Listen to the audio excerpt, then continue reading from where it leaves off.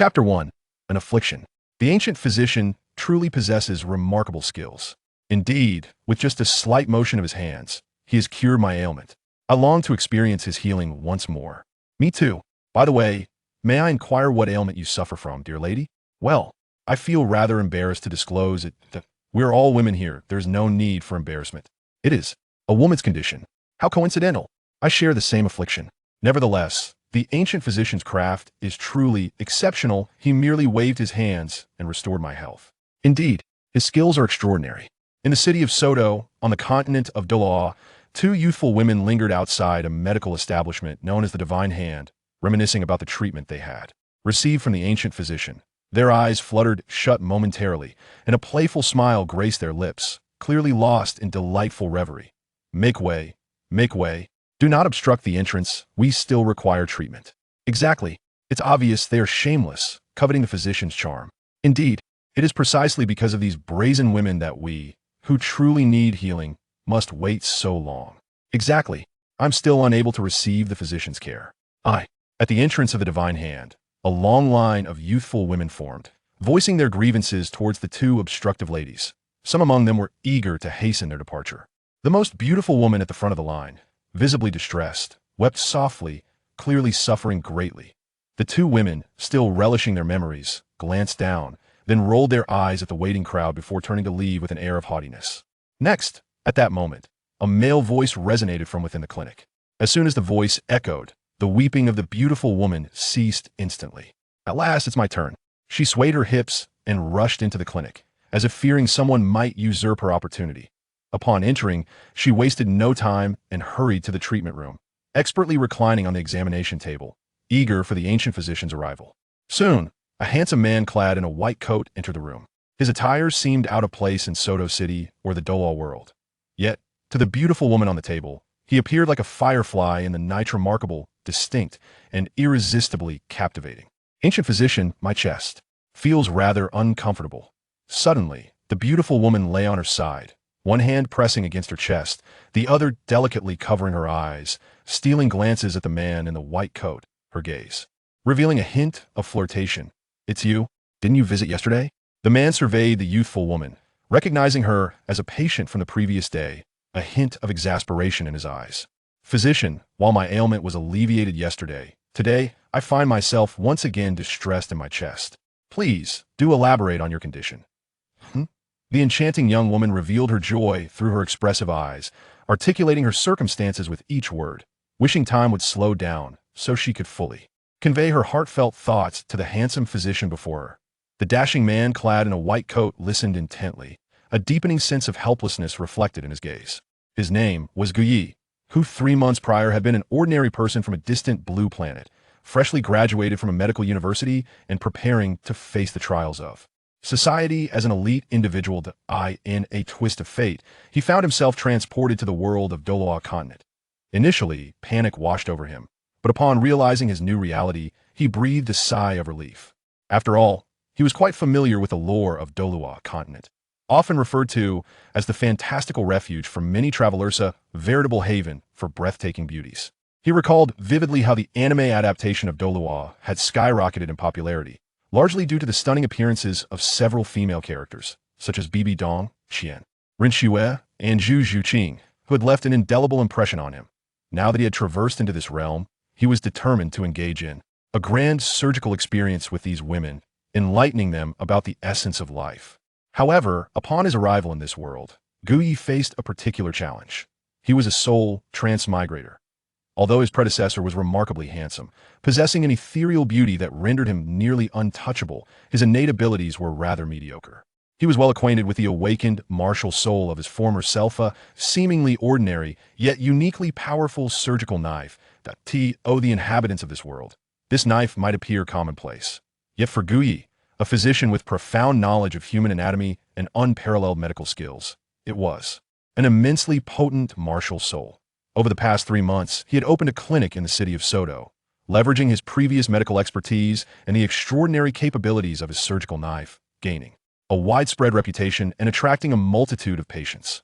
Nevertheless, Guyi found it rather exasperating that due to his striking appearance, nearly all of his patients were young women, predominantly those in their prime. He felt a sense of frustration, as he was a man of integrity, uninterested in these alluring young women, unlike some others. Yet he couldn't refuse to treat them, for through aiding these women, he could enhance his own strength.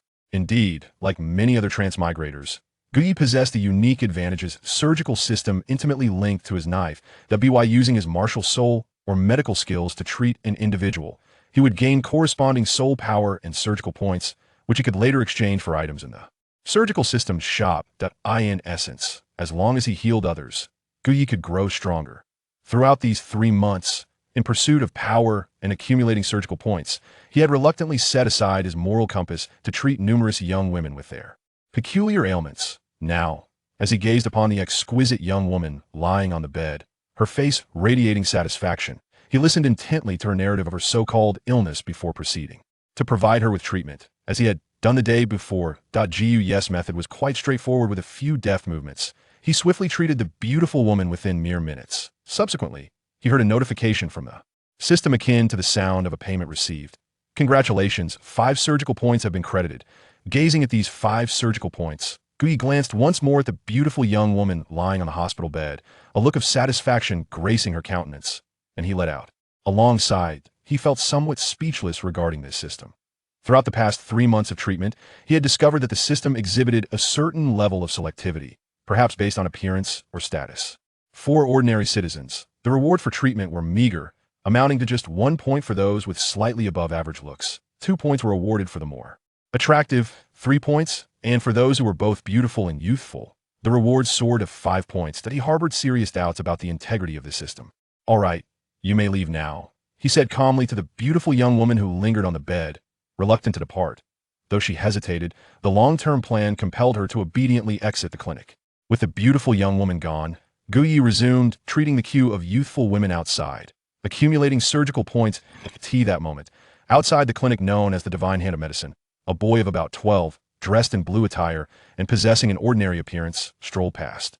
Upon seeing the unremarkable clinic, yet noticing the throng of patients waiting to be treated, all of whom wore expressions of eager anticipation, his curiosity piqued, and he paused. The Divine Hand of Medicine, what an audacious name! Yet, with so many people seeking treatment, the physician must possess remarkable skills, he mused. Brother, I don't believe this physician is skilled at all. He might even be a rogue with no medical ethics, countered a girl beside him, clad in a pink dress, sporting a pair of rabbit ears, and carrying a small bag. This pair, Tang San and Xiao Wu, were graduates of the Nodding Academy, guided by their teacher, Yu Xiaojiang, to enroll at Shrek Academy. Why do you say that, Xiao Wu? Tang San inquired, puzzled. Brother, haven't you noticed that all those waiting for treatment are women? Each one is quite beautiful, and there isn't a single man among them, Xiao Wu observed, casting her gaze over the youthful women and growing increasingly skeptical of the physician's ethics. Well, Tang San glanced around and realized she was indeed correct. Aside from the women, there appeared to be not a single man in sight. He then instinctively activated his purple extreme magic eyes to take a closer look, and upon doing so, his eyes widened slightly in surprise as he discovered that these women were all married or had recently wed. Considering this, Tang San scrutinized the ordinary-looking clinic once more, pondering whether the physician within might indeed have some questionable practices. Brother, should we go in for a closer look? Xiao Wu suggested. Yes, let's, Tang San replied, curiosity about the physician's abilities urging him forward. Having spent a considerable amount of time in this world, he was familiar with healing practitioners, primarily soul masters specializing in healing. This was his first encounter with such a clinic, intriguingly named the Divine Hand of Medicine. Coming from the Tang sect, skilled in poison, he found it fortuitous to encounter a physician that if he discovered that the practitioner was a charlatan undermining medical ethics, he could very well eliminate the threat to the populace. Following Tang San and Xiao Wu, they intended to enter the medical hall. However, in the next moment, the queue of young women turned their fierce gazes upon them, akin to ravenous wolves, upon noticing their attempt to cut in line. The sudden shift in atmosphere startled both Tang San and Xiao Wu. Subsequently, they found themselves under a barrage of verbal assaults from the group of women. What do you think you're doing? Are you unaware that one cannot skip the queue for medical attention? Such young ones, yet so ill-mannered. I wonder how your parents raised you. While Tang San and Xiao Wu remained unfazed by the initial remarks, the mention of their parents ignited a spark of anger within Tang San. Coming from a time where respect for elders was paramount, he held his parents in the highest regard, and any slight against them was akin to touching a raw nerve. Just as he contemplated confronting the woman who insulted his parents, a handsome man clad in a white coat emerged none other than Gu Yi. Upon his arrival, the young women immediately diverted their attention from Tang San, their gazes now fixated on Gu Yi with admiration. Yet, Gu Yi did not acknowledge them instead. He approached Tang San with a cheerful demeanor and remarked, "My dear brother, you are unwell," that a gentle reminder.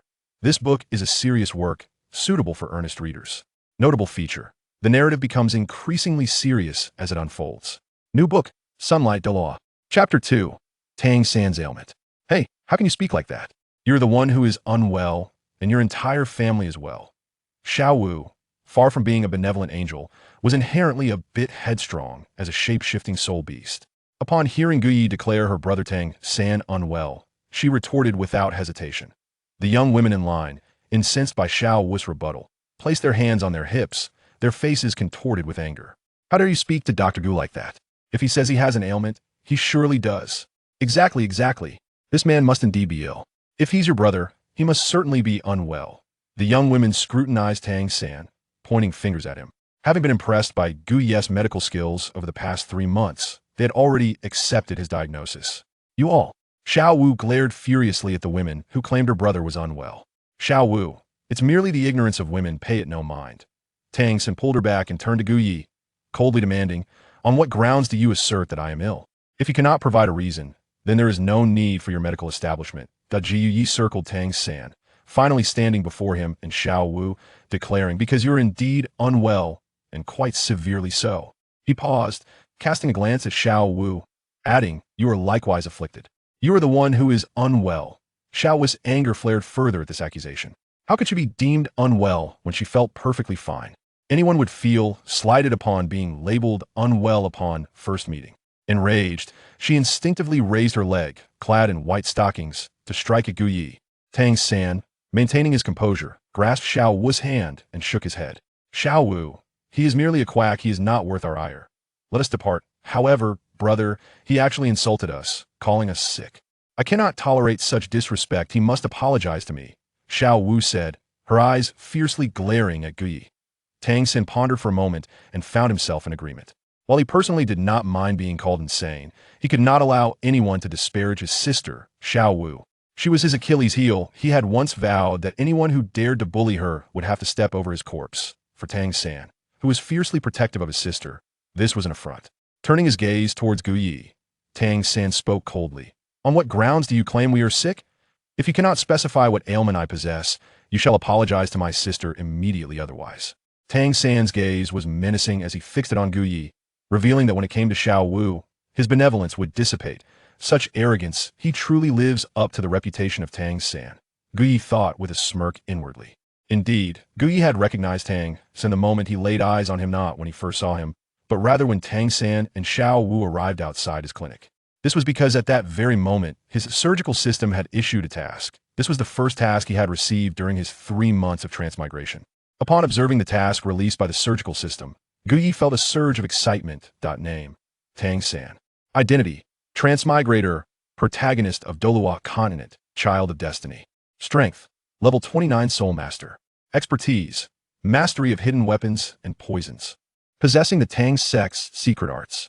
Symptoms: 1. Mild hemorrhoids. 2. Kidney deficiency. 3. Hypocrite. Upon seeing these symptoms, Gu Yi was at a loss for words. After all, Tang San was adept in poisons and was a soul master. He should not suffer from such trivial ailments. However, Gu Yi had immense faith in his system, and his own medical skills were commendable.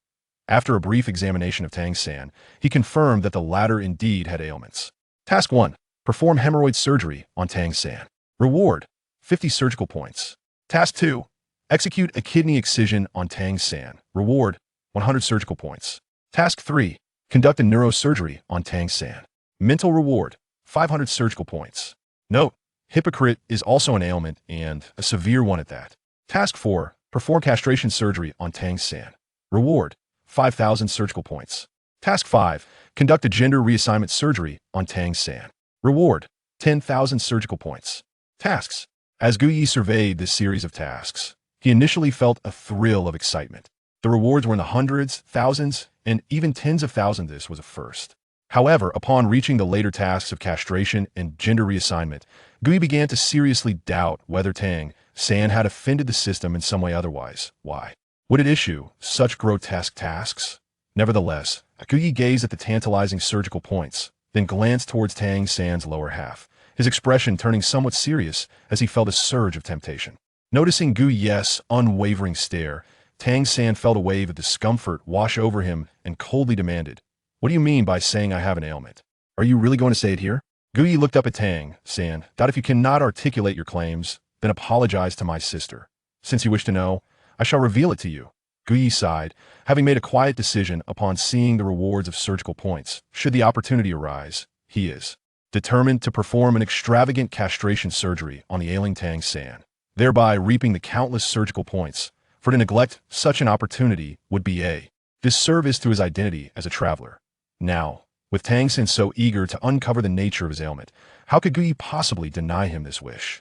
Subsequently, Gu Yi pointed to the region of Tang San's rear and his waist, proclaiming with clarity, "You suffer from several ailments, firstly, hemorrhoids, and secondly, kidney deficiency." Upon hearing this, Tang San gazed at Gu Yi, his eyes widening in disbelief. Little Wu instinctively cast a glance at her brother Tang San, before returning her gaze to Gu Yi, her face a mask of disdain. The group of youthful ladies, upon hearing this, erupted into laughter, their giggles unabashed as they openly burst into hearty guffaws. Tang San, confronted by the scornful laughter and the scrutinizing gazes of the young women fixated on a certain area of his anatomy, felt a flush of embarrassment creep across his face. Particularly, he noticed that his sister, Xiao Wu, cast a glance in his direction. Although she would not believe Gu Yi's words, Tang San felt a surge of indignation and embarrassment within him.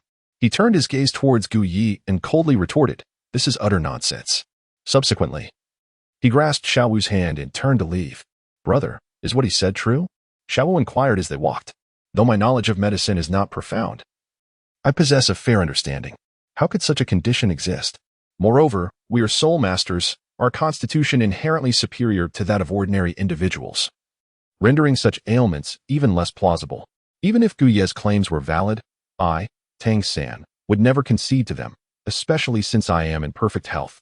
Xiao Wu pondered this for a moment and concurred. Her brother, Tang San, was exceptionally powerful, making it inconceivable for him to suffer from such trivial ailments. With this thought, she became increasingly convinced that Gu Yi was merely a charlatan masquerading as a physician. Initially, she contemplated halting to dismantle Gu Yi's sign. Yet Tang San held her hand firmly, indicating his intent to continue onward without pause. Observing Tang San's departure, Gu Yi was naturally unwilling to let it go. After all, in his eyes, Tang San represented a surgical opportunity. With a simple procedure or a few injections of female hormones, countless surgical prospects could be within his grasp, leading to untold wealth overnight. Thus, Gu Yi called out to Tang San loudly, "While you are a soul master and your physique is somewhat superior, it is only marginally so. You are still young, and those ailments are merely minor. Most arise from your irregular lifestyle, the prolonged hours of meditation and late-night cultivation. Even soul masters are not exempt from such afflictions, and you are no exception. If you wish to prevent further deterioration and seek a remedy, come to me. I assure you that my treatment will restore your vigor and return to you a robust constitution." Upon hearing this, Tang San momentarily paused, but the next instant, he quickened his pace even further. Upon witnessing this, Gu Yi smiled with satisfaction, convinced that Tang San would soon seek him out again. After all, as a soul master himself, Gu Yi possessed profound insight into the world of soul masters. Although the soul masters of Douluo Continent wielded soul power and exhibited superior physical capabilities compared to ordinary individuals, their enhancements were merely marginal. They remained subject to the basic human needs of nourishment, excretion, and rest. Consequently, ailments such as hemorrhoids were not uncommon, particularly among lower-ranked soul masters. Moreover, considering Tang San's propensity for late-night training and his possible nightly embraces with the enchanting Xiao Wu, one could only imagine the inevitability of minor afflictions. As for certain renal conditions, even if healing soul masters existed in this realm, they often proved ineffective against such intrinsic ailments. If someone as skilled in the Tang sect's esoteric arts as Tang San could suffer from these maladies, it was evident that others would fare no better. However, Gu Yi's true intention was not to assist Tang San in recovery, but rather to acquire the multitude of surgical points associated with him. Securing these points would bring him untold wealth within a single night. Nevertheless, Gu Yi was not foolish enough to act immediately against Tang San, for his current strength was insufficient to contend with Tang Hao, who vigilantly protected Tang San, thus devising a grandiose plan for a surgical intervention on Tang San remained a distant ambition. Yet, he was not in a hurry. Opportunities would inevitably arise. Chapter 3. Minor ailments are still ailments. Next in line, it's you. With the knowledge of Tang San's ailments lifting his spirits, Yi pointed out a charming young woman in the queue, eager to provide her with a remarkable treatment experience and demonstrate the prowess of his techniques. The young woman, elated by being singled out by Gu Yi, eagerly lifted her skirt and rushed into the clinic, anticipating Gu Yi's assistance in her healing process. Just as Gu Yi was about to enter, he spotted a familiar young girl approaching the clinic. The girl, clad in a simple azure gown, exuded an air of purity. Her short hair impeccably styled, and her skin as supple as lychee. With a delicate visage and a height of approximately 165 meters, her harmonious figure gave her an ethereal presence. Upon seeing her, Guy felt a sense of familiarity and focused intently as the system suddenly chimed with an upgrade alert. Ding! Detected one of the original characters, Ning Rongrong, from the Shrek 7 Devils. System assessment, afflicted with illness. Ning Rongrong was indeed unwell, and her condition was quite severe. Evident even without the system's notification. Guy glanced at the young woman who had just entered and then back at the ailing Ning Rongrong, decisively abandoning his previous course to approach her instead. "Miss, please hold on," Guy called out as he walked over to Ning Rongrong. The girl, who had been on the verge of passing the clinic, instinctively halted upon hearing the voice of a handsome man clad in a white coat. First impressions of such an attractive gentleman were invariably positive, especially when he donned a physician's attire. "Is there something you need?" Ning Rongrong inquired playfully, then began to scrutinize the one who called out to her, Gu Yi. His attire, entirely clad in white, was undeniably captivating to her eyes. However, what fascinated her most was Gu Yi's striking countenance. As the little princess of the 7 treasure glazed tile sect, she had encountered many handsome young men. Yet the sight of Gu Yi still left her somewhat astonished. Gu Yi observed Ning Rongrong as she scrutinized him, taking a moment before responding to her inquiry. His gaze lingered on her for a while, ultimately resting upon her bosom. Subsequently, Gu Yi smiled at Ning Rongrong and uttered his customary phrase, "My dear lady, you are unwell. You are the one who is unwell." Ning Rongrong, appearing approachable, regarded the handsome young man with a pleasant demeanor. However, being a young lady of privilege, she possessed an inherently willful and capricious nature. Thus, upon hearing Gu Yi's remark about her health, she reacted as Xiaowu had previously, retorting with a sharp rebuke. Gu Yi remained unperturbed, as he anticipated Ning Rongrong's reaction. He continued, "My dear lady, your martial soul is afflicted, and I possess the means to remedy it." This was no falsehood. His medical expertise transcended the ordinary, enabling him to rectify deficiencies within martial souls, for such flaws are indeed ailments. During his 3-month tenure at the clinic, he had once treated a woman with a flawed martial soul. With the aid of his unique martial spirit and surgical system, Guy had successfully restored her martial soul. This woman now regarded him as both benefactor and master, having joined the martial soul hall under his guidance a month prior. At this moment, however, Ning Rongrong had just emerged from her sect, still embodying the temperament of a proud young lady. Her sect's martial soul was heralded as the world's foremost auxiliary spirit, capable of bestowing only 7 soul rings. The notion that her martial soul could be deemed ill was utterly inconceivable to her. She was not inclined to believe it. "Given your decent appearance, I shall issue you a warning. Keep such claims between us.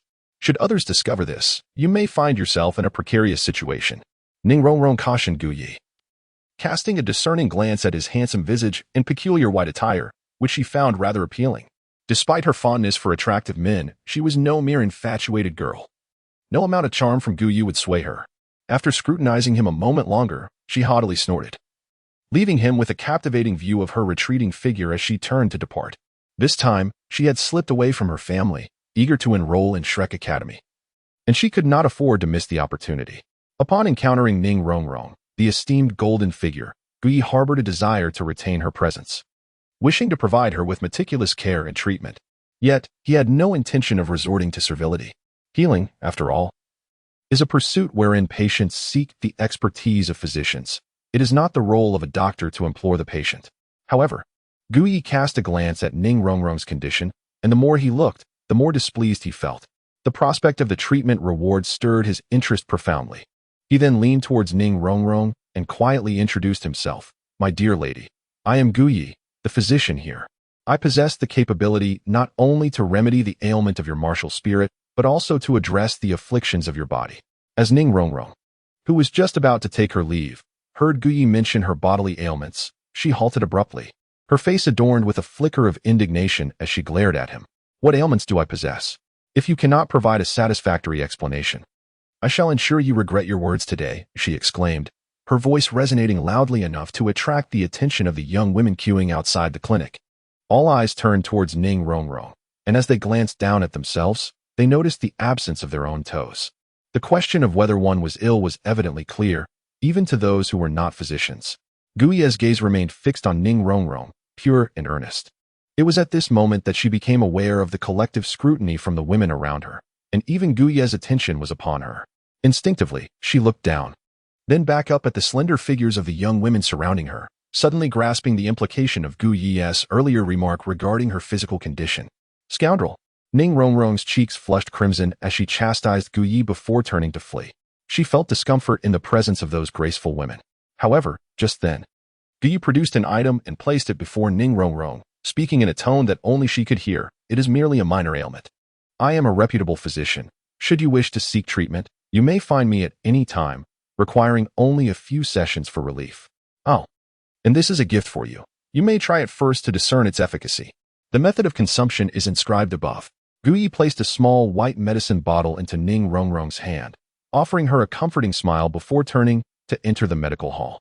Next, he habitually called out once more. The doctor had actually gifted that item to the young lady. She was indeed fortunate. How enviable. I too desire a bottle. Even though I have matured, for it would render me even more flawless. The young women still queuing observed the white vial in Ning Rongrong's grasp. Glancing down at their own chests, seemingly pondering. Noticing their gazes, Ning Rongrong turned her head, haughtily snorted, and swiftly departed, discreetly tucking the white vial into her pocket. Chapter 4. Is great misfortune also a malady? As Guyi reached the entrance of the medical hall, he noticed Ning Rongrong conceal the small vial and smiled knowingly. He believed it would not be long before she returned, a sentiment born from a physician's understanding of his patient. Surely, this little dumpling would resist the allure of becoming a great white rabbit. Soon, his skills would undoubtedly play a significant role in her development. Just as Guyi intended to assist the next young woman in line, his foot snagged upon the threshold once more. Ding! The system identified one of the original Shrek 7 monsters, Zhu Zhuqing. Diagnosis: afflicted. Doctor, are you all right? Inquired a young woman awaiting treatment. Covering her chest and presenting a graceful curve with a shy glance at Guyi. Ignoring her words, he swiftly turned to look outside the medical hall, where a woman approached from a distance. She was clad in a form-fitting black outfit that accentuated her exquisite figure with breathtaking curves. Her long black hair cascaded over her shoulders, and her fair skin boasted an enticing fullness that belied her age. Her expression was cold, emanating an inherent chill, devoid of any anger, which contrasted sharply with her strikingly beautiful visage. What a coincidence! Just as Tang San and Xiao Wu departed, and now Ning Rongrong. I encounter you, Zhu Zhuqing. Indeed, the woman passing by Guyi's medical hall was none other than Zhu Zhuqing. The system's prompt allowed Guyi to recognize her instantly. After all, her stunning figure and beauty were extraordinary, making it hard to miss. Guyi pondered for a moment, realizing that today marked the enrollment day for Shrek Academy. His medical clinic was situated in Soto City, and to reach Shrek Academy, one must indeed pass by his establishment. Encountering Tang San, Xiao Wu, Ning Rongrong, and Zhu Zhuqing was therefore quite reasonable. The instant Guyi's gaze fell upon Zhu Zhuqing, she too sensed a pair of fervent eyes directed at her. Possessing the spirit of the nether cat, she was endowed with an innate ability for perception. Upon feeling that intense gaze, she instinctively turned to investigate. She found a remarkably handsome man clad in an unusual white coat observing her, causing her steps to falter momentarily. Though Zhu Zhuqing noted his commendable appearance, it failed to capture her interest, for to her, strength and survival were paramount pursuits. Resuming her stride, she continued towards her intended destination, Shrek Academy, determined to confront the man who had abandoned her for a life of indulgence in this place. Young lady, you are ill. Indeed, it was Guyi who spoke, directing his words towards Zhu Zhuqing. Unquestionably, Zhu Zhuqing was afflicted by an ailment, one that was rather severe. For Guyi, remedying this affliction required merely a gentle touch at the most prominent area of her malady. It is worth noting that Guyi's intention to assist Zhu Zhuqing was solely for medical purposes. He was not captivated by her beauty. for he was a serious physician with a reputable practice. As Zhu Zhuqing was about to depart, she halted upon hearing his words and turned to face Gu Yi. "What did you say?" Her tone was frigid, mirroring her equally unamused expression. "You are ill," Gu Yi reiterated, maintaining his gaze upon her. After speaking, he surveyed Zhu Zhuqing, ultimately fixating on her astonishingly ample bosom. Could it be that having a generous chest was also a form of illness? Certainly not. How could such a trait possibly be deemed an ailment? The reason why Gu Ye's gaze lingered upon Zhu Zhuqing's bosom is indeed quite understandable. Zhu Zhuqing, unfazed by Gu Ye's unabashed scrutiny, found herself pondering over his earlier remark about her affliction. A few days prior, she had sustained an injury to her left leg. A minor fracture, which, despite being treated with soul power, had yet to heal completely. In addition to her leg, the muscles in her lower abdomen were also damaged, and residual bruising remained within her body, clearly indicative of a harrowing battle she had endured just days ago. Upon hearing this, Gu Yi turned to Zhu Zhuqing and inquired, "Have I spoken incorrectly? Who are you?" As Gu Yi accurately pinpointed the location of her injury, a flicker of wariness appeared in Zhu Zhuqing's eyes as she regarded him. Suspicion arose within her, prompting her to scrutinize Gu Yi intently. Upon recognizing the unfathomable depth of his strength, she refrained from taking action, choosing instead to remain vigilant. "I am the physician here, specializing in healing. You are unwell, and I possess the remedy. If you seek answers, step inside with me." After Gu Yi concluded his remarks, he cast a glance at the queue of young women waiting at the medical clinic, and with a heavy heart, he announced, "I sincerely apologize, but the treatments for today must come to an end. Please, you may return home for now." "Oh, but I feel such a heaviness in my chest. I long for Dr. Gu's healing touch," exclaimed one. "Indeed, I too feel a tightness in my chest and yearn for Dr. Gu's miraculous hands to provide me with relief." Another echoed, "Dr. Gu, my ailment is quite severe," pleaded yet another. Each of the young women in line was reluctant to depart, feigning illness with exaggerated gestures, unwilling to abandon the hope of receiving Gu Ye's esteemed care. Upon witnessing this, Gu Yi found himself compelled to resolutely dismiss his loyal patients. In comparison to Zhu Zhuqing, these youthful women were somewhat lacking in allure. Gu Yi discerned the weight of importance in this matter. Throughout the encounter, Zhu Zhuqing observed Gu Yi and the group of women, reflecting on his previous remarks. After careful consideration, she ultimately decided to enter the renowned medical establishment. Inside the clinic, Gu Yi sat patiently awaiting Zhu Zhuqing's arrival. Upon seeing her enter, a smile of genuine delight spread across his face. Zhu Zhuqing approached him, standing in front of him, and the atmosphere around them grew notably still. With her arms crossed over her chest, she formed a striking silhouette, her dark eyes devoid of any liveliness fixed upon Gu Yi, simply gazing. "I am truly pleased that you could come in. As a physician, it is my duty to treat patients, and I can assist in eradicating the injuries you bear." Zhu Zhuqing, however, paid little heed to Gu Ye's words, as her primary intention for entering was to understand how he possessed such profound knowledge of her injuries. Task 1. Assist Zhu Zhuqing, one of the Shrek 7 monsters, in treating her wounds. Reward, 100 surgical points. Task 2. Extract a drop of Zhu Zhuqing's blood. Reward, 500 surgical points. Task 3. Gu Yi glanced at the rewards for assisting Zhu Zhuqing in her ailment, as well as the special task related to her. With a spark of enthusiasm, he declared, "In addition to healing you, I can also aid you in becoming stronger and even facilitate the evolution of your soul spirit, the Nether Cat." "What did you say?" Zhu Zhuqing remained unfazed by Gu Ye's promise of strength, but when she heard about the potential evolution of her soul spirit, she stared at him in astonishment. The term soul spirit evolution was new to her ears. "Wait a moment, how do you know that my soul spirit is the Nether Cat? Who exactly are you?" Zhu Zhuqing, ever vigilant, regarded Gu Yi with suspicion as she regained her composure. She realized that not only did he seem to know her, but he appeared to possess an unsettling depth of understanding. Given the recent threats against her life, she could not help but question his intentions. "Oh dear, I accidentally let slip too much," Gu Yi thought to himself, chiding his own carelessness, attributing it to his distraction caused by Zhu Zhuqing's striking presence. With a calm smile, he replied, "I am merely a physician, a healer who assists others. You are unwell, and I can provide treatment. It is as simple as that. Should you harbor any doubts about my intentions, you are free to leave. Just turn left at the door. I shan't see you off." After Gu Yi finished speaking, he snapped his fingers, and a remarkably sharp knife materialized in his hand. The blade, with a flat handle, gleamed silver white, measuring over 13 centimeters in length. with a blade length of approximately 3 centimeters, equally flat and shimmering with the cold light. It was none other than Gu Ye's martial soul, a scalpel. He snapped his fingers again, and several items appeared before him. Grasping the scalpel, he leisurely proceeded with his tasks. As for Zhu Zhuqing's healing mission and the blood collection task, Gu Ye glanced up and remarked, "Oh, you're still here? I thought you had left." His expression was one of confusion, which might mislead an observer into believing he was genuinely perplexed. Zhu Zhuqing lowered her arms, let out a cold huff, and turned to leave. However, her foot, which had just begun to lift, came to a halt as she recalled Gu Ye's earlier words about helping her grow stronger and facilitating the evolution of her martial soul. Curiosity stirred within her. As for whether Gu Ye knew her and if he was associated with those who were pursuing her, Zhu Zhuqing discerned that he was not. "Do you want me to treat your injuries?" Gu Ye inquired upon noticing Zhu Zhuqing had not departed. She touched the area where she had been injured days prior, still feeling a twinge of pain, and then nodded. "In that case, please take a seat on the bed over there." As Gu Ye spoke, he tidied up the items before him, leaving behind a bottle inscribed with the word serum.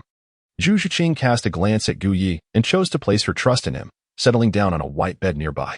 The decor of the room, along with Gu Ye's attire, struck Zhu Zhuqing as somewhat peculiar. Everything was rendered in white, a stark contrast to her usual perceptions. However, she refrained from inquiring further. He held a vial inscribed with the word serum in his left hand, while his right grasped his sole weapon, a surgical knife. As he approached Zhu Zhuqing, he intended to extract a drop of her blood. Chapter 5. A drop of blood from Zhu Zhuqing. Zhu Zhuqing gazed at Gu Ye, who wielded an odd little knife in one hand and a vial labeled serum in the other, her delicate brows knitting together. Particularly striking was Gu Ye's white lab coat. His peculiar demeanor with the knife and vial evoked an indescribable sense of unease within her. "Are you planning to treat me with that knife?" Zhu Zhuqing inquired. "This is not an ordinary knife. It is a surgical knife intended for your healing," Gu Ye replied. "I have only heard of knives used for taking lives, never of one employed for healing." "Indeed? Then prepare to witness how a knife can mend," he retorted. As Gu Ye finished speaking, a violet soul ring illuminated around him. And shortly thereafter, the surgical knife in his hand emanated a radiant white light that spread towards Zhu Zhuqing. The moment the white light approached, Zhu Zhuqing instinctively raised her guard. However, upon realizing that the light passed through her body without inflicting any harm, she gazed at the violet soul ring on Gu Ye and gradually relaxed. In that instant, she suddenly felt a sensation of ease and comfort enveloping her. "What is this?" Zhu Zhuqing observed the shimmering, translucent space before her, perplexed as she looked at Gu Ye. "Now, as a patient, you need only to obediently accept my treatment." Gu Ye did not respond to Zhu Zhuqing's words. Instead, he deftly maneuvered the scalpel in his hand, causing the pristine, translucent space to shrink and attach itself to the instrument.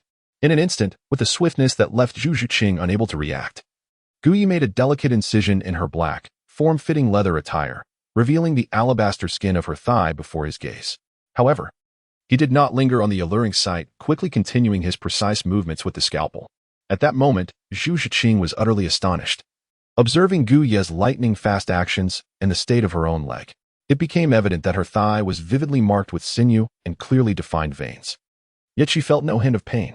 Instead, as Gu Ye's hand glided over her thigh, an unexpected warmth and comfort enveloped her, akin to his gentle caress tracing along her veins. In that instant, the soothing sensation rendered Zhu Zhuqing oblivious to her resistance, leading her to willingly accept his treatment. Gu Ye's treatment was swift. Zhu Zhuqing's injury, which had affected her meridians, was promptly healed, and he turned his attention to the wound beneath her chest. Lying on the bed, she felt an aura of command coupled with a hint of authority, compelling her to obey and recline. In this moment, her delicate form was laid bare before Gu Ye. However, he did not falter. With practiced ease, he parted the fabric covering her chest. Soon, he was met with two radiant glimmers before him. Yet, as a dedicated physician, Gu Ye refrained from lingering on the sight, focusing instead on treating the hidden injuries along her waist. As before, the scalpel glided through flesh, blood separating to reveal the intricate pathways of her meridians. Gu Ye's hands moved gently, and in a mere moment, all of Zhu Zhuqing's hidden wounds were completely healed. The entire process was alarmingly brief, only 1 or 2 minutes, but the efficacy left Zhu Zhuqing in astonishment. She paid no heed to Gu Ye's unreserved gaze upon her, for she could distinctly feel that all her concealed injuries had been eradicated, healed at the very source. Reflecting on the terrifying ability Gu Ye displayed, which enabled him to separate her flesh and expose her meridians, She gazed at this handsome man in a daze. Yet, Guyi did not spare her a glance. As he reveled in the exhilarating sensation of his enhanced prowess, alongside the joy of accumulating 100 surgical points. What brought him the greatest pleasure was that his single treatment had finally surpassed the 100 mark. The thought of having earned only 5 surgical points from treating a group of young women over the past 3 months, yet gaining over 100 from Zhu Zhuqing, filled him with a desire to cherish her and seek her company daily. Returning to the present, Guyu exhaled deeply, glancing at the vial labeled with serum in his hand before turning to Zhu Zhuqing. All done, your injuries are healed, so it's time to settle the payment. I have no money, Zhu Zhuqing replied, casting an embarrassed glance at Guyi. I lost my money during a fight a few days ago. Not to worry, my treatment differs from other physicians. I do not require your payment. All I need is that most precious drop of your blood, Guyi said, excitement flickering in his eyes as he held the vial labeled with serum. That most precious drop of blood. Zhu Zhuqing frowned, as if to confirm whether he had truly spoken correctly. Indeed, that most precious drop of blood, Guyi affirmed with a nod. Shameless. Zhu Zhuqing was not an innocent girl oblivious to the implications. The most cherished drop of blood for a young woman, without a doubt, was her maiden blood. Although she felt a fondness for Guyi due to his healing of her hidden injuries, his words ignited a spark of indignation within her. Zhu Zhuqing was not the type of woman who could be so easily swayed. The notion that he would demand her maiden blood after a single treatment was utterly preposterous. How can asking for a drop of blood be deemed shameless? Zhu Zhuqing let out a huff, exclaiming, I have never encountered a man so brazenly shameless as you. Observing her anger, Guy found himself amused. Perhaps she had misconstrued his intentions.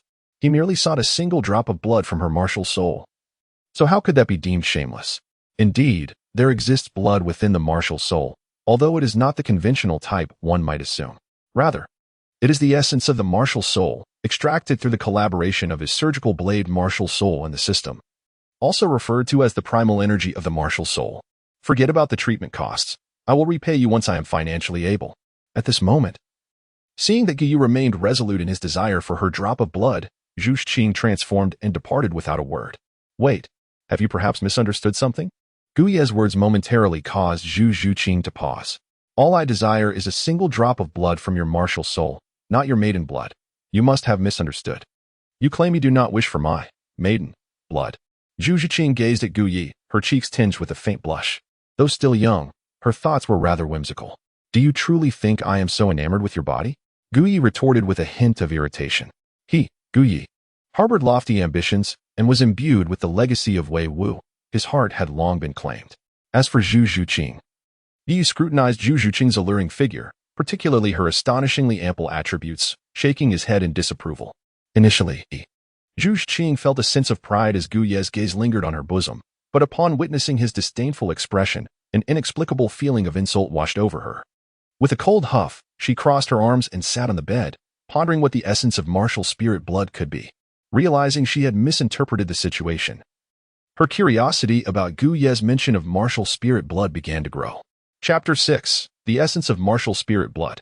Guyi glanced at the vial of serum in his hand, then turned his gaze to Zhu Zhuqing, saying, Release your martial soul, the nether cat, and you shall soon comprehend. With a hint of curiosity and without further contemplation, Zhu Zhuqing complied and summoned her martial soul, the nether cat. Next, I shall extract a drop of blood from your martial soul as compensation for this treatment. Is that agreeable? Certainly, Zhu Zhuqing replied. It was her first encounter with the notion of martial soul blood, and she was uncertain of the potential harm it might pose to her. However, given that Guyi had just treated her, she deemed it an acceptable form of remuneration. Upon receiving her consent, Guyi promptly proceeded. The martial soul scalpel, once again enveloped in a radiant white light, moved towards Zhu Zhuqing's nether cat.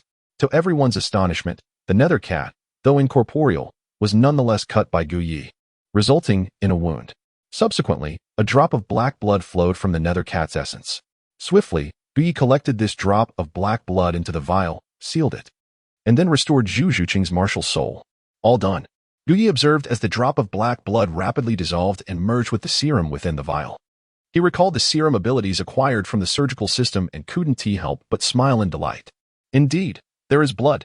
As he gazed at the blood he had extracted from his martial spirit, the nether spirit cat, Zhu Zhuqing felt her understanding profoundly transformed. Of course, there exists such a phenomenon, Martial spirits in this world can essentially be described as a unique form of hereditary energy. What I refer to as blood is merely a special energy associated with the martial spirit, so do not be overly astonished. Ah, by the way, Zhu Zhuqing, I have taken your most precious drop of blood. You may not feel much now, but in a couple of days, you might experience some weakness. Therefore, I shall provide you with something to replenish your vitality, and then Guyi was acutely aware of the perils associated with extracting blood from a martial soul. As he was drawing from its most fundamental energy, he found Zhu Zhuqing quite appealing and harbored a fondness for her physique and beauty. Just as he was preparing to assist her, the surgical system unexpectedly initiated a task. Ding. Task: extract the martial soul blood of the Shrek 7 monsters. Reward: 4 vials of martial soul blood serum, 1 vial of martial soul enhancement serum, 1 vial of martial soul evolution serum, and 5,000 surgical points. Upon seeing this task, Guyi glanced at the martial soul blood serum of Zhu Zhuqing in his hand, then at the task within the system, and finally back at Zhu Zhuqing. Deep in thought, this serum was exceptionally precious, as it was a unique item from the surgical system. Merely exchanging for the martial soul blood serum had cost Guyi 3,000 surgical points. The effects of this serum were nothing short of miraculous.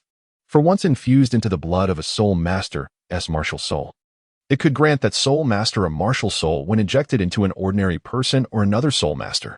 The martial soul enhancement serum was even more costly, requiring 5,000 surgical points for a single vial, and its effects were astonishingly powerful.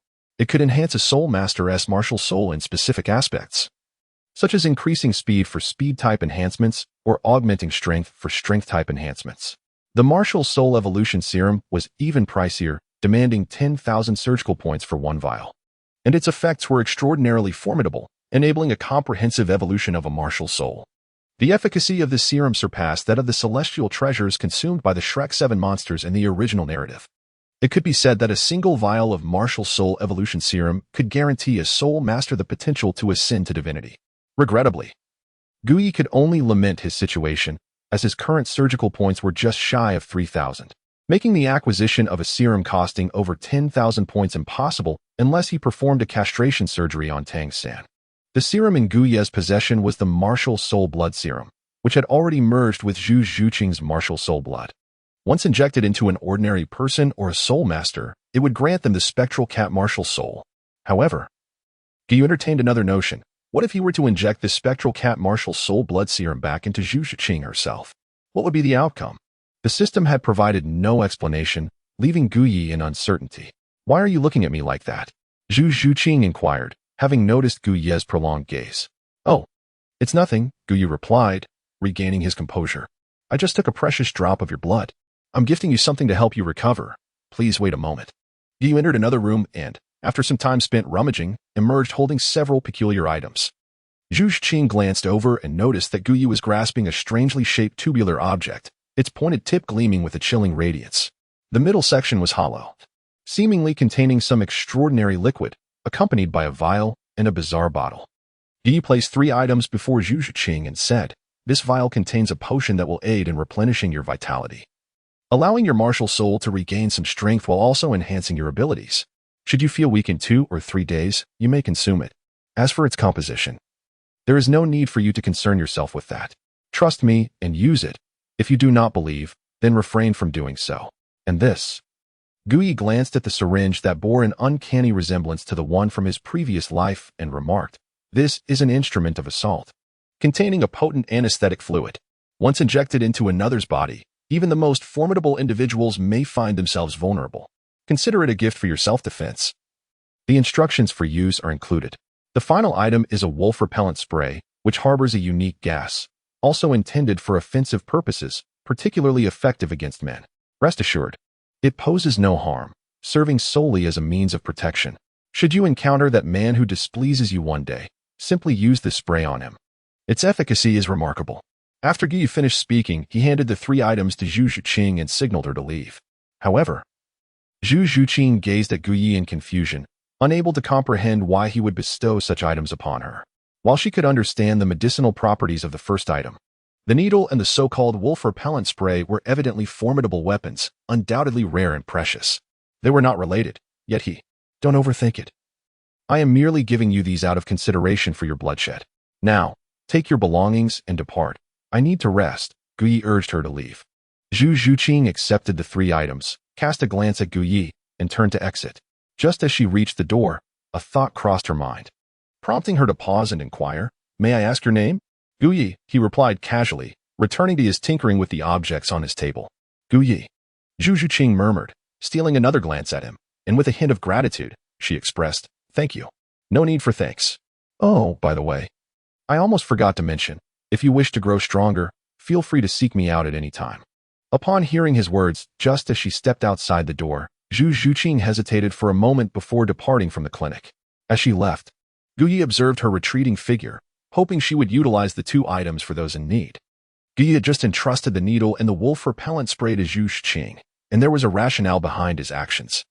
His current mission involves gathering the soul blood of the Shrek 7 monsters, and it is utterly inconceivable for him to venture into Shrek Academy, especially considering his lack of fondness for the institution. Furthermore, Guyi's psychological maturity had long surpassed the age of attending school. At this juncture, he is disinclined to visit Shrek Academy. The only way to accomplish his task is for the Shrek 7 monsters to seek him out.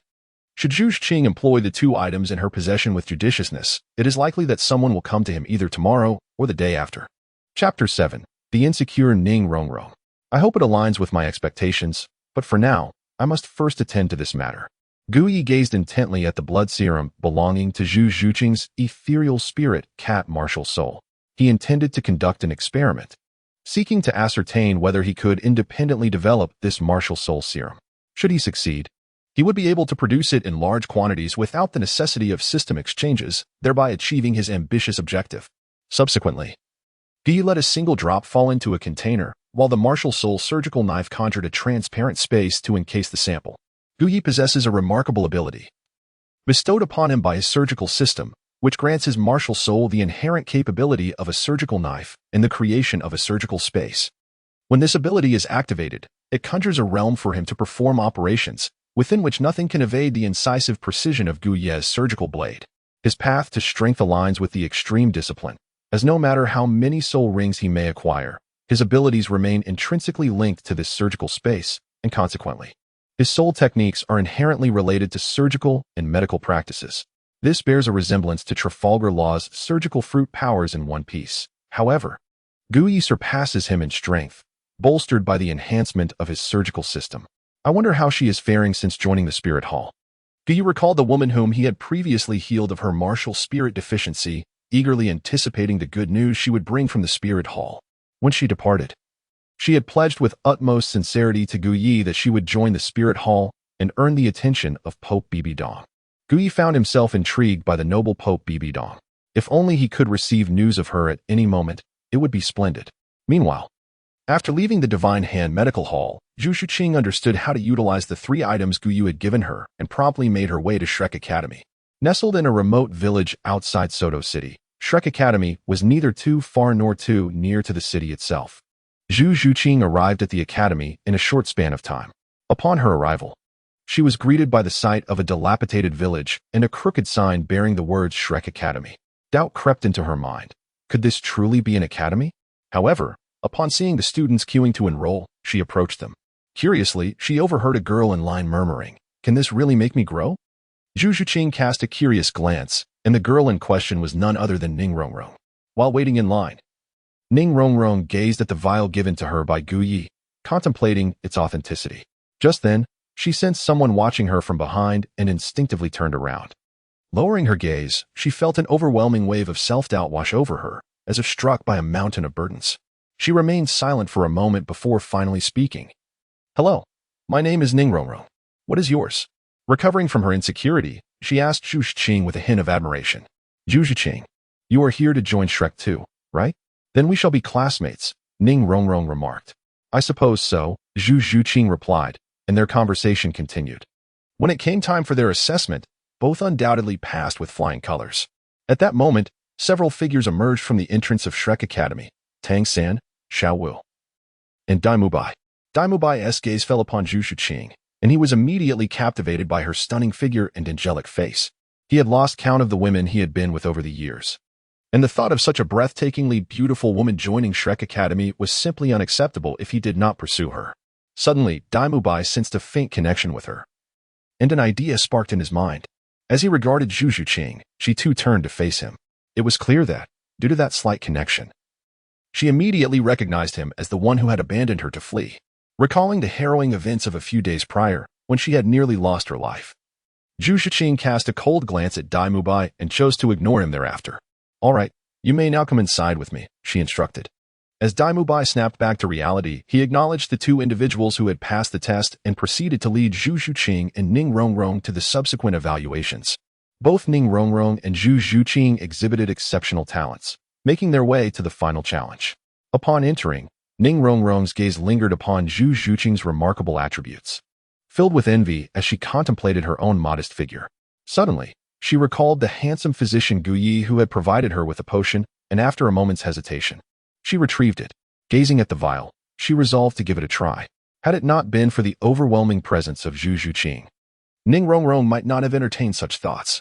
However, the sheer superiority displayed by Zhu Zhuqing instilled a sense of inferiority within her. Ning Rongrong discreetly extracted a white pill from the vial and, taking advantage of the others' inattention, consumed it. Just then, Zhu Zhuqing turned around and spotted the white vial in Ning Rongrong's hand. Recognizing it as identical to her own, she inquired, "Have you also visited the renowned medical clinic, the Hand of God?" Upon hearing Zhu Zhuqing mention the clinic, Ning Rongrong's heart raced with speculation, particularly considering Zhu Zhuqing's impressive physique. Could it be that she too had taken the potion, resulting in such a transformation? With a hint of intrigue, Ning Rongrong probed, "Zhuqing, have you undergone treatment at that esteemed clinic?"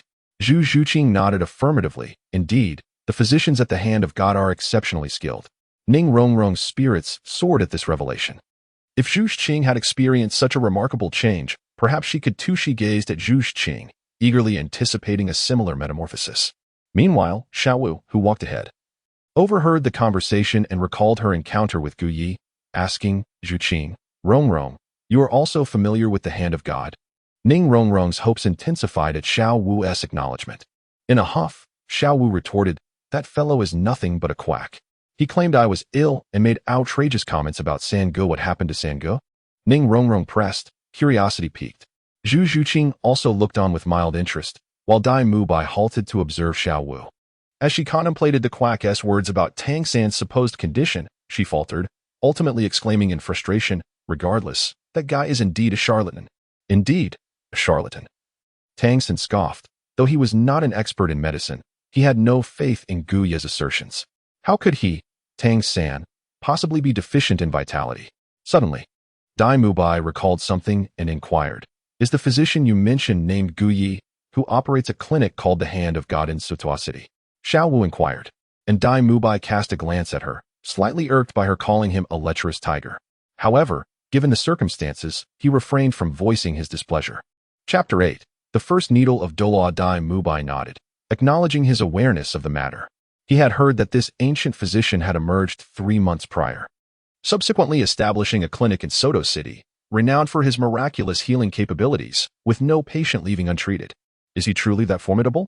Xiaowu expressed her skepticism, scrutinizing Dai Mubai. "That is merely what I have heard. I do not possess extensive knowledge on the subject. However, I have noticed that the patients frequenting that clinic are predominantly women, all of whom exude a mature allure," Dai Mubai remarked. Xiaowu held disdain for such lecherous individuals, often referring to Dai Mubai as a lecherous tiger. Perhaps it is simply that women tend to suffer from more ailments, he speculated. In truth, several days ago, while passing by the clinic and observing a queue of attractive young women, Dai Mubai felt a twinge of envy, as he had a keen interest in such charming individuals. Meanwhile, Tang San was preoccupied with Dai Mubai's earlier words regarding the physician's extraordinary skills. He recalled Gu Yi's assessment and instinctively touched a particular area, only to feel a faint pang of discomfort. At that moment, a sense of alarm surged within him as he began to investigate further, and to his astonishment, he discovered certain symptoms. Reflecting on Gu Yi's claim of his kidney deficiency, he realized he could not ascertain this, as it pertained to his internal organs. His expertise lay in toxins, and he had yet to reach the realm of internal examination of the 5 viscera. Could it be that he truly had a deficiency? Tang San pondered in self-doubt. He resolved to thoroughly investigate his health that very night. Dai Mubai and the others engaged in conversation as they swiftly arrived at the Shrek Academy Square for the final phase of testing.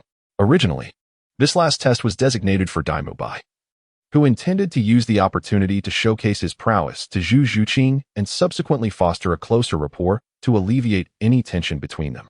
However, Zhao Wujing, reclining in a rocking chair, upon seeing Zhu Zhuqing and Tang San, felt an overwhelming urge to stretch his limbs and seize Dai Mubai's chance for the test. Teacher Zhao, isn't this a bit inappropriate? This final stage belongs to me. Mubai, what is wrong with that? Flander is absent. And I have the final say at Shrek Academy, understand? Zhao Wujing retorted, glaring at Dai Mubai, clearly eager to engage in some physical activity. With no alternative, Dai Mubai acquiesced. Zhao Wujing then tossed out an incense stick, prompting Tang San, Zhu Zhuqing, and the others to deliberate their strategy. At that moment, Tang San took the initiative to voice his decision, and after their discussion, the four turned to Zhao Wujing. Have you reached a consensus? Very well, regardless of your methods. As long as you can endure for the duration of an incense stick in my presence, you shall be deemed successful, Zhao Wujing declared, rubbing his fists with excitement as he regarded Tang San and the others. The 7 treasures glazed tile pagoda emerged, signifying power. The first soul skill, entanglement. Before Zhao Wujing could utter another word, Ning Rongrong provided her assistance, prompting Tang San to take immediate action. Indeed, he was eager. It was the perfect moment to loosen his bones. Zhao Wujing grinned menacingly, cracking his knuckles, and with a hand as large as a fan, he swung toward Tang San, who stood before him in an instant. If that blow were to connect, not only would Tang San find himself bedridden for several days, but Zhao Wujing would also suffer the consequences, especially with a certain Tang Retian watching from a concealed location. Ghostly shadow. In a perilous moment, Tang San narrowly evaded the attack, while simultaneously ensnaring Zhao Wujing with his blue-silver grass. At that juncture, Zhu Zhuqing appeared behind Zhao Wujing, launching a fierce assault aimed at his back. Following closely was Xiao Wu. With her lithe form, Xiao Wu swiftly scaled Zhao Wujing's shoulder, entwining him tightly, her hands straining to throw him off balance. However, no matter how hard Xiao Wu exerted herself, she could not budge Zhao Wujing in the slightest. Is this all you can do? Zhao Wujing scoffed, and with a thunderous roar, an overwhelming surge of soul power erupted from him, instantly sending Zhu Zhuqing and the ensnared Xiao Wu flying. Xiao Wu, Tang San exclaimed in concern, leaping to catch her without a moment's hesitation. Meanwhile, Dai Mubai observed Zhu Zhuqing being thrown back and thought to himself that an opportunity had arisen. Knowing Zhu Zhuqing was his fiancée, he seized the moment to play the hero and perhaps mend their relationship. With a powerful leap, Dai Mubai aimed to catch Zhu Zhuqing as she soared through the air, intending to console her and relish the softness of her form. Fortunately, Zhao Wujing's attack had only knocked them back, leaving Zhu Zhuqing unharmed. As she turned her head, she caught sight of Dai Mubai, his gaze filled with desire as he approached, ready to embrace her. Upon witnessing this scene, Zhu Zhuqing's first thought was of Dai Mubai abandoning her to flee alone, igniting a sudden surge of hatred within her. Acting on impulse, she reached into her bosom to retrieve a small bottle, recalling that Guyi had informed her it contained a defensive spray specifically designed to deter lecherous men. Clearly, in Zhu Zhuqing's eyes, Dai Mubai's eager demeanor rendered him a lecher. Just as Dai Mubai was about to envelop her in his arms, Zhu Zhuqing wasted no time. She pressed the button on the bottle, unleashing a cloud of white mist that sprayed directly onto his face. Dai Mubai let out a pained cry, desperately trying to wipe away the substance that Zhu Zhuqing had sprayed on his face. Yet, the mist clung to him like a persistent ailment, leaving him in agony and itching. Originally leaping, he fell to the ground with a thud, crying out in heart-wrenching pain as he struggled to rise. His plight caught the attention of Zhao Wujing, Tang San, Xiao Wu, and others. Zhao Wujing, initially intent on continuing the fray, hurried over upon seeing Dai Mubai on the ground, clutching his face in distress. Zhu Zhuqing, what did you just use on Mubai? Zhao Wujing glared coldly at Zhu Zhuqing. Zhu Zhuqing glanced at what she held in her hand and then at Dai Mubai, who lay on the ground. She offered no explanation. Just as she began to doubt whether Guyi was lying, Dai Mubai recovered and promptly stood up as if nothing had happened. Teacher Zhao, I'm fine. Dai Mubai wiped his swollen eyes. Though he claimed to be unharmed, he felt a peculiar pain and itch within his body and kidneys, and his gaze toward Zhu Zhuqing held a hint of anger. Since you are fine, let us continue, Zhao Wujing declared, and just as he finished speaking, a thick, blue-silver grass shot toward his rear with a whoosh. Realizing it was about to strike him, Zhao Wujing thought, what a slippery opponent, and leaped into the air, smashing his fist down onto the ground. Boom. The ground caved in, and Tang San's blue-silver grass, which aimed to attack Zhao Wujie, was utterly destroyed. If this is all your strength, I suggest you concede, Zhao Wujie remarked, crossing his arms and surveying Tang San, Zhu Zhuqing, Xiao Wu, and Ning Rongrong. Tang San and Zhu Zhuqing exchanged glances, silently nodding after observing that only a quarter of the incense had burned. They activated their abilities, the first soul skill, Bind, the second soul skill, Parasite, and the second soul skill, Ghostly Claws. With Ning Rongrong providing support, Tang San covering control, Zhu Zhuqing launching a surprise attack, and Xiao Wu on the offensive, the four united their efforts against Zhao Wujie. However, even in their combined might, they proved no match for Zhao Wujie. Boom, boom. The powerful shockwave sent them flying once more. Meanwhile, Dai Mubai, clutching his lower back, wore a pained expression. Observing that Tang San and the others were once again being struck down, he wished to speak. But the pain in his back made it difficult for him to do so. Meanwhile, Tang San and Zhu Zhuqing were entirely focused on the battle, oblivious to Dai Mubai's condition. He is far too strong. At this rate, we will never pass the test. Tang San gazed intently at Zhao Wujie, his expression grave. For the first time, he truly sensed the formidable power of a soul sage. As Zhu Zhuqing observed Zhao Wujie, who was about to strike again, she suddenly recalled the needle that Gu Yi had previously given her for self-defense. He had mentioned that it contained a potent paralyzing liquid, one that even the mightiest of warriors could not withstand. What about Zhao Wujie, a soul sage? The mere thought of this prompted Zhu Zhuqing to consider giving it a try.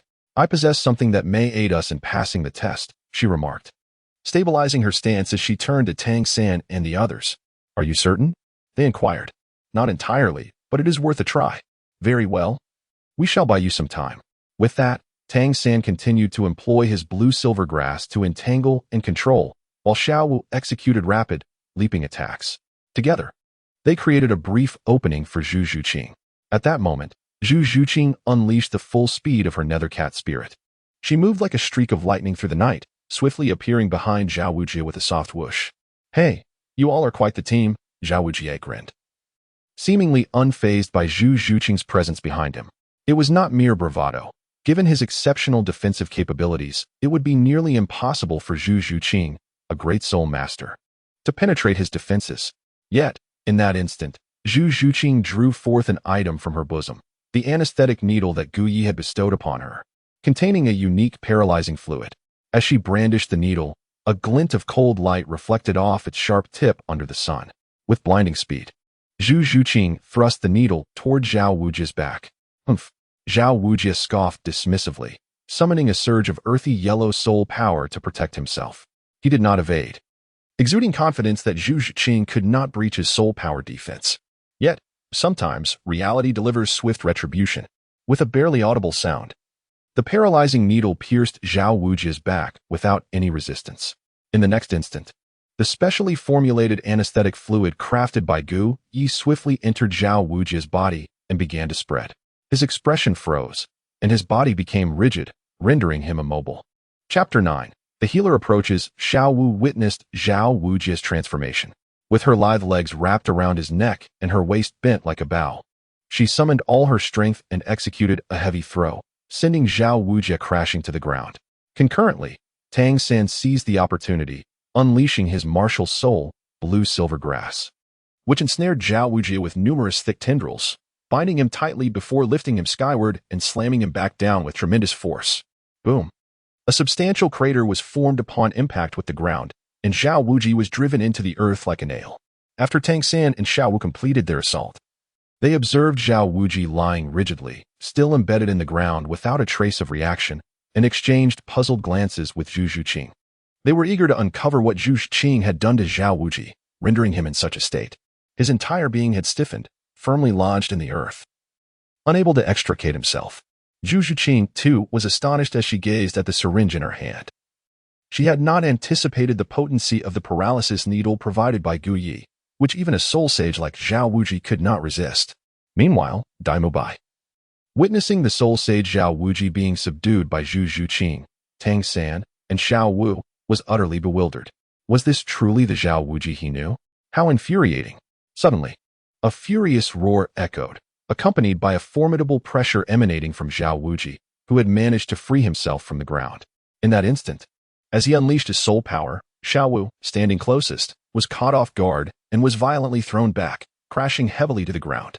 With a cough, she spat blood, succumbing to severe injuries and losing consciousness. Xiaowu, Tang San gasped in alarm, his pupils constricting as he rushed over to assess her condition. However, at that moment, Zhao Wuji's 7 soul rings illuminated simultaneously, and an overwhelming aura of a soul sage surged forth unabated towards Tang San and Zhu Zhuqing. Crack! Bang! Without a doubt, Tang San was forced to the ground by the explosive pressure. Zhu Zhuqing fared no better. Zhao Wuji, now filled with rage, fixed his cold gaze upon Zhu Zhuqing and demanded, "Speak. What did you do to me just now? Why was I suddenly immobilized, my entire body rendered stiff, unable to wield my soul power?" He was somewhat terrified by his earlier state of paralysis. His fury stemmed from the moment he found himself unable to move, his body rigid and devoid of any soul energy. It was crucial to note that he was a powerful soul sage. Zhu Zhuqing had not only breached his defenses effortlessly, but had also deprived him of his ability to act, which was intolerable for someone as proud as Zhao Wuji. "Teacher Zhao," Daimubai interjected, sensing the gravity of the situation and hastily cautioning him. Hearing Daimubai's call, Zhao Wuji gradually calmed down, realizing that he had perhaps overstepped as he glanced at Zhu Zhuqing and Tang San. Both collapsed on the ground. He quickly retracted his soul sage pressure. Yet, in that very moment of withdrawal, Tang San acted. Enraged by Zhao Wuji's grievous injury to his beloved Xiao Wu, he was filled with fury. Whoosh! In an instant, a piercing nail was hurled towards Zhao Wuji as Tang San rose. Whoosh! Whoosh! Immediately engulfed in fury, Tang San unleashed a barrage of concealed weapons directed at Zhao Wuji without restraint.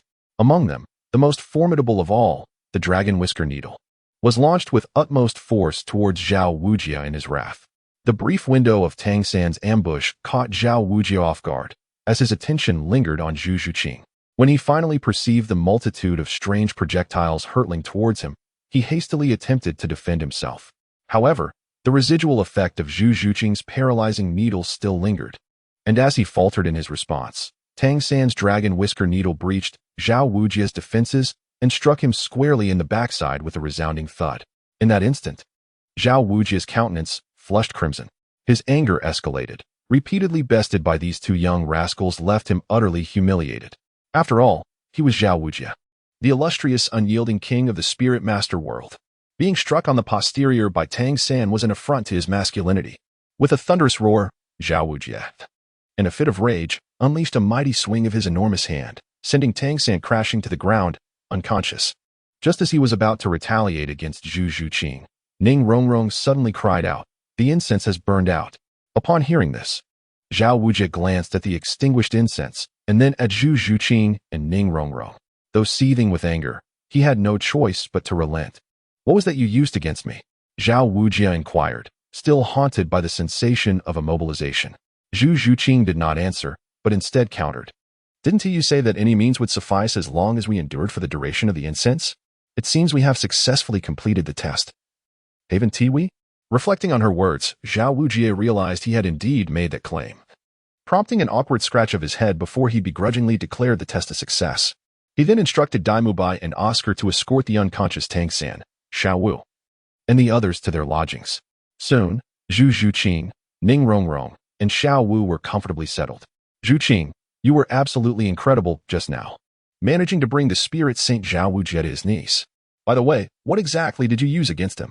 Ning Rongrong lauded while pressing Zhu Zhuqing for answers within their quarters.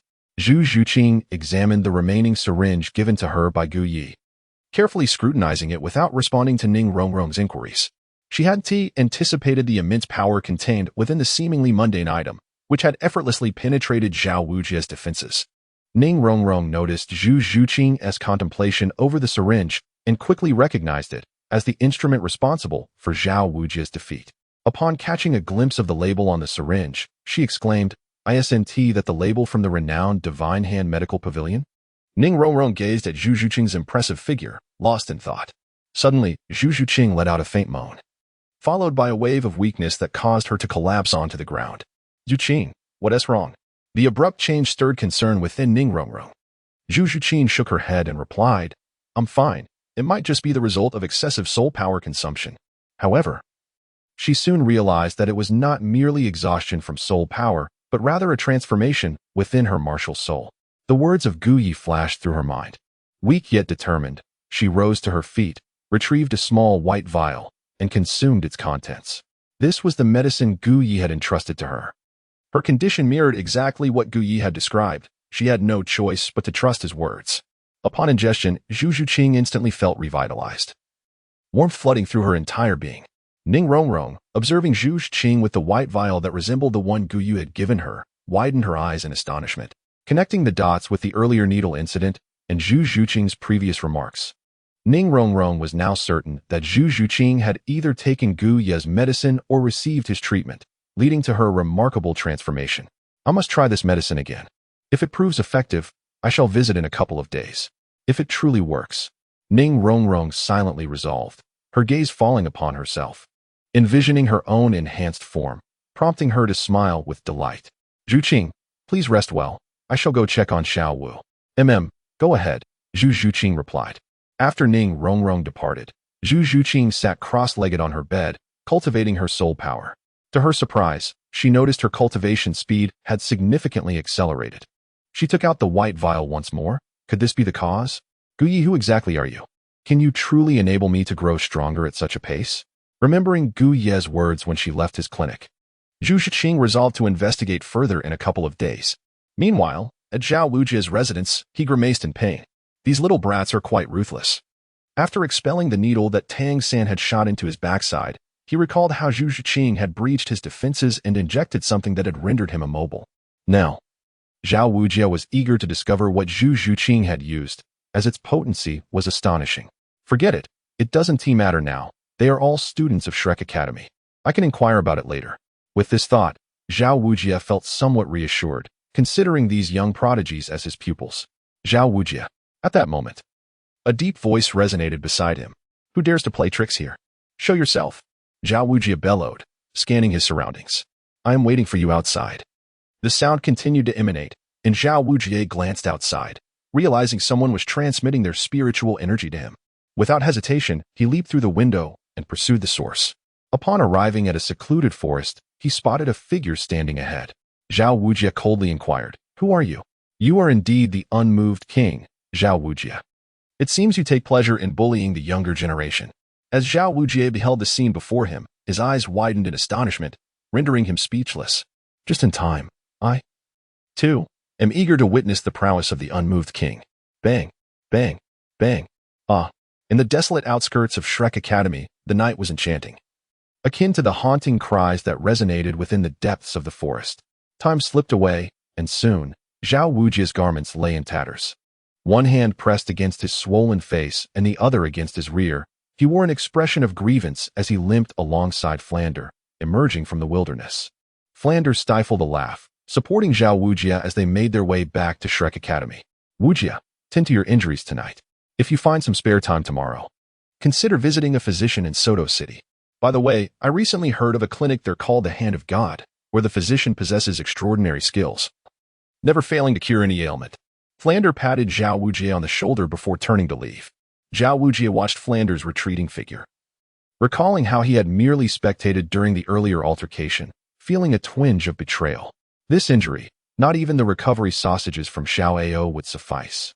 It seems a visit to the doctor Flander mentioned is inevitable. Touching his swollen face, Zhao Wujia grimaced in pain. Chapter 10. The valuable Zhao Wujia. Another splendid day dawned. In the early morning at Soto City, at the Hand of God clinic, Gu Yi stretched languidly before eagerly opening the clinic's doors. He anticipated a long line of eager young women awaiting his treatment, fully aware of their fervent, almost ravenous desire for his care. However, upon opening the door, Gu Yi was taken aback to find that instead of the familiar faces of young women seeking solace, a burly man resembling a small hill stood at the entrance. This man was not particularly tall, with a coarse appearance and a face swollen like a pig's head. Upon closer inspection, Gu Yi recalled having seen him in Soto City before and soon recognized his identity. Zhao Wujia, the vice principal of Shrek Academy, whose martial spirit was that of a robust golden bear. His soul sage prowess appeared commendable, but alas, his visage was grotesquely swollen, clearly indicating he had received a severe beating. Gu Yi speculated on who could have done this, given the timing. Yet, Gu Yi paid little heed to it. He peered around, noticing the absence of his loyal young female patients, his brow furrowing in concern. Are you searching for the ladies who were just in line? Yes. Where are they? They must have left. Left? Did you send them away? Gu Yi cast a skeptical glance at Zhao Wuji, whose visage resembled that of a pig's head. Over the past few months, Gu Yi had grown accustomed to providing each of those charming young women with an intimate and thorough therapeutic treatment every morning. However, the sudden absence of their presence left him feeling rather disconcerted. Are you the physician here? Zhao Wuji did not respond directly, but instead posed a question back to Gu Yi. I inquire of you. Did you drive away my patients? Gu Yi shot a sidelong glance at the pig-headed Zhao Wuji. How should I put this? Zhao Wuji's expression betrayed a hint of embarrassment. Wishing to conceal the injury on his face from the eyes of those within the academy, he had ventured to Soto City early that morning after heeding Flanders' advice, only to find a throng of enchanting young women queuing up at the renowned clinic. In order to prevent them from witnessing his disheveled state, he resorted to certain tactics to disperse the crowd of lovely ladies. Upon witnessing Zhao Wuji in such a state, Gu Yi was convinced that it was Zhao Wuji who had driven away his loyal patient. Gazing at Zhao Wuji's face, swollen and resembling that of a pig, Gu Yi was filled with indignation. Did these numerous young and alluring women comprehend the extent of his daily earnings from surgical procedures? Were they aware of the multitude of charming, graceful figures he could comfort and treat each day?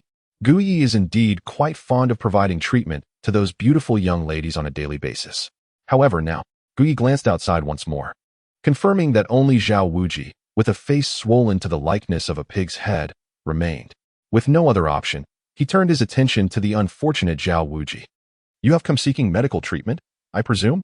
Zhao Wuji replied with a simple grin. Indeed. I have heard tales of your miraculous healing abilities and that your services are offered free of charge, so I thought I would come to consult you. Please, come inside. Gu Yi invited. As a physician, he was principled and selfless, never shunning any opportunity to enhance his skills or accumulate experience, even when it involved treating someone as unfortunate as Zhao Wuji. Upon entering the clinic, Gu Yi first employed his surgical system to scan Zhao Wuji, only to discover that the rewards for treating him surpassed even those for youthful maidens, reaching an astonishing 50 points. This revelation took him by surprise.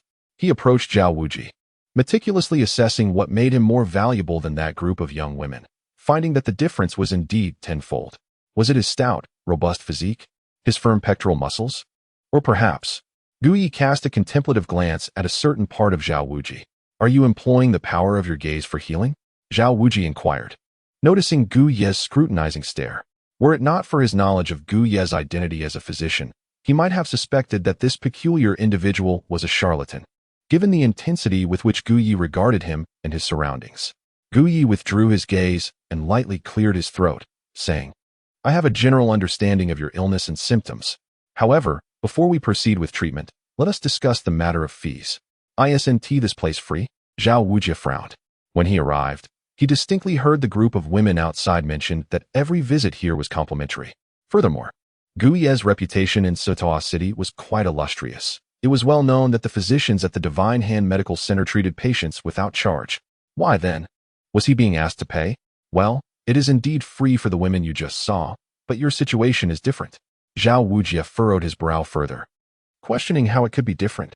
They're all ladies, each possessing captivating grace and enchanting figures. Assisting them with their troubles is my duty, a service I provide to those in need. You, as a man, would not comprehend. Of course, such thoughts are not meant to be disclosed to someone as rugged as you. The reason they claim it is free is that they have all contributed something of equal value. Most of them are ordinary women, members of the laboring class. As a physician, I merely wish for them to experience the warmth of human kindness and societal compassion. However, your status as a soul master sets you apart. To be frank, based on your current condition, I can assure you that I will be able to treat you swiftly, but there will be a fee involved. Can you truly expedite my recovery? Zhao Wuji, initially skeptical of Gu Ye's claims, inquired eagerly upon hearing of a quick remedy while touching his swollen face. Your face has become so swollen due to repeated impacts from a powerful iron hammer, correct? Zhao Wuji nodded, acknowledging that he had indeed been struck by Tang Hao's hammer. Given his soul saint level of strength, he knew that recovery would take at least half a month. In addition to the injuries on your face, your body has also sustained wounds from two types of sharp weapons. One is a small, exceedingly sharp needle, and the other could also be considered a needle. The damage inflicted by the former is evidently more severe, is it not? Zhao Wujia nodded again. As a soul saint, the memory of being immobilized by Zhu Zhuqing's mysterious needle, which led to him being beaten by 3 individuals, filled him with frustration. Moreover, he had been shot in the backside by Tang San, only to subsequently receive a slap from Tang San's father, leaving him resembling a pig in appearance. Yi smiled and said, "In a moment, I shall be able to heal all your injuries, but I require something in return." "What is it?" Zhao Wujia inquired. Yi scrutinized Zhao Wujia with a penetrating gaze for a brief moment. At that instant, Zhao Wujia felt an inexplicable unease wash over him, causing goosebumps to rise on his skin. After determining the cost, Yi pointed to Zhao Wujia's chest and declared, "I require a drop of your martial soul blood." Martial soul blood? This was the first time Zhao Wujia had encountered such a term, and he looked at Yi in confusion, unsure of its meaning. "You will soon understand. If you consent, we can commence the treatment right away. In a matter of moments, I can restore you. Do you agree?" "Very well." Zhao Wujia was eager to restore his face, which had swelled to an unrecognizable state, resembling that of a pig's head. He wished to avoid the ridicule of Flandre and Dai Mubai upon returning to Shrek Academy. Additionally, he was somewhat curious about what Yi referred to as martial soul blood. "Lie down." Yi gestured toward the medical bed. Without further contemplation, Zhao Wujia reclined on the bed, intrigued by this physician Yi, who appeared quite youthful yet was reputed to possess extraordinary medical skills. He was eager to witness the truth of those claims. With a swift motion, Yi summoned his martial spirit, a scalpel, into his grasp. He then approached Zhao Wujia, his demeanor serious as he spoke. "My approach to healing is rather unconventional." Yi brandished the scalpel playfully, a smile gracing his face as he regarded Zhao Wujia. "Is your martial spirit truly of the healing type?" Zhao Wujia inquired, his interest piqued by the sight of Yi's scalpel. "I, too, belong to the healing category. This instrument, known as the scalpel, serves as my tool for treatment." Yi spoke as the scalpel glimmered with a radiant sheen. With a swift motion, he traced the blade across Zhao Wuji's face, enveloping it in a veil of shimmering light. Initially, Zhao Wujia, instinctively wary of the impending slice, attempted to recoil. Yet to his astonishment, before he could evade it, the luminous aura had already graced his visage. Soon after, a tingling sensation began to manifest upon his skin. And realizing that Yi was indeed administering treatment, Zhao Wujia gradually lowered his defenses. The white light emanating from Yi's scalpel serves merely as an fade. The true remedy for Zhao Wujia lies within a particular pharmaceutical. Subsequently, Yi approached the shelf and retrieved a vial containing an exceptional anti-inflammatory medication produced by the system, perfectly suited for Zhao Wujia. As Yi applied the ointment to Zhao Wuji's face, he observed the latter's stocky frame and was suddenly struck by a thought. What if he were to modify certain aspects of Zhao Wuji's physique or administer additional substances? Contemplating this notion, Yi realized that he was treading a perilous path. After all, he was a legitimate physician and must not act recklessly. Moreover, given Zhao Wuji's formidable strength as a soul sage, it would be prudent to postpone such ideas for the time being. Under Yi's care, Zhao Wujia soon felt the swelling in his face subsiding. He was also astonished to discover that the wound inflicted by Zhu Zhuqing's injection of a paralyzing agent was healing as well. He gazed at Yi, impressed by the young physician's skills. Ding.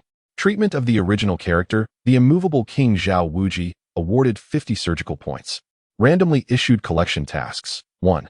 Collect 10 units of Supreme Martial Soul Blood. Reward. 3,000 surgical points. Martial Soul Serum 2. Martial Soul Enhancement Serum 2. Martial Soul Evolution Serum 2. 2. Collect 30 units of Advanced Martial Soul Blood. Reward. 3,000 surgical points. Martial Soul Serum 1. Martial Soul Enhancement Serum 1. Martial Soul Evolution Serum 1. 3.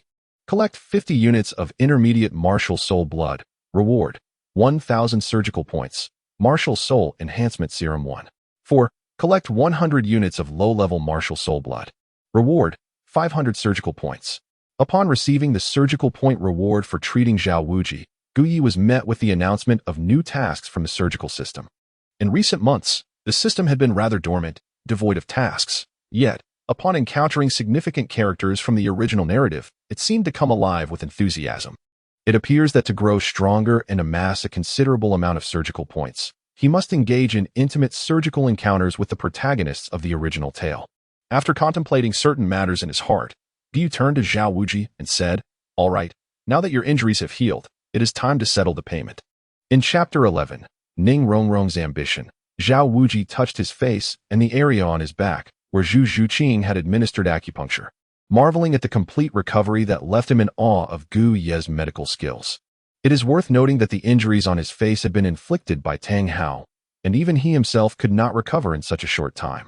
Yet Gu Yi managed to heal him in less than 15 minutes. This ability was indeed more formidable than that of a healing-type soul master.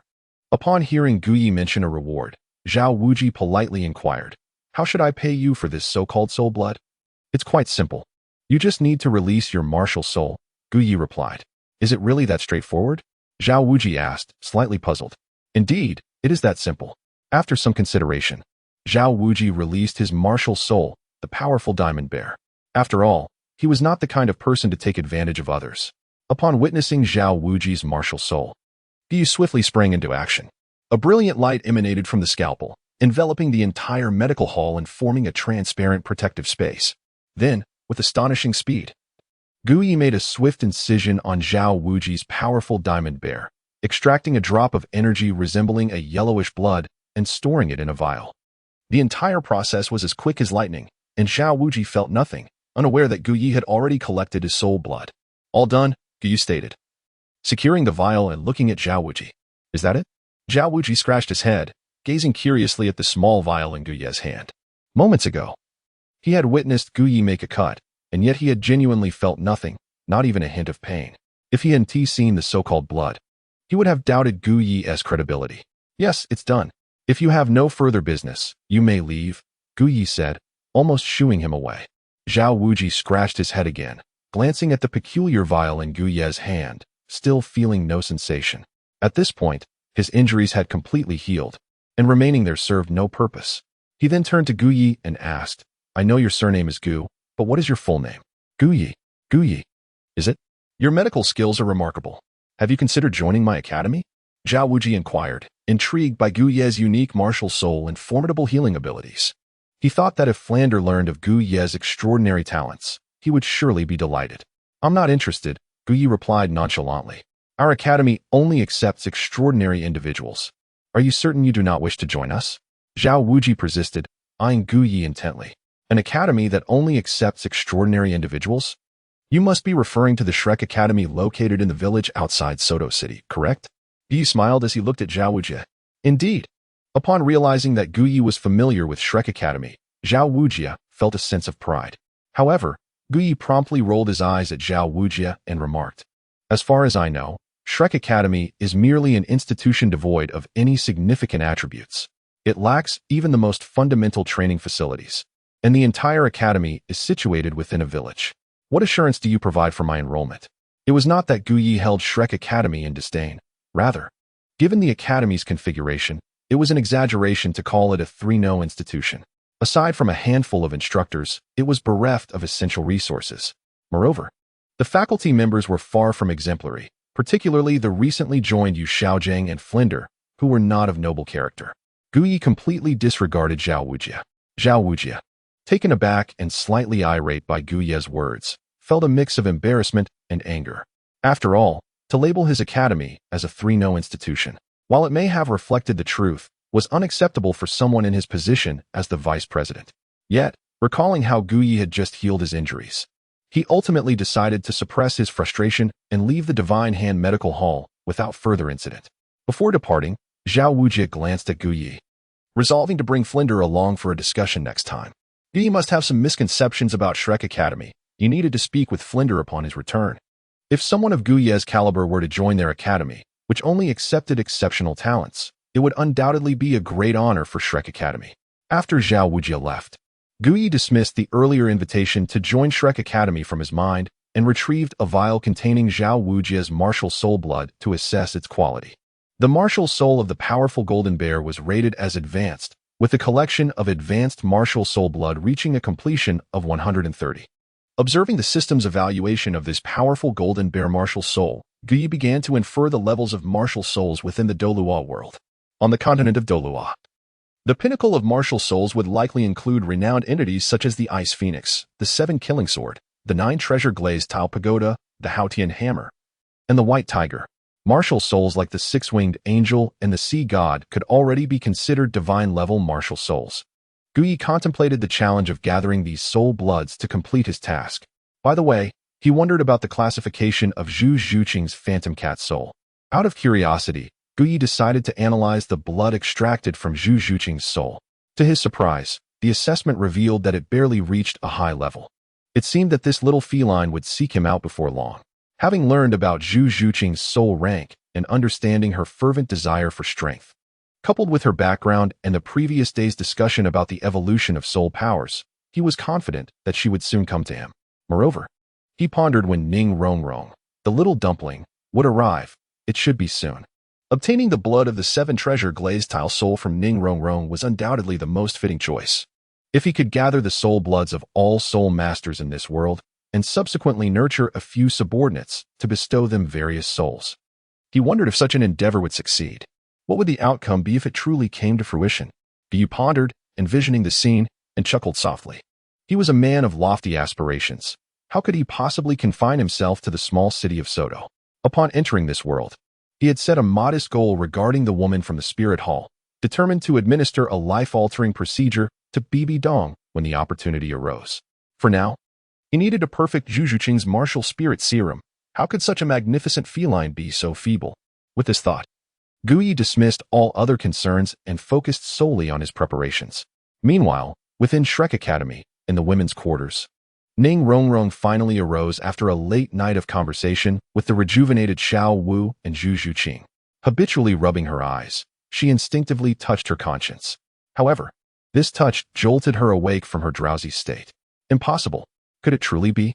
To confirm the reality, she approached the mirror, lifting her garment to scrutinize closely. Indeed, it was real. Guyi's potion had proven effective.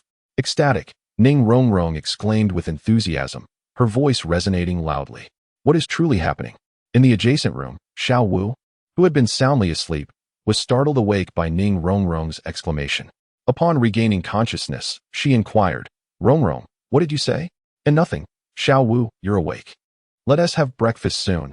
Ning Rongrong quickly replied while tidying her attire and moving to Xiao Wu's bedside. She had no intention of sharing this secret with her. She wished to astonish everyone in silence. At that moment, in the neighboring room of Zhu Zhuqing, after a night of cultivation, she exhaled deeply. Feeling the changes in her soul power, her face illuminated with joy. She had successfully advanced a level, breaking through from rank 27 to 28. Swiftly, Zhu Zhuqing retrieved the small white vial, noting that only one pill remained. She was intrigued by its contents. Guyi, can you truly make me stronger? What do you mean by martial spirit evolution? Will my nether cat martial spirit evolve into a more potent form? As she speculated, Zhu Zhuqing considered that her breakthrough was not only due to Guyu's healing of her injuries, but also significantly influenced by the potion's contents. This realization stirred her heart. No one knew the relentless effort she poured day and night to grow stronger. For only through strength could she ensure her survival. As for Dai Mubai, the man who had forsaken her, she scoffed inwardly. She was already aware of his scandalous exploits. Encountering such a debased individual demanded her relentless pursuit of strength to survive within that family. She resolved to visit Guyi, if what he spoke of was genuine. Perhaps there was hope. I will not concede defeat, sister. Await my triumph. Zhu Zhuqing contemplated the family and her elder sister, clenching her fist with unwavering determination. Zhuqing, are you awake? At that moment, Ning Rongrong entered the room, her expression radiating joy, her gait imbued with a certain pride. Upon entering Zhu Zhuqing's chamber and noticing she was already up, Ning Rongrong seized her hand and led her out. They intended to join Xiao Wu for breakfast in the dining hall. However, much to their surprise, the Shrek Academy did not possess a dining hall at all. Had it not been for their encounter with Oscar, who guided them, the three girls might have seriously suspected they were being led astray. The Shrek Academy resembled an unkempt village rather than a prestigious institution. Chapter 12. How many heads does a woman have? Inside the dining hall of Shrek Academy, Ning Rongrong felt a twinge of regret. She was uncertain whether joining Shrek Academy was a wise choice, for it was even more dilapidated than she had imagined. Yet, now that she had enrolled, lamentation was futile. Alas, Ning Rongrong sighed. In the dining hall, Dai Mubai, Tang San, and Oscar observed the trio of Ning Rongrong, Xiao Wu, and Zhu Zhuqing, whispering among themselves. Notably, Oscar's gaze lingered on Ning Rongrong, his eyes widening in astonishment. Meanwhile, Ning Rongrong paid little mind to the three boys. Hastily finishing her breakfast, Zhu Zhuqing, Xiaowu, I have something to attend to shortly, she announced. Rongrong, where are you going? Xiaowu inquired. Just to take care of some matters. Ning Rongrong would not disclose to Xiaowu that she was heading to seek medical attention. After exchanging a few words with her friends, she departed the dining hall. With classes at Shrek Academy commencing the following day, Ning Rongrong, with nothing pressing on her agenda, returned to her room to retrieve her small medicine bottle before leaving the academy for Soto City. Rongrong, where are you off to? Just as she exited the main gate, Oscar, having finished his breakfast, called out to her. Ning Rongrong, upon recognizing Oscar, merely replied that she had matters to attend to and continued on her way, deeming him trivial in comparison to her own concerns.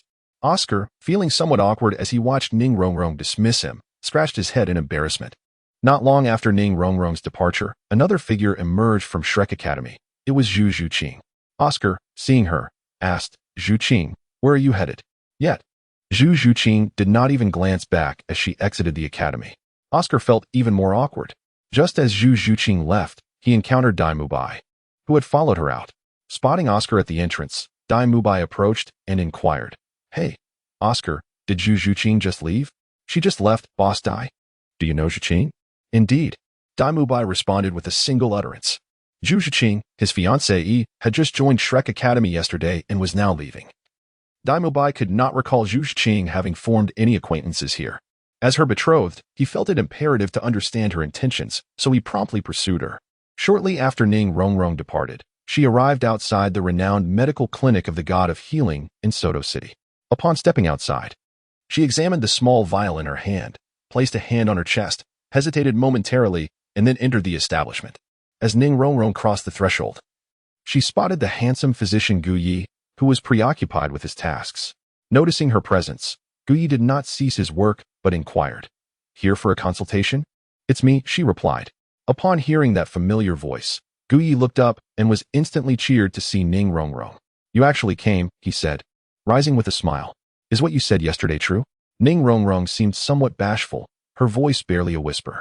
Of course, your arrival now is proof of its veracity. Is it not? Indeed, Ning Rongrong acknowledged, reflecting on her transformation.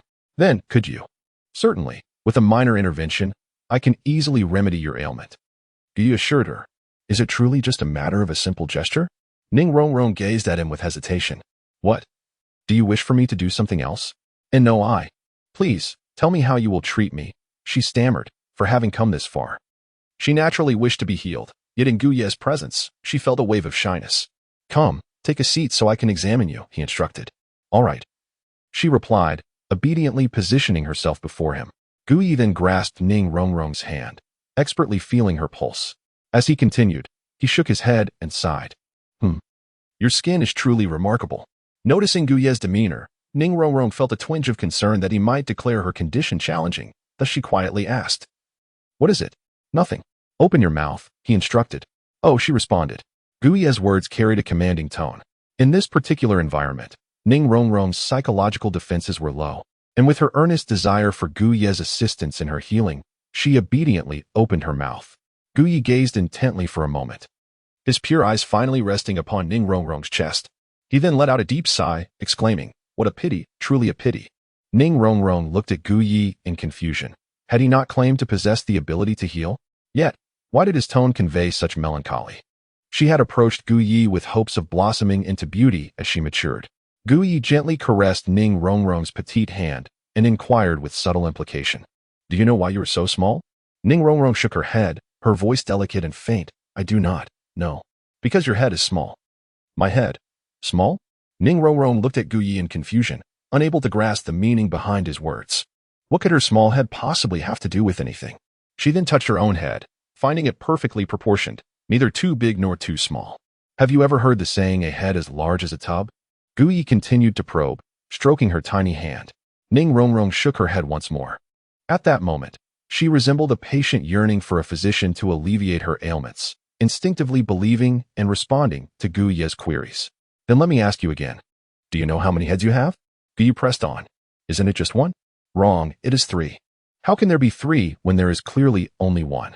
Ning Rongrong gazed at Gu Yi in bewilderment. Gu Yi smiled without uttering a word. His gaze, sharp as a torch, flicked towards Ning Rongrong's chest as he inquired, "Do you know the meaning of 3 heads and 6 arms?" Ning Rongrong, perplexed, replied with a puzzled expression. At that moment, she struggled to comprehend the essence of Gu Ye's words.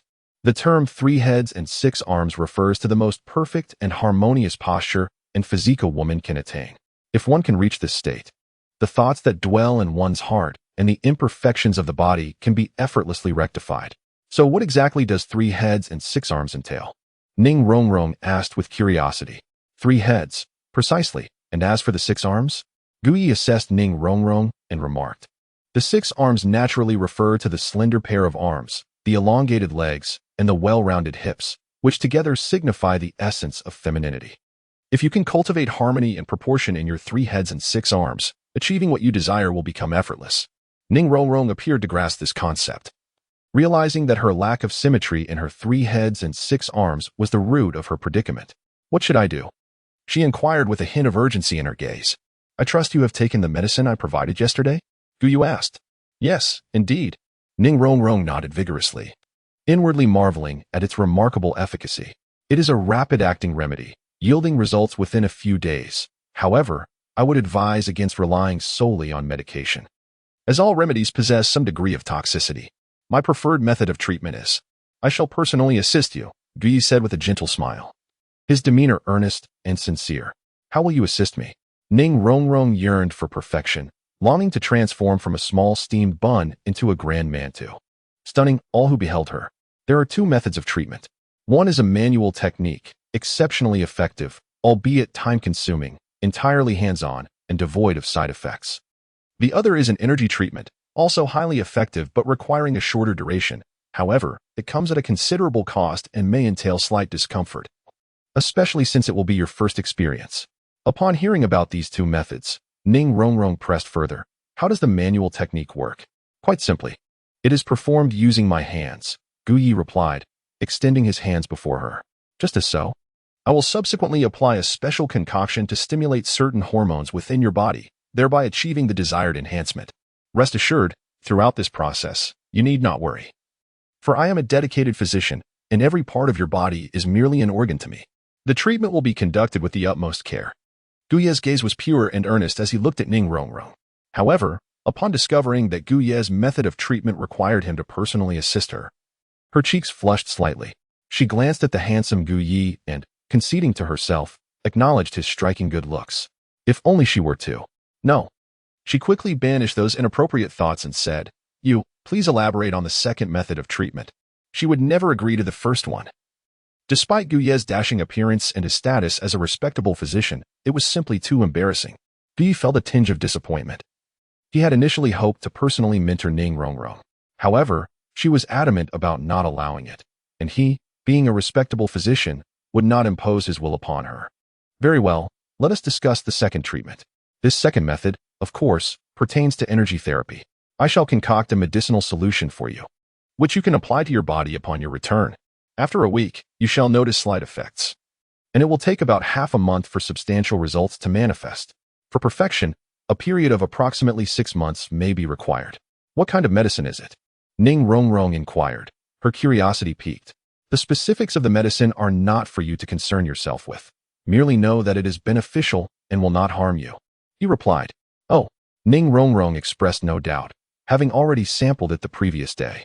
Yet, she pondered whether 6 months was an excessively long duration. She aspired to surpass Zhu Zhuqing in a short span, secretly developing her abilities to astonish Xiao Wu and the others. The astute Gu Yi discerned Ning Rongrong's thoughts with remarkable clarity, a testament to a physician's understanding of their patient, as well as an awareness of a woman's desire for beauty. With a knowing smile, he inquired, "Are you concerned that 6 months is too lengthy?" Ning Rongrong murmured in agreement. "If 6 months seems too prolonged, you might consider the first treatment method. Rest assured, I shall not pressure you, for you are not the first patient I have treated, and ultimately, the decision lies with you. I would prefer to try the second method first." Ning Rongrong replied, unable to make such a decision, for she was still an innocent maiden. "Very well, then." Gu Yi retrieved a bottle containing a white medicinal liquid from beneath the cabinet and placed it gently into Ning Rongrong's hands. He instructed, when applying it, "Be sure to also dab some upon your head." Remember these 4 words, head as large as a basin. The specific application method is also inscribed within. Chapter 13. Caring for Zhu Zhuqing MM. Ning Rongrong's voice was delicate and soft. At this moment, she had come to understand what Guyi referred to as head, and she comprehended the reason behind his remark that women possess 3 heads. Indeed, it was true that women had 3 heads. After carefully stowing the medicine that Guyi had provided into her bosom, she contemplated Zhu Zhuqing's curvaceous figure and inquired softly, "Can I transform to resemble Zhu Zhuqing?" Upon hearing Ning Rongrong mention Zhu Zhuqing, Guyi was momentarily taken aback. Her ambitions truly knew no bounds. Aspiring to become as formidable as Zhu Zhuqing, while having aspirations is commendable, overthinking can lead one astray. Wait a moment. Why was Ning Rongrong inquiring about Zhu Zhuqing in his presence? Could it be that she suspected the reason for Zhu Zhuqing's striking physique was somehow linked to him? Upon further reflection, given that both were currently within Shrek Academy, and considering Ning Rongrong's observation of Zhu Zhuqing's alluring form juxtaposed against her own relatively unremarkable figure, it was indeed plausible that she might question whether his influence had any bearing on Zhu Zhuqing's captivating appearance. Guyi smiled and nodded without hesitation. Ning Rongrong, upon witnessing this, let out a sigh of relief. If she were to become like Zhu Zhuqing in the future, wouldn't that be? The more she contemplated, the happier she became. Very well, for 1 week, I will not charge you should the treatment yield results. After a week, if the effects are exceptional, I would require a single drop of your blood as remuneration. Do you understand? Yes. Without hesitation, Ning Rongrong agreed. After all, it was merely a drop of blood, and there was no real loss. However, she remained ignorant of the nature of the blood. After discreetly inquiring about some private matters from Guyi, she intended to take her leave. Just then, someone entered from outside, the very Zhu Zhuqing. Zhuqing. Ning Rongrong, upon seeing Zhu Zhuqing, felt a twinge of embarrassment as though she had encountered an acquaintance at a hospital. Rongrong, what are you doing here? Zhu Zhuqing was equally surprised to see Ning Rongrong, not expecting her to know Guyi. Curiosity piqued. She wondered what brought Ning Rongrong to this place. Well, Zhuqing, I have some matters to attend to, so I'll be heading back now. Ning Rongrong, not wanting Zhu Zhuqing to discover that she sought Guyi for enhancement, hastily excused herself and departed. Zhu Zhuqing was momentarily taken aback, perplexed by Ning Rongrong's demeanor, which seemed to radiate a sense of fear. You've arrived. Guyi, ignoring Ning Rongrong's exit, smiled at Zhu Zhuqing. He understood that a woman like Zhu Zhuqing, who pursued strength with unwavering determination, would surely return. He just hadn't anticipated her arrival would be so soon. Zhu Zhuqing nodded and approached Guyi, inquiring, what was that about with Rongrong? Do you know her? I do. She came seeking my medical assistance. Medical assistance? Is Rongrong unwell? That I cannot disclose, as maintaining patient confidentiality is paramount. Understanding this, Zhu Zhuqing ceased her inquiries. Remembering her own purpose for being there, she looked at Guyi and said, You mentioned that you could help me become stronger and facilitate the evolution of my martial soul. Is that true? That depends on you. What do you mean? Zhu Zhuqing gazed at Guyi with her striking, expressive eyes filled with confusion. This matter is highly confidential. Let us move to my room and sit on the bed. I shall explain everything in detail there. Upon concluding his words, Guyi promptly shut the door of the medical hall and proceeded into the room. Observing this, Zhu Zhuqing did not hesitate to follow suit. As for any potential danger, the strikingly handsome visage of Guyi reassured her that he was not a nefarious individual. Furthermore, with Ning Rongrong's acquaintance with Guyi, her concerns diminished even further. As the two entered the room, a figure approached the vicinity of the Divine Hand Medical Hall. It was Dai Mubai, who had followed Zhu Zhuqing. Earlier, Ning Rongrong had mentioned that Zhu Zhuqing had entered the medical hall. Curious about her purpose there, Dai Mubai pondered how she came to be in such a place. Coincidentally, as Ning Rongrong departed for Shrek Academy, she encountered Dai Mubai and informed him of Zhu Zhuqing's whereabouts. However, Dai Mubai was perplexed as to why Zhu Zhuqing would visit the medical hall. He was aware of the esteemed reputation of the Divine Hand Medical Hall within Soto City, largely attributed to Guyi's commendable renown. Contemplating this, Dai Mubai hastened his pace towards the medical establishment, eager to discern Zhu Zhuqing's intentions. He had heard whispers of the physician's youthful age and extraordinary handsomeness. Could it be that Zhu Zhuqing was entangled with this physician? The mere thought caused Dai Mubai's brow to furrow, prompting him to quicken his steps. Meanwhile, within the inner sanctum of the Divine Hand Medical Hall, he gazed intently at Zhu Zhuqing before him. Zhu Zhuqing leaned against the door, fully displaying her alluring and curvaceous figure. At that moment, as she beheld Gu Ye's handsome visage, she found herself perplexed by the intensity of his gaze, which bore an unmistakable hint of aggression. Gu Ye's gaze upon Zhu Zhuqing was not merely a reflection of her beauty, her alluring figure, her long legs, or her slender waist, which was further accentuated by her renowned assets. Rather, he was scrutinizing her with an untainted perspective, for he now bore the mantle of a physician, viewing everyone through the lens of a patient in need of care. He perceived her with an unwavering clarity. "You wish to grow stronger, do you not?" Gu inquired with a voice, leaving behind a tall silhouette for Zhu Zhuqing. As she gazed upon Gu Ye's figure, Zhu Zhuqing pondered the matters of her own family and her curiosity regarding Gu Ye's martial soul evolution. She resolutely responded with a firm mm. Once she had made her decision to grow stronger, she understood the necessity of sacrifice. "Are you aware of what it takes to become strong? Remember, there are no free lunches in this world," Gu Yi remarked, hands clasped behind his back. "What is required?" Gu Yi remained silent for a moment, contemplating before proposing the extraction of the martial soul serum from Zhu Zhuqing's body.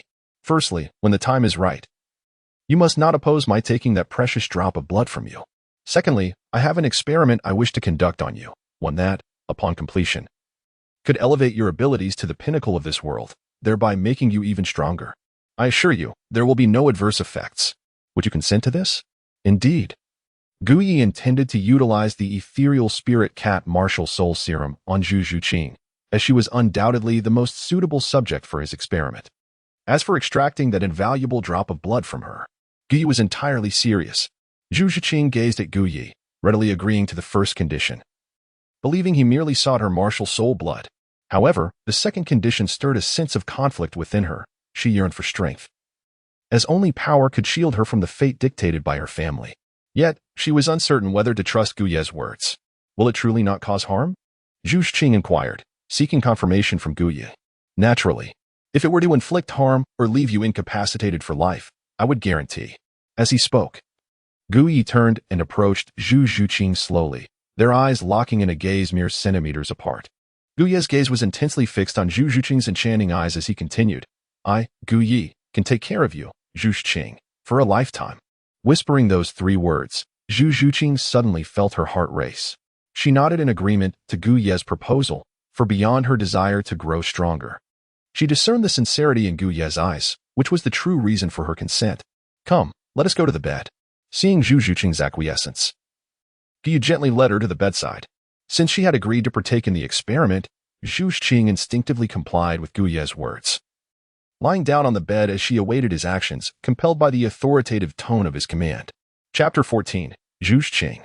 So swift at this moment, Gu Yi focused intently on the figure of Zhu Zhuqing reclining on the bed, particularly noting the expression of surrender that adorned her face, stirring his heart slightly. After all, the Zhu Zhuqing lying there possessed an extraordinarily mature and alluring figure, devoid of any trace of youthful innocence.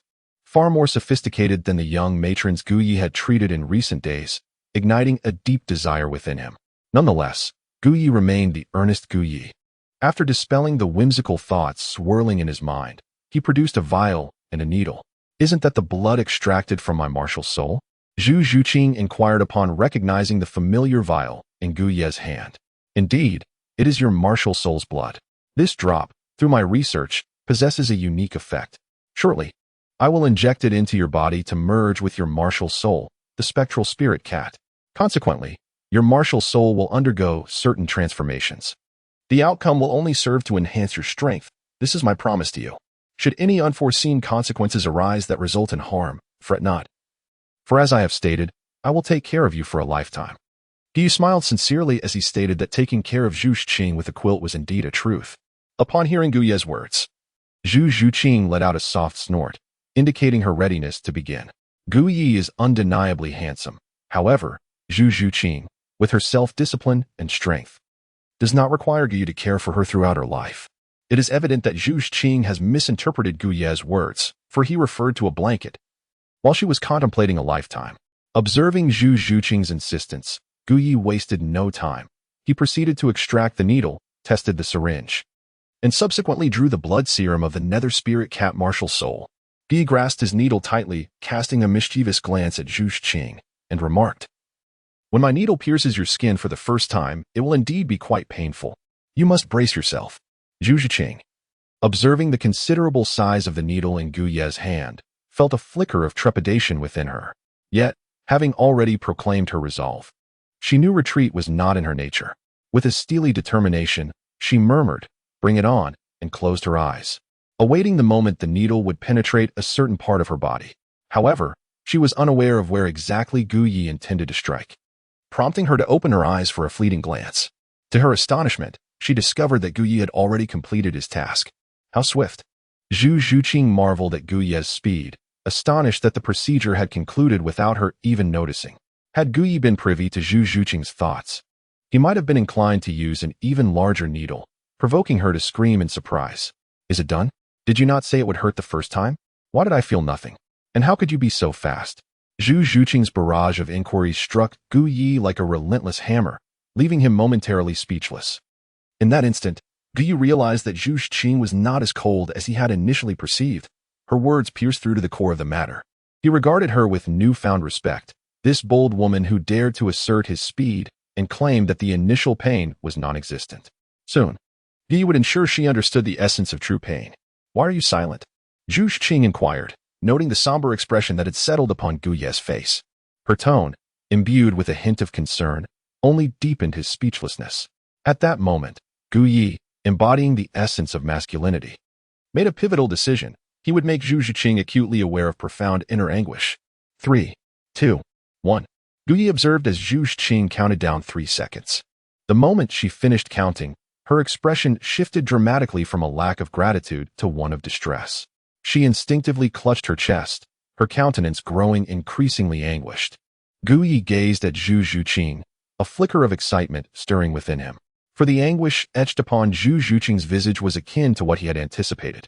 The blood essence of her spectral feline martial soul was indeed beneficial to her, and the unmistakable signs of her suffering were indicative of her struggle to merge with that essence. In the next moment, Zhu Zhuqing suddenly arched her body, her expression of torment intensifying dramatically. Bi firmly grasped Zhu Zhuqing's shoulder and spoke with gravity. "Zhu Zhuqing, you must endure this moment. It is a sign that your martial soul is beginning to merge. If you desire to grow stronger, you must withstand the pain, no matter how excruciating it may be. Do you understand?" "I understand," Zhu Zhuqing managed to utter with great difficulty. The infusion of the martial soul's blood essence into her original martial soul was an unprecedented experiment, and the torment it entailed was beyond the capacity of an ordinary person to bear. Yet, Zhu Zhuqing was no ordinary individual, having grown up in the Star Luo Empire. Particularly within the cold-blooded royal family of the Zhu clan, she was accustomed to witnessing brutalities from a young age. The fratricide and sisterly betrayals she had personally endured were harrowing. Had she not escaped the Star Luo Empire, she might have already become a victim of her sister's treachery. She was a woman with a clear purpose, to grow stronger and to defeat that woman. No matter how painful the process, she was determined to persevere. Suddenly, a heart-wrenching scream echoed in the room. At an unexpected moment, Zhu Zhuqing, who had been bent over in agony, sprang up and fiercely embraced Gu Ye, sinking her teeth into his shoulder. The overwhelming pain compelled her to bite down with great ferocity, while her grip around Gu Ye tightened with equal intensity. At that moment, her clothes soaked with sweat, blood flowed from Gu Ye's shoulder into her mouth. Amidst the excruciating torment, her consciousness began to blur. But she felt the sweet yet faintly metallic taste of blood entering her mouth, which she instinctively swallowed. In her dazed state, she remained oblivious to the fact that she was consuming Gu Ye's blood. Her teeth clamped down on his shoulder, and her arms around his waist showed no sign of relinquishing their hold. At that moment, Gu Ye's broad chest seemed to offer her a sense of security, and she found herself unwilling to let go. Time became irrelevant as the agonizing fusion of her martial soul caused Zhu Zhuqing to lose consciousness in Gu Ye's embrace. While she lay unconscious, the blood essence of the nethercat martial soul fully integrated with her own, leading to a remarkable transformation.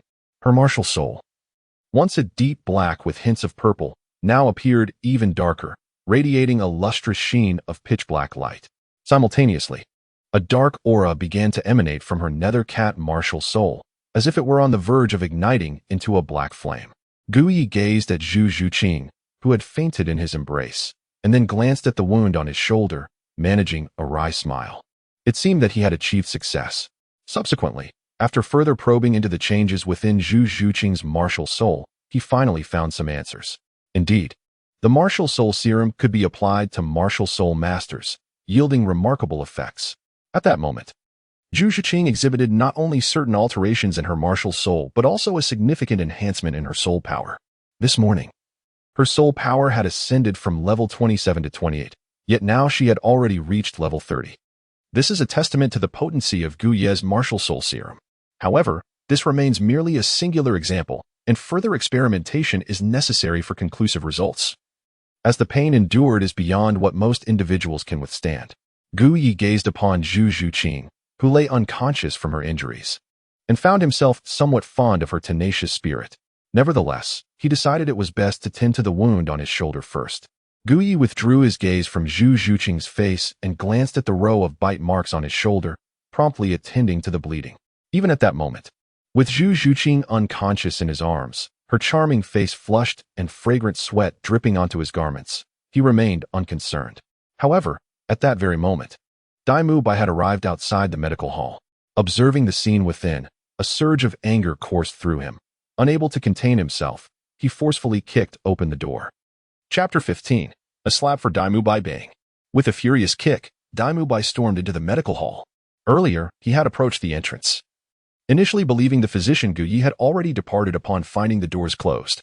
Yet, as he neared the entrance, he heard a woman's voice emanating from within. Recognizing it as Zhu Zhuqing's, his mind was instantly flooded with troubling thoughts, for he suspected an illicit affair between her and the man within the medical hall. As Zhu Zhuqing's fiancé, the notion of his betrothed clandestinely meeting with another man filled him with indignation. His temper, already volatile, could scarcely endure the humiliation of being wronged. Upon bursting into the medical hall, Dai Mubai marched directly towards the source of the voice. Upon entering, he was met with a scene that ignited his fury. Gu Yi, having treated his own shoulder wound, noticed Zhu Zhuqing drenched in sweat from the agony she had just endured, prompting him to remove her outer garment for her comfort. As he did so, her modesty was inadvertently revealed to Gu Ye's eyes. However, being a man of integrity, he refrained from taking undue advantage, ensuring that his care for her was appropriate by draping a quilt over her to shield her modesty. At that moment, as Zhu Zhuqing leaned against Gu Yi, covered by a quilt yet revealing her delicate shoulder, her cheeks glowed with a rosy hue, a glimmer of fragrant sweat lingering on her flushed face. The closeness of their interaction was unmistakable, and it was no wonder Dai Mubai was consumed by rage upon witnessing such a sight.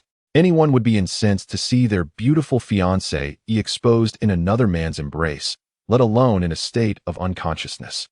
Who could say what had transpired between them to lead to her current condition? What have you done to Zhu Zhuqing? Dai Mubai glared at Gu Yi, struggling to restrain his wrath as he coldly inquired. None of your concern.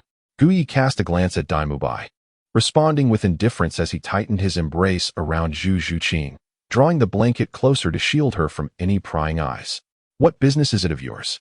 Humph, dare you lay a hand on my woman? You are courting death. Seeing Gu Ye's audacity to touch Zhu Zhuqing in his presence ignited a furious blaze within Dai Mubai, who could no longer contain his wrath. In a moment of unrestrained fury, he launched himself at Gu Yi without hesitation. Upon witnessing Zhu Zhuqing's state, he was convinced that she had betrayed him with this man, igniting his fury further.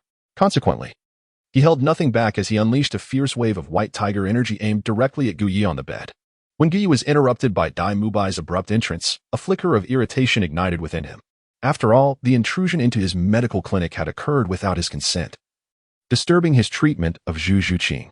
He was not a man of gentle temperament, and what further fueled his anger was Dai Mubai's indiscriminate assault, which clearly bore no intention of restraint. Kneel before me, Gu Yi commanded sharply, raising his hand as a radiant white light swiftly emanated from him, enveloping the entire clinic in a semicircular barrier. In an instant, an invisible hand materialized above Dai Mubai, descending with force to deliver a resounding strike.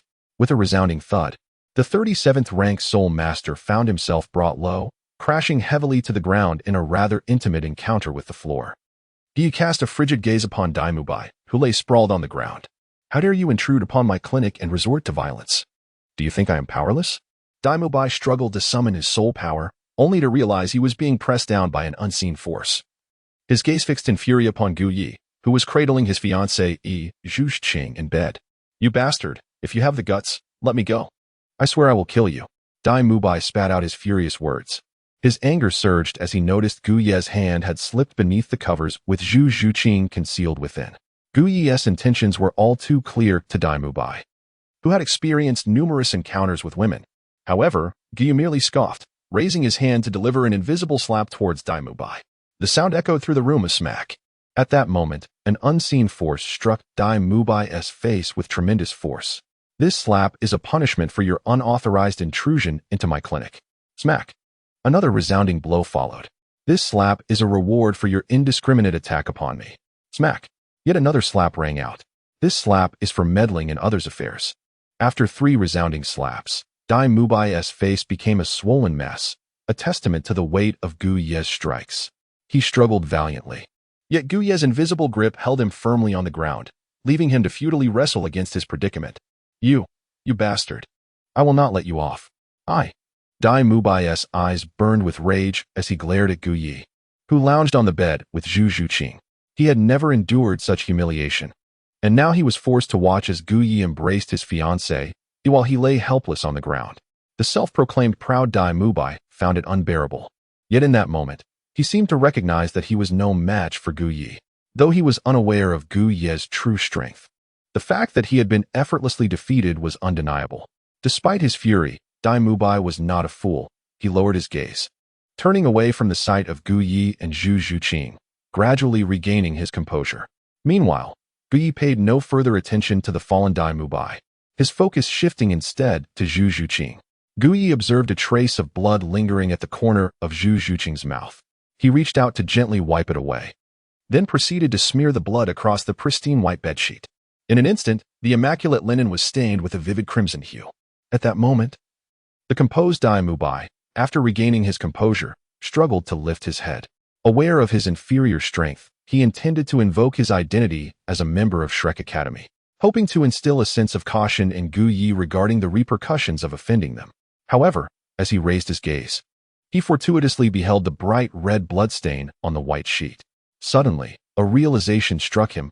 His eyes widened in fury, and the calm demeanor he had just regained began to twist into a mask of rage. Undoubtedly, Dai Mubai envisioned this bloodstain as Zhu Zhuqing's maiden blood. Having just encountered his beautiful fiancée yesterday, discovering her entanglement with another man today, especially as he witnessed it firsthand, was enough to ignite a tempest of wrath within the hot-headed man. For someone as arrogant and overbearing as Dai Mubai, the fury was only amplified. You, wait for it, he hissed, his voice icy. Suppressing the inferno of anger within, his nails dug into his flesh as he glared at Gu Ye, teeth gritted. If not for his current lack of strength and being pinned to the ground, he would have recklessly torn Gu Ye to shreds. Yet, Gu Ye remained unfazed by Dai Mubai's presence. After cleaning the blood from Zhu Zhuqing's lips, he gazed intently at her flawless visage. Truly, in the sight of Zhu Zhuqing, even the typically serious Gu Ye felt a flutter of desire. Instinctively, he yearned to kiss her soft, supple lips, especially in front of Dai Mubai. It would be quite delightful. However, being a person of medical ethics, he would not exploit another's vulnerability. Thus, in the presence of Dai Mubai, he cleverly shielded Zhu Zhuqing with his sleeve, pretending to lean down to kiss her while ensuring Dai Mubai could not discern the reality. It is worth emphasizing that Gu Ye did not actually kiss her. After all, he was a man of integrity, being unable to see clearly due to the obstruction. Dai Mubai, lying on the ground, could only imagine what Gu Ye might be doing to Zhu Zhuqing, his eyes nearly bulging with rage. He roared internally. Zhu Zhuqing was his fiancée, meant to belong to him, Dai Mubai, and how could she be kissed by another man? Just then, bang. Before Dai Mubai could ponder further, Gu Ye waved his hand, dismissing the bothersome fly that was Dai Mubai from his clinic. Were it not for the knowledge of Dai Mubai's affiliation with Shrek Academy, where powerful soul saints like Zhao Wujin and Flander resided, Gu Ye would have swiftly dealt with him. He could not tolerate the presence of someone who would abandon his fiancée. Over the years, Dai Mubai had indulged in a life of debauchery in Soto City, entangling himself with countless women, while Gu Ye had merely kissed Zhu Zhuqing, who had not even protested. What right did Dai Mubai have to raise such a ruckus? With the noisy pest removed, tranquility was finally restored.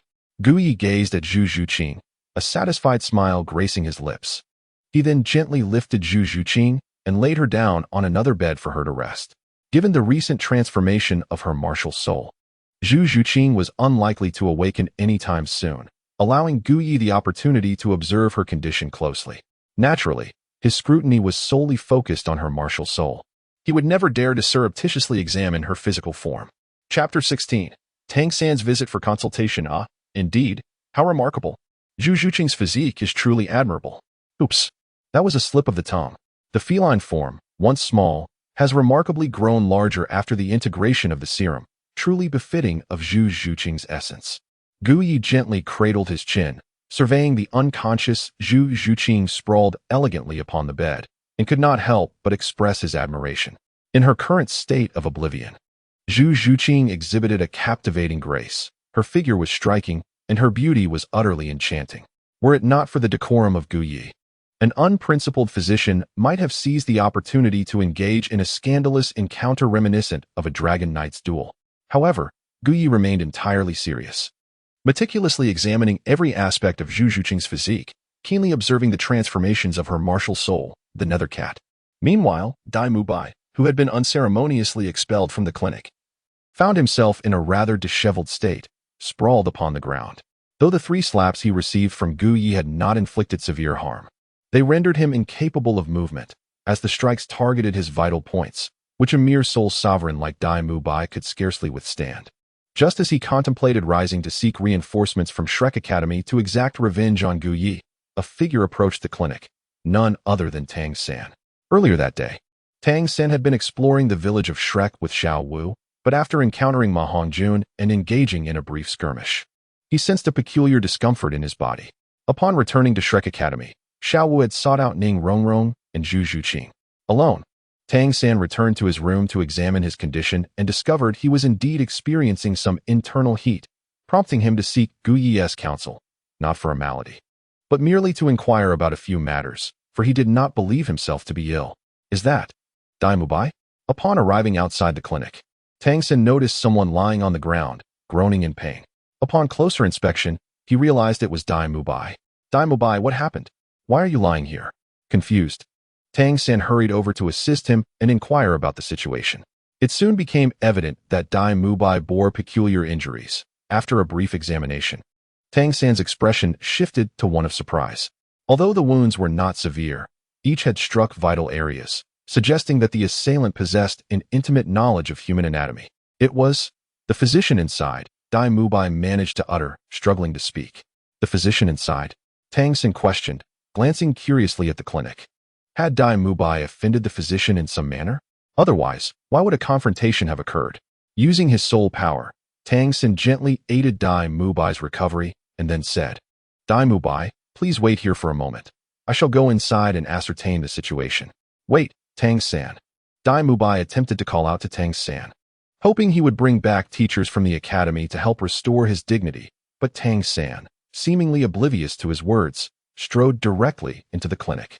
Unlike Dai Mubai's earlier brashness, Tang San approached the entrance and called out, I am Tang San, seeking the physician here. Might I request an audience? After his announcement, Tang San waited a moment. Inside the courtyard, upon hearing Tang San's voice, Gu Yi instinctively glanced towards the task concerning Tang San. Task 1. Perform a hemorrhoid surgery on Tang San. Reward of 50 surgical points for Task 1. Cutting Tang San's kidney. Reward of 100 surgical points for Task 2.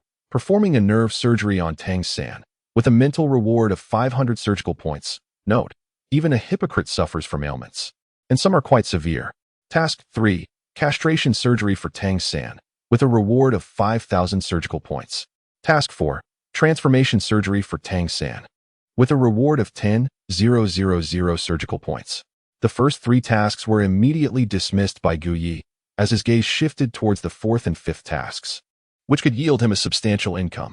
Now that Tang San had arrived, it seemed he could devise a plan. As Gu Yi contemplated a certain scheme, he stepped forward with a smile. Ah, is this not the young man suffering from kidney deficiency? Have you come to believe my words? Upon seeing Tang San, Gu Yi beamed with delight. However, when Tang San heard Gu Yi refer to him as the young man with kidney deficiency, his expression darkened, feeling somewhat displeased, as he did not possess such an affliction. Yet, he refrained from countering Gu Yi's remark and instead inquired, Did you injure Dai Mubai? Are you referring to that fellow lying outside? If so, Then indeed, it was I who struck him. What? Do you wish to avenge him? Gu Ye's strength was inscrutable. And upon discerning this, Tang San shook his head. He had only recently become acquainted with Dai Mubai. Although he was now a member of Shrek Academy and considered him a classmate, their relationship was still shallow. Furthermore, having clashed with Dai Mubai, he understood his prowess. The ease with which Gu Yu could subdue Dai Mubai made Tang San disinclined to advocate for him. Since you are not here to defend him, you must be seeking treatment, correct? Rest assured, kidney deficiency is merely a minor ailment. If you desire treatment, I can restore you to a robust state, Gu Yu said. Approaching Tang San with a genial smile, he understood that young individuals like Tang San often found it difficult to admit to such vulnerabilities. Yet Gu Yi was willing to assist him, albeit with a sarcastic twist, all in the pursuit of substantial earnings. However, he required Tang San's consent for any treatment, as he would prefer not to face any repercussions later, especially from someone formidable like Tang Retian. Before solidifying his own strength, Gu Yi was not one to act recklessly. Much like his current situation of residing in Soto City, it was all in the name of enhancing his abilities. After a moment of hesitation, Tang San ultimately made a decision. He would test whether Gu Ye's medical skills were truly as remarkable as the rumors suggested. If so, why not allow him to proceed with the treatment? As Tang San stealthily reached into his bosom, he swiftly extracted a vial of poison and directed it towards Gu Yi. This was a toxin he employed to assess the proficiency of one's medical skills. After administering the poison, Tang San gazed at Gu Yi with a smile, brimming with a peculiar confidence in his covert technique and the potency of the poison. As he envisioned the moment Gu Yi would be embarrassed, Tang San believed his actions were discreet, unaware that Gu Yi had perceived everything with clarity. At the instant the poison was unleashed, Gu Yi let out a cold smirk within, solidifying his resolve to administer a dose of female hormones to Tang San. In the blink of an eye, a silvery gleam emanated from Gu Ye's hand, conjuring an intangible space where Tang San's poison was instantaneously neutralized. In the realm of surgical space, Tang San's toxin was merely a form of medication, easily rendered ineffective. Moments passed, and Tang San noticed no discernible change in Gu Yi, stirring a sense of surprise within him. Did he want to continue with the poisoning? Gu Yi regarded Tang San with a smile, his eyes betraying a hint of disdain. You are aware of my poisoning? Tang San's brow furrowed as Gu Ye's insight pierced through his facade. Yet, maintaining his composure, he faced Gu Yi with a semblance of tranquility. You wish to test whether I possess the means to counteract your poison, while simultaneously evaluating my medical prowess. If I can indeed neutralize it, you intend to confirm my assistance in treating your kidney deficiency. Ah, the youthful spirit, I understand your intentions. Rest assured, I shall restore your vigor. Gu Yi assumed the demeanor of an elder, patting Tang San on the shoulder.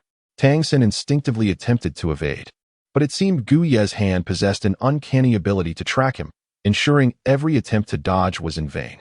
He was astonished by Gu Ye's methods and strength, and as his wariness surged, he hastily assessed his own physical condition, only to find himself unharmed, allowing him to finally relax. Your medical skills are indeed formidable. I concede. I have come seeking your expertise. Tang San acknowledged Gu Ye's abilities, deciding to let him examine his condition, though he would never admit to being ill.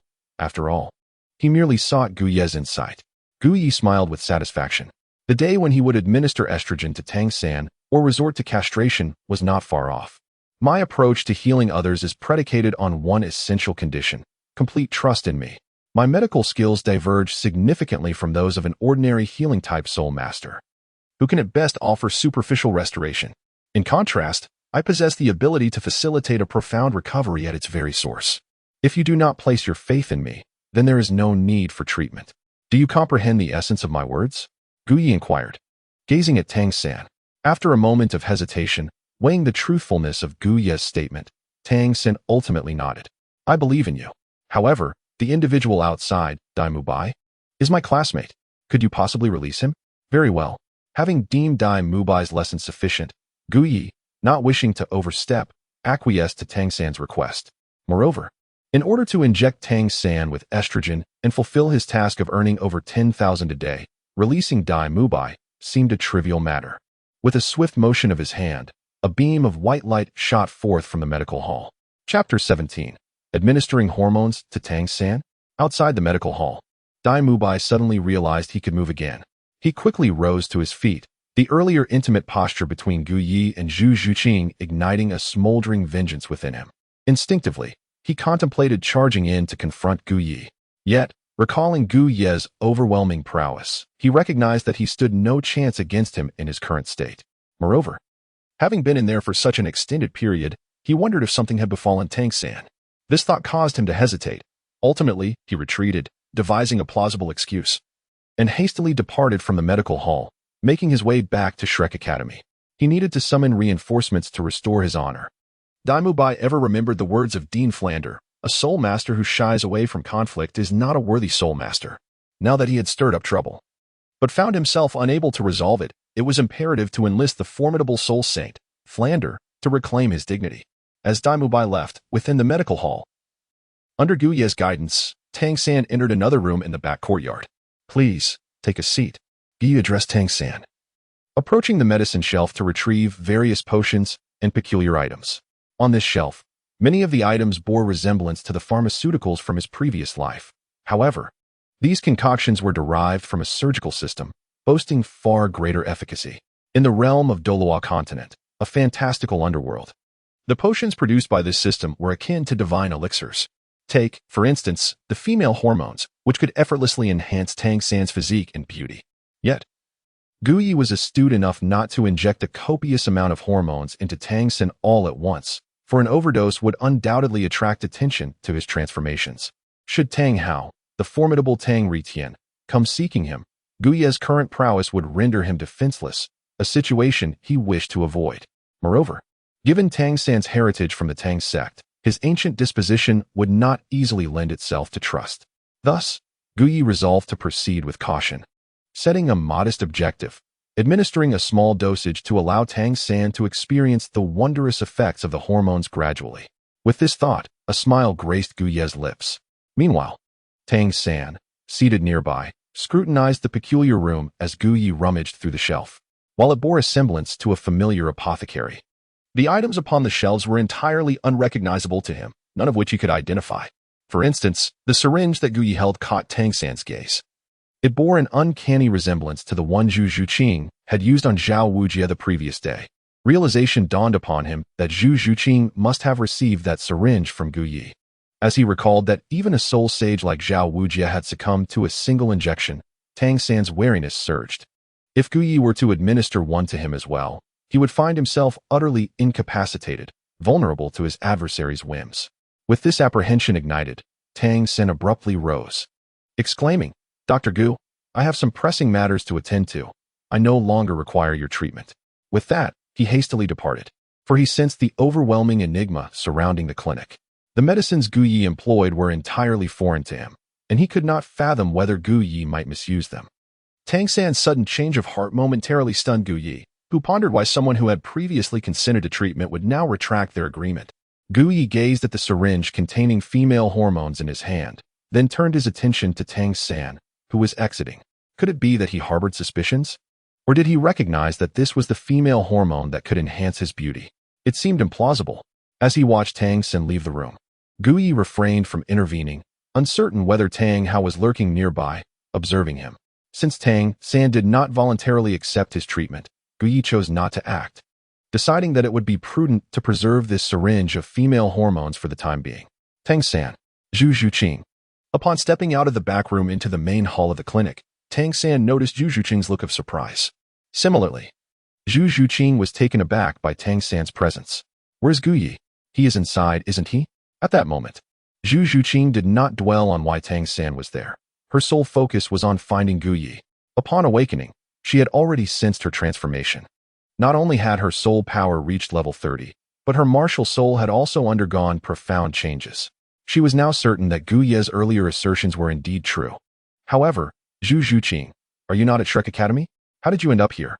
Tang San seemed reluctant for Zhu Zhuqing to learn the purpose of his visit, questioning her cautiously. "I have some matters to attend to."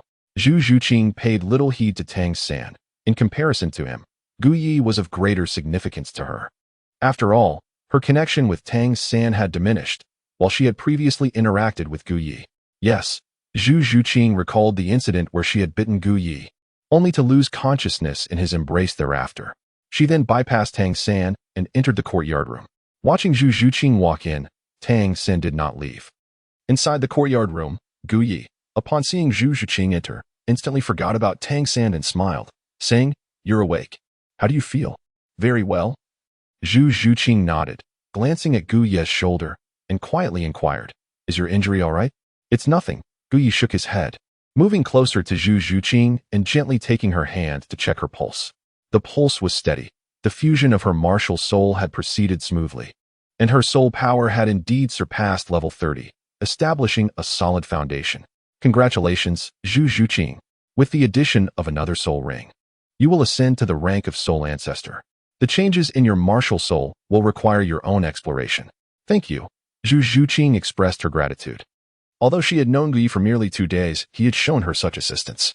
For the first time in many years, Zhu Zhuqing felt genuine care from another, devoid of ulterior motives. "No need for thanks. After all, I will need to take a drop of your blood. And this is the result of your cooperation in the experiment of integrating your martial soul with your blood. Therefore, there is no need to be grateful." Gu Yi spoke in a rather loud voice, as if deliberately addressing a certain individual. That individual, of course, was Tang San, who had been standing at the door ever since Zhu Zhuqing entered. Upon overhearing some of the conversation between Gu Yi and Zhu Zhuqing, he was taken aback, especially when he learned that Zhu Zhuqing had broken through to the 30th level. He distinctly remembered that when Zhu Zhuqing registered yesterday, her level was only 27. To achieve such a leap in just 2 days was nothing short of astonishing. Furthermore, when he heard Gu Yi mention Zhu Zhuqing consuming the blood of a martial soul, the curiosity of Tang San, who was hearing about such a thing for the first time, compelled him to listen intently. Inside the room, Gu Yi and Zhu Zhuqing conversed for quite some time before finally exiting. Upon stepping out, Gu Yi noticed that Tang San was still there and feigned ignorance by asking, "Aren't you leaving?" Tang San was momentarily at a loss for words, then glanced at Zhu Zhuqing and quickly realized, "I am waiting for Zhu Zhuqing. She is now a student of Shrek Academy, making us classmates. I am simply waiting to return with her." "Oh, I see," Gu Yi replied, nodding as if he understood. He then looked at Tang San and smiled, saying, "Remember, you are always welcome to seek my treatment. However, I must kindly remind you that some ailments should not be delayed. The longer you wait, the more severe the condition may become, which could ultimately affect your future happiness." Gu Yi assisted Tang San in administering estrogen, his heartfelt sincerity palpable. Chapter 18. The arrival of the Shrek crew. Upon hearing Gu Yi's words, Zhu Zhuqing cast a skeptical glance at Tang San and inquired, "Are you here to seek treatment?" This left Tang San feeling somewhat awkward as he scratched his head. He could never divulge his true purpose to Zhu Zhuqing, for it pertained to a man's dignity. A person as concerned with appearances as Tang San would certainly refrain from speaking of it. "And what about you, Zhu Zhuqing? How do you find yourself with him?"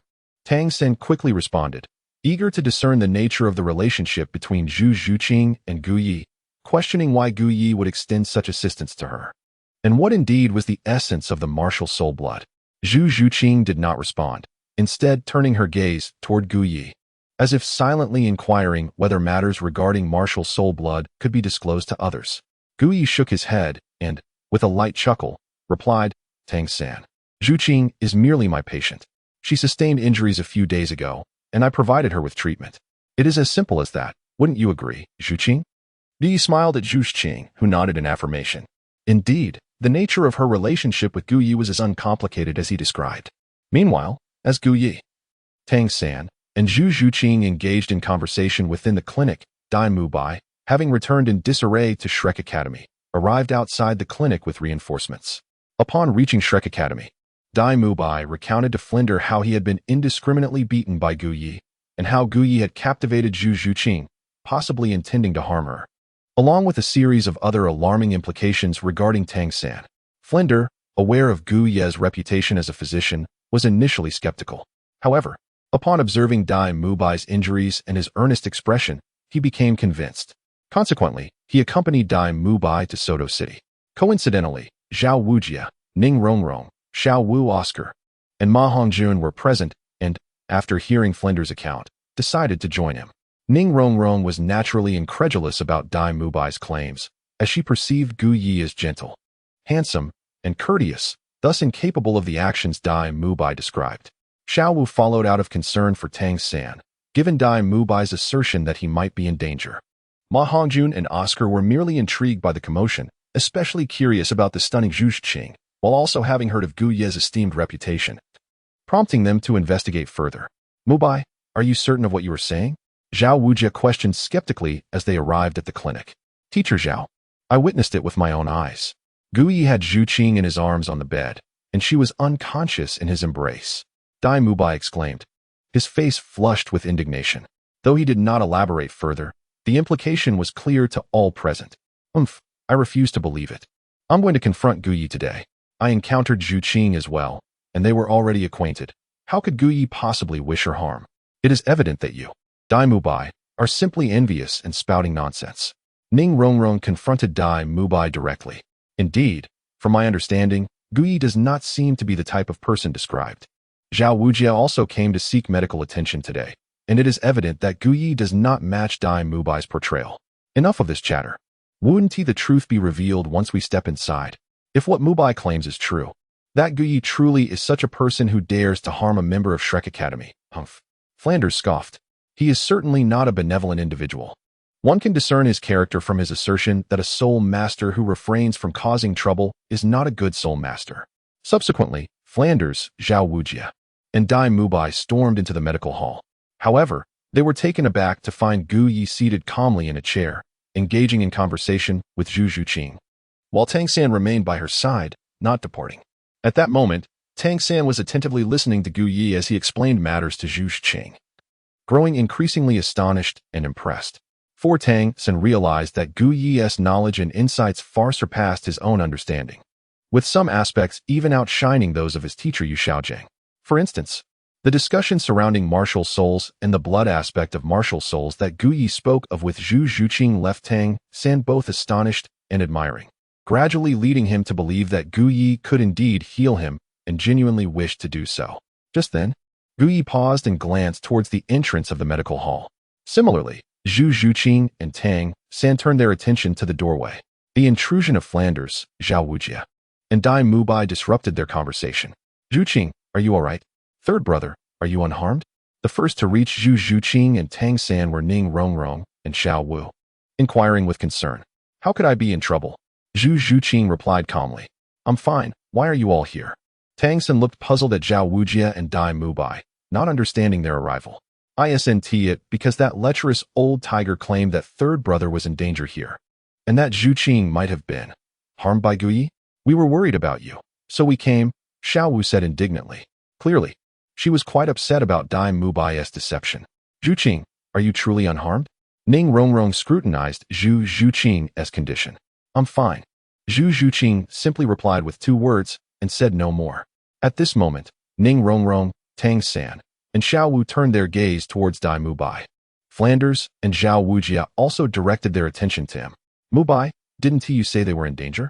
What's the situation here? Flanders' tone was heavy, clearly believing Dai Mubai had lied. Dai Mubai was at a loss for words. He looked at the unharmed Tang San and then at the unscathed Zhu Zhuqing, his expression darkening. He recalled the scene of Zhu Zhuqing lying in Gu Yi's embrace, and pointed at Gu Yi, exclaiming loudly, Principal Flanders, I speak the truth, it was him. I witnessed him doing those things to Zhu Qing. Zhao Wujie scrutinized Zhu Zhuqing and found no trace of the matters that Dai Mubai had mentioned. Moreover, it appeared that her soul power had indeed surpassed the 30th level. Wait, 30? Suddenly, an idea struck Zhao Wujie. Upon examining Zhu Zhuqing once more, he was astounded to confirm that her soul power had genuinely broken through to 30. Just yesterday, he had distinctly sensed that her soul power was only at the 27th level. How had she achieved such a remarkable increase? Likewise, Flinder was somewhat taken aback, for he was acutely aware of Zhu Zhuqing's enrollment results. What on earth was happening? Flinder feigned anger as he turned to Dai Mubai. I must say, shouldn't you be more mindful of the occasion? This is my clinic, and you have entered without invitation, blocking my path as if this were a bustling marketplace? He cast a cold glance at Dai Mubai and the others, ultimately fixing his gaze upon Zhao Wujie. Director Zhao Wujie, I have only just finished treating your injuries this morning. Are you now bringing these individuals here to wreak havoc upon my medical clinic? And you, Dai Mubai, barged in unannounced while I was attending to Zhu Qing, launching an assault against me. What is your intention in bringing such a multitude here today? Gu Yi's voice was slightly cold as he gazed at Dai Mubai and the others, clearly displaying his irritation. In his anger, he felt no need to regard the soul saints, Flinder and Zhao Wujing. If it came to a confrontation, he would not shy away. For with the system by his side, escape was always an option. 3 years hence, Gu Yi would emerge as a formidable figure once more. Chapter 19. A request for Dr. Gu. Zhao Wujing and Flinder, upon noticing Gu Ye's displeasure, were not particularly concerned. However, upon hearing Gu Ye's words, their attention shifted to Dai Mubai. Before their arrival, the version of events recounted by Dai Mubai starkly contrasted with Gu Ye's account. Faced with the unscathed Zhu Zhuqing and Tang San, the truth seemed evident before them. Yet Flinder, as the head of Shrek Academy, had a protective instinct towards his students. He valued Dai Mubai highly, and now that Gu Yi had caused him injury, it would be remiss of him not to address the situation. Zhu Zhuqing, as the principal of Shrek Academy, I must insist that you clarify the matter at hand. What exactly transpired? Flinder inquired, directing his gaze towards Zhu Zhuqing. Zhu Zhuqing and Tang San exchanged surprised glances at Flinder's words. They had not anticipated that he was the principal of their academy. Moreover, Tang San quickly recognized Flinder as the shrewd merchant they had encountered. Zhu Zhuqing glanced at Gu Yi and slowly rose to explain the situation succinctly. I came to seek Gu Yi's assistance with a matter. He aided me in my treatment. As for what Dai Mubai claimed, it is entirely unfounded. Clearly, Zhu Zhuqing stood in support of Gu Yi. Having yet to forgive Dai Mubai for abandoning her to indulge in debauchery in Soto City, she harbored no goodwill towards him. And you, Tang San? Flinder turned his attention to Tang San. Tang San looked at Dai Mubai and then at Gu Yi before responding. I did not witness the events Dai Mubai described. When I arrived, I found him injured outside the clinic, and Zhu Zhuqing was unharmed. Furthermore, Zhu Zhuqing's advancement to the 30th rank is attributable to Dr. Gu Yi's assistance. Both Zhu Zhuqing and Tang San's statements conveyed a clear message. Dai Mubai's words were not truthful. Flinder appeared to comprehend the implications. However, the revelation of Zhu Zhuqing's breakthrough to the 30th rank genuinely astonished him, and he yearned to inquire further about it. Yet he deemed it prudent to postpone such discussions until their return to Shrek Academy. Dr. Gu, might I request that you allow this matter to conclude here? Out of respect for me, Flinder? He asked, looking towards Gu Yi. He wished to avoid escalating the situation, as it bore no benefit for Shrek Academy. Moreover, given Gu Yi's esteemed reputation in Soto City, and recognizing that the fault lay with his side, he felt it would be unwise to prolong the discord. Gu Yi glanced at Zhao Wujia and Flinder, pausing in silence for a moment. When one's strength pales in comparison to others, arrogance becomes a futile endeavor. Now that Flinder had graciously extended a platform, Gu Yi had no choice but to acquiesce. Subsequently, Gu Yi's stern expression transformed in an instant, replaced by a charming smile as he introduced himself. I am Gu Yi, a practitioner of medicine, and I pride myself on my skills. Should you, Director Flinder, or any of your students fall ill, do not hesitate to seek my assistance. I assure you that my remedies will alleviate your ailments. Gu Yi deliberately cast a glance at Dai Mubai and the others, particularly at Ma Hongjun, who bore a flaw in his martial spirit. Flinder and the others bore no offense at Gu Yi's words. After all, they came from a physician and, while they might sound somewhat uncomfortable, were still rather agreeable. Certainly, Zhao Wujia replied. Gu Yi's medical skills, which he had personally witnessed, were indeed formidable. Flinder remained silent, directing his gaze towards Dai Mubai and the others, stating, You shall all return to Shrek Academy. Classes commence tomorrow. Understood, Dai Mubai replied with resignation. He recognized that any further protestations would be futile, and thus he had no choice but to comply. However, a flicker of ire ignited in his eyes as he glanced at Zhu Zhuqing. Is the esteemed physician available? A voice resonated from outside the medical hall. Upon hearing the somewhat familiar tone, Gu Yi instantly discerned the identity of the caller. Come in, he beckoned, awaiting the visitor's entrance. Shortly, a middle-aged man adorned in luxurious attire, sporting a well-groomed beard, stepped in. Accompanying him were 2 imposing guards, their expressions rigid, exuding an unmistakable aura of intimidation. The palpable energy they radiated indicated their strength surpassed that of a soul king. Esteemed physician, what brings you here? The elegantly dressed middle-aged man, upon entering and observing Flinder, Zhao Wujia, and the others gathered in the medical hall, cast a puzzled glance at Gu Yi. Just some minor matters.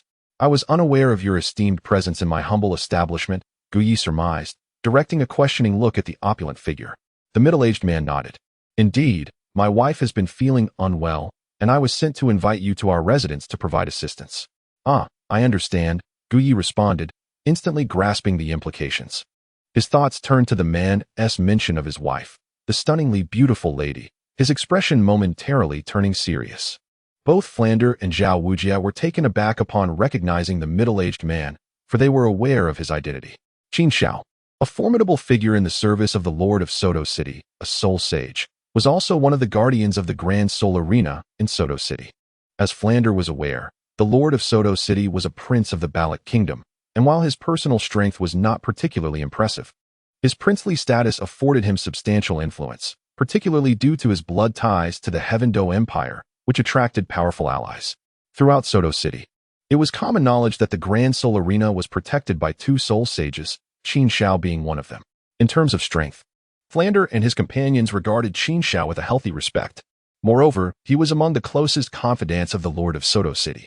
It was essential to remember that the village where Flander established Shrek Academy fell under Soto City's jurisdiction. Should Qin Xiao relay even a single word to the city lord, Flander might find his Shrek Academy facing an abrupt eviction.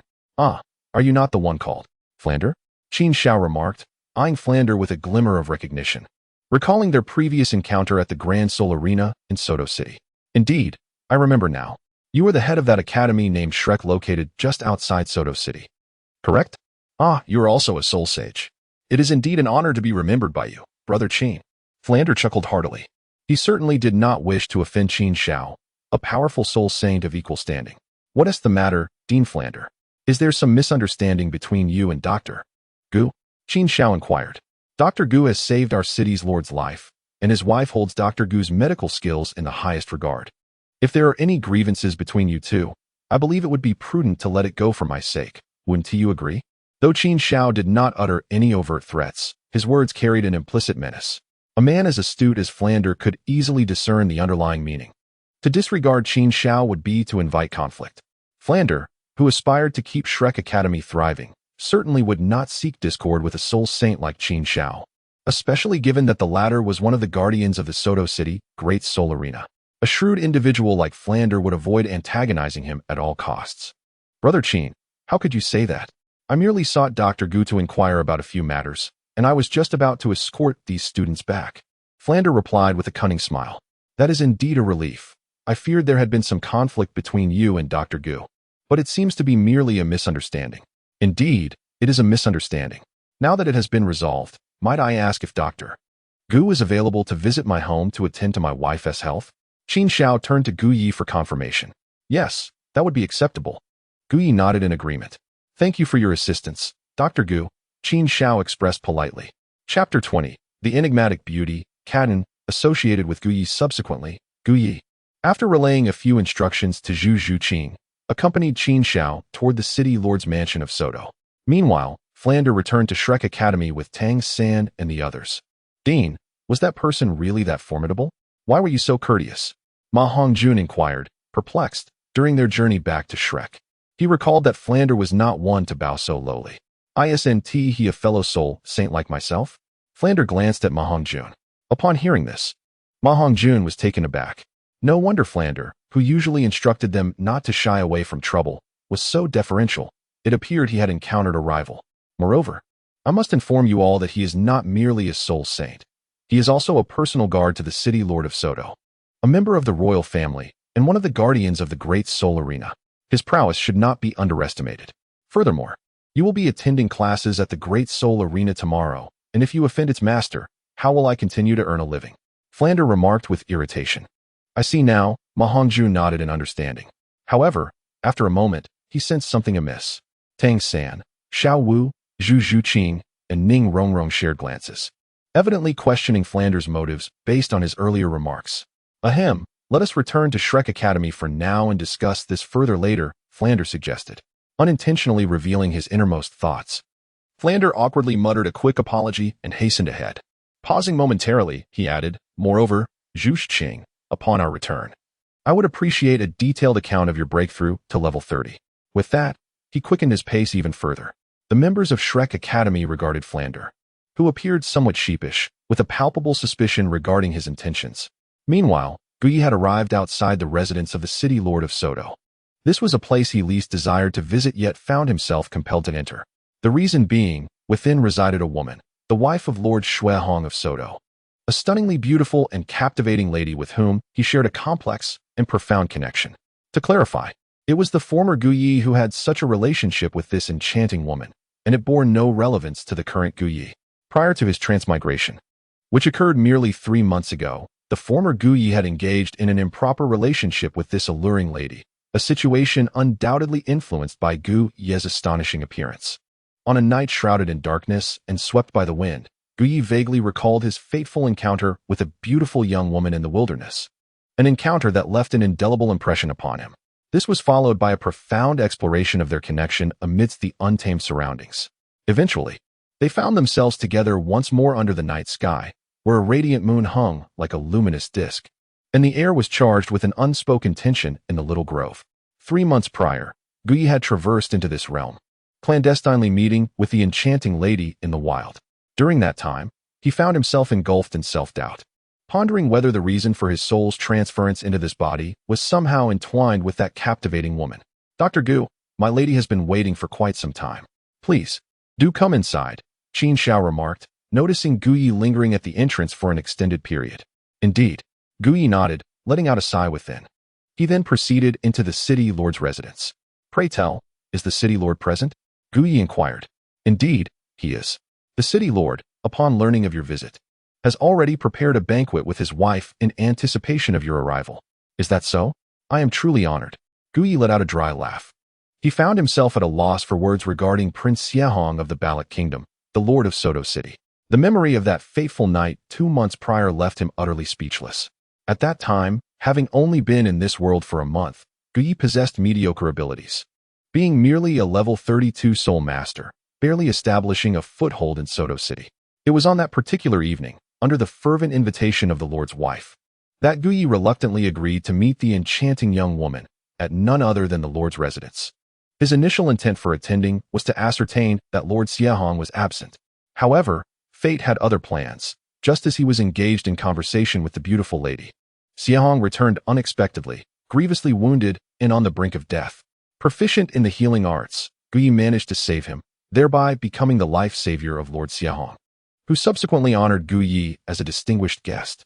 Periodically, he would send his subordinates to invite Guyi to the Lord's mansion, yet Guyi felt compelled to decline, plagued by guilt and a sense of unease.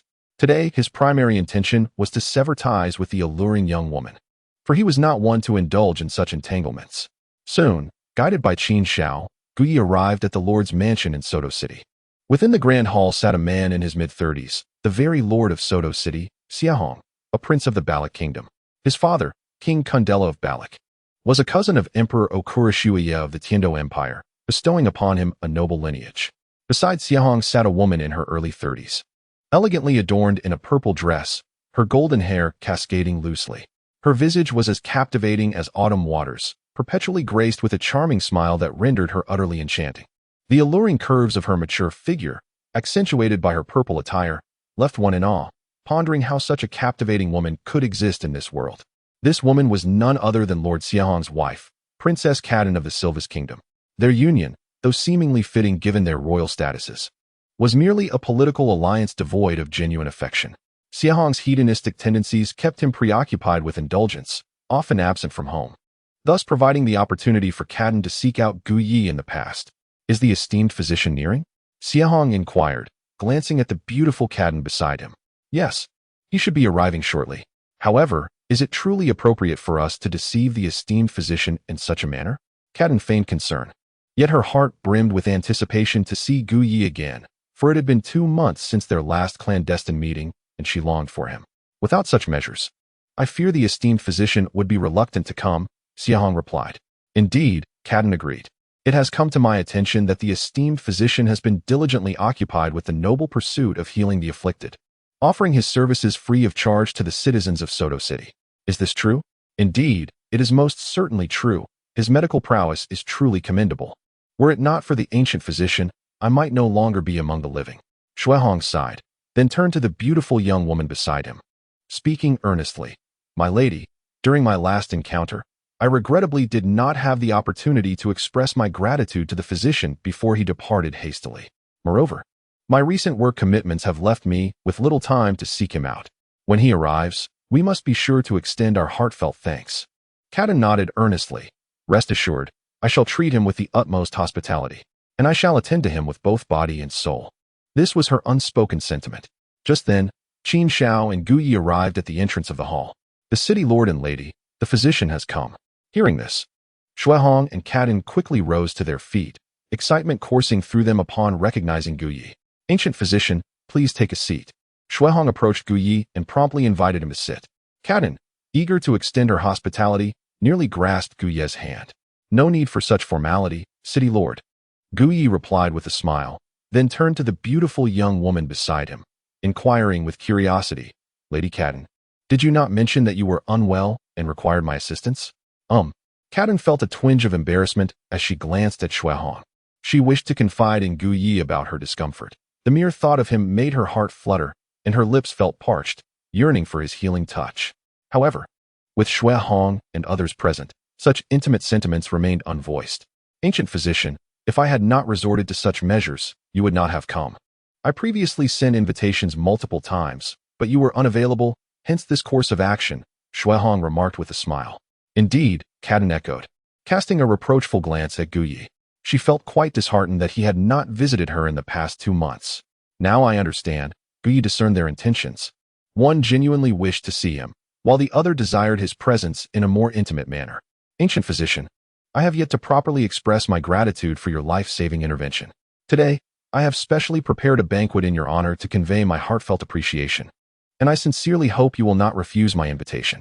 You are too kind, city lord. I am merely an ordinary physician and cannot possibly accept such lavish treatment from you. Gu Yi responded graciously, though his gaze lingered on the alluring Qian. Lady Qian, with her lips slightly parted, seemed to convey a message to Gu Yi, making a subtle yet enticing gesture. She delicately traced her fingers across her full, soft lips. This sight sent a shiver through Gu Yi, prompting him to engage in conversation with Shuehong. Chapter 21. A familiar narrative. Ancient physician, you are being overly modest.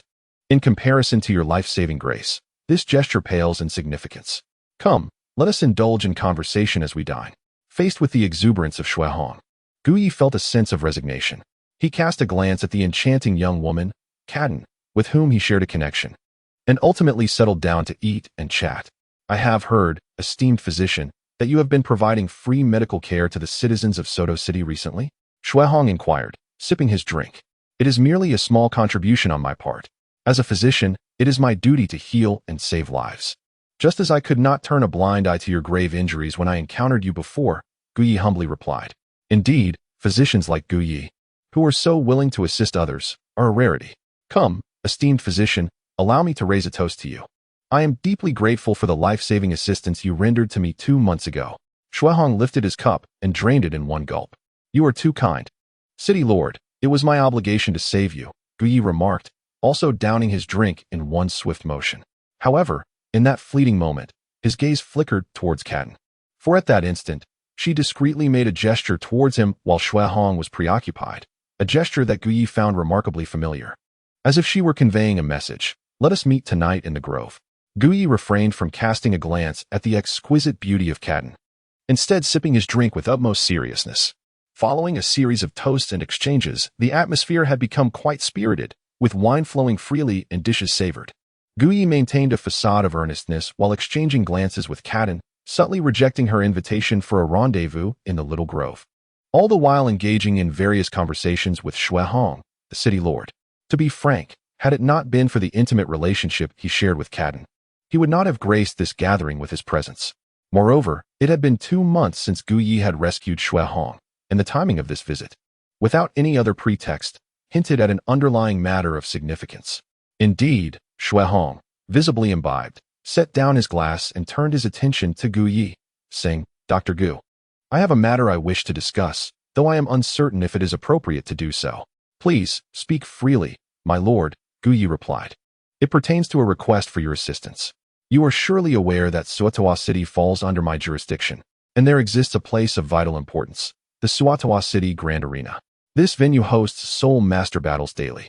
While the revenues are considerable, the number of injured soul masters is alarmingly high. Despite the presence of healing soul masters, they are often overwhelmed. Hence, I thought of you, Dr. Gu. Your medical expertise is renowned, and I wonder if you might find the time to assist at the Grand Arena. It was evident that this was the primary reason for Xue Hong's invitation to Gu Yi. Upon hearing this, Kaden, seated beside Xue Hong, exchanged knowing glances with Gu Yi, silently urging him to acquiesce. Kaden's desire for Gu Yi's agreement was fueled by her longing to rendezvous with her paramour. Her union with Xue Hong was a matter of familial arrangement, devoid of genuine affection. Furthermore, Xue Hong indulged in a life of revelry, neglecting her entirely.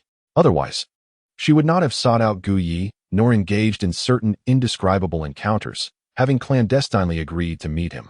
Her thoughts were entirely consumed by Gu Yi. It is worth noting that Kaden was undeniably enchanting, exuding a mature allure that captivated Gu Yi. He found himself quite drawn to women of her caliber. 2 months prior, they had indulged in several intimate encounters. Yet now, Gu Yi surveyed the already tipsy Xue Hong, and as thoughts of his mission to collect the Soul Master's martial spirit blood crossed his mind, he turned his gaze to the beautiful woman, Ka Dan, resolving within himself a decision. City Lord, I agree to assist the injured Soul Masters at the Soto City Grand Soul Arena. However, upon hearing Gu Yi's agreement, Xue Hong's heart leapt with joy, and he hastily inquired, however, what? I tend to be rather occupied and cannot frequently attend the Soto City Grand Soul Arena. I can only go when I find time. Ah, I was wondering what it was. As long as Dr. Gu can come, there is no problem at all. Furthermore, the Grand Soul Arena activities commence in the evening. You need only arrive then, and I will ensure my wife treats you with the utmost hospitality. Very well. It is settled then. Gu Yi smiled gently at Ka Dan. His agreement to Xue Hong's invitation was purely motivated by his desire to collect the martial spirit blood of Soul Masters. He harbored no ulterior motives. After all, Gu Yi was a man of integrity, devoted solely to healing others while simultaneously exploring the profound truths of life. Ka Dan, the enchanting woman, beamed with delight upon Gu Yi's consent, for she was the true mistress of the Soto City Grand Soul Arena. She typically spent her days there. And now that her beloved Gu Yi had promised to assist her every evening, she saw an opportunity for their meetings. Meanwhile, Xue Hong, pleased to have such a talented individual as Gu Yi assisting his wife, indulged in a few more drinks. Already tipsy, he consumed even more, the effects of intoxication gradually taking hold. Dr. Gu, come, let me toast to you in gratitude for your life-saving assistance. In his drunken state, Xue Hong disregarded decorum and raised his glass for a hearty drink. As he drank, he suddenly slumped onto the table with a thud. Though Xue Hong was the city lord and a prince of the Ballot Kingdom, he was not even a great soul master himself. He was a quintessential hedonistic nobleman, accustomed to a lifestyle of indulgence. Initially, the room was occupied by only Gu Yi, the alluring Ka Dan, and Xue Hong. Now, with Xue Hong inebriated and slumped over, only Gu Yi and Ka Dan remained. One was a handsome young man, while the other was a curvaceous woman, and their connection held a certain significance. With Xue Hong incapacitated, Ka Dan, longing for her beloved, turned her gaze upon Gu Yi, her eyes sparkling with an alluring charm that captivated the heart. Gu Yi glanced at the inebriated Xue Hong sprawled across the table, then turned his gaze to the fervently scrutinizing Kaden. Why did this moment, this scene, this narrative feel so hauntingly familiar? Gu Yi pondered for a moment. A certain host invited a gentleman to his residence, where a stunningly beautiful wife resided. The three of them indulged in wine and engaging conversation. The host soon succumbed to intoxication, leaving the strikingly beautiful wife and the handsome gentleman alone together. Subsequently, this handsome gentleman and the alluring wife, Gu Yi seemed to possess an innate understanding of how the unfolding narrative would proceed. He cast a glance towards Ka Dan, whose gaze remained steadfastly fixed upon him. Together, they turned their attention to the inebriated Xue Hong, sprawled across the table. Gu Yi, Ka Dan called out first, her voice melodious and enchanting, imbued with a subtle allure that could effortlessly penetrate the hearts of those who heard it. The tenderness and depth of her tone resonated profoundly, particularly in this moment. Yet, an odd sensation lingered within Gu Yi's heart. For this scene and its storyline were all too familiar to him. He observed closely, utterly convinced that Xue Hong was indeed intoxicated. After all, as a physician with exceptional medical prowess, he could discern the signs of drunkenness at a mere glance. Furthermore, Gu Yi had sensed that the room was devoid of anyone but himself and Ka Dan. If only, Gu Yi seemed to have recalled something. He rose to his feet and approached Kaden. Upon seeing Gu Yi advance, Kaden reminisced about their past clandestine meetings filled with affection, her heart racing with anticipation. She could hardly contain herself and swiftly stood up. Gu Yi approached Ka Dan, leaning gently towards her ear, and whispered, "You remain as beautiful as ever," stirring the heart. Upon hearing this, Ka Dan could not help but smile, her heart warmed by his words. However, she added, "For now, I have other matters to attend to. I shall seek you out for a deeper conversation when time permits." After Gu Yi finished speaking, he prepared to take his leave, as he wished to sever ties with the enchanting young woman, Ka Dan. However, Ka Dan grasped Gu Ye's arm, tears glistening in her eyes, and reproached him. "How can you bear to watch my body and spirit deteriorate day by day?" As a physician, Gu Yi deemed it his duty to heal the sick and save lives. Yet the ailment afflicting Ka Dan proved to be rather challenging. After all, becoming a monk is no simple endeavor. Chapter 22. The articulate wit of Zhu Zhuqing Gu Yi. "Only you possess the ability to cure my illness," Ka Dan remarked, her enchanting gaze fixed upon him as she gently placed his hand upon her heart. "Alas," Gu Yi sighed, "it is indeed quite challenging to be a physician. One must not only heal ailments, but also guide others on their spiritual journeys. Now, this enchanting lady, Kaden, has taken a keen interest in him, refusing to let him depart until she is cured. Gu Yi feels quite helpless in this predicament. I shall return to prepare myself first, and then I will head to the Seoul Arena in Soto City." Ultimately, Gu Yi declined Kaden's invitation for the evening, leaving her with an air of uncertainty regarding the timing. If only he possessed greater strength, he would have already whisked Kaden away to his quarters, galloping off into the night. Upon hearing Gu Yi's words, Kaden finally brightened. The Seoul Arena in Soto City is her territory once Gu Yi arrives. She can easily seek him out to share her innermost thoughts. "Shall I take my leave then?" "Yes, I shall escort you out." As Gu Yi departed from the city lord's mansion in Soto, at the same time, at Shrek Academy, Flender gathered the Shrek 7 to deliver a lecture while announcing that classes would commence the following day. He then inquired with Zhu Zhuqing about her rapid advancement to level 30. "It was Gu Yi who assisted me." "Gu Yi? How did he help you ascend 3 levels in a single day?" "It must be the soul blood," Dean Flender, Tang San interjected. "Soul blood? What is that?" Flender was perplexed, as were Ning Rongrong and Xiao Wu. According to Gu Yi, it is the most primal energy of the martial soul, which is why Zhu Zhuqing was able to advance so swiftly. This was something Tang San had overheard during a conversation between Gu Yi and Zhu Zhuqing, and it was also part of Gu Yi's deliberate disclosure, for to accomplish his task, he needed to pique the curiosity of the Shrek members, facilitating his subsequent actions to perform surgery on them. It seems that Gu Yi is not as simple as he appears. He possesses profound insights. Flender thought of his good friend Yu Xiaojiang, who specializes in martial soul research. If he were present, he would undoubtedly be intrigued by Gu Yi's revelations and might even seek him out for clarification about the soul blood. "Zhuqing, since you have just joined Shrek Academy, although you have reached level 30, we will need to observe your progress for a few days. During this time, you can stabilize your cultivation. As for assisting you in obtaining your 3rd spirit ring, we shall wait a few days. You all will gather tomorrow morning for formal classes." "All right. If there are no questions, you may disperse." Ning Rongrong and Xiao Ao, please remain behind." Zhu Zhuqing did not oppose Flender's words. Upon his announcement of dissolution, she returned to her residence. Tang San, Oscar, and the others followed suit. Ning Rongrong gazed at Flender in confusion, unable to comprehend why he insisted on her staying behind. However, Oscar understood the reason. Thinking of Flender's stern demeanor, his expression turned bitter. Yet, upon seeing the fair and beautiful Ning Rongrong, his eyes sparkled with renewed vigor as he stood tall, fixating on Flender. Flender's intention in retaining the two was, of course, to facilitate their running training and to enlighten them about the vulnerabilities of support-type soul masters. While Flender was instructing Ning Rongrong and Oscar on another side, Dai Mubai was haunted by the image of Zhu Zhuqing resting in Gu Ye's embrace, a persistent thorn in his heart, for Zhu Zhuqing was his fiancée. He called out to Zhu Zhuqing, who was walking ahead.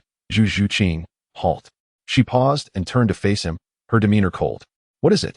Xiao Wu, Tang San, and Ma Hongjun also stopped to observe the two. "What is your relationship with that Gu Yi?" Though Dai Mubai did not articulate his question fully, Zhu Zhuqing and Tang San seemed to grasp his meaning. "What does it concern you?" Zhu Zhuqing replied indifferently. "What does it concern me?" "Humph, Zhu Zhuqing. Do not forget your identity," Dai Mubai retorted, his anger evident as he gazed at her. "Does Dai Mubai know this Zhu Zhuqing?" Ma Hongjun leaned closer to Tang San and whispered. "They should be acquainted," Tang San replied, uncertain about the depth of their relationship. but the tone of their conversation and Dai Mubai's concern revealed a familiarity between them. After sizing up Zhu Zhuqing, Ma Hongjuan's eyes lit up. Indeed, Zhu Zhuqing is exceptionally beautiful, with an incredible figure. Could it be that Dai Mubai has taken a liking to her? The thought filled him with regret, for he knew well of Dai Mubai's notorious reputation. Is there anything else? Zhu Zhuqing asked Dai Mubai coldly. She needed to return to her training and could not afford to waste time here. I will ask you once more, what is your relationship with that Guyi? What is going on between you two? Dai Mubai clenched his fists, evidently irritated by Zhu Zhuqing's aloofness. Utterly tedious, Zhu Zhuqing replied frostily. Dai Mubai, you would be better off investing your time in cultivating your strength rather than engaging in baseless jealousy. Or perhaps, you have squandered these years in vain since fleeing here. Dai Mubai clenched his fist, incensed by Zhu Zhuqing's words. He had diligently cultivated his skills over the years, achieving the status of a 37th level soul master. Yet, he detected a note of derision in Zhu Zhuqing's tone, as if she regarded him with disdain. Meanwhile, Tang San, Xiao Wu, and Ma Hongjun had confirmed that Dai Mubai and Zhu Zhuqing were indeed acquainted, and they were curious about the nature of their relationship. Zhu Zhuqing glanced at Dai Mubai and, noticing his struggle to suppress his anger, turned away with an impassive expression. Had Dai Mubai unleashed his fury, she might have respected him a little more. However, his current demeanor dissuaded her from wasting any further time on him. As Zhu Zhuqing departed, Dai Mubai made no attempt to stop her. Dai Laoda, what exactly is your relationship with Zhu Zhuqing? Why did she say you ran away? Ma Hongjun inquired after Zhu Zhuqing had left. To his surprise, Dai Mubai merely snorted coldly and walked away, clearly unwilling to divulge any information. There is definitely something going on between Dai Laoda and Zhu Zhuqing, Ma Hongjun pondered. Indeed, that is quite possible. Dai Mubai's martial soul is the white tiger, while Zhu Zhuqing's is the spirit cat. They do share a connection, Tang San remarked. The two exchanged glances and proceeded back to the men's quarters, while Xiao Wu followed Zhu Zhuqing to the women's dormitory. Upon returning, Xiao Wu, curious about Zhu Zhuqing's relationship with Dai Mubai, pressed her for answers. Zhuqing, do you know Dai Mubai? Yes, Zhu Zhuqing replied, her tone indifferent. No wonder. So, Zhuqing, what is your relationship with Dai Mubai? Xiao Wu continued to inquire. We had a betrothal when we were children. A betrothal? So, Zhuqing, you are Dai Mubai's fiancée? Xiao Wu exclaimed in surprise. I suppose so. Zhu Zhuqing responded flatly. After calming her astonishment, Xiao Wu recalled the day she encountered Dai Mubai and quietly said, Zhuqing, I have to tell you something. When San Gu and I were in Soto City, we saw Dai Mubai entering a hotel with a pair of twins. Humph, despicable man, Zhu Zhuqing scoffed, clearly having deduced the nature of Dai Mubai's character. She held him in contempt and wished only to focus on her own strength. If Dai Mubai continued down such a path of depravity, she would say nothing more, for it was simply not worth her time. Chapter 23. Temptation from Cadden Few. I'm so tired I can't go on, I can't on the other side. Within Shrek Academy, Ning Rongrong, as a support-type soul master, was panting after running several laps around the academy. Hearing her weakened murmurs, Oscar, who was jogging alongside her, quickly suggested, Rongrong, if you're tired, perhaps we should slow down? Ning Rongrong cast a glance at Oscar, and as she reflected on the grievances she had endured throughout her life, she suddenly recalled the words of Gu Yi, who had previously advised her that increased physical activity would aid in her growth and development. The mere thought of growth invigorated her, transforming her fatigue into unwavering determination. With a firm clench of her jaw, she resumed her run. This illustrates the extent of Ning Rongrong's desire to alter her comparatively unremarkable physique. Oscar, possessing a better constitution as a man, trotted behind her, admiring her graceful figure. As he continued to watch, Ning Rongrong's silhouette became etched in his mind, and he unexpectedly realized his affection for her. Subsequently, he quickened his pace to draw alongside her, eager to engage in conversation while seizing the opportunity to learn more about her, hoping to discover a chance to win her affection. However, Ning Rongrong was preoccupied with Gu Ye's admonitions, barely acknowledging Oscar's presence. Unbeknownst to both Ning Rongrong and Oscar, Flinder had been observing the entire scene. After witnessing Ning Rongrong complete several laps, he retreated to his office to prepare for the following day's classes at the Soto City Grand Soul Arena, where he intended to earn money. Meanwhile, in Soto City, at Gu Ye's medical clinic, after Gu Ye returned from the Lord's residence, He found himself inexplicably cheerful at the thought of his various connections with the enchanting Princess Qian, as well as the promise he made to attend the Grand Soul Arena in Soto. This opportunity would also allow him to collect the soul blood of those soul masters. He tidied up his clinic and then devoted himself to cultivating his soul power. The night passed without incident, and the following day, Guyi rose early to prepare for his journey to the Grand Soul Arena.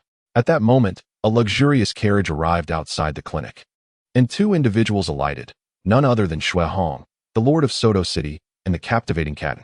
My dear, had you retained Dr. Gu yesterday and treated him well, we wouldn't have to come here so early, Xue Hong lamented, recalling how he had drunkenly failed to persuade Qian to keep Guyi for the night. He cast a reproachful glance at her. Humph, is it not your own fault? You insisted on drinking to excess, leaving me, a mere woman. Unable to convince Dr. Gu to stay, Princess Qian feigned indignation. Faced with his wife's reproach, Xue Hong felt a bit sheepish. Wasn't he merely in high spirits the previous night? Nevertheless, my dear, our visit to Dr. Gu today is still quite essential, he chuckled, deftly diverting the topic. Coincidentally, as they approached the door, they encountered Gu Yi, who was just about to step outside. Dr. Gu. Both Xue Hong and Qian called in unison. What a coincidence. I was just about to leave when Lord Xue and Lady Qian arrived, Gu Yi replied. Indeed, quite the coincidence, Lady Qian said, her smile softening as she scrutinized Gu Yi intently. Xue Hong addressed him affectionately, calling him Dr. Gu with a familiarity akin to that of close friends. After a brief exchange, Xue Hong, seemingly distracted, hastily remarked, Dr. Gu, let us proceed to the Grand Soul Arena at once. Very well, Gu Yi nodded in agreement. He then climbed into the carriage alongside the couple as they set off for the Grand Soul Arena in Soto. However, midway through their journey, the carriage suddenly halted. A soul sage named Qin Shao approached Xue Hong and whispered a few words into his ear. Upon hearing this, Xue Hong's expression shifted from grave to ecstatic. He glanced at Gu Yi with a hint of embarrassment and said, Dr. Gu, I have some matters that require my attention. Perhaps my wife could escort you to the Grand Soul Arena, and she will discuss the subsequent matters with you. Gu Yi cast a glance at the enchanting Princess Qian and then turned his attention to Xue Hong, the Lord of Soto City. Clearing his throat before speaking, might this be somewhat inconvenient? Oh, what inconvenience could there possibly be? It is settled then. My lady, please escort Dr. Gu to the Grand Arena of Soto City later, and do ensure he is well taken care of, Xue Hong replied, preparing to depart with Qin Shao, the soul saint. Before leaving, he earnestly reminded his wife to treat Gu Yi with utmost hospitality and not to slight him. Rest assured, I shall host Dr. Gu splendidly. She assured him. Very well, I shall take my leave, Xue Hong said, stepping down from the carriage and approaching Qin Shao, inquiring with a serious tone. Are you certain the Crown Prince will depart in a few days? Qin Shao nodded affirmatively, confirming that the news from Tiando City was indeed reliable. That is splendid news. Xue Hong expressed joyfully as he left to prepare for certain matters, completely unconcerned about his wife Qian being alone with Gu Yi. Inside the carriage, once Xue Hong departed, the beautiful Qian could no longer suppress her feelings and turned her gaze toward Gu Yi, the man with whom she shared an intimate connection. The carriage now held only Gu Yi and the captivating Princess Qian. With a glimmer of desire in her eyes, Madame Qian, who had initially sat opposite Gu Yi, shifted beside him, drawing near. Dr. Gu, Xue Hong just instructed me to treat you well. You needn't worry. I shall ensure you are attended to properly, she spoke softly, her voice laced with allure. Upon hearing this, Gu Yi felt a flutter of excitement within him, yet being a man of integrity, he could not engage in any impropriety. He cleared his throat and swiftly inquired, Madame Qian, may I ask how your condition is faring? My ailment was indeed exacerbated by you, Dr. Gu. Wouldn't you agree? Qian replied, a playful smile gracing her lips as her enchanting eyes met his. Perhaps I could take a look at your condition? Gu Yi suggested thoughtfully. That would be most gracious of you, doctor, she said as she gently took his hand and placed it upon the area of her ailment, right over her chest. Thump, thump. Within the carriage, Gu Yi felt Qian's heartbeat quicken. Her eyes, shimmering like autumn waters, gazed deeply into his, causing him to question whether she was truly unwell. Doctor, my heart races so rapidly. Can you feel it? Madame Qian inquired softly. Gu Yi nodded slightly, acknowledging the rapid pace of his heartbeat, which felt somewhat tender. After a moment, he regarded Madame Qian's voluptuous and charming visage with a hint of gravity. Your ailment is rather severe. Recovery will not be achieved overnight. Madame Qian, clutching Gu Yi's hand tightly against her chest, gazed at him with anticipation. Might you enlighten me about the treatment process, so that I may prepare myself mentally? Gui glanced at his hand, which was resting on Madame Caden's bosom, and said lightly, one must invigorate the meridians. The path is obstructed, yet must be traversed. Therefore, esteemed physician, I entrust my ailment to your care. Madame Caden looked at Gui with a bashful expression, for she comprehended the profound implications behind his words. Gui nodded reassuringly, rest assured, it is my duty to aid patients, and only I am suitably qualified to treat your ailment. With that, Madame Caden grasped Gui's hand with increasing intensity. The carriage continued its journey towards the Grand Seoul Arena of Soto City, accompanied by the rhythmic thuds of galloping horses.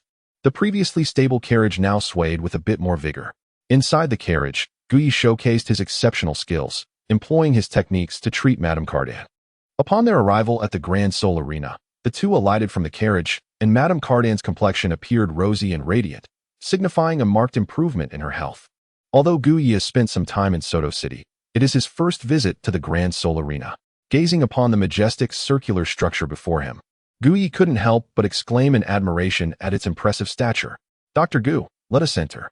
The Seoul battle competition does not commence until evening. Once inside, please accompany me to my room. I wish to extend my hospitality to you. As the evening progresses and the competition begins, there will be an influx of injured soul masters, and I will require your expertise. It is no trouble at all. As a physician, it is my duty to heal.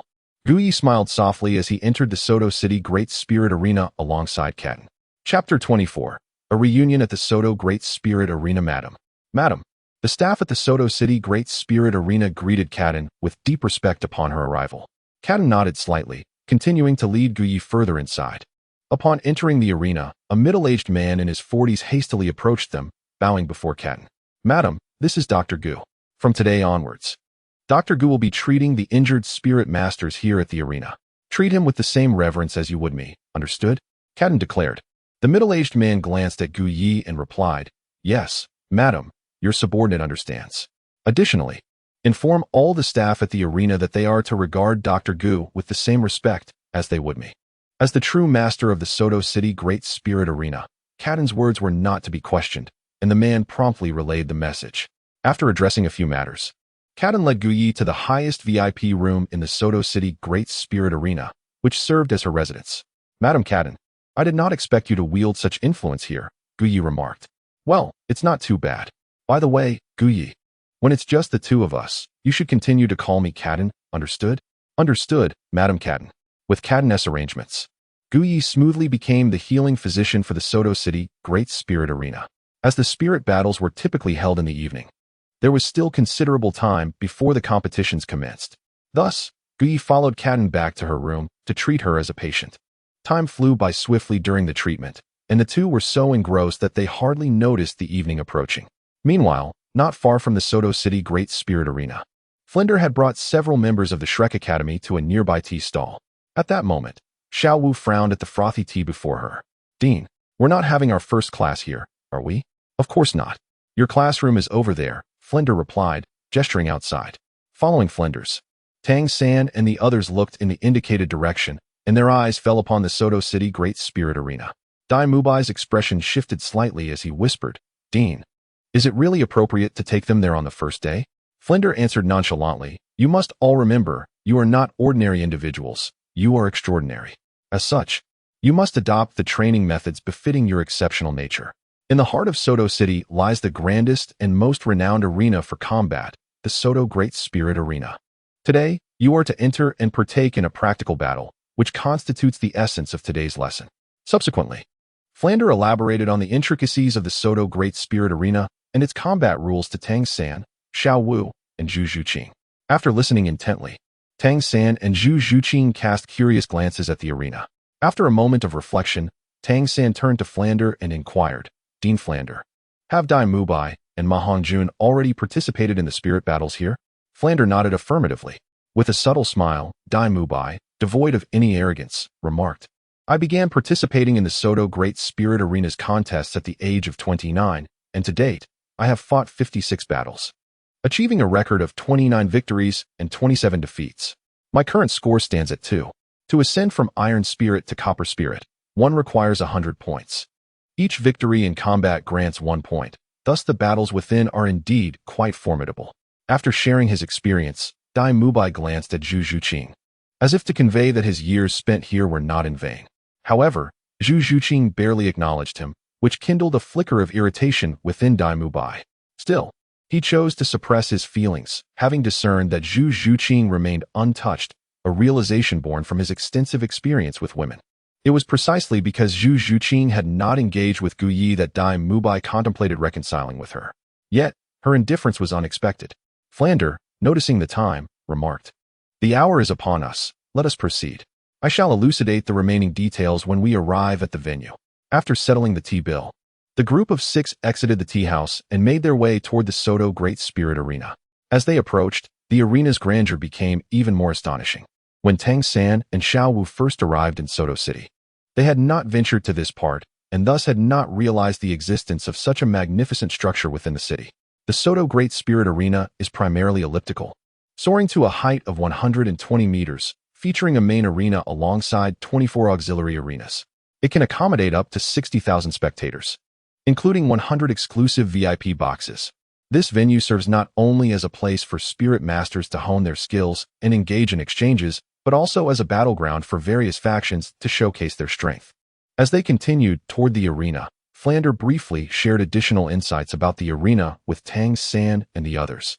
Meanwhile, within the highest VIP room of the arena, the treatment session between Gu Yi and Madame Cadden had come to a close. "Madame Cadden, I have just helped to clear the blockages in your meridians.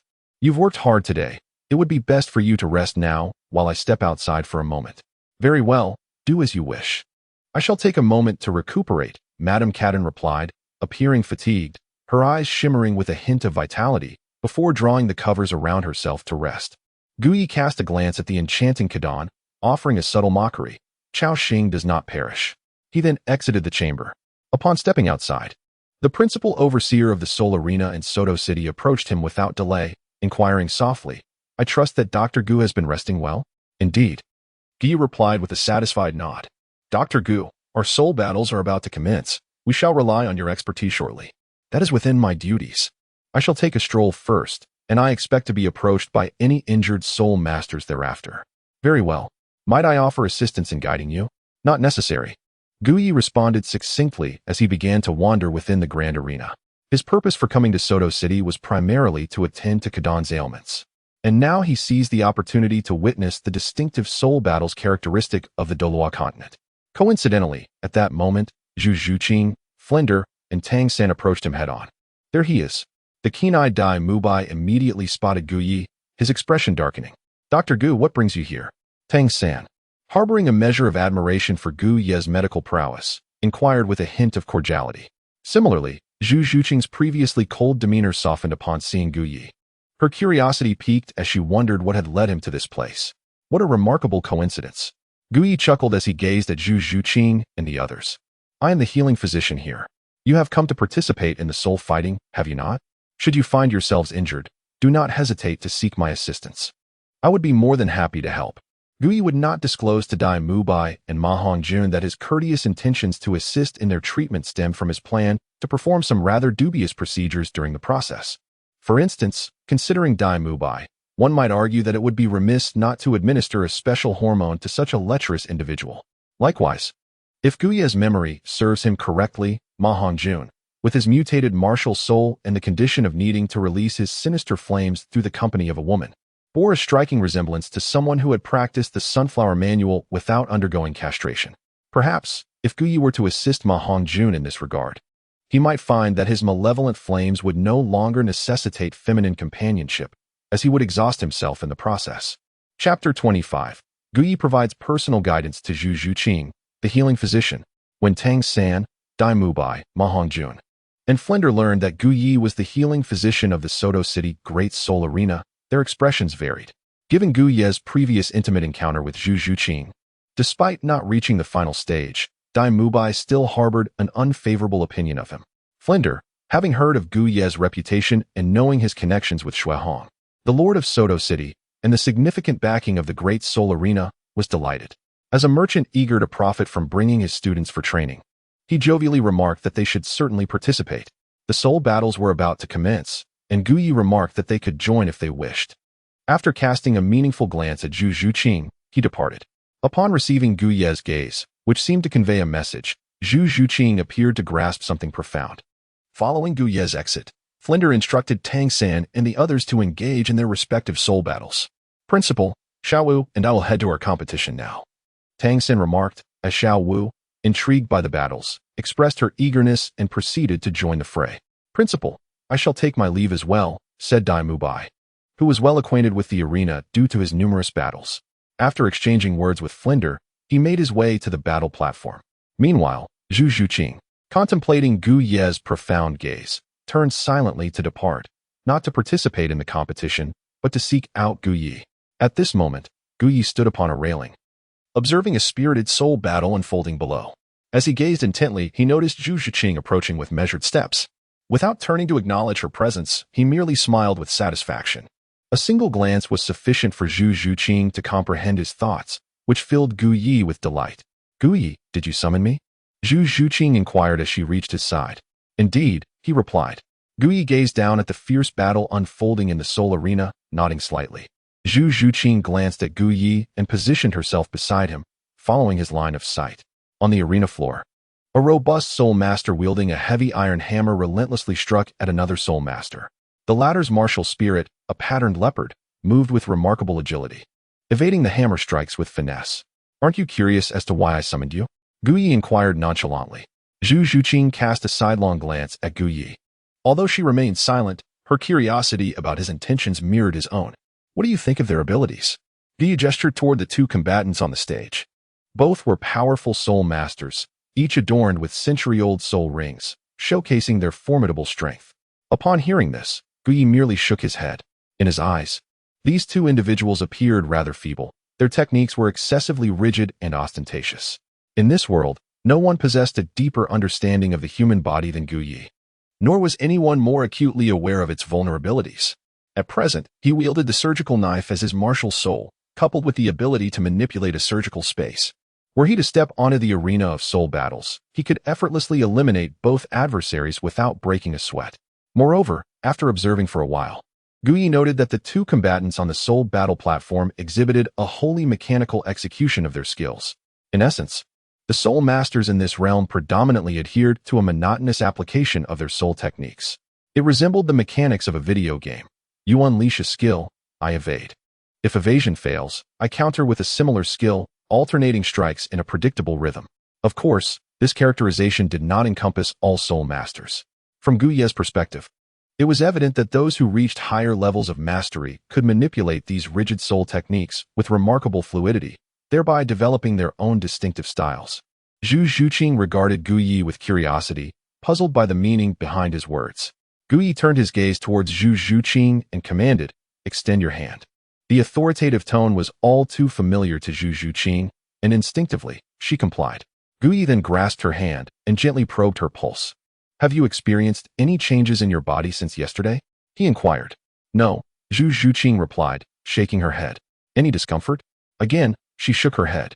"Have you noticed any enhancement in your martial soul?" "Yes," Zhu Zhuqing affirmed with a nod. Upon returning home last night, she had discovered that her martial soul, the nether cat, was imbued with a mysterious dark aura reminiscent of flames. However, this flame was still nascent and somewhat feeble. She was unaware of its specific capabilities, as she had not tested it with anyone. She had yet to share this development with others, but now, in the presence of Gu Ye, she felt compelled to reveal it. After listening attentively, Gu Ye examined other aspects of Zhu Zhuqing's physique and, satisfied, nodded approvingly. "You are to participate in the soul battle competition shortly, correct?" he inquired. "Indeed," she confirmed. "Come with me. I have something to discuss with you." Gu Ye took Zhu Zhuqing's hand and led her towards a VIP room within the soul battle arena. As she walked alongside him, Zhu Zhuqing realized she felt no resistance. She was effortlessly drawn into the room by Gu Ye's guiding hand. After Gu Ye closed the door, he turned to Zhu Zhuqing and said, "Unleash your black flames for me to see." "All right." Zhu Zhuqing trusted Gu Ye implicitly, as her possession of this power was entirely due to him. Without hesitation, she released it. She raised her hand, and with a whoosh, a small yet seemingly feeble black flame appeared in her palm. This flame had gradually manifested within her martial spirit since her return yesterday, yet she remained unaware of its capabilities. Do you know what it can do? Zhu Zhuqing inquired. Looking at Gu Yi. Fool. Gu Yi flicked Zhu Zhuqing's forehead, exasperated. It's your martial spirit. How would I know? Upon hearing Gu Ye's teasing remark, Zhu Zhuqing's previously stoic face flushed slightly, unsure whether it was due to his affectionate gesture or something else. When you compete later, you can utilize this black flame to test its abilities, and then inform me of its specific powers, understood?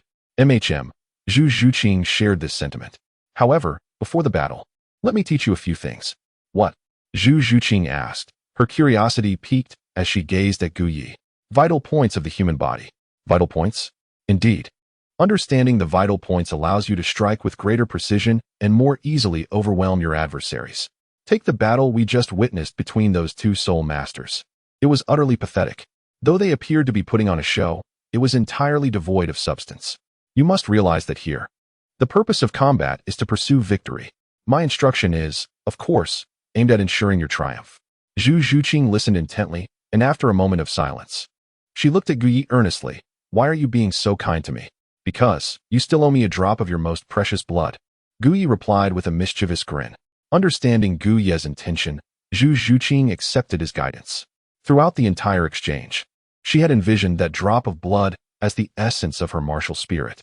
Gu Yi then began instructing her on various human anatomy aspects. Lacking physical representations in the room for Zhu Zhuqing to practice on, Gu Yi reluctantly allowed her to observe his robust physique. He then looked at her seriously. Remember, I am teaching you now. Do not fixate on trivial matters or let your mind wander, understood? Zhu Zhuqing affirmed with a nod, with unwavering focus. She attentively absorbed Gu Ye's teachings as she gazed at his form. Gu Yi gently took Zhu Zhuqing's delicate hand and placed it upon his chest. Imparting wisdom, this is the most vulnerable part of a human being, the heart. However, in the heat of battle, each individual tends to guard this area with great diligence, making it a rare opportunity for an attack. Therefore, in such moments, you must strike at another's weak point. Gu Yi held Zhu Zhuqing's hand, demonstrating step by step to help her understand the most vulnerable parts of the human body, those susceptible to fatal harm. Zhu Zhuqing listened intently, her gaze equally focused, aware that Gu Yi was sincerely teaching her without ulterior motives. Through this guidance, she acquired a wealth of valuable knowledge and uncovered information previously unknown to her, while also witnessing the impressive strength of Gu Ye's physique.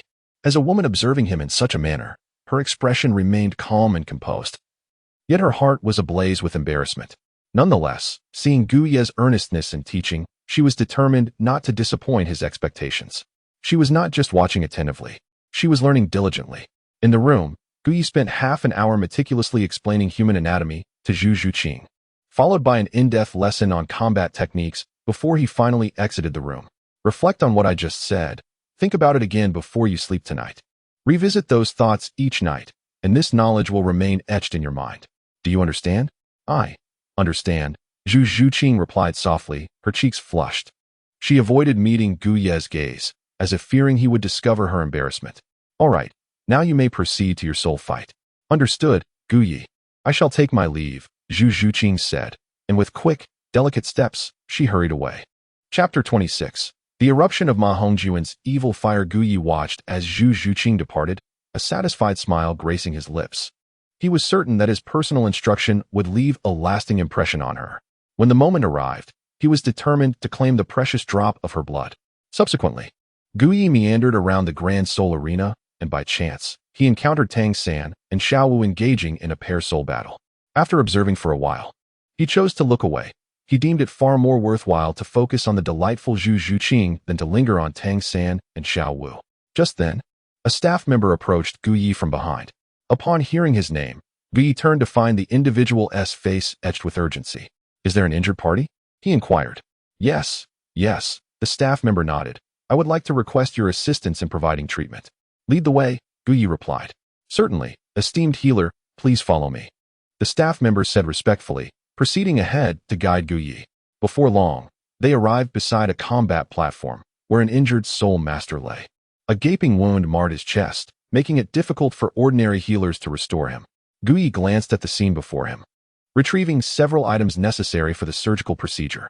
He summoned the surgical dagger of his martial soul, and a flash of white light erupted, enveloping the injured and unconscious soul master in a surgical space as he commenced the operation. The staff and onlookers, witnessing Gu Ye's remarkable healing technique, were filled with awe. Moments later, the Soul Master, who had suffered a grievous wound to his chest, regained consciousness, and Gu Ye had nearly completed the treatment of his injuries. Now, please release your martial soul, Gu Ye said, for after the healing, it was only natural that he would collect his fee, which, in this instance, was the essence of the martial soul, the blood. Certainly, replied the patient without hesitation, unleashing his martial soul. A long staff emerged, radiating a formidable presence. Gu Ye swiftly sliced to collect the blood of the soul weapon, only to find, upon the system's assessment, that it was merely low-grade soul blood, prompting a sigh of disappointment. He then continued to wander through the soul arena in Soto City, where the injured were. There too was his presence. Kill him! Kill him! As he passed by a battle stage, Gu Ye was struck by the fervent shouts. A glance at the arena revealed none other than Ma Hongjun, one of the Shrek's 7 monsters, engaged in combat. He paused to observe for a moment. On the arena stage, Ma Hongjun unleashed torrents of flames, appearing magnificent and valiant, while his opponent, a Grand Soul Master who had achieved 10 victories in the arena, wielding the spirit of a hunting falcon, was being relentlessly driven back by Ma Hongjun's prowess. With Hongjun's strength, victory is surely within reach. It seems this match will yield substantial rewards. Initially intending to depart after watching Ma Hongjun's duel, Gu Ye was suddenly drawn back by a familiar voice, tinged with the essence of a cunning merchant. Turning around, he found it was none other than Flinder, that unscrupulous trader who would wager his own disciples for profit. When Gu Ye encountered Flander, in turn, noticed Gu Ye as well. Oh, is this not the esteemed Dr. Gu? Are you also here to witness the splendid duel of the Red June? Flander, suppressing a mischievous grin, approached Gu Ye with a cheerful demeanor and greeted him courteously. Gu Ye shook his head and chuckled. Dean Flanders is indeed quite enthusiastic. Alas, it is not an easy task for the dean of my humble academy to earn a modest living. Upon finishing his words, Flanders stood beside Gu Ye, gazing at the platform above with a beaming smile. Gu Ye noticed that Flandra had not departed and, rather than hurrying off to another location, he too directed his gaze towards the soul arena. Gu Ye's gaze was piercing as he observed Ma Hongjun, who was being relentlessly pushed back by the Falcon Spirit Master in the soul arena. With a smile, he remarked, Dean Flander, it appears your disciple may be in a spot of trouble. Curious, Flander inquired, why do you say that, Master Gu? As the physician for the Soto City Soul Arena, Gu Ye was treated with utmost respect by Flander. Your disciple's vital energy is in turmoil, while his flames possess considerable power. His opponent is an agile and cunning spirit master, adept at leveraging his speed. It seems your disciple's martial spirit has certain flaws, and it is precisely these flaws that will lead to his inevitable defeat in no time. Upon hearing this, Flander's smile faded as he turned his gaze towards Ma Hongjun. He realized that Gu Ye had indeed discerned the deficiencies in Ma Hongjun's martial spirit. As he observed the change in Ma Hongjun's complexion, a sudden thought struck him. Oh no, Flander exclaimed, remembering Ma Hongjun's malevolent fire. At that moment, Ma Hongjun, who had been dominating the Falcon Spirit Master, suddenly felt a surge of energy within him, causing his face to turn as red as fire. This change caused his attack to momentarily falter. The Falcon Spirit Master, sensing the opening, sneered, at last, a flaw has appeared. Second soul skill, Bloodthirsty Eagle Claw. In an instant, the Falcon Spirit Master lunged at Ma Hongjun like a cheetah pouncing on its prey. Clearly not himself. Ma Hongjun was caught off guard as the beast-like eagle claw struck his chest with tremendous force. Bang! The powerful blow left several crimson marks on Ma Hongjun's chest, and he was sent crashing out of the arena. Oh, it's so hot, so hot. Ma Hongjun cried out in agony as he rolled on the ground, desperately tearing at his clothes. The referee, about to announce the outcome of the match, was momentarily stunned upon seeing the red steam rising from Ma Hongjun's body. Outside the arena, Flander realized that Ma Hongjun was experiencing an outbreak of malevolent fire. He quickly leaped down to assist him. However, by that time, Ma Hongjun was already in a state of frenzy, mistaking Flander for a woman as he was helped up. In a shocking turn of events that elicited laughter from all the spectators in the arena, Ma Hongjun attempted to embrace Flander and kiss him, making indecent gestures. How unfortunate that the malevolent fire had to erupt at this moment, Flander thought, unfazed by Ma Hongjun's advances. He focused his soul power on suppressing the chaotic flames within him. Having dealt with such situations numerous times before, he knew he had to take this troublesome boy to a brothel first. As Flander contemplated rendering Ma Hongjun unconscious to escort him to the brothel for relief from his inner turmoil, a sudden thought of Gu Yi, the physician, struck him. The people of Soto City spoke of his medical prowess with almost mythical reverence, and as the healer for the Soto arena, he had just discerned Ma Hongjun's martial spirit deficiency and the eruption of his inner fire. Surely, he must possess a remedy for such ailments. Thus, Flander called out to Gu Yi, Dr. Gu, as the esteemed physician of the Soto arena, Ma Hongjun is injured. Will you not lend your expertise to aid in his treatment? Upon hearing Flander unabashedly request his assistance in treating Ma Hongjun, Gu Yi descended in silence. Chapter 27. The Treatment Method for Ma Hongjun. Gu Yi glanced at Ma Hongjun and immediately discerned his condition. He produced a calming agent and swiftly administered it with a single injection into Ma Hongjun's posterior. Upon the introduction of the medication, the previously agitated Ma Hongjun, who had been shouting and groping indiscriminately at Flander, was instantly pacified. Flander, holding Ma Hongjun, was intrigued by how effortlessly Gu Yi managed to quell the chaotic outburst. He looked at Gu Yi and inquired, Dr. Gu, what is this remarkable substance? Its efficacy is truly astounding. It was well known that in the past, Ma Hongjun's outbursts could scarcely be subdued without the presence of multiple women. Yet Gu Yi had managed to resolve the situation with a mere injection. What a remarkable item. Gu Yi chuckled, putting away the calming agent. Is that so? Flander redirected his gaze to assess Ma Hongjun's condition, noticing the retreat of the chaotic energy. And recalling Gu Ye's identity along with the earlier substance, his eyes lit up as he said, Dr. Gu, as the healer of the Grand Soul Arena, given that this young lad has sustained such serious injuries during the battles, should you not extend your assistance in his treatment? With that, Flander regarded Gu Yi with a knowing smile. As Gu Yi beheld the cunning smile of Flander and glanced at Ma Hongjun, he contemplated the task at hand and thoughtfully remarked, Follow me. All right, I appreciate your assistance, Dr. Gu, Flander replied, carrying the unconscious Ma Hongjun in tow. He remained uncertain whether Gu Yi could genuinely provide treatment, nor did he harbor any expectations that Gu Yi could rectify Ma Hongjun's soul defect. However, witnessing Gu Yi administer a needle to Ma Hongjun, effectively suppressing the malevolent fire within him, instilled a glimmer of hope. Should he acquire this remedy from Gu Yi, the sudden outburst of Ma Hongjun's sinister flame in the future would no longer pose a concern. Before long, Gu Yi arrived at the treatment room within the grand arena. Flander closely followed, placing the unconscious Ma Hongjun onto the bed, and then turned to Gu Yi with a beaming smile, saying, I appreciate your help, Doctor. Gu Yi remained unfazed as he approached Ma Hongjun, examining the internal condition of his body. He initially intended to extract Ma Hongjun's martial spirit blood. However, the unfortunate reality was that only by Ma Hongjun willingly releasing his martial spirit could Gu Yi seize the opportunity to extract it. Given that Ma Hongjun was currently unconscious, such a task was rendered impossible. After conducting a meticulous examination, Gu Yi turned to Flander and stated, I have a general understanding of his condition. The defect in his martial spirit has led to an uncontrollable eruption of malevolent flames. Flander, filled with urgency, inquired, Is there any way for the ancient physician to treat this? He had sought the expertise of numerous healing soul masters regarding Ma Hongjun's martial spirit defect. Yet in this world, who possessed the capability to mend such flaws within a martial spirit? Nevertheless, Gu Yi had discerned the defect in Ma Hongjun's martial spirit at a glance and could swiftly suppress it, instilling a glimmer of hope in Flander. If Gu Yi could indeed heal Ma Hongjun, then Flander would no longer need to harbor concerns about Ma Hongjun's physical condition, nor would he have to endure the awkwardness of Ma Hongjun's indiscriminate affections, ultimately leading him to seek out women in brothels. Upon hearing this, Gu Yi smiled without uttering a word. After a brief silence, he glanced at the unconscious Ma Hongjun and extended a finger, revealing a method to quell his malevolent flames. What method? Flander asked, his excitement evident as he gazed at Gu Yi. Gu Yi shook his head and remarked, This method is rather unconventional, and it is likely that both you and Ma Hongjun would find it difficult to accept. Whether or not it is spoken of makes little difference. However, esteemed physician, regardless of the approach, as long as it can alleviate the malevolent fire afflicting young Hongjun, I implore you to share it with me. This is of utmost importance to both Hongjun and myself.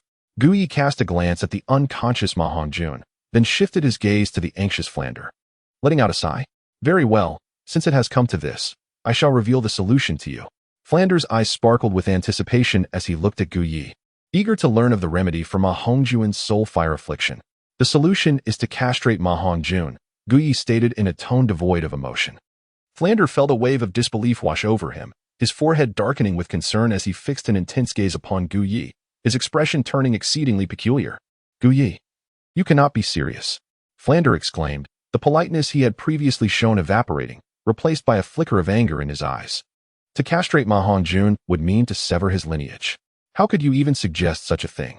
In the depths of Gu Ye's heart, a quiet chuckle emerged as he spoke. Dean Flander, it was you who urged me to share this, and indeed, it can alleviate Ma Hongjun's malevolent flames.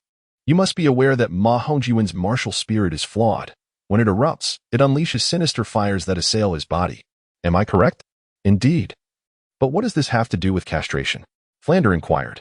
Naturally, it holds significance, Gu Yi replied with a confident smile. Allow me to pose a question. When Ma Hongjun's malevolent flames ignite, do you not often take him to seek the company of women to relieve his pent-up energies? That is true, Flander nodded. This is the crux of the matter. Ma Hongjun's malevolent flames require the presence of women. After engaging in intimate relations, his sinister fire dissipates.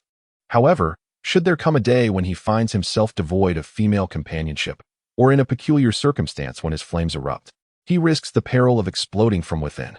The act of castration, however, would enable Ma Hongjun to release these malevolent flames without the need for women, as he could either let them escape naturally or expel them by his own means. Though Gu Yi secretly chuckled within, he refrained from jesting, as he spoke the truth. Presently, Ma Hongjun's predicament resembled that of someone who had practiced the evil-repelling sword manual without undergoing castration. Should he undergo such a procedure, his malevolent energy would naturally dissipate. Or he could expel it voluntarily. Afterward, Ma Hongjun would undoubtedly emerge as the most formidable individual on the Douluo Continent. Upon hearing Gu Ye's explanation, Flinder's brow remained furrowed. Yet after careful contemplation, he discerned that Gu Ye's words bore a semblance of reason. Ma Hongjun's malevolent fire required a woman to alleviate it. And if he were indeed castrated, it seemed plausible that the release could occur. Or perhaps Ma Hongjun could manage it himself. Wait a moment. Flinder realized he was inadvertently following Gu Ye's train of thought, and a sense of frustration began to envelop him. After all, Ma Hongjun was not only his cherished disciple, but also a man. What would it mean to castrate him? Not only would Flinder never consent, but Ma Hongjun himself would certainly object as well. Director Flinder, Gu Yi remarked, I just conveyed to you that this solution is akin to saying nothing at all. Now that I've shared it, whether or not it is implemented is a matter between you and Ma Hongjun. For now, he is out of danger. But I must attend to other matters outside. Ponder this carefully, or wait until he awakens to discuss whether life or dignity holds greater significance. After Gu Yi finished speaking, he turned to leave. However, Flinder called him back with a serious expression. Is there truly no other way, Gu Yi? Not at the moment, Gu Yi replied. Even if there were, it would be improbable for me to assist Ma Hongjun in his treatment, as we are not related. Were it not for my intent to collect Ma Hongjun's martial soul blood, I would not have been so courteous as to inform Flinder that castration could alleviate Ma Hongjun's malevolent fire. As Gu Yi exited the treatment room, Flinder gazed at Ma Hongjun, his face a mask of conflict. The only solution to remedy Ma Hongjun's affliction lay in castration. Without it, Ma Hongjun would resort to seeking solace with women, ultimately leading to a catastrophic demise. Alas, perhaps it is best to postpone this matter for a while. After all, Hongjun's health is not in grave jeopardy at present. Flinder resolved to withhold this course of action from Ma Hongjun for the time being, believing that should desperation arise, he might still present Ma Hongjun with a choice. Upon leaving the treatment room, Gu Yi made his way to the Soul Master area of the battle arena. Just as he emerged, a staff member rushed over. Dr. Gu, we have a rather challenging patient in need of your assistance. Lead the way, Gu Yi replied.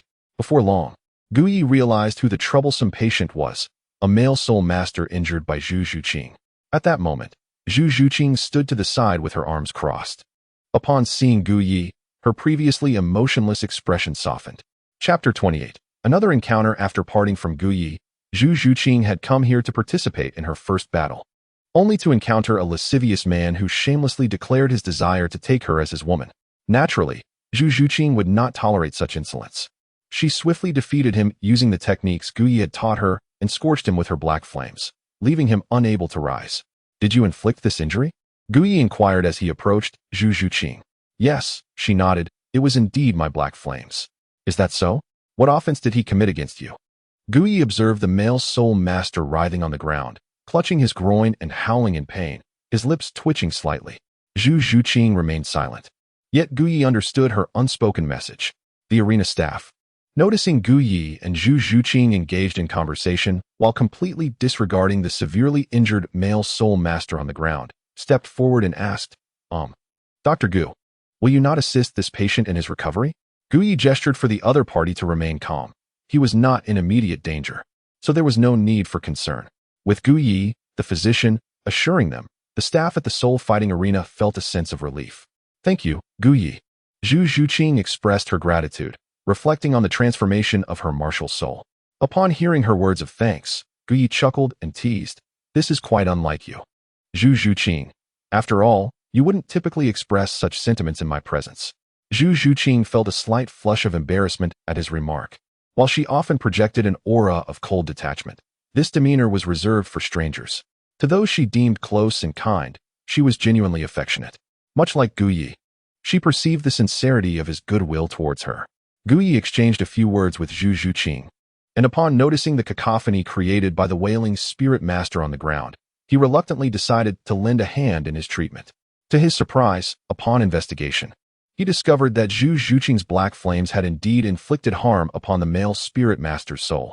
This revelation indicated that Zhu Zhuqing's black flames possessed the capability to launch a soul attack against spirit masters. It is well understood that the soul is of paramount importance to a spirit master, as it directly influences their mental prowess. Consequently, the scorching of the opponent's soul by Zhu Zhuqing's black flames had inadvertently inflicted mental damage upon herself. Gu Yi's healing abilities were indeed effective, yet the process was rather taxing. He administered a simple treatment to the injured male spirit master, pausing only when it appeared that the wounds had mended. Subsequently, Gu Yi turned to Zhu Zhuqing and inquired, "Shall we take a stroll?" Zhu Zhuqing nodded in agreement. The two walked side by side, engaging in conversation that suggested mutual respect and camaraderie. As Gu Yi walked, he remarked, "How did it feel to battle with your new martial spirit? You seem stronger than before, your speed has increased, and your attack power has intensified. Indeed, has both speed and attack power improved?" Gu Yi responded thoughtfully, "Zhuqing, let me impart a crucial piece of wisdom that you must remember. Speed is your greatest characteristic and your most significant asset. In the realm of martial arts, nothing is invulnerable, only speed remains unbroken. If you can attain this level of mastery, your power will rival that of anyone else at your rank." Zhu Zhuqing pondered Gu Yi's words. She pursued an agile attack style, and her martial spirit's abilities were all speed-oriented. If she could truly reach the pinnacle of speed as Gu Yi suggested, it would be remarkable. Upon reaching a corner, Zhu Zhuqing halted and gazed at Gu Yi, her eyes reflecting an emotion that seemed to convey gratitude. "Gu Yi, why are you so kind to me?" she inquired. "Because I desire your essence," was not Gu Yi's true reason. He paused, placing his hand on Zhu Zhuqing's shoulder, and said earnestly, "Because you owe me a drop of your most precious blood." "Is that the only reason?" Zhu Zhuqing sensed there was more beneath the surface, feeling that Gu Yi had other motives. "What? Do you wish for me to have ulterior motives towards you? Or do you hope I have deeper intentions, such as falling for you, wanting to draw closer, and then consume you?" Gu Yi teased, his hand gently caressing Zhu Zhuqing's cheek as he leaned closer to her ear. Their actions appeared intimate, exuding an unmistakable air of ambiguity. Zhu Zhuqing, feeling Gu Yi's hand on her face and hearing his playful remarks, realized she felt no aversion, perhaps attributing it to Gu Yi merely jesting with her. Just then, a figure approached, looking around curiously. It was Dai Mubai.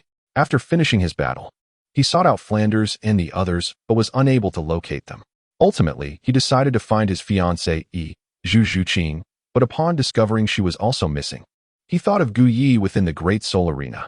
The moment he recalled Gu Yi, Dai Mubai's mind drifted to the close relationship between Zhu Zhuqing and Gu Yi, and instinctively, he worried whether Zhu Zhuqing had gone to find Gu Yi. This thought unsettled him, prompting him to search urgently. Just at that moment, Dai Mubai focused his gaze and spotted the two, intimately leaning against the wall at the corner, his fiancée, Zhu Zhuqing, and that physician, Gu Yi. "Zhu Zhuqing, what are you doing with him?" Dai Mubai's voice was cold as he strode over, his expression devoid of emotion.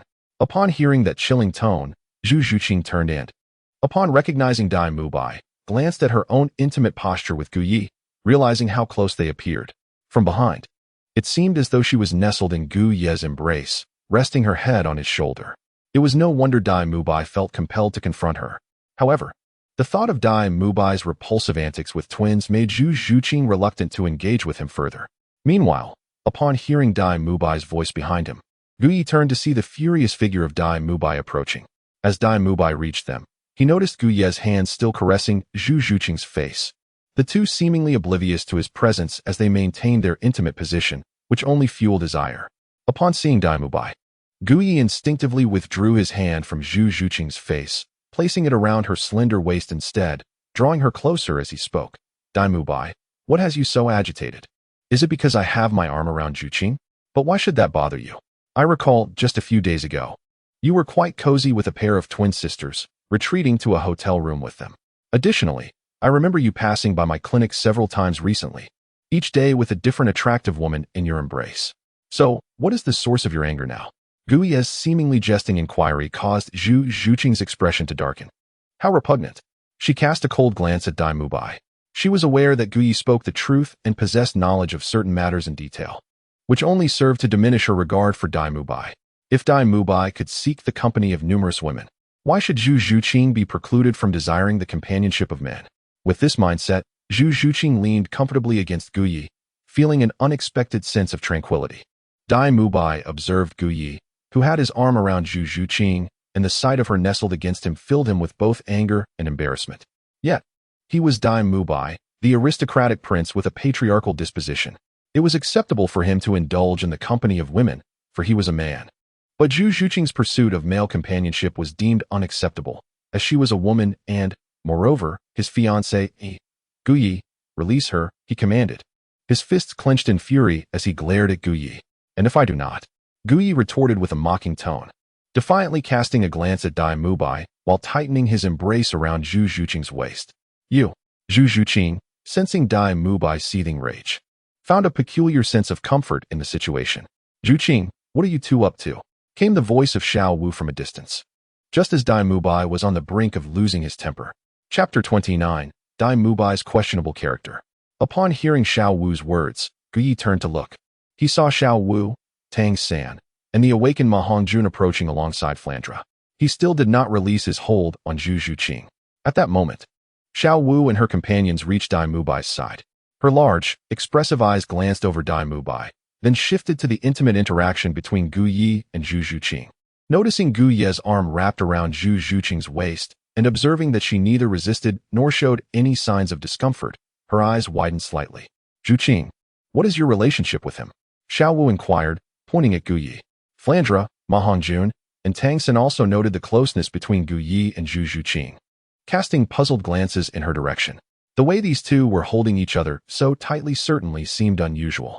Realizing how their closeness appeared under the scrutiny of her friends, Zhu Zhuqing felt a blush creeping onto her cheeks. She looked at Guyi, silently urging him to release her. Guyi still held a profound respect for Zhu Zhuqing. After releasing her waist, he cast a glance at Flandre and sighed. Director Flandre, it appears that the conduct of your students leaves much to be desired. Flandre furrowed his brow, perplexed by Guyi's insinuation. He glanced at Dai Mubai and then at Zhu Zhuqing, pondering whether there existed any connection between them. Since Dai Mubai had never mentioned anything to him, he was entirely unaware of their relationship. Mubai, what is the meaning of this? He inquired, directing his attention towards Dai Mubai. Director Flandre, Zhuqing is Mubai's fiancée, Xiao Wu whispered discreetly into Flandre's ear. Upon hearing this, Flandre was taken aback, and it seemed that he finally grasped the reason behind Dai Mubai's evident anger. Witnessing his fiancée in close proximity to another man was bound to provoke his ire. Master Gu, your statement seems rather misguided. I perceive the issue of character does not reside with my student. Flandre replied with a tone that was neither warm nor cold. If Zhu Zhuqing was indeed Dai Mubai's fiancée, then the one lacking in character should be Guyi. After all, who was it that dared to engage intimately with another man in front of Dai Mubai, the true fiancé? Director Flandre, can it be that you, as the head of Shrek Academy, are unaware of Dai Mubai's true nature? His private life is scandalous, frequenting places of ill repute day and night. And at such a young age, he has been with countless women. Just recently, he was involved with a pair of twins. Surely, as his director, you cannot be oblivious to his illustrious escapades? During my months running a clinic in Soto City, I have witnessed him escort numerous women to lodgings. Director Flandre, Can you truly defend a man who, despite having a fiancée, has lost count of the women he has dallied with? Does such behavior not warrant a question of character? Furthermore, to my knowledge, your student Dai Mubai has also committed the remarkable act of abandoning his fiancée to flee alone. Director Flender, would you not consider such conduct to be indicative of a serious moral failing? Gu Ye's words detonated in the minds of Xiao Wu, Tang San, and the others like a deep water bomb. They hastily turned their gazes towards Dai Mubai, eager to ascertain the veracity of Gu Ye's claims. Flander, being somewhat acquainted with Dai Mubai's private life, and Ma Hongjun, who often indulged in escapades with him, were well aware of the implications. However, now that Gu Ye had openly exposed these truths, their expressions soured noticeably. Likewise, Dai Mubai's countenance darkened, his face a stormy hue, as every word uttered by Gu Ye rang true, leaving him devoid of any opportunity to refute the accusations. Beside Gu Ye, Zhu Zhuqing regarded him with gratitude, understanding that he was standing up for her, yet she was perplexed as to how he possessed such extensive knowledge. As for you, Dean Flander, this academy indeed admits students based on merit, yet should one's character be lacking, it is only a matter of time before calamity ensues. Of course, this is a concern for your Shrek Academy. I am merely a physician without the authority to intervene. However, since Zhu Zhuqing is my patient, I feel compelled to voice my opinion. Having said his piece, Gu Ye prepared to attend to his duties, but paused momentarily. Dean Flander, I may soon have new insights regarding the treatment of Ma Hongjuan's martial soul deficiency. Should you wish to discuss it, feel free to seek me out. With that, Gu Ye cast a glance at Zhu Zhuqing, whispered something in her ear, and departed. As Gu Ye left, Dai Mubai, Tang San, and the others made no attempt to stop him, nor did Flander, as they were acutely aware that they were in the Soto City Great Soul Arena, a place that demanded respect and decorum. After Gu Ye's departure, Flander's unsightly expression finally improved somewhat. After all, the dean was embarrassed by the disparaging remarks made about the students of the academy. Mubai, upon returning to the academy, you must reflect seriously, Flander admonished. Glaring at Dai Mubai, yes, Dean, Dai Mubai replied, feeling a bit ashamed as he lowered his head. He glanced at Zhu Zhuqing, who was crossing her arms and not sparing him a single glance, and silently vowed that once he resolved matters with her, he would showcase his strength. Furthermore, do not let me catch wind of your escapades with women in the future, Flander remarked, recalling Gu Ye's earlier comment about Dai Mu by abandoning his fiancée to flee. As for your situation with Zhu Zhuqing, you both must handle it well. However, remember this, once you enter Shrek Academy, you are a student of Shrek Academy, and mutual support is fundamental. Flander remained the protective figure he always was. He would not expel Dai Mubai for his questionable conduct with women. After delivering his lecture, he departed from the Soto City Great Spirit Arena to attend to matters concerning the spirit battles. Zhu Zhuqing cast a glance at Dai Mubai and, with a cold snort directed at Dean Flander, exited the arena. Zhuqing, wait for me, Xiao Wu called out to Tang San before following Zhu Zhuqing. The two engaged in conversation as they made their way back to Shrek Academy. Tang San, Dai Mubai, and Ma Hongjun had no choice but to leave as well. On the road back to Shrek Academy, Ma Hongjun, recalling Gu Ye's words, quietly inquired, Boss Dai, was what Gu Ye said about you abandoning Zhu Zhuqing to escape true or false? Tang San also looked at Dai Mubai with curiosity. If Zhu Zhuqing truly was Dai Mubai's fiancée, then his abandonment of her would indeed be inappropriate, and his character. It seemed to align with Gu Ye's assertions. Dai Mubai remained silent for a moment, his face a mixture of conflict as he responded, Fatty, Tang San. If faced with a life-threatening situation where escape was the only option, would you consider my actions wrong? Ma Hongjun scratched his head, unsure of how to respond. Tang San chose not to elaborate, recognizing that his relationship with Dai Mubai did not afford him the liberty to voice much. However, given a choice, he would not flee. If the positions of Xiao Wu and Zhu Zhuqing were reversed, he would fight fiercely for Xiao Wu. Dai Mubai seemed to sense their reactions, a glimmer of light flashing in his eyes. He did not believe he was in the wrong. If such a situation were to arise again, he would make the same choice, for only by fleeing could he grasp a sliver of life. As for abandoning his fiancée, Zhu Zhuqing, at that time, he and she shared no emotional bond whatsoever. Moreover, being born into royalty necessitated a certain coldness. Let us not dwell on that any longer. By the way, what of Dean Flander? Tang San interjected, sensing the atmosphere growing heavy. The dean? He has likely gone off to gamble again. Gamble? Tang San gazed at Ma Hongjun in confusion. After Ma Hongjun elucidated the matter, Tang San finally comprehended the purpose of Flinder's actions. It turned out that they were wagering on their soul fighting competition, and he was now off to collect the stakes. Chapter 30. The Battle of Wits with the charming Madame Cadden. By the way, Tang San, Dai Mubai. Do you understand what that Guyi meant when he mentioned treating my martial soul deficiency? Ma Hongjun recalled Gu Ye's earlier conversation with Flinder and turned to the two for clarification. Dai Mubai shook his head, and Tang San mirrored his uncertainty. Never mind. It would be best to wait for Dean Flinder's return to inquire further. Ma Hongjun reflected on how fortunate he was not to have sought a woman after his earlier bout of chaos, suspecting it might somehow relate to Gu Yi. Meanwhile, at the Soto City Grand Soul Arena. After completing today's treatment tasks, Gu Yi glanced at the Soul Arena in Soto City, where he had gathered around 20 soul bloods, and sighed. Although there were more soul masters in the Soto City Soul Arena, the majority possessed only low-level martial souls with scarcely any mid-level ones, which left Gu Yi feeling somewhat disappointed. Nevertheless, he thought to himself that there would be ample opportunities in the future. Just as he was about to depart from the Soto City Soul Arena and return to the clinic, the elegant young woman, Cadden, called out to him. Dr. Gu, are you leaving? Yes, Madam Cadden. The night is late, and I have matters to attend to at the clinic tomorrow, so I must return. Allow me to escort you, she offered. Oh, I couldn't possibly impose, Gu Yi replied, attempting to decline. There's no need for concern. Shuihong has instructed me to take good care of you. It wouldn't be safe for you to return alone at this hour. It is much better that I accompany you, Cadden said with a smile, as she instructed her servants to prepare a carriage. Gu Yi understood that he could not refuse, so he merely made an excuse and agreed. Let us go, Cadden said with a smile, inviting Gu Yi to get into her car. Gu Yi cast a discerning gaze upon the enchanting figure of Cadden as he ascended into her carriage. The vehicle moved slowly, carrying Gu Yi and the captivating young woman away from the Grand Soul Arena of Soto City, returning towards the medical establishment. Inside the carriage, Gu Yi maintained an air of solemnity, seated upright. In contrast, Cadden's cheeks displayed a delicate flush, her eyes sparkling with a playful yet profound intrigue as she regarded Gu Yi. In this confined space, the atmosphere grew increasingly nuanced. At that moment, Cadden shifted, positioning herself beside Gu Yi. She lifted the curtain to glance at the guard steering the carriage, then surveyed the nearby protector, before closing the curtain and leaning gently into Gu Ye's embrace. Dr. Gu, she murmured, I find myself feeling unwell once more. As she spoke, Lady Cadden took Gu Ye's hand, guiding it to her heart, eager for him to feel the fervent rhythm of her racing pulse.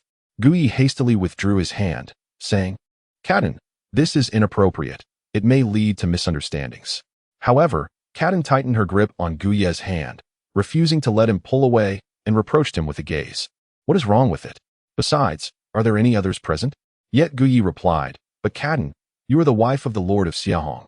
I cannot. His expression reflected a hesitation, portraying a delicate interplay of desire and reluctance. Cadden shook her head. Gu Yi, you must understand that I am a princess of the Silvis Kingdom, and Xiahong is a prince of the Balak Kingdom.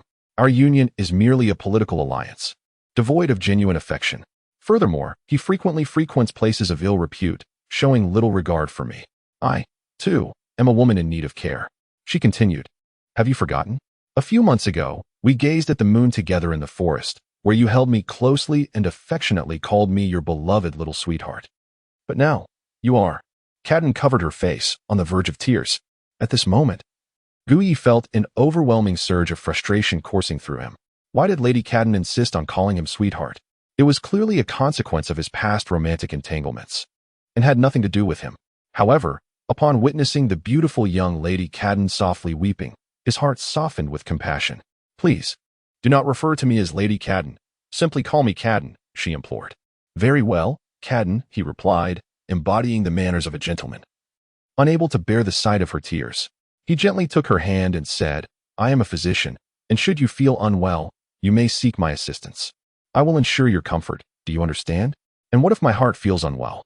Cadden inquired, her enchanting gaze fixed on Gu Yi. Gu Yi hesitated for a moment. Then, after careful consideration, leaned closer to Cadden and whispered something ineffable into her ear. Cadden's beautiful eyes sparkled with intrigue, and she shyly nodded in response. When I feel unwell, I shall seek you out, and you must not refuse me. Rest assured, it is my duty to care for the ailing. Indeed. Lady Cadden smiled with satisfaction. Then, As if struck by a sudden thought, she continued, "By the way, I must tell you something." "What is it?" "Today, didn't Qianshao summon Shuihong away?" "Yes." Yi felt a tinge of curiosity regarding the sudden departure of Shuihong today, especially since he had entrusted him to accompany Kaden. In 3 days, the crown prince of the Heavenly Empire, Shuiqinghe, would be passing through Soto City. The crown prince of the Heavenly Empire, Shuiqinghe? Yi inquired, casting a glance at Kaden. Indeed, Kaden nodded affirmatively. How could the crown prince leave the imperial capital? Yi questioned, puzzled as he regarded Kaden. At the behest of His Majesty Shuiyi, he is tasked with inspecting the territories governed by the empire. In 3 days, he will arrive in the kingdom of Balak. Shuihong, being a prince of Balak, must traverse Soto City on his way to the capital of Balak. Thus, upon receiving this news today, Shuihong hurriedly returned to make preparations for the crown prince's arrival. Upon hearing this, Yi instantly comprehended the situation. Shuihong, the prince of the Balak kingdom, held sway over the territory of Soto City. Although he had been granted this fief, the current king of the Balak kingdom was aged and in frail health, and it was rumored that he was suffering from illness. Clearly, Prince Shuihong harbored ambitions regarding the throne of the Balak kingdom. With the visit of the Tian-Do Empire's crown prince, Shuiqinghe, to the Balak kingdom, Shuihong, being a cousin to Shuiqinghe, had a vested interest in securing his support. Such an alliance could potentially elevate him to the position of king. After Kaden shared additional details with Yi became further convinced of Shuihong's aspirations for the throne. With Shuiqinghe's arrival in 3 days, do you not need to make preparations? Yi inquired, casting a glance at Kaden. Kaden shook his head. These matters will be handled by Shuihong. My focus must remain on maintaining the Grand Soul Arena in Soto City, as it serves as a crucial source of revenue for the city. I see, Yi replied. Yi understood the significance of the Great Soul Arena in this world. The phrase golden sunsets scarcely captures the essence of these arenas.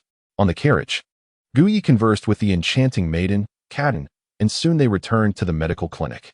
Upon arriving at the clinic, Kaden personally escorted Yi inside, lingering at the entrance with reluctance. Her beautiful eyes gazed longingly at him. Yi understood the intentions of the enchanting young woman, Kaden. After glancing outside to ensure that the guards could not see into the clinic, he swiftly embraced her slender waist, pinning her against the wall with a fervent kiss before finally releasing her. I still desire. Kaden gazed at Yi with an alluring intensity. Chapter 31. The Repentant Daimubai? Yi savored the delicate softness of Madame Kaden's lips before saying, very well, you may return for now. I shall seek you out when I find the time to attend to my lips. With a gentle smile, Madame Kaden departed from Yi's clinic. As he observed the graceful sway of her figure as she exited, Yi reflected on their past encounters. Those fleeting moments of intimacy that had left an indelible mark on his heart. He sighed, pondering the captivating allure of a married woman that was simply irresistible. After her departure, Yi's thoughts turned to the impending visit of Shuiqinghe to Soto City in 3 days. He was acutely aware that Shuiqinghe was but a guise for the formidable Qian Renxue of the Spirit Hall. As the day approached, he contemplated whether it would be prudent to engage in a meeting with her. As Yi contemplated, he silently resolved to perform a life-altering procedure for Qian Renxue, intending to leave a drop of his affection within her, which he believed would undoubtedly benefit her immensely.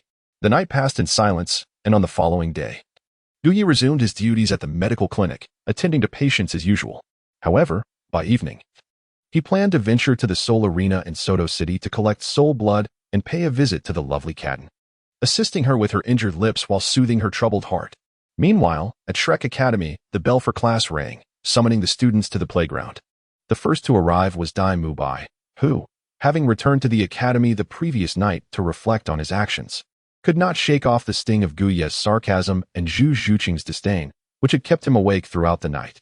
Ning Rongrong, hand in hand with Xiao Wu, arrived at the playground with joy. Unlike the original narrative, Ning Rongrong had not encountered conflicts with Flinder or Dai Mubai. Thanks to Yi's treatment and her understanding of the benefits of exercise for her growth, she had consistently completed her running tasks without needing Flinder's urging. By the 3rd day, she had already noticed significant changes, further solidifying her faith in Yi's healing. Zhu Zhuqing, standing beside Ning Rongrong and Xiao Wu, disdainfully dismissed Dai Mubai, who had come so early. Similarly, Ma Hongjun and Tang San noticed Dai Mubai, but they sensed something different about him today compared to yesterday. Though they could not articulate precisely what had changed, Flinder was again the one to conduct their class. Zhu Zhuqing, Ning Rongrong, and Tang San waited for a full quarter of an hour before the esteemed dean finally made his way over. "Where's Oscar? Has he overslept again?" Flinder frowned upon not seeing Oscar. Tang San quickly replied, "He was still meditating when I left this morning. Perhaps he is still in a trance and hasn't awakened yet. He cannot miss today's class. Flinder, should I fetch him?" Just as Tang San was about to return to the dormitory, he spotted Oscar hurrying towards them. Yet his expression bore no signs of panic over being late. Rather, it was filled with excitement. "Oscar, are you eager to run laps again?" Flinder glared at him. Oscar hastily shook his head. "No. Dean, let me explain. I've made a breakthrough. I've reached level 30. "What?" Flinder, along with Tang San and Dai Mubai, turned their astonished gazes towards Oscar. At just 14 years old, Oscar was younger than Dai Mubai. Reaching level 30 soul power at such a tender age was indeed a remarkable feat. More importantly, Oscar possessed a food-type martial soul, one of the most challenging types to cultivate. Flinder's eyes visibly brightened. "Excellent, excellent, Oscar. You have not disappointed me. You are the third among the current students to attain the 30th level. On behalf of the Academy, I extend my heartfelt congratulations to you." At this moment, even Dai Mubai's expression brightened as he approached Oscar and patted him on the shoulder. "Congratulations, Xiao Oscar. Although you reached level 30 slightly later than I did. As a food system soul master, you are undoubtedly the most talented prodigy I have ever encountered." Oscar shot Dai Mubai an awkward glare. "Please, spare me the mockery. Compared to Zhu Zhuqing, I hardly qualify as a genius." Upon hearing this, everyone turned their gaze toward Zhu Zhuqing. Indeed, she was the youngest among the seven, having just turned 12, yet she had already reached level 30. Such talent transcended the mere label of genius. Dai Mubai gazed at Zhu Zhuqing, realizing her breakthrough to level 30 was connected to Gu Yi, which prompted him to make a decision. He stepped forward, adopting a serious tone. "Zhuqing, I acknowledge that my past conduct has been rather reckless. However, I have reflected on my actions with the dean last night, and I assure you that from this day forth, such behavior will cease. I will also sever ties with those from my previous life." Dai Mubai's tone was resolute. The humility he displayed in addressing Zhu Zhuqing indicated his determination. "Mubai, I am heartened by your resolve," Flinder remarked, giving Dai Mubai a supportive pat on the shoulder. He then turned to Zhu Zhuqing, saying, "You are both now students of Shrek Academy. Let bygones be bygones, for in the future, you will need to support each other. Do you understand my meaning?" "Indeed, Zhuqing," added Ma Hongjun, "Dai Mubai is a good man. Although he has lived a somewhat reckless life in the past, he is undoubtedly a good man, and I can attest to that as his brother. Without a doubt, when it comes to brotherhood, Dai Mubai is fiercely loyal. The fact that someone as proud as him is willing to humble himself and apologize to you speaks volumes about his sincerity." Oscar chimed in once more. Zhu Zhuqing remained silent. At that moment, Ning Rongrong, noticing Zhu Zhuqing's demeanor, spoke up for her. "Dai Mubai, how can we trust that your words are genuine?" Dai Mubai cast a sidelong glance at the meddlesome Ning Rongrong before returning his focus to Zhu Zhuqing. "I understand that you may not believe my words now, but let time be the judge of my sincerity. Now, remember this, you are all part of Shrek Academy, and mutual support is fundamental. With that personal matter concluded, I have an announcement to make." Flinder surveyed the group before continuing. "After your class later, you will embark on your journey tomorrow, led by teacher Zhao Wujie, to the Stardow Forest to procure the third soul rings for Zhu Zhuqing and Oscar." Flinder had initially deemed it unwise for Zhu Zhuqing to venture into the Stardow Forest right after her enrollment, but with Oscar's recent breakthrough, the timing was now perfect. Understood. After finishing the subsequent lesson with Flander, the group of Shrek's 7 monsters was dismissed. Before they parted ways, Flander called Ma Hongjun down. "Dean Flander, is there something you need?" he inquired. "Yes, shortly. You and I shall travel to Soto City to retrieve a certain item from Gu Yi." "What item?" "A remedy for your malevolent fire." Indeed, Flander intended to procure a calming agent from Gu Yi before Ma Hongjun embarked on his journey to the Stardow Forest. Due to the instability of Ma Hongjun's malevolent fire, there was a potential for an explosive outburst at any moment. Flander worried that Ma Hongjun might face dire consequences on his way to the Stardow Forest without a woman to assist him in relieving his turmoil.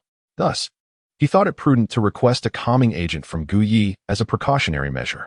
Ma Hongjun, touched by Flander's concern for him, resolved to accompany Flander shortly.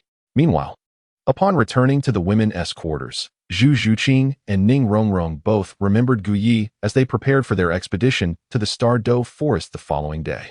Zhu Zhuqing recalled Gu Ye's words that the martial arts of the world can be shattered, but speed is invincible. Moreover, having injected Gu Ye's martial spirit serum into her own martial spirit, the nether cat, she experienced significant changes.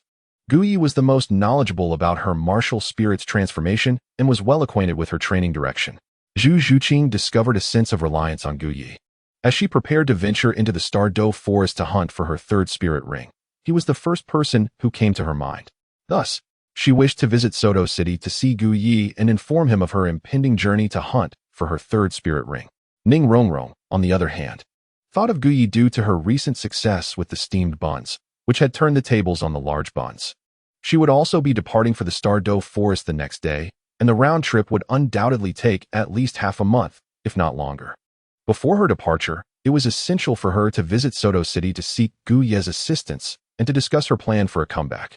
It seemed that Zhu Zhuqing understood Ning Rongrong's intentions, and Ning Rongrong was equally aware of Zhu Zhuqing's thoughts. They exchanged glances and spoke in unison. "You intend to find Gu Ye, don't you?" After sharing another look, they proposed, "Shall we go together?" Once again, they spoke in unison.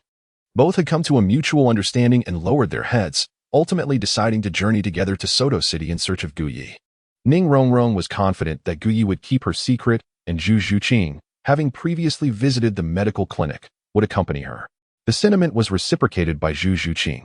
However, as the two confirmed their plan to head to Soto City, Xiao Wu found herself feeling somewhat discontented.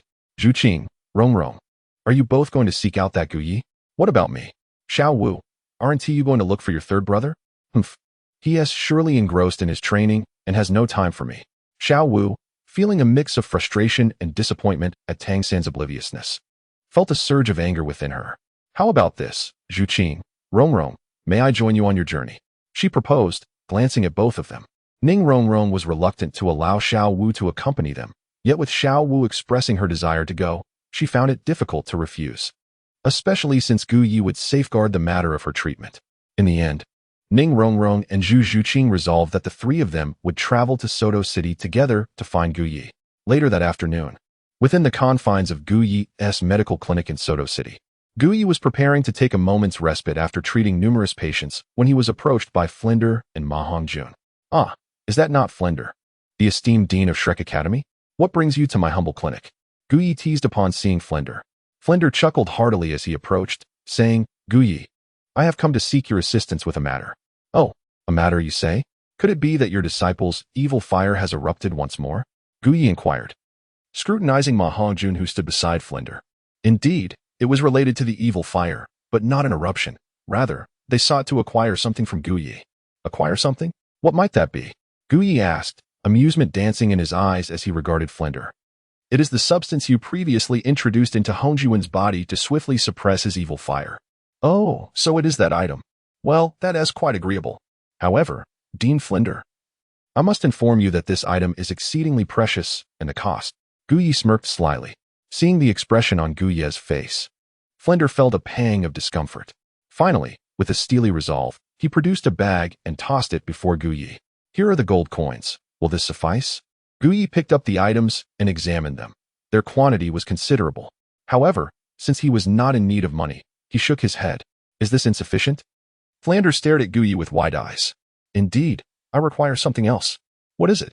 "The blood of his martial soul." Gu Ye pointed at Ma Hongjun. "Martial soul blood? Is it the type that Tang San and Zhu Zhuqing mentioned before?" Flender recalled what Tang San had told him. "Yes, it is the blood associated with the martial soul.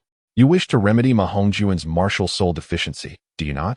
"Coincidentally, I wish to extract a drop of his martial soul blood for experimentation.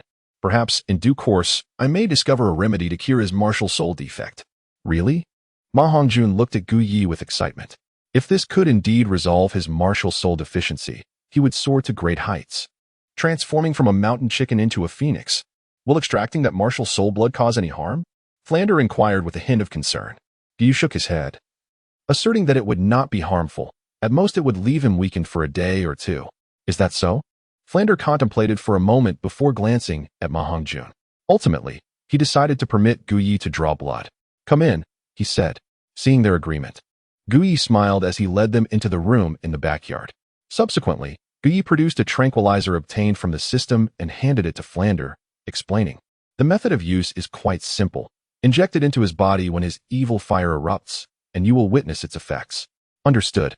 Flander examined the tranquilizer for a brief moment before putting it away. All right, the medicine is with you, Ma Hongjun. Now, release your martial spirit.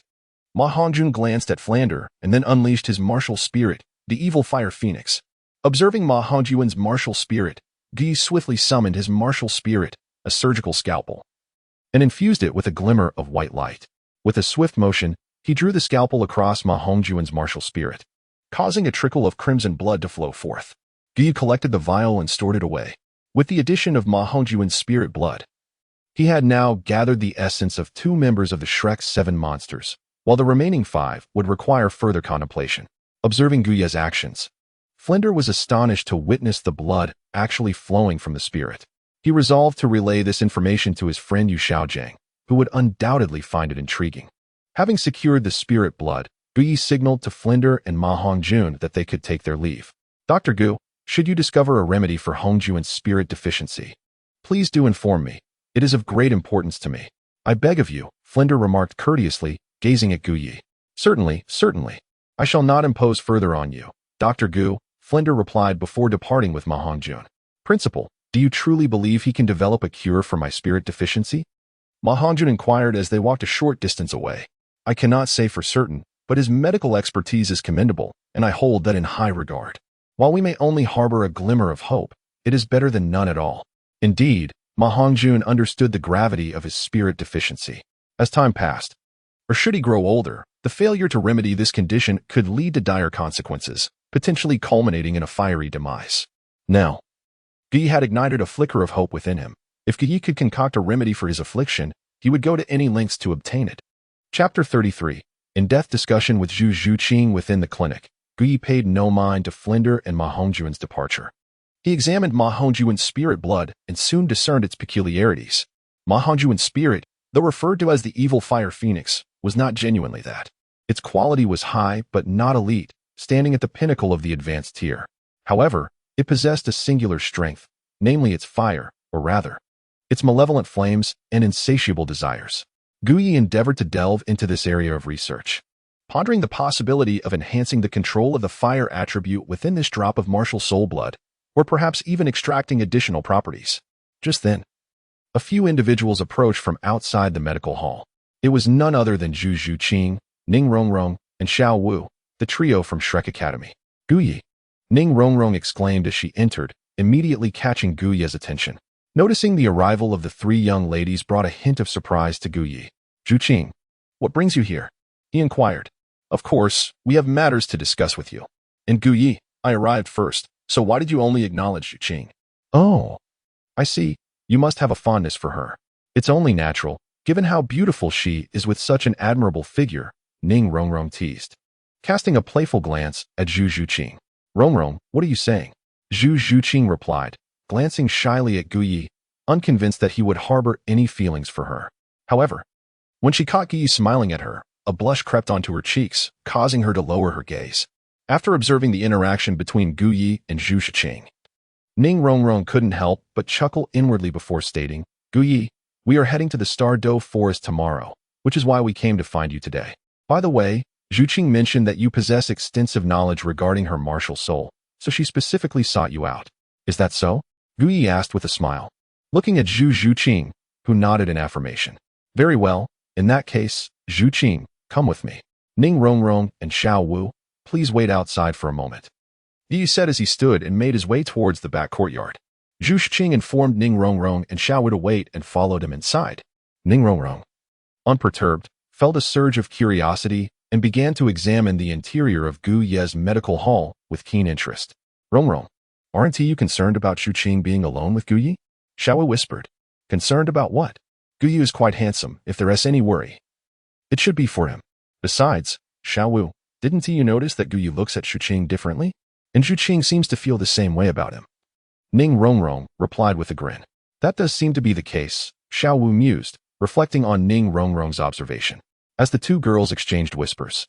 In the back courtyard room, Guyi instructed, please take a seat for a moment. I shall fetch something for you. He then approached the medicine shelf to search for an item.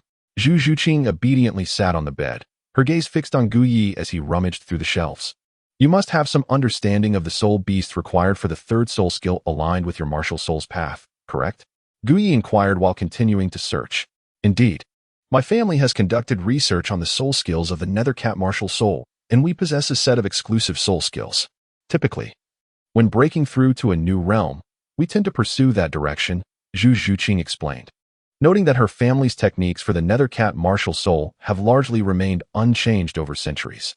Gu Yi possesses some knowledge as well. Yet the current spirit of Zhu Zhuqing has transformed. Employing the techniques of the Zhu family appears decidedly inappropriate. Furthermore, Gu Yi finds himself rather fond of this new Zhu Zhuqing.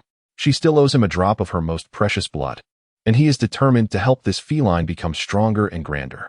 Very well, that is settled. Gu Yi gazed at the object in his hand, a satisfied smile gracing his lips. He then approached Zhu Zhuqing and took a seat before her, extending his hand. Deep within, Zhu Zhuqing harbored a sense of trust and reliance towards Gu Yi, and without hesitation, she reached out her hand in response.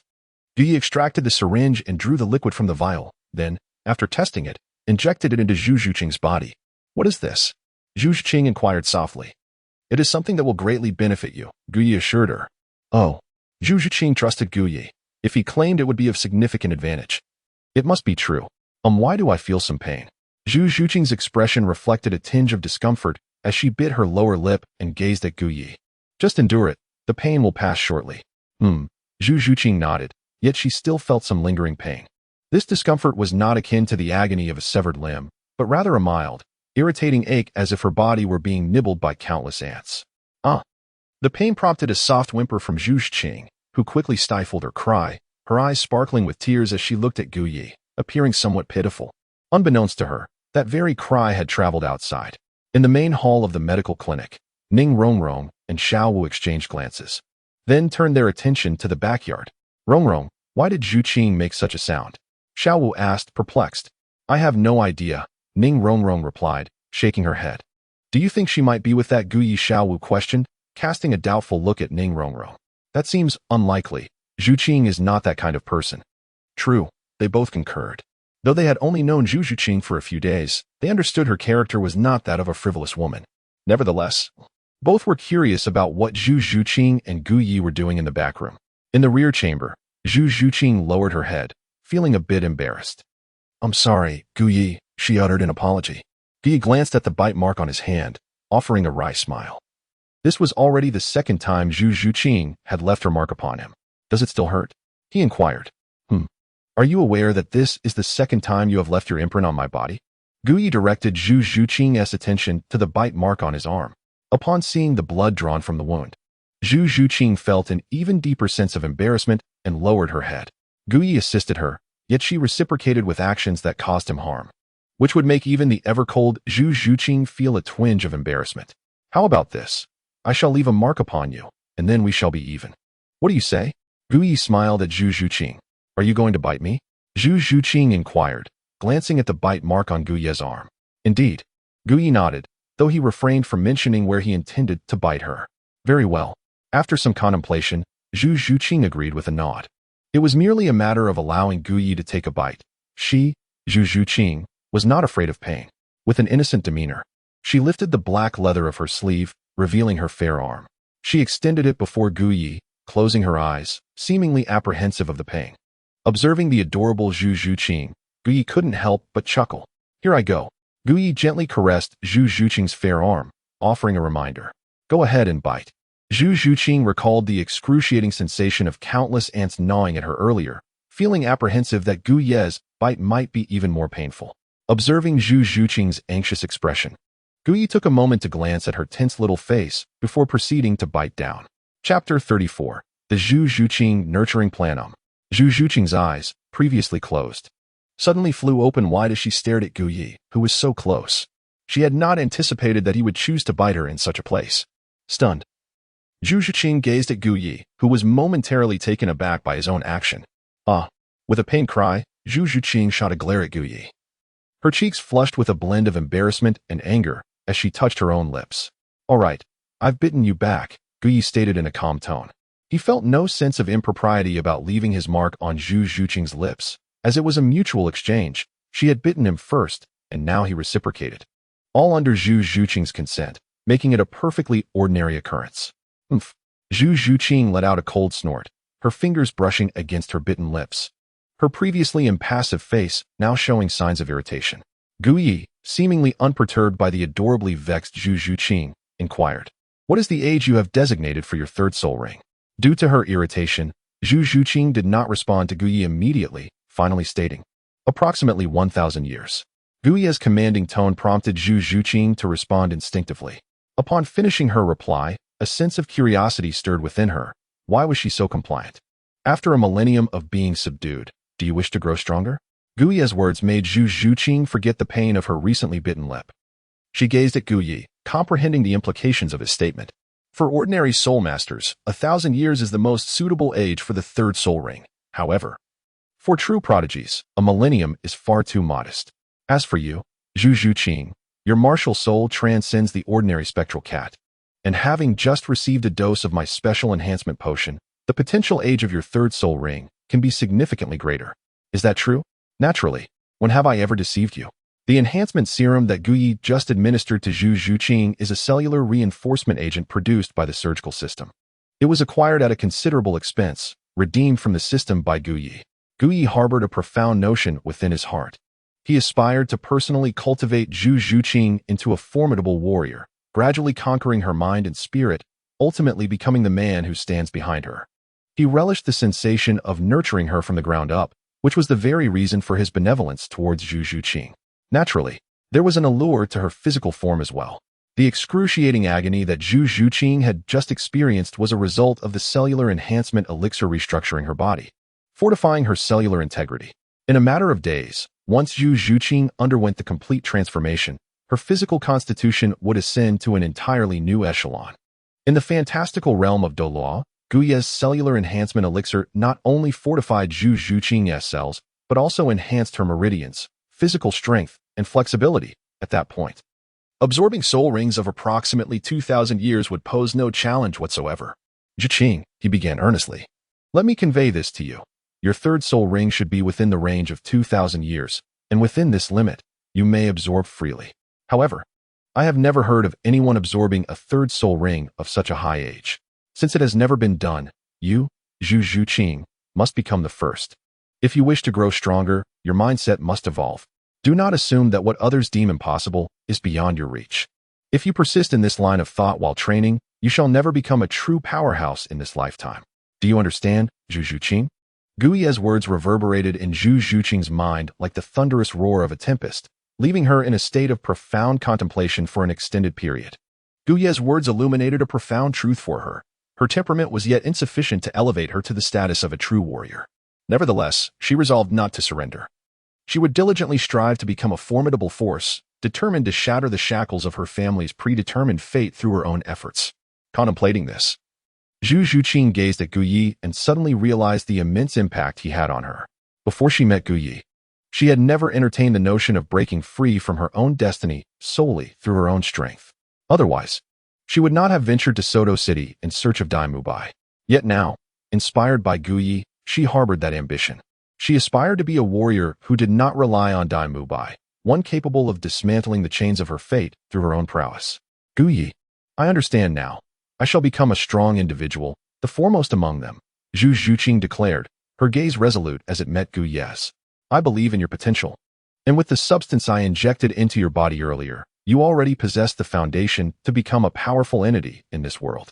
As long as you exert yourself, you shall not falter against anyone, he replied encouragingly. Indeed, Zhu Zhuqing affirmed with determined nods. There is one thing I must remind you of, tomorrow and the day after. You will experience 1 or 2 instances of pain akin to what you felt earlier. You must endure it, do you understand? I will, Zhu Zhuqing responded. Her eyes drifting to the bite mark on Gu Yi's arm, her mark. She gently touched her own lips, recalling that he had marked her as well. She would regard this as her testament, the evidence of her transformation into a warrior. As Gu Yi observed the flicker of determination in Zhu Zhuqing's eyes, reminiscent of a true warrior, a satisfied smile graced his lips. His plan to cultivate her feline prowess had commenced. Now, allow me to suggest a few soul beasts that would be suitable for your third soul skill, he began. Zhu Zhuqing, regaining her focus, gazed earnestly at Gu Yi. She understood that she had much to learn from him, insights that would greatly benefit her. At that moment, Gu Yi seemed akin to a mentor, and her trust in him was unwavering. As she looked at him, a thought blossomed in her heart. She wished to take Gu Yi as her teacher. This notion took root in her mind, lingering persistently. Unbeknownst to Gu Yi, who was oblivious to her thoughts, he continued, "Your martial spirit, the nether cat, is characterized by its swiftness. However, with the emergence of that black flame, which possesses the terrifying ability to scorch souls, it is evident that this is your most formidable power. Your speed must not falter, yet this black flame ability is equally vital. I have researched various soul beasts, and there are many that would suit your third soul ring. Among the most fitting are the cat demon, the black flame fox, the 9 lives cat demon, and the dark gold terror claw bear. The cat demon is said to have manifested in the Douluo forest, possessing an ethereal speed and 2 flame-like tails that wield distinct powers. Should you encounter it, consider it a stroke of luck. The black flame fox is also a creature of speed, yet its claws are exceptionally sharp, capable of unleashing black flames that burn with formidable potency, making it a perfect match for your nether cat. The 9 lives cat demon has long been absent, so encountering it would depend on fortune. Although the dark gold terror claw bear is primarily a power-oriented beast, its claws possess remarkable attack strength within the realm of soul beasts. Should you acquire a soul skill related to its claws and combine it with your speed, your attacks would become utterly unstoppable." Zhu Zhuqing absorbed Gu Yi's analysis, committing his words to memory. The following day, upon venturing into the Douluo forest, she would seek out these soul beasts. She was determined not to disappoint Gu Yi's expectations of her. After Gu Yi spoke about various matters, he turned to Zhu Zhuqing and inquired, "Do you understand?" "Yes," Zhu Zhuqing affirmed with a nod. Seeing Zhu Zhuqing's earnestness, Gu Yi smiled with satisfaction. Just then, Zhu Zhuqing's expression grew serious as she gazed at Gu Yi and said, "Gu Yi, there is something I wish to discuss with you." "Go on," Gu Yi replied, intrigued by her solemn demeanor. "I would like to become your disciple," Zhu Zhuqing stated earnestly, fixing her gaze upon him. Chapter 35, Astonishment. Zhu Zhuqing wishes to become my disciple. "Become my disciple?" Gu Yi echoed, pointing at himself in disbelief as he observed Zhu Zhuqing's grave expression. "Yes," she affirmed with determination. "Why?" Gu Yi asked, perplexed as he regarded Zhu Zhuqing. To be frank, Gu Yi was only a few years older than Zhu Zhuqing, with slightly superior strength and experience. He had merely intended to nurture her potential, so it bewildered him that she wished to take him as her master. Had she been captivated by his remarkable prowess? "I wish to grow stronger, to become powerful enough to shatter the shackles of my own destiny," Zhu Zhuqing declared, clenching her fist, her demeanor devoid of jest. She saw hope in Gu Yi, a hope that he had bestowed upon her. In recognizing this hope, she sought a pillar of support, which led her to desire to become Gu Yi's disciple. She understood that he was indeed formidable, possessing knowledge and insights that could guide her on her journey. Gu Yi fell into silence. "I understand that you may look down upon me, but I am willing to strive. Gu Yi, would you be willing to be my mentor?" Zhu Zhuqing gazed at Gu Yi with anticipation. Gu Yi pondered for a moment before finally nodding in agreement. Upon witnessing this, Zhu Zhuqing's face blossomed with joy. Yet, in the next instant, Gu Yi shook his head once more. Zhu Zhuqing's delight swiftly transformed into sorrow. Was it because my talent is too lacking? A wave of despondency washed over her. "No, if you genuinely wish to be my disciple, I shall not concern myself with your aptitude. For even the most modest of talents can be nurtured into the apex of genius in this world. Then why do you refuse me?" Zhu Zhuqing, feeling rejected, lowered her gaze. "Zhuqing, I can take you as my apprentice, but not at this moment. You must first return from the Douluo forest." "Really?"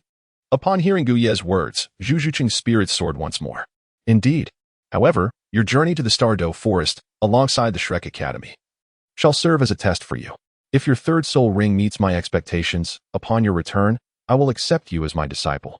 I shall then cultivate you into one of the world's most formidable powers, strong enough to effortlessly shatter the shackles of your so-called destiny. Are you willing?" "Yes. I will strive to achieve that." Zhu Zhuqing suppressed her elation and nodded earnestly. Observing Zhu Zhuqing before him, Gu Yi could not help but let out a wry smile within. Initially, he had intended to nurture her into a capable individual and gradually thaw her icy heart, ultimately consuming her step by step. He never anticipated that he would now be inclined to take her as a disciple. Nonetheless, this apprenticeship seemed to hold promise. By cultivating Zhu Zhuqing into a powerful being under the guise of a mentor-disciple relationship, it may prove easier to connect with her, for reasons unknown. At that moment, Gu found his thoughts drifting to Bibi Dong. Ultimately, he resolutely embraced the notion of taking Zhu Zhuqing as his apprentice. Yu Qing. As you prepare to embark on your journey to the Stardo Forest, it is certain that danger awaits. Allow me to provide you with 2 items for your protection. Follow me. Gu was aware of the challenges that Zhu Zhuqing would encounter during her journey among the stars. Since he intended to take her as his disciple, he naturally felt a sense of responsibility towards her future. Zhu Zhuqing nodded in agreement and rose to follow Gu. Gu approached the medicine shelf, rummaging through its contents until he retrieved a syringe. This syringe contained a crimson liquid, infused with a potent neurotoxic agent meticulously formulated by Gu. Drawing upon his medical knowledge from a previous life, combined with his surgical spatial abilities. In the fantastical realm of Douluo, this concoction wielded extraordinary power. He placed the syringe into Zhu Zhuqing's hand, his expression turning slightly grave as he cautioned, "This is a neuroparalytic toxin, immensely powerful. Should you find yourself in mortal peril, do not hesitate to use it. The method of application is the same as the last syringe I provided you." "Thank you, teacher," Zhu Zhuqing replied, examining the syringe before stowing it away, not forgetting to address Gu respectfully. "You may call me teacher once you return from the Stardo Forest. For if you do not fulfill my requests, I shall not accept you." Zhu Zhuqing gazed at Gu, silently vowing to meet his expectations. "By the way, the self-defense spray I gave you previously has not been depleted, has it?" "No, it hasn't. This item is quite effective against lecherous individuals. If anyone attempts to harm you, be sure to use it. Do you understand?" "Yes." After reminding her, Gu retrieved an object from the shelf. It was a transparent vial containing a solitary green capsule. This capsule serves as a remedy. If you sustain grave injuries but remain alive, consuming this life capsule will enable a swift recovery. Remember, this is a gift from me to you, and it is to be used solely by you, for there are only 2 such life capsules in existence in this world. Understand? Zhu Zhuqing nodded resolutely, grasped the vial tightly for a moment, and then tucked it into her bosom. This was a precious gift from her teacher, Gu, and she vowed to cherish it, hoping that she would never have to use it in her lifetime. Gu observed as Zhu Zhuqing carefully stored the 2 life capsules. Feeling a pang of sorrow, these 2 capsules were indeed exceedingly rare and precious, having been acquired through an entire month of painstaking efforts to accumulate surgical points from the system. This was precisely why, despite his relentless endeavors to assist those youthful women in need of medical care, Gu found himself in a state of financial scarcity regarding surgical points. Everything was for the sake of these 2 life capsules. Now that all matters had been addressed, I await your return from the Starry Forest. Gu, rest assured, I shall meet your expectations, for I aspire to become a formidable force. With a resolute gaze, Zhu Zhuqing, having shifted her mindset, looked steadfastly at Gu. "Very well. I shall be waiting." Gu gently patted Zhu Zhuqing on the shoulder, and the 2 of them stepped outside. In the hall of the medical clinic, Ning Rongrong, who had been waiting for a full half-hour, saw Gu and Zhu Zhuqing finally emerge. She hurried to Zhu Zhuqing, scrutinizing her from head to toe for an extended period before sighing in relief upon confirming that she was unharmed. "Zhuqing, it is truly wonderful that you are all right," she exclaimed. The half-hour that Zhu Zhuqing and Gu had spent in the room had caused great concern for Ning Rongrong and Xiao Wu. Had it not been for their trust in Gu, they would have rushed in long ago. "Xiao Wu, what do you mean by that? Do you think I would bring harm to Yu Qing?" Gu shot an annoyed glance at Xiao Wu. Who knows?" Xiao Wu retorted, her round eyes glancing at Gu with a hint of mischief. Gu chose not to hold any grudges against the little rabbit, Xiao Wu. He then turned his gaze towards Ning Rongrong and said, "Come with me." "Sure." Ning Rongrong had been anticipating this moment. She exchanged a few words with Zhu Zhuqing and Xiao Wu before following Gu inside. "Be careful, Rongrong," Xiao Wu cautioned, tugging at Ning Rongrong's sleeve. "Don't worry, Xiao Wu. Gu is not a bad person. Besides, he is so handsome. Even if he were, I would still accept him." Ning Rongrong replied with a cheerful smile as she stepped inside. Upon hearing Ning Rongrong's words, Zhu Zhuqing's expression darkened with concern. Gu is indeed her mentor. From Ning Rongrong's words, it seems she has developed an affection for Gu. This cannot be allowed. Gu belongs to her, and Zhu Zhuqing would never consent to such a notion. Chapter 36. Misunderstanding. Zhu Zhuqing gazed at Ning Rongrong as she entered, silently resolving that she must prevent any feelings Ning Rongrong might harbor for Gu. After all, Gu is her, oh no, rather, he is her teacher. As a disciple of Gu, she would diligently safeguard her mentor's interests. seeing Zhu Zhuqing's peculiar expression as she looked at Ning Rongrong. Xiao Wu recalled that she and Guyi had spent a considerable half an hour inside and curiously asked, Zhuqing, what were you and Guyi doing in there for so long? Nothing of significance, merely discussing a few matters. Is it really that simple? Xiao Wu questioned, somewhat incredulous. Indeed, just that simple, Zhu Zhuqing confirmed with a nod. She had retained Guyi's words in her heart. Certain matters could be shared with others, while others were best kept to oneself. As for Xiao Wu, it was wiser not to divulge anything further. Let us wait outside for a while. Rongrong may take some time to emerge. Very well. Having spent half an hour waiting outside, Xiao Wu felt a twinge of boredom and proposed, Zhuqing, how about we engage in a sparring session in the courtyard? Xiao Wu's suggestion sparked a glimmer of excitement in Zhu Zhuqing's eyes. To be honest, she had never fought against Xiao Wu and held great admiration for her strength. It was an opportune moment to test her skills. Thus, they made their way to the courtyard. With Xiao Wu at level 29 and Zhu Zhuqing at level 30, their strengths were nearly equal. Since it was merely a practice match, they refrained from going all out, resulting in a lively exchange of strikes in the courtyard of Guyi's clinic. Meanwhile, in the back room, Guyi listened to Ning Rongrong recount certain matters and her desired outcomes, his expression turning slightly serious as he addressed her. Ning Rongrong, how do you find the effects of the potion you previously used? Quite satisfactory. Ning Rongrong nodded affirmatively. The elixir bestowed upon her by Guyi proved to be extraordinarily effective, surpassing her expectations. However, she felt that time still lingered a bit too long. Given this, it would be prudent to utilize it thoroughly during your time in the Stardew Forest. Remember to apply it generously to your head, do you understand? Ning Rongrong recalled Guyi's mention of her head, and with a touch of shyness, she lowered her gaze and softly murmured in acknowledgement. For now, I shall refrain from taking your drop of blood. I will wait until your return from the Stardew Forest to do so. Does that sound agreeable? Certainly. Very well. Now extend your head so that I may take another look. With a gentle motion, Ning Rongrong presented her head before Guyi. After observing for a while, Guyi offered some advice and medicinal remedies to Ning Rongrong before they both stepped outside. To their surprise, they found Xiao Wu and Zhu Zhuqing engaged in a sparring match, exchanging blows with vigor. Rongrong, are you feeling better? Xiao Wu inquired upon seeing Ning Rongrong and Guyi emerge. Yes, Xiao Wu, Zhuqing, let us return now, Ning Rongrong replied with a nod. All right, then let us head back, they agreed. Having completed their business at Guyi's clinic, there was no need for them to linger. Zhu Zhuqing bid farewell to Ning Rongrong and Guyi before departing with Xiao Wu back to Shrek Academy. Guyi gazed at the departing trio, contemplating how to extract their martial soul essence from Xiao Wu, Tang San, Dai Mubai, and Oscar. The Shrek 7 monsters were on the verge of venturing into the Stardew Forest, while in 2 days, Xueqinghe would arrive in Soto City.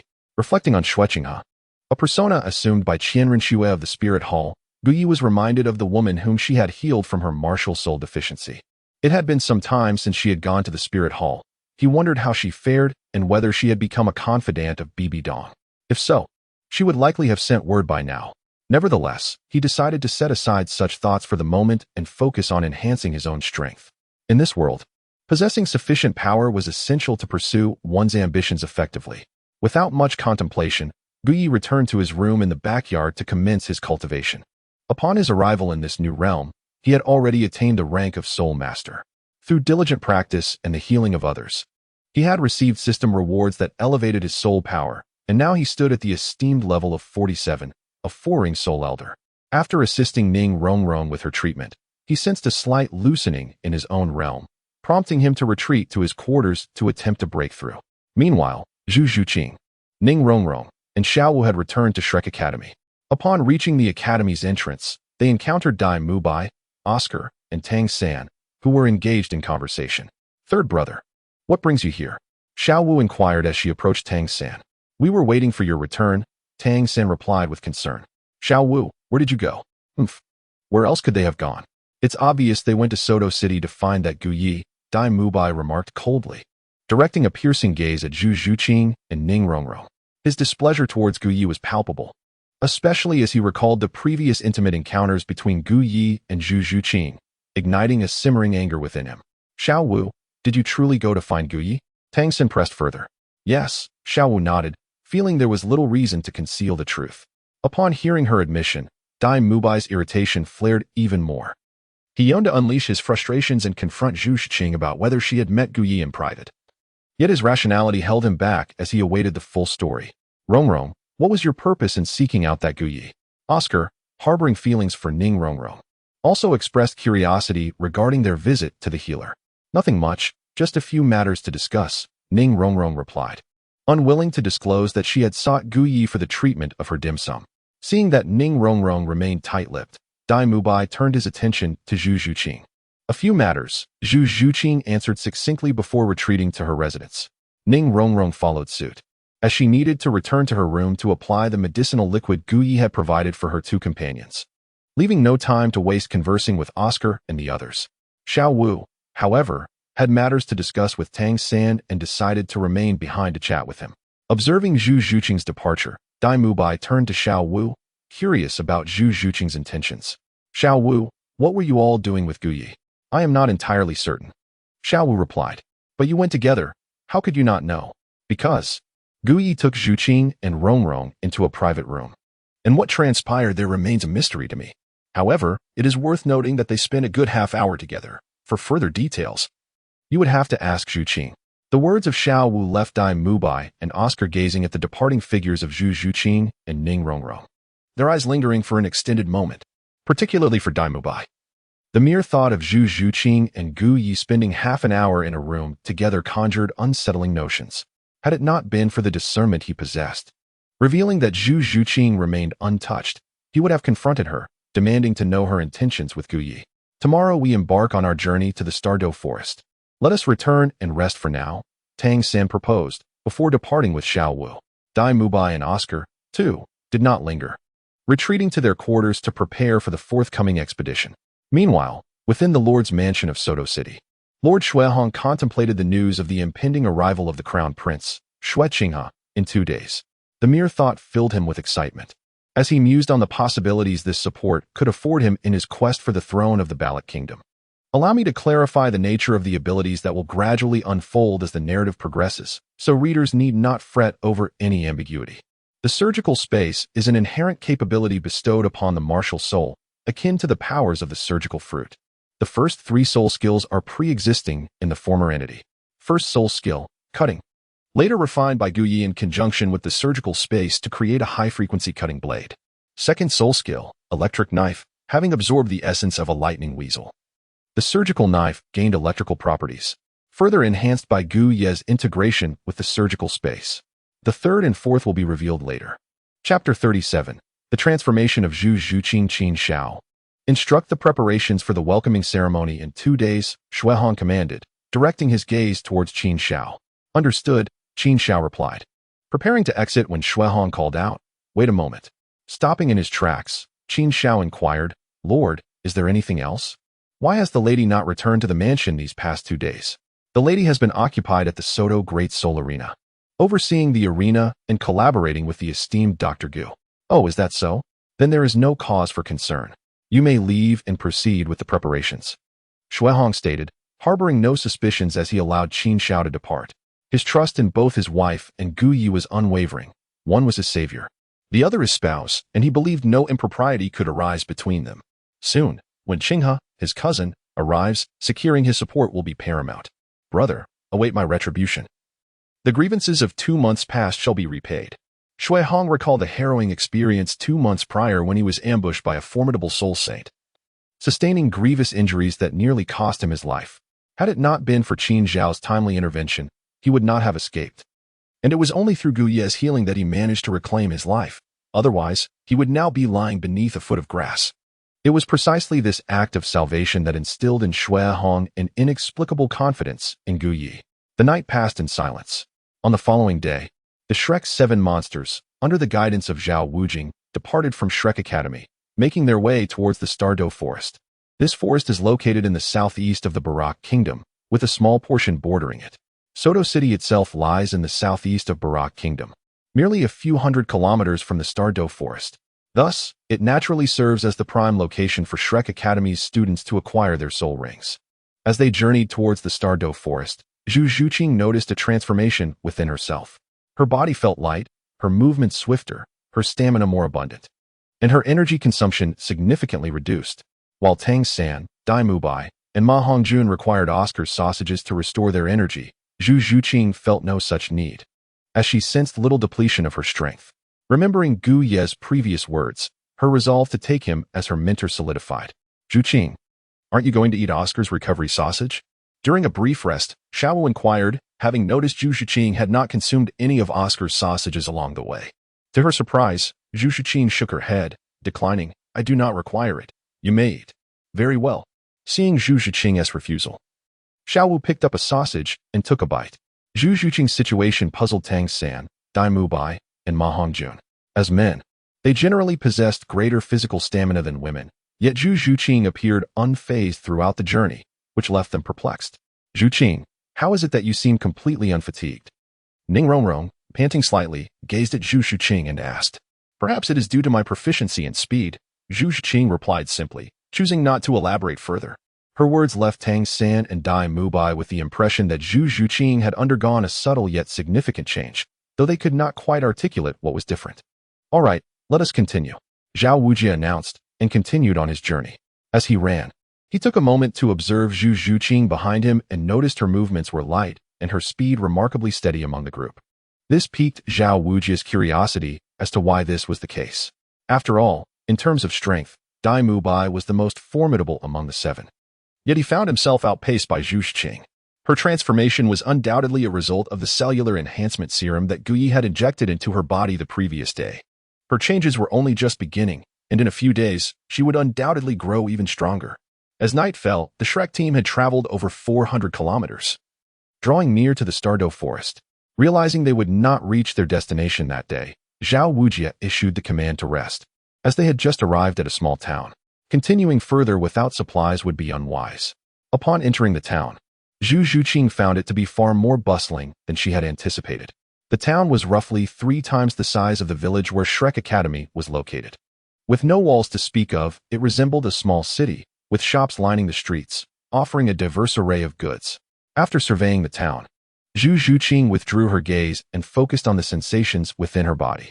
She still felt an abundance of energy, indicating the potency of the serum that Guyi had injected into her. Zhu Zhuqing had a strong conviction that if she were to engage in battle with Guyi, she could contend with him for 3 days and nights without faltering. Under Zhao Wujie's guidance, the Shrek 7 monsters found a hotel to rest. Once inside, Zhu Zhuqing exchanged a few words with Xiao Wu and Ning Rongrong before retreating to her room. She had a premonition that a second transformation was imminent. Rongrong, have you noticed that ever since we returned from Gu Ye's clinic yesterday, Zhuqing has undergone quite a change? Xiao Wu leaned in to whisper to Ning Rongrong. Yes, I have sensed it too, Ning Rongrong replied, acknowledging Zhu Zhuqing's noticeable difference, though she could not quite articulate what had changed. Oscar, who also noticed Zhu Zhuqing's transformation, nudged Ning Rongrong with his elbow and quietly asked, Hey, Rongrong, do you really not know what Zhuqing and Guyi were doing in the clinic for half an hour? I don't know, Ning Rongrong answered immediately, and even if she did, she would not divulge it to Oscar. Deep down, she speculated that Zhu Zhuqing might have been receiving treatment for her chest, but that was merely her assumption, and she was unaware of the truth. Dai Mubai glanced toward the rooms above, pondering what was happening with Zhu Zhuqing. Meanwhile, in her room, Zhu Zhuqing sat cross-legged on the bed, gritting her teeth, her lips trembling slightly, and beads of sweat cascading down her cheeks, all signs indicating that she was enduring immense pain. Ugh! The sensation of countless ants gnawing at her skin compelled Zhu Zhuqing to release a cry of pain that she could no longer suppress. However, recalling Gu Ye's words, she fought to endure, persevering through the ordeal. Time slipped away unnoticed as her clothes became drenched, and she lay on the bed, gasping for breath. Such an overwhelming sensation. Was this what Guyi referred to as cellular enhancement? Zhu Zhuqing glanced down at her chest, and then at her hands, reveling in the formidable power coursing through her, filled with elation. Suddenly, a resounding roar echoed from outside the room. The cacophony of battle soon infiltrated her ears. It appeared that a skirmish was taking place just beyond her door. After a brief tidying of herself, Zhu Zhuqing ventured out to investigate. She discovered Dai Mubai and Ma Hongjun embroiled in a confrontation with a soul master possessing a tortoise spirit. A frown creased her brow. How had they gone from calm to combat so swiftly? She hastened to Ning Rongrong's side to inquire about the situation. After a succinct explanation, Zhu Zhuqing began to comprehend the circumstances. It all stemmed from Flinder's assertion that a soul master who shied away from trouble was not worth his salt. Dai Mubai and Ma Hongjun had provoked the female students of the opposing academy, and Dai Mubai's brazen arrogance and indiscreet remarks had escalated tensions between the two factions. The unexpected conflict with the Tsanghue Academy illuminated a troubling issue within the teachings of Shrek Academy. It was neither entirely good nor bad, but rather that the fundamental nature of their instruction had undergone a transformation. If Guyi were to impart knowledge to her, he would certainly not endorse such haughty behavior. Chapter 38. The Thirsty Cadden in the Dead of Night. What are you all doing out here instead of resting? At that moment, Zhao Wujia made his entrance. 7 soul rings swirled around him, and the overwhelming aura of a soul sage descended like a tempest, causing the tortoise spirit teacher from Tsanghue Academy to break into a cold sweat. Under Zhao Wujia's formidable presence, any rationale that Tsanghue Academy might have had became utterly inconsequential. Dai Mubai sneered at the teacher from Tsanghue Academy, muttering a scornful epithet, "Old tortoise." Afterward, he entered the room. Ma Hongjun, without exception, made a mocking remark. Tang San chuckled softly and ascended alongside Dai Mubai. Zhu Zhuqing observed silently throughout, and after the gathering dispersed, she noticed the members of Tsanghue Academy glaring at Zhao Wujin with a mix of fury and helplessness. She grasped a profound truth: strength is paramount. With power, even the unreasonable can be deemed reasonable. In essence, strength equates to reason. This realization compelled Zhu Zhuqing to continue her cultivation upon returning to her quarters. Meanwhile, in Soto City, Guyi, who had been cultivating for a day and a night, paused to acknowledge that he had attained the 48th level of soul power and subsequently exited the clinic. He had promised Cadden to visit the Soto City Grand Soul Arena. Having neglected this last night due to his training, he could not decline the invitation again. Thus, he made his way to the Grand Soul Arena. Before long, he arrived at its exterior. Within the highest VIP room of the Grand Soul Arena, Cadden was listening to a female guard report on the arena's revenue. This guard was no ordinary attendant. She was Yin Shi, a soul saint of 75 levels and Cadden's personal bodyguard. "Madam, the ancient physician has arrived," announced a guard from outside. Upon hearing of Guye's arrival, Cadden's face lit up with delight. "Bring the ancient physician up. I have important matters to discuss with him." "Understood," replied the guard before departing. Elated, Cadden hastily instructed Yin Shi to leave the room, and then she began to tidy her appearance, ensuring to apply a subtle touch of makeup. Guyi had initially intended to head to the treatment room upon arriving at the Grand Soul Arena, but unexpectedly, a guard rushed in to inform him that Cadden was seeking him. Reluctantly, he acquiesced to the detour. Upon entering the highest room of the arena, as he stepped inside, his vision was abruptly obscured by some object, plunging him into darkness. Shortly thereafter, he heard a loud thud as the door was forcefully shut behind him. A minute passed before Guye's sight was restored, revealing Cadden holding him tightly. He realized that his face had been buried in her bosom, which had caused his temporary blindness. "What's wrong? Are you unwell?" Guyi inquired, gently brushing his hand across Cadden's forehead. Cadden bit her delicate lower lip, casting a shy glance at Guyi, exuding the charm of a mature woman. "My lips are a bit dry," she murmured softly. Upon hearing those tantalizing words, Guyi felt an overwhelming urge to inquire further. His gaze then fell upon Cadden's luscious, delicate lips, stirring a tempest within him. It was truly challenging for Guyi to resist the allure of such a captivating and seductive beauty as Cadden, a woman of exquisite charm.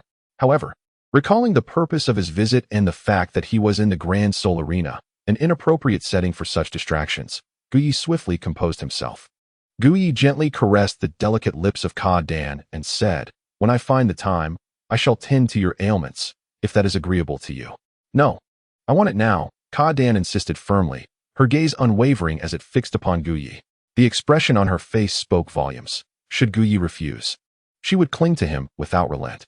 Upon witnessing the scene, Guyi felt a sense of helplessness. Noticing the door firmly shut and catching a glimpse of Cadden's expectant gaze, he ultimately convinced himself to moisten her lips first.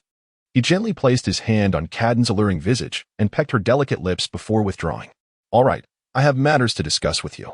Yet, Cadden did not release her embrace around Guyi, her enchanting eyes still fixed upon him. It was evident that her lips remained quite parched. With a sigh, Guyi embraced Cadden's slender waist, gently cradling her head as he pressed his lips fervently against hers. After an indeterminate period, Cadden's breath quickened slightly. Yet a satisfied smile graced her lips. Cadden, you mustn't behave like this again, Guyi admonished, his gaze serious. As a physician, it was his duty to treat patients. But he could not continually be put in the position of addressing peculiar ailments. Next time, let us see how it goes. Cadden chuckled. For she was no Navi girl. She knew precisely what she desired. Well then, let us see how it goes. Were it not for the location in the grand arena of Soto City, and had circumstances been different, Guyi would undoubtedly have devoted himself to a thorough and intimate treatment of this captivating woman until she was utterly exhausted. Once Cadden released her hold on Guyi, she led him to a nearby seat to discuss certain matters.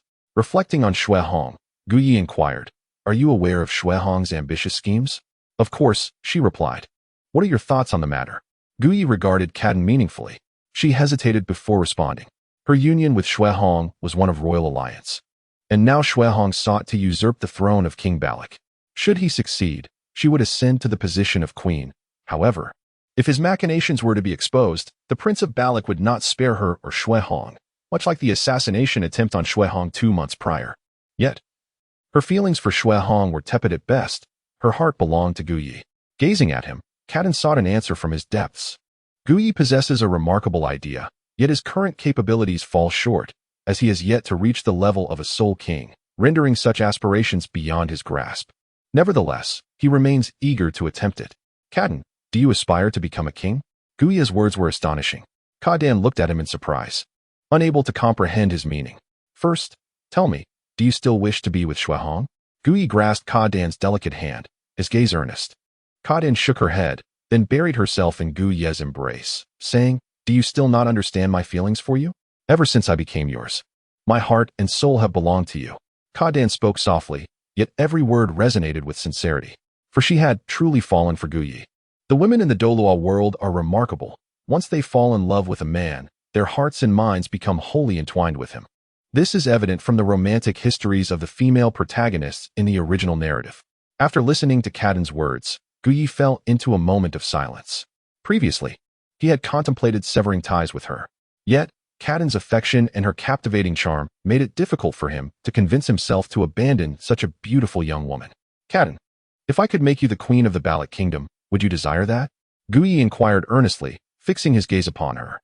"If you were to make me queen, I would accept, but such a thing is utterly impossible. I am merely a woman." "How could a woman ever become the queen of the Balak kingdom?" Cadden shook her head in response. "Who says a woman cannot be a queen? Are you not aware that Bibi Dong, the Pope of the Spirit Hall, is also a woman? She is a pope. I am not. No, in my eyes, you are no different. As long as you aspire to it, I possess the means to elevate you to the throne of the Balak kingdom," Guyi declared, his eyes revealing a profound seriousness. Cadden observed Guyi, sensing his earnestness, and felt a deep curiosity about the source of his conviction. Guyi's thoughts were indeed influenced by the arrival of Xue Qinghe. He was acutely aware of Xue Qinghe's identity.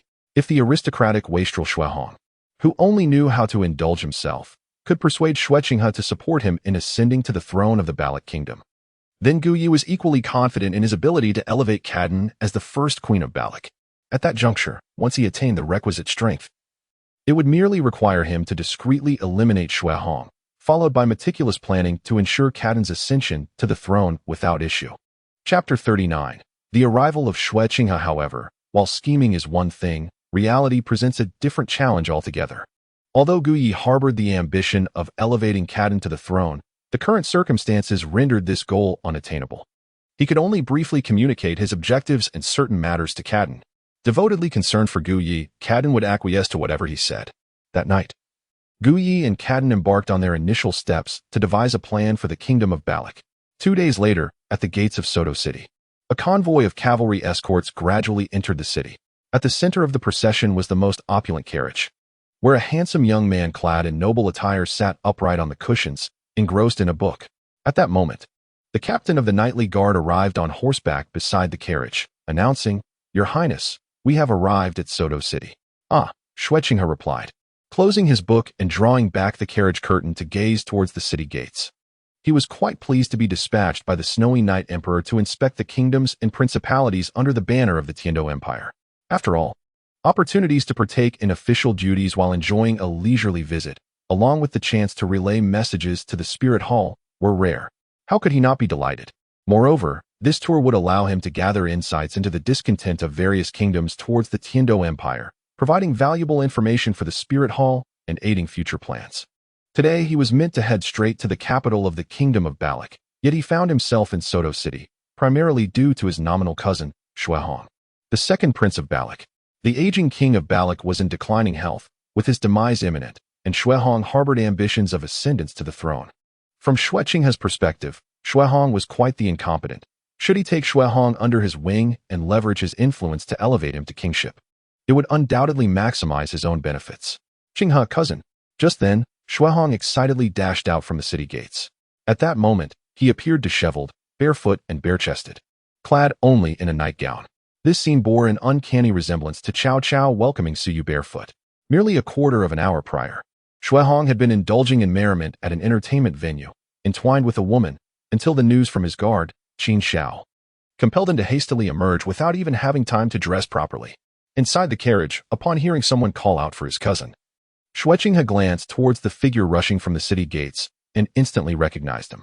By familial lineage, the Snowy Night Emperor was the paternal cousin of Shuehong's father.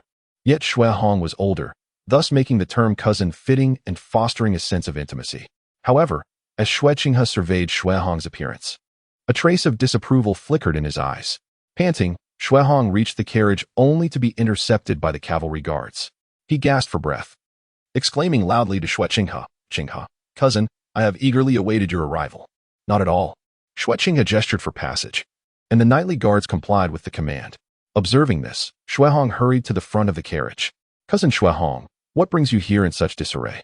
Shueqinghe remarked, pointing at Shuehong's unkempt appearance. The term cousin was merely a show of his composure. This. Upon hearing that my cousin Qinghe had arrived in Soto City, I rushed over without delay, Shuehong replied, dismissing the matter of his attire as trivial. He thought to himself that no one needed to know about the escapades that had delayed his dressing. I see. Shueqinghe nodded in understanding. Yet his gaze fell upon the telltale mark of a kiss on Shuehong's neck and the overpowering scent of perfume emanating from him. Recalling the information he had gathered about Shuehong, it dawned on him what sort of character Shuehong truly was. While possessing a modicum of cleverness, he was ultimately ineffectual, resembling those idle nobles who indulged in life's pleasures without restraint.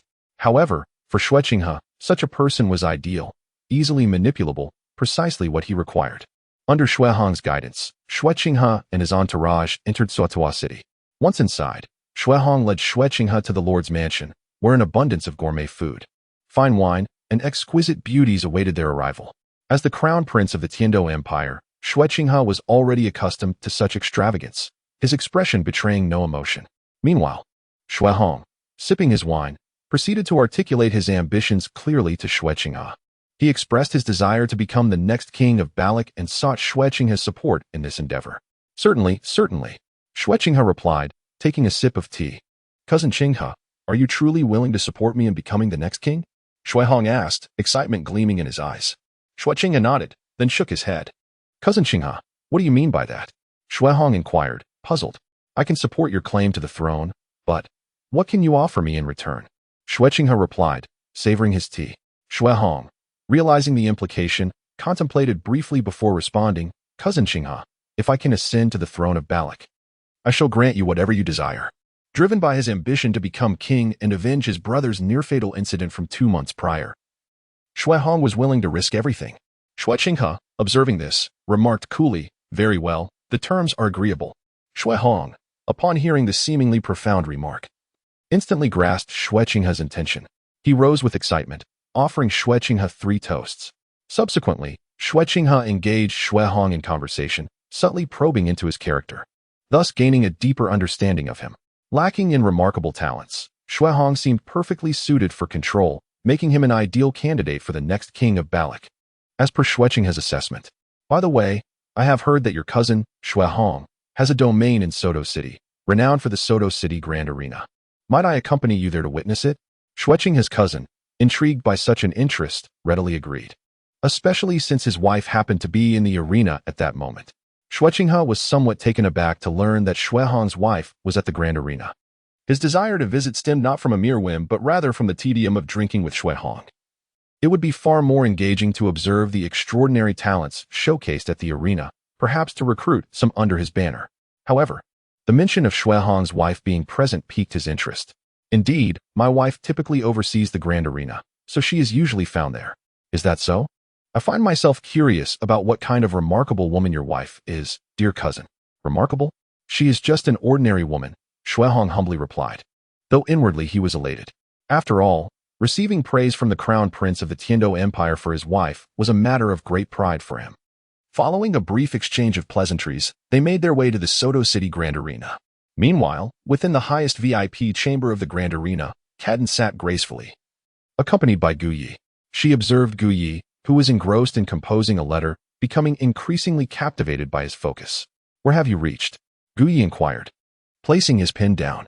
It has been half an hour since we returned to the city lord's mansion with Xue Hong, Cadden replied. Just as a knock echoed from the door. Enter, Cadden said, glancing towards the entrance. The city lord and his highness the crown prince are on their way to the grand arena and will arrive in about 15 minutes. Understood. You may leave, Cadden acknowledged. The maid outside exited, and Cadden turned her gaze back to Gu Yi. They are indeed coming to the grand arena? This spares me the trouble of seeking him out. In Gu Yi's eyes, there was a flicker of anticipation for the arrival of Xue Qinghe, or rather, it should be Qian Renxue. Chapter 40. The first encounter with Xue Qinghe. Gu Yi harbored a certain admiration for the woman known as Qian Renxue. In the original narrative, her talents were deemed unparalleled in Douluo, and her beauty was truly breathtaking. Alas, in the tale, she ultimately fell victim to the protagonist's halo, leading to a tragic fate. To be candid, Gu Yi found himself intrigued by Qian Renxue, particularly due to her lineage as the daughter of Bibi Dong. From what he understood, Qian Renxue had long harbored resentment towards Bibi Dong, yet deep down, she yearned for her mother's approval. The two women seemed to hold mutual disdain for one another, with Qian Renxue even daring to address Bibi Dong as sister. It remained a mystery whether Qian Renxue genuinely wished to be seen as Bibi Dong's sister or had ulterior motives. As the moment drew near to meet this enigmatic Qian Renxue, Gu Yi felt a swell of anticipation. At that instant, Cadden, noticing Gu Yi's distraction, gently called his name and took hold of his hand. What troubles you? Gu Yi asked, refocusing his gaze on Cadden. My lips have become parched. Cadden delicately replied as she gracefully rose and settled onto Gu Yi's lap, wrapping her arms around his neck and gazing at him with alluring eyes. Her mention of dry lips made it abundantly clear to Gu Yi what she implied. He did not resist. Instead, he boldly embraced Cadden's slender and supple waist, caressing her enchanting face before capturing her delicate lips in a fervent kiss, moistening them with his own. Very well, I must take my leave for now, as Xue Hong and Xue Qinghe are due to arrive shortly. Indeed, Cadden nodded in satisfaction. Gu Yi chuckled softly, shook his head, and stepped out of the room into the Grand Soul Arena. As usual, he began to treat the injured soul masters within the arena. He directly summoned his martial spirit, a surgical knife, to facilitate the healing process. This unique method of treatment using a blade left many soul masters in awe, especially when they witnessed the astonishing efficacy of his healing abilities. At that moment, led by Xue Hong, Xue Qinghe arrived at the Grand Soul Arena in Soto City. Upon entering, Xue Qinghe noticed a gathering of spectators captivated by Gu Yi's actions. His curiosity piqued, he turned to observe, and was momentarily taken aback by the strikingly handsome visage of the man before him. However, what astonished him even more was the knife in the man's hand, a miraculous instrument capable of healing. This was the first time he had encountered such a wondrous tool. Brother Xue Hong, do you know the soul master who is helping others heal? Xue Qinghe inquired, pointing towards Gu Yi. Oh, you mean Master Gu, Xue Hong replied. I am indeed acquainted with him. Is he a physician? Xue Qinghe asked, intrigued. Indeed, Master Gu possesses remarkable medical skills. 2 months ago, I sustained a severe injury and was on the brink of death. It was Master Gu who saved my life, Xue Hong explained succinctly. Is that so? But why is he here? Xue Qinghe pressed further. This was actually my wife's suggestion. Previously, Master Gu offered his medical services freely to the townsfolk. After witnessing the heavy casualties in the arena, my wife proposed inviting him to assist in treating the wounded, thereby alleviating the burden on the Grand Soul Arena. Xue Hong summarized the circumstances of Gu Yi's presence. With this newfound information, Xue Qinghe's interest in Gu Yi deepened. He then moved closer to observe Gu Yi's treatment methods more clearly, eager to witness the healing process unfold.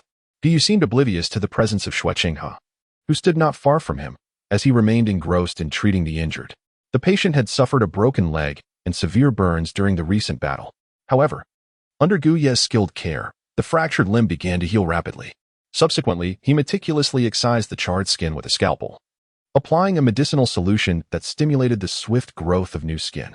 In mere moments, he had successfully treated the patient, restoring both the broken leg and the burned flesh to perfect health. Such formidable healing prowess eclipsed even that of the most advanced healing spirit masters. Zhu Zhuqing, filled with curiosity and admiration, marveled at Gu Ye's remarkable technique, which seemingly allowed him to cut into the flesh without shedding a single drop of blood. As if some extraordinary force were at play. Not one to be easily deceived, Zhu Zhuqing immediately recognized Gu Ye's exceptional nature.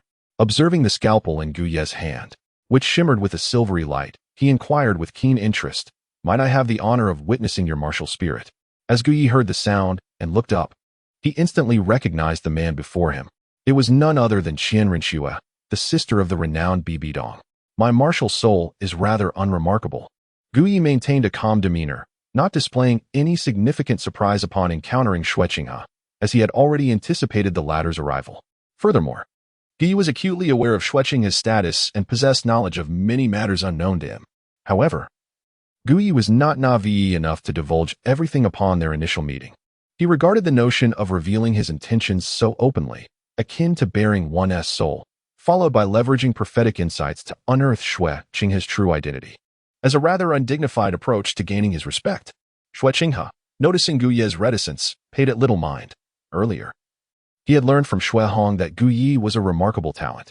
After observing him closely for a brief moment, he concluded that Gu Ye was indeed impressive and entertained the thought of recruiting him. After all, his purpose in coming here was to scout for exceptional individuals. "I am Zhu Zhuqing. If you are interested, would you care to befriend me?" Zhu Zhuqing said with a smile, exuding warmth and approachability. Upon hearing the name Zhu Zhuqing, those around them exchanged glances, their expressions reflecting surprise as they connected the name to a larger significance.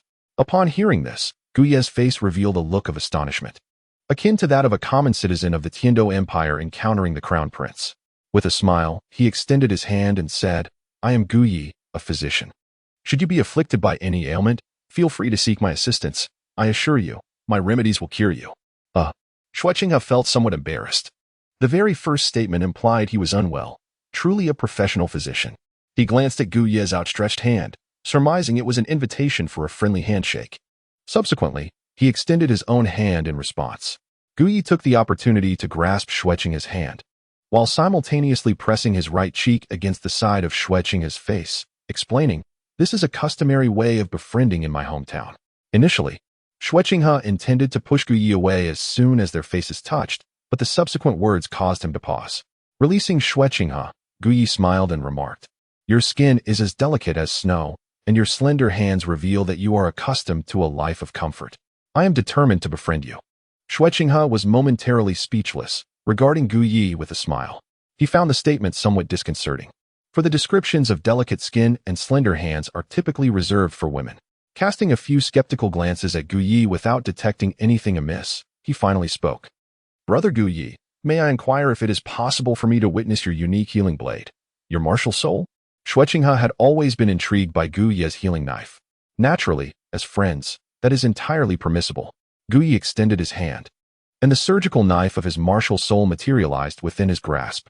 Zhu Zhuqing examined it with keen curiosity, for it was a blade capable of healing, something he had never heard of or seen before.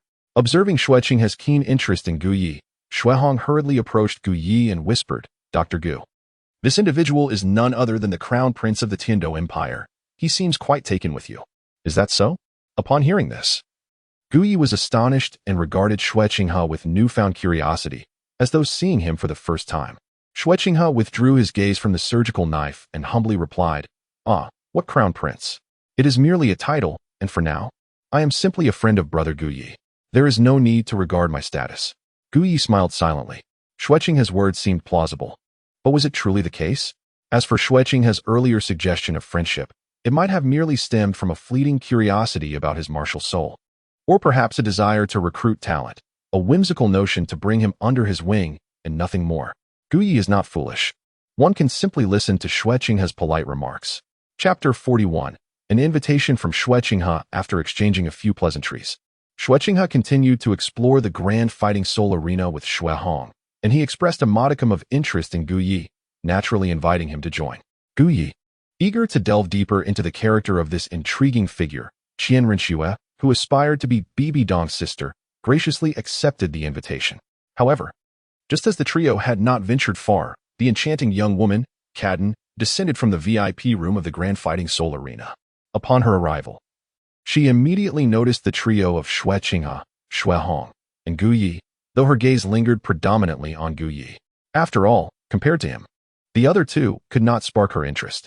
As Caden's eyes met Gu Yi's, he subtly conveyed his intentions with a knowing glance. Caden promptly understood his unspoken message and hurriedly approached Xue Qinghe, bowing respectfully. "I have the honor of meeting your highness. Caden regrets not welcoming you properly, and I hope for your forgiveness." Xue Qinghe regarded Caden with mild curiosity and then chuckled softly. "No harm done. You are indeed Xue Hong's wife, correct? To manage this vast Grand Fighting Soul Arena with your feminine grace and ensure its orderly operation, providing substantial financial support to Xue Hong, is truly commendable. Your Highness bestows such flattering praise," Caden replied with a smile, her gaze shifting towards Gu Yi. Gu Yi shook his head and, noticing that Xue Qinghe continued to walk ahead, he followed closely behind. Meanwhile, Caden approached Gu Yi, matching the pace of the three. Xue Hong, oblivious to Caden, continued to flatter Xue Qinghe, completely unaware of the subtle exchanges and whispered conversations between Caden and Gu Yi. After a short while, Xue Qinghe paused to gaze down at the Soul Duel platform. As soon as Xue Qinghe halted, Xue Hong, who had been extolling his praises, naturally ceased his flattery as well.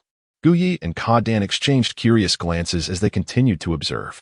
On the soul fighting platform, two soul masters, seemingly around 18 or 19 years of age, showcased their abilities. While their talent might be considered commendable in Zhuo City, it would likely pale in comparison to the standards of someone like Xue Qinghe. Gu Yi found himself puzzled by the significance of his pause. At that moment, Xue Qinghe shifted his gaze from the soul fighting arena to Gu Yi, smiling as he said, "Brother Gu Yi, I shall soon depart from Zhuo City. Might you consider accompanying me to Tiando City to experience its unique charm?" An invitation to leave, Gu Yi thought, surprised by Xue Qinghe's proposition. He had never anticipated such a notion from him. Nearby, Caden felt her heart race at the prospect, fearing Gu Yi might agree. Her thoughts were entirely consumed by him, and the idea of his departure was utterly unacceptable. Xue Hong, witnessing Xue Qinghe's intentions to invite Gu Yi, was equally astonished. He contemplated Gu Yi's remarkable medical skills and recalled Xue Qinghe's penchant for recruiting talented individuals, secretly hoping Gu Yi would choose to stay by Xue Qinghe's side, as it would yield considerable advantages for himself as well. However, Gu Yi shook his head without a moment's hesitation. "I appreciate the offer, but I am quite content in Zhuo City at present and have no plans to leave." Upon hearing this, Caden felt a wave of relief wash over her. "Is that so? What a pity," Xue Qinghe replied, not insisting. He merely regarded Gu Yi's impressive medical expertise and unique martial spirit as a rare talent, driven by curiosity. "Nonetheless, should you reconsider in the future or find yourself in Tiando City, do seek me out. I have high hopes for you," he added, giving Gu Yi a friendly pat on the shoulder. Having lost interest in the soul fighting arena, Xue Qinghe bid farewell to Xue Hong and prepared to leave Zhuo City. Naturally, Xue Hong, eager to please Xue Qinghe, followed closely behind. Even Caden, oblivious to her surroundings, accompanied Xue Qinghe as they departed from the soul fighting arena. Gu Yi observed Xue Qinghe as he exited the Zhuo City Soul Arena. Recalling the haughty demeanor with which Xue Qinghe had just patted him on the shoulder, he murmured to himself, "Though I shall not go to Heavendo City at present, I shall soon make my way there. Qian Renxue, I find myself quite intrigued by you." Caden, noticing that Xue Hong was following Xue Qinghe without acknowledging her thoughts, let out a soft huff in her heart and turned her gaze to Gu Yi. "Shall we return?" she said softly to him. "Indeed, let us go back," Gu Yi replied, making his way towards the VIP room of the Zhuo City Soul Arena. The relationship between Gu Yi and Caden is merely that of physician and patient, a fact well known among the staff of the Grand Soul Arena in Zhuo City. As they returned to their quarters, it was Gu Yi, in his capacity as a healer, who attended to Caden's ailments, bringing solace to the ailing. Meanwhile, Xue Qinghe, having departed, arrived at the residence arranged for her by Xue Hong, where one of her subordinates approached her. "Your Highness, here is the information you requested," the guard said respectfully, presenting a letter to Xue Qinghe. Upon receiving it and opening it, her interest in Gu Yi was piqued further. Before leaving Zhuo City, she had instructed her subordinates to gather intelligence on Gu Yi, intrigued by his abilities. Now, she discovered within the letter that Guyi had been providing free medical care to the citizens of Soto City during this time, with an impeccable record of successful treatments, earning him the title of a master healer. This revelation only intensified her interest in this extraordinary talent.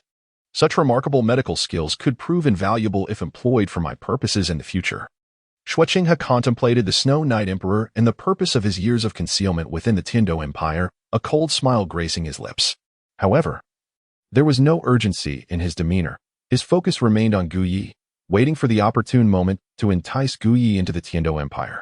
Zhu Zhuqing had lingered in Soto City for but a single day, departing the following noon for the capital of the Baloch Kingdom. Shuihong had hoped to persuade Zhu Zhuqing to stay a few more days, yet with pressing matters at hand, he could only watch him leave Soto City. With Zhu Zhuqing as assistance, my ascension to the throne of the Baloch Kingdom is assured. When the time comes, I shall avenge my brother and the grievances of 2 months past, not to mention dealing with my sister-in-law. Shuihong's thoughts drifted to his sister-in-law and the subsequent events following his rise as a king, filling him with exhilaration. He hurried back to Soto City, inviting the noble elite with whom he had once indulged to his residence for a lavish revelry. As for the enchanting Madame Cadden, currently present in the Grand Soul Arena of Soto City, Shuihong paid her little mind. In his view, a woman like Cadden, conservative and lacking in charm, was far less appealing than a mere maid. He craved the adulation, the flattery, the sensation of being the center of attention. Thus, even if Cadden were to reside in the Grand Soul Arena for a fortnight, he would not be inclined to engage with her excessively. Moreover, due to her status, he could not compel her to partake in activities she found displeasing. After all, in Shuihong's mind, as long as Cadden remained his wife, he could secure the backing of her influential family, the Silvis Kingdom, which would further facilitate his claim to the throne of Baloch. Unbeknownst to Shuihong, Cadden, whom he deemed conservative, was in fact indulging in a luxurious bath within the Grand Soul Arena, pampering herself. In the bath, Cadden cupped water in her hands, letting it cascade onto her fair, delicate skin. She glided her slender fingers from her luscious lips down her chest, relishing the perfection of her complexion. With graceful movements, she stepped out of the tub, draping a purple silk garment over her shoulders before elegantly exiting the bathing chamber. Meanwhile, in Cadden's room, Guyi perused the contents of a letter with surprise. To think she had joined the Martial Soul Academy and even met with Bibi Dong was quite unexpected. Yet, this turn of events bodes well. Given her martial spirit and innate talent, becoming a disciple of Bibi Dong would be well within her reach. Now, I eagerly await your next update. Reflecting on the girl with a flawed martial soul whom he had healed a month prior, now enrolled in the Martial Soul Hall Academy, Guyi felt an undeniable sense of joy. Chapter 42. Zhu Zhuqing's Moment of Glory. Now that she has joined the Martial Soul Hall's Academy, with diligent effort to showcase her formidable martial spirit and the enhanced physical prowess he had bestowed upon her, it is entirely possible that she could be accepted as Bibi Dong's disciple. Guyi, you seem quite pleased. A delicate and gentle voice resounded as Cadden emerged, draped in a flowing, lavender nightgown that clung softly to her form. It was merely a trivial matter. Guyi had no intention of revealing this to Cadden and tucked the letter away, glancing back momentarily. Yet, that fleeting glance rendered it impossible for Guyi to divert his gaze from Cadden. At that moment, the sheer fabric of her lavender nightgown adhered closely to her fair, porcelain-like skin, which radiated a subtle rosy glow. The gossamer nightgown was exquisitely thin and appeared remarkably supple, bestowing upon Cadden an alluring, mature charm that was utterly captivating. As Guyi gazed, he found himself rising unconsciously. He took deliberate steps toward Cadden, his large hand effortlessly encircling her slender waist, drawing her curvaceous form into his embrace. He beheld Cadden's enchanting visage, entranced and unable to extricate himself from her allure. In that moment, Guyi seemed to grasp a profound truth. Why the world harbored such animosity towards the treacherous Chow, yet everyone secretly yearned to emulate him. It was all due to the allure of the young woman, captivating yet perilous. One misstep could lead to entrapment within her snare, from which escape would be impossible. Observing Guyi lost in thought, Cadden noted the flicker of possessiveness in his eyes, and a surge of secret delight danced within her heart. Will you stay with me tonight? Cadden whispered softly, leaning against Guyi's chest, her delicate hand gliding down his torso, stirring the embers of desire. In that moment, she resembled a fragile woman seeking the solace of her husband's embrace on a lonely night. Guyi wrapped his arms around Cadden's slender waist, his face a canvas of turmoil. Staying tonight would inevitably lead him to engage in a profound and intimate exchange with Cadden, an experience that promised to be enchanting, perhaps even leading to an irresistible infatuation with this beautiful woman. However, the consequences of such a decision were beyond Gu Ye's current capacity to bear. For beside Shui Hong stood a formidable soul sage, Qin Xiao. Should Shui Hong discover his overnight presence at the Great Soul Arena, he might not initially question it. Yet suspicion would surely arise. Once doubt was planted, if Qin Xiao were to investigate, Gu Yi, given the current strength of his soul sect, would be utterly defenseless. He sighed inwardly, lamenting the reality of his situation. Caden, it is not yet the right time. Ultimately, Gu Yi could only shake his head in refusal. Caden understood his sentiments. She recognized that Gu Yi would refrain from approaching her until he felt adequately strong, yet she was undeterred. Rising onto her toes, she embraced Gu Ye's neck and planted a fervent kiss upon him. In the ensuing moment, they tumbled onto the sofa. Meanwhile, in another part of the Stardow Forest, the Shrek 7 monsters, under the guidance of Zhao Wujin, had been searching for a considerable time without success in finding suitable soul rings for Zhu Zhuqing and Oscar. Zhao Wujin glanced at the sky, noting that dusk was approaching. Just as he contemplated allowing the Shrek 7 to rest for half an hour before continuing their search for a place to overnight, suddenly, Zhu Zhuqing, Tang San, and Zhao Wujin simultaneously directed their gazes toward a singular point. Zhao Wujin shouted, "Stay alert, something approaches."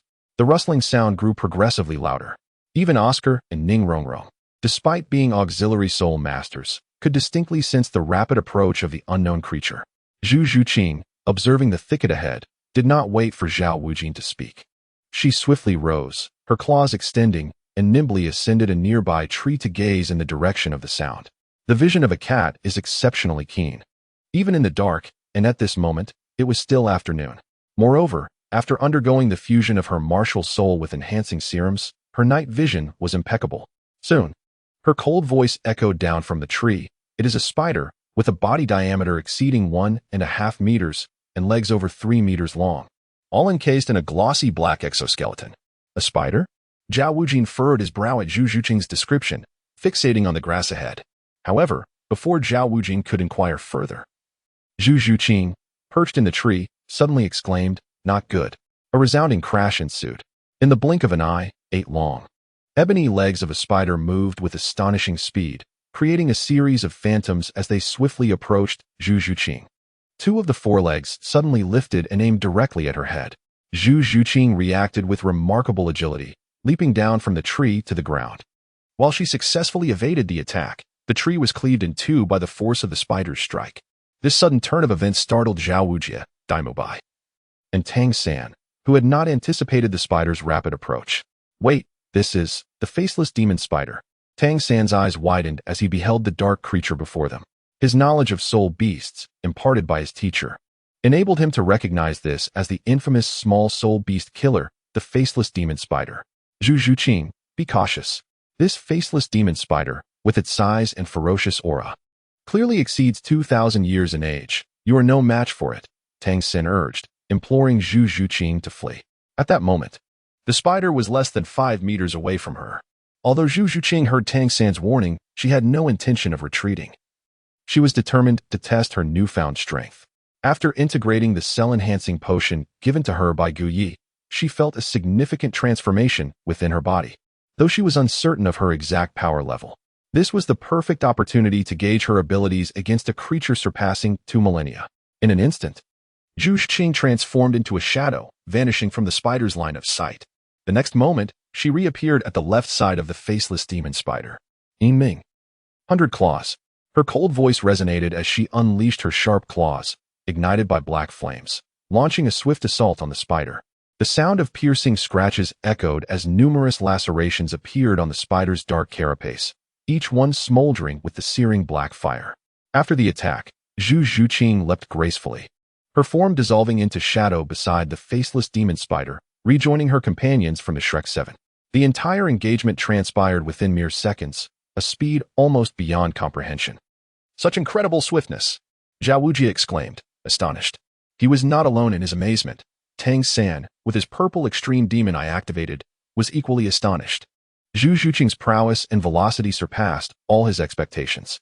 Although the faceless demon spider had not sustained significant damage from her claws, the black flames inflicted excruciating pain, causing the creature to roar in agony.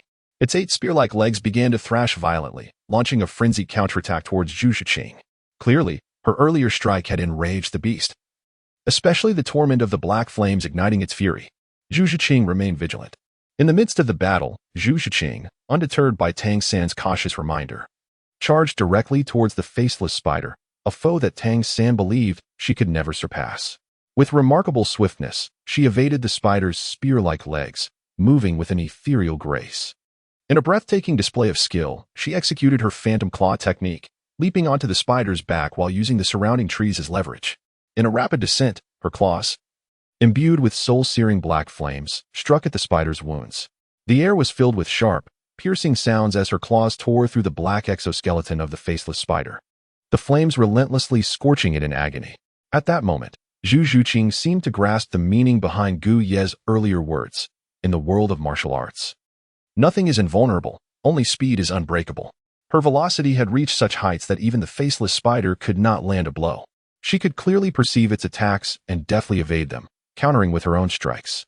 The entirety of the encounter was dominated by her relentless offense.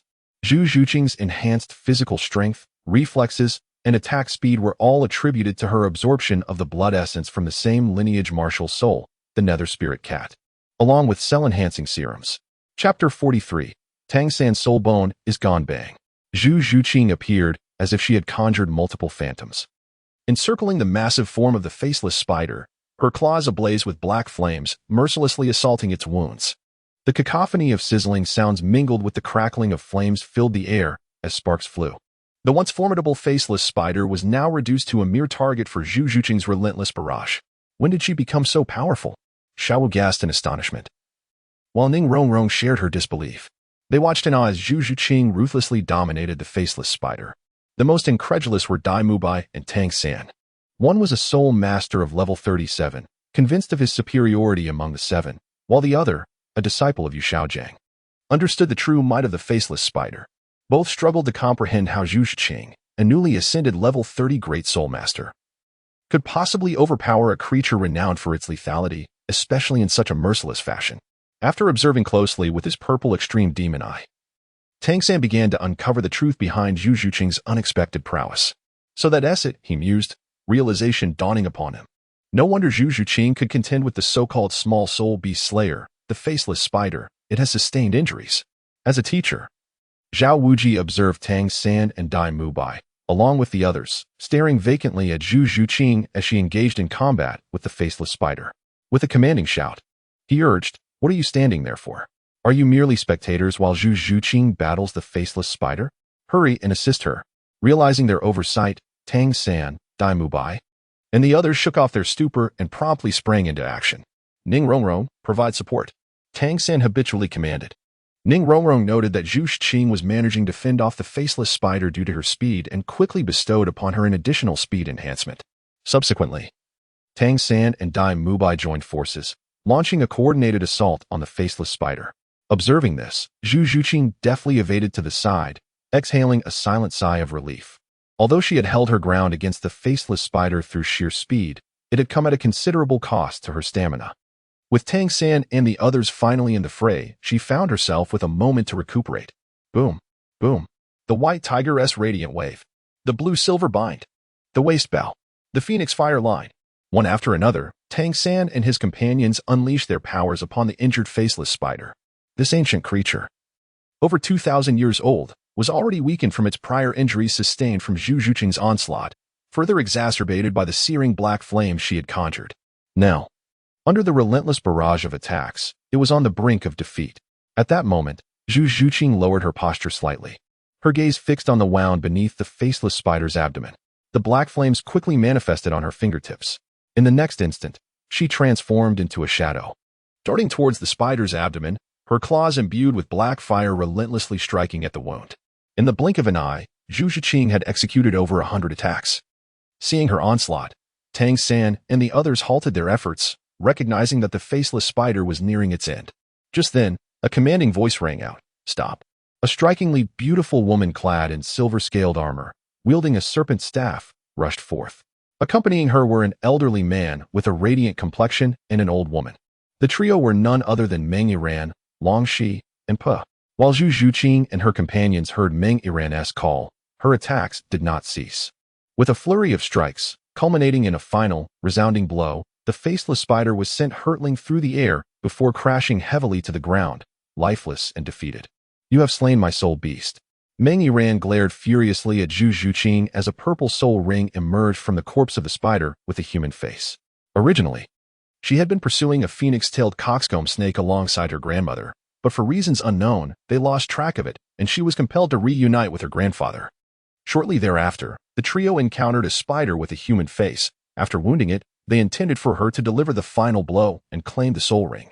Unexpectedly, the creature feigned death and, taking advantage of the terrain, managed to escape, forcing them to give chase once more. To her astonishment, it was now Zhu Zhuqing who had slain the beast. Tang San, Zhao Wujin, and Dai Mubai became instantly vigilant upon seeing Meng Iran, along with Long Gong and Shipa. Within the Stardo Great Forest, soul masters could, at times, be more perilous than soul beasts. When Meng Iran spoke, Zhu Zhuqing turned her gaze toward her and coldly retorted, "This soul beast attacked me. Am I not entitled to slay it?" You, Meng Iran, incensed, was about to counter when Long Gong tugged at her hand and stepped forward. Glancing at Zhao Wujin, he introduced himself, "I am Mingxiu. I have been pursuing this spider with a human face for some time. Had it not been for a moment of cunning that allowed it to escape, it would have long since been my granddaughter's soul ring." Upon hearing his name, Zhao Wujin was taken aback, and upon observing the elderly woman beside Long Gong, he quickly deduced her identity. Long Gong Mengshu and Shi Pichao Tianxiang were renowned figures within the soul master community, their prowess rumored to rival that of a titled Douluo due to their martial soul fusion techniques. Realizing the disparity in strength between them, Zhao Wujin's face broke into a smile. "Ah, it is the unmoving king, Zhao Wujin. This soul beast incident was merely a misunderstanding. I intended to allow my students to rest here, but the spider with a human face suddenly attacked. In such circumstances, we had no choice but to eliminate it for our safety. I hope you will forgive any offense." Zhao Wujin's courteous demeanor surprised Tang San and Dai Mubai, who had always perceived their teacher as anything but agreeable. Now faced with the trio's apparent humility, they wondered if they possessed some extraordinary status. Tang San and Dai Mubai exchanged serious glances at Long Gong and Shipa. Mengshu chuckled. "So, it is you, the unmoving king Zhao Wujin. However, you have slain my granddaughter's soul beast. How shall we address this matter?" Though he had heard of Zhao Wujin's reputation and recognized him as a soul sage, he felt no need to show deference, speaking with a certain candor. Zhao Wujin, sensing the accusatory tone from Long Gong, fell silent for a moment. Tang San glanced between Long Gong and Shi Per, then at the quiet Zhao Wujin, feeling a sense of impending crisis. His mind raced, and after a moment of contemplation, he stepped forward and inquired, "Senior, you mentioned that this spider with a human face is the soul beast required by your granddaughter?" "Indeed," Long Gong replied calmly. "Then, if that is the case, Senior, your granddaughter must have reached the 30th level?" Tang San asked. Naturally, Long Gong affirmed, proud of his granddaughter's exceptional talent. After weighing his words, Tang San smiled confidently. "If that is so, then Senior, you should be grateful that we have eliminated the spider with a human face." "What do you mean by that?" As Tang San's words echoed, Long Gong cast a scrutinizing gaze upon him.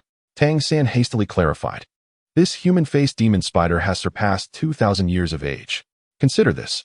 Esteemed elder, the maximum age for the third spirit ring of a soul master is 1,760 years. No individual has ever managed to absorb a spirit ring exceeding this limit. If your granddaughter were to absorb this human-faced demon spider, which exceeds 2,000 years, what consequences might ensue?" Tang San's words prompted a frown from Long Gong. After examining the age of the spirit ring of the human-faced demon spider, he found that Tang San's argument held merit. Were Guyi present, he would undoubtedly sense the oddity in this situation. In the original narrative, a soul Douluo pursued a 2,000-year soul beast for several days.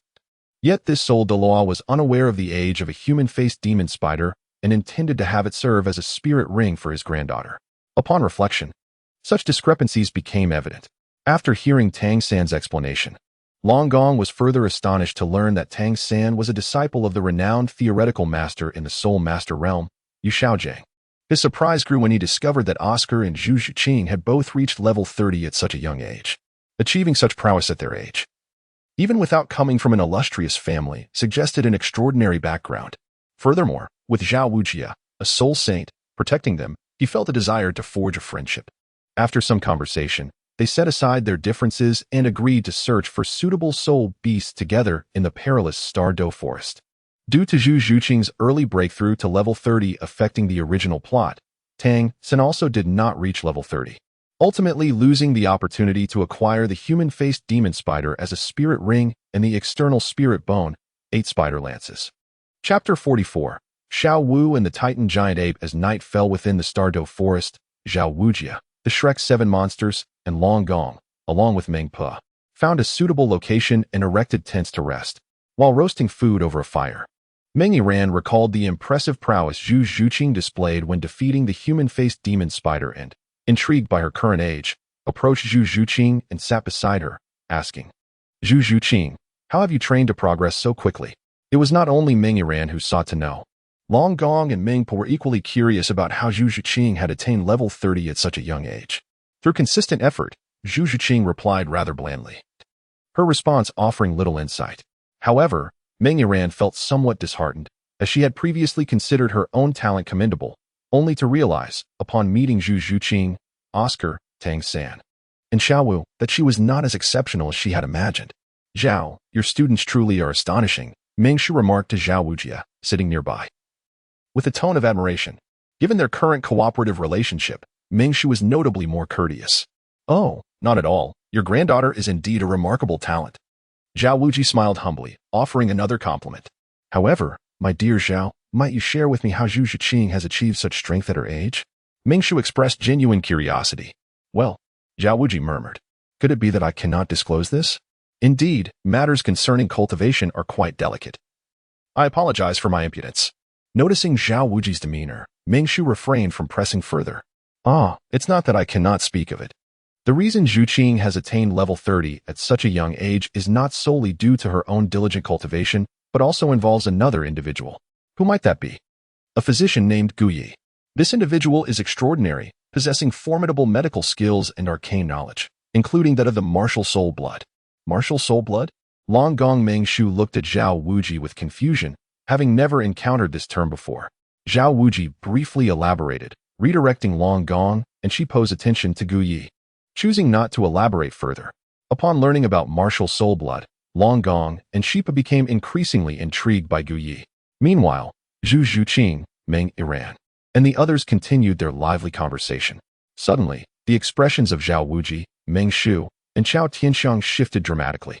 "Everyone, gather behind us. If anything happens, do not concern yourselves with me. Leave this place immediately and exit the Stardo Forest," they instructed gravely. The serious expressions of Zhao Wuji, Meng Shu, and Chao Tianxiang filled Tang San, Zhu Zhuqing, and Meng Yiran with an ominous premonition. They hurriedly moved behind the trio, inquiring, "Teacher Zhao, what is happening?"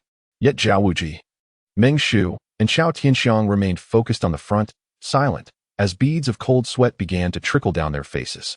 In the direction they were watching, 2 towering trees slowly parted, revealing a massive silhouette that emerged silently. Upon seeing this colossal figure, it felt as though everyone had ceased to breathe. They finally comprehended the source of concern for Zhao Wuji, Meng Shu, and Chao Tianxiang. It was a being akin to a mountain. Its dark, shaggy fur shimmered subtly under the faint light of the stars and moon. Though it was on all fours, its shoulders exceeded 7 meters in height. If it were to stand erect, its stature would likely surpass 15 meters. At first glance, it resembled a creature that was part ape and part gorilla, with the exception of its enormous, lantern-like eyes gleaming with a yellowish brilliance. In the depths of night, if not for its movement, one might struggle to discern its form, for its size was truly immense. The king of the forest, the Titan Great Ape. Gazing upon the colossal creature before them, Zhao Wujia, Meng Shu, and Chao Tianxiang wore expressions of utmost dread. Even with the formidable Meng Shu and the Soul Emperor Chao Tianxiang, alongside the Soul Sage Zhao Wujia, it seemed improbable that they could vanquish the Forest King, the Titan Great Ape. After exchanging glances, the trio stepped forward to shield Zhu Zhuqing and Meng Yiran, addressing the majestic being with reverence. "Esteemed Forest King, we harbor no intentions of offense. If this is indeed your territory, we are prepared to withdraw at once." Meng Shu intoned gravely, fully aware that the Titan Great Ape could comprehend his words. For the overwhelming pressure emanating from it hinted at its status as a 100,000-year soul beast, capable of human speech. Yet, the Titan Great Ape offered no response. Its gaze fixated on the petite figure of Xiao Wu, concealed behind Zhao Wujia, Meng Shu, and Chao Tianxiang. The ground trembled ominously as the Titan Great Ape advanced a step forward, invoking a visceral sense of dread in the hearts of Zhao Wujie and Ming Shu. Although Zhu Zhuqing maintained a composed facade, fear coursed through her veins upon encountering the Titan Great Ape. In the face of mortality, few could remain unperturbed. Involuntarily, her thoughts drifted to Gu Yi, her hand clutching tightly to the protective talisman he had bestowed upon her. Unbeknownst to Zhu Zhuqing and Ning Rongrong, Xiaowu was fervently shaking her head at the Titan Great Ape, urging it to depart swiftly. The earth quaked once more as the Titan Great Ape took another step closer. Zhao Wujie, Ming Shu, and Xiao Tianxiang's expressions darkened, all too aware that the situation had escalated beyond resolution. Iran, you and the others must leave this place at once. We shall hold it at bay, declared Ming Shu, his 8 resplendent soul rings illuminating the air as he brandished his dragon staff and charged at the Titan Great Ape. Mu Bai, Tang San, you must leave immediately. Escorting them out of the Stardoe forest, quickly, Zhao Wujie echoed, unleashing the brilliance of his 7 soul rings as he too surged toward the Titan Great Ape. In the face of this life and death crisis, Ming Shu, Zhao Wujie, and Xiao Tianxiang unhesitatingly united to confront the Titan Great Ape, seeking to buy time for the younger generation to escape. However, Zhu Zhuqing, Meng Yiran, Tang San, and the others were not the type to cower in fear of death, nor would they abandon their comrades and loved ones to flee alone. Rongrong, support us. 7 Treasures of the Famous, Day 1, Strength. 7 Treasures of the Famous, Day 2, Speed. In the midst of the crisis, the 8 individuals, with no thought for escape, remained resolute. Accompanied by Ning Rongrong's brief yet melodious voice, 3 beams of light simultaneously shot forth, striking Zhao Wujie, Meng Shu, and Xiao Tianxiang. The unparalleled characteristic of the 7 Treasures' glazed tile martial soul lies in its ability to amplify, disregarding the foundational levels.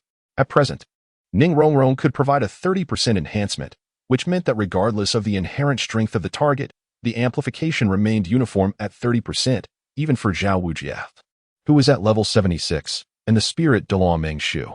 This is one of the reasons the 7 Treasures glazed tile is esteemed as the foremost auxiliary martial soul in the continent. Indeed, under the augmentation of Ning Rongrong's 7 Treasures glazed tile, Zhao Wujie's speed surged dramatically, and the spirit power in his bare paws noticeably intensified. The might of Meng Shu's dragon staff and the Serpent Lady's serpent staff also grew stronger. With their combined efforts, they could perhaps contend even with the title Douluo.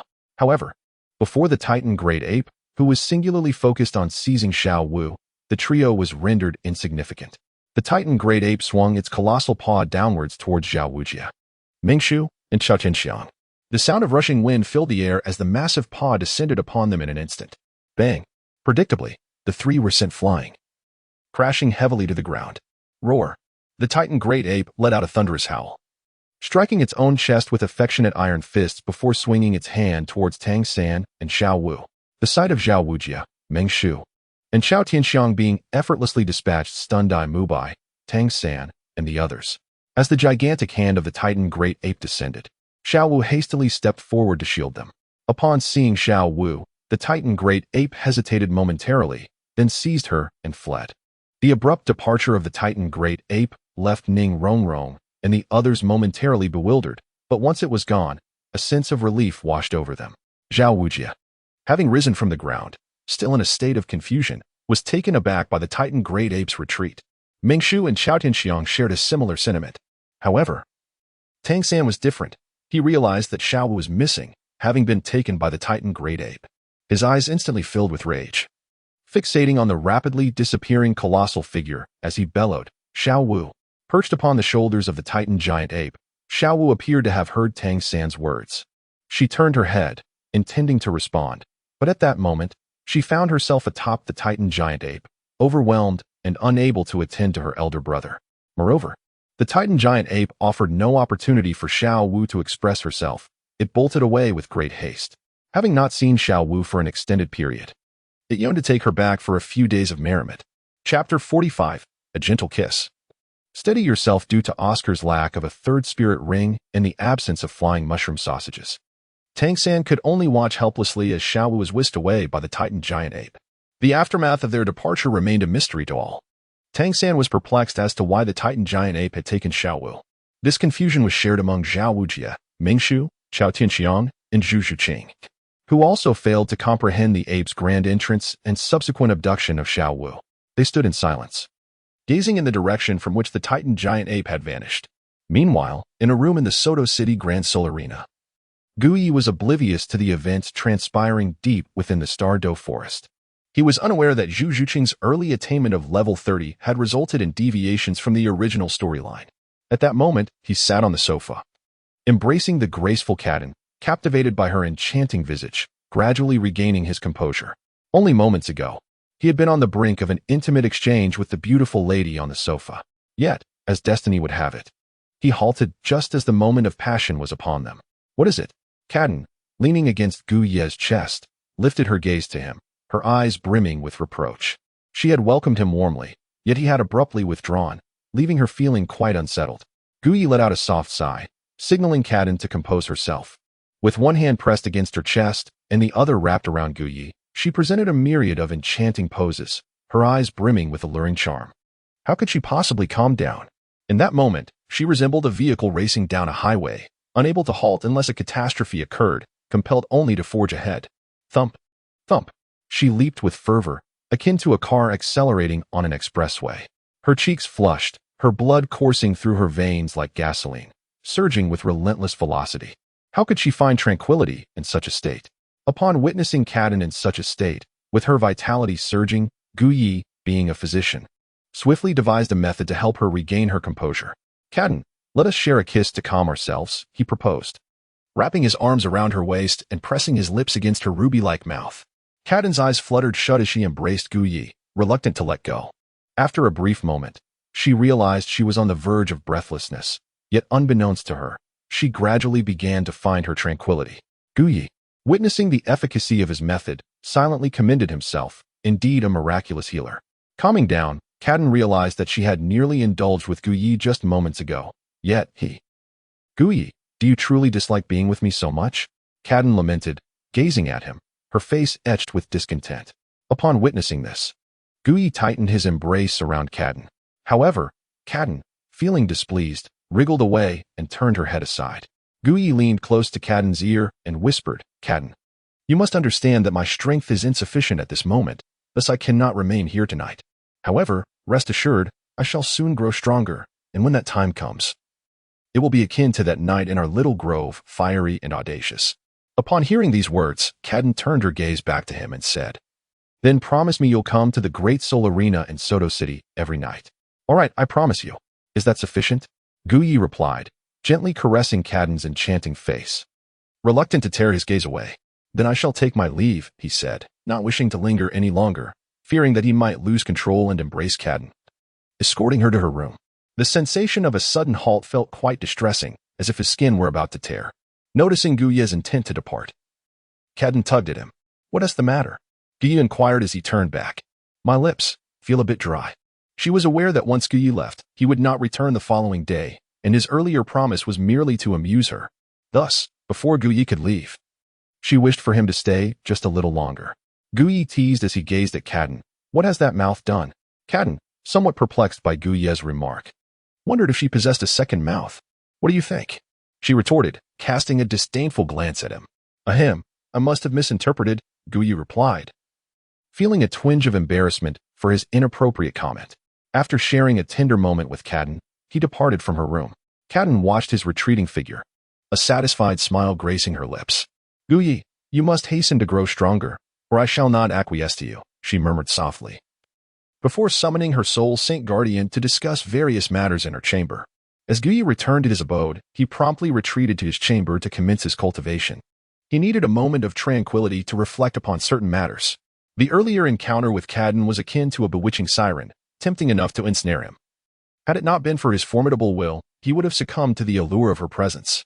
Alas, his current strength remained insufficient. He must strive to become mightier.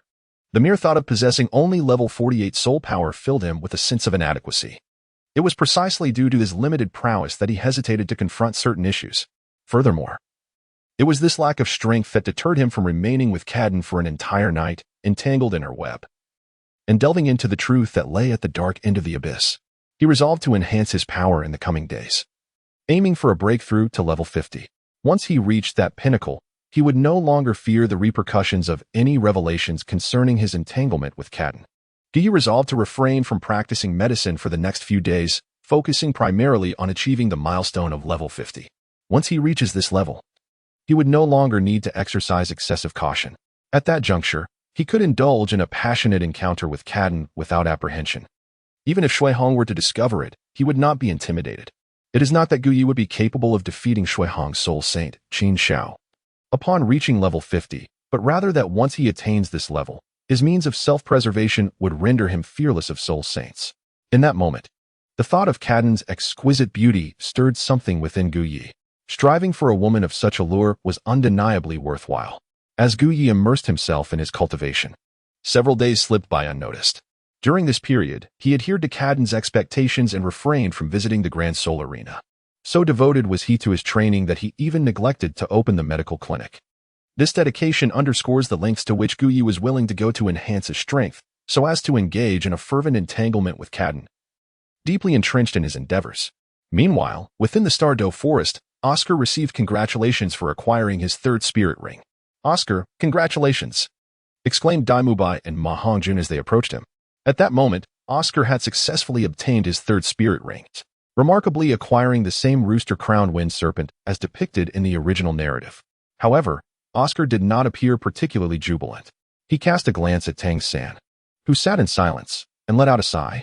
Dai Mubai and Ma Hongjun also regarded the taciturn Tang San, sharing a collective sigh as they reflected on the events of the past few days. Eventually, Dai Mubai stepped forward and said, "Xiao San, we have searched for several days. Yet there is still no news of Xiao Wu. Do you think she might? Xiao Wu will be fine.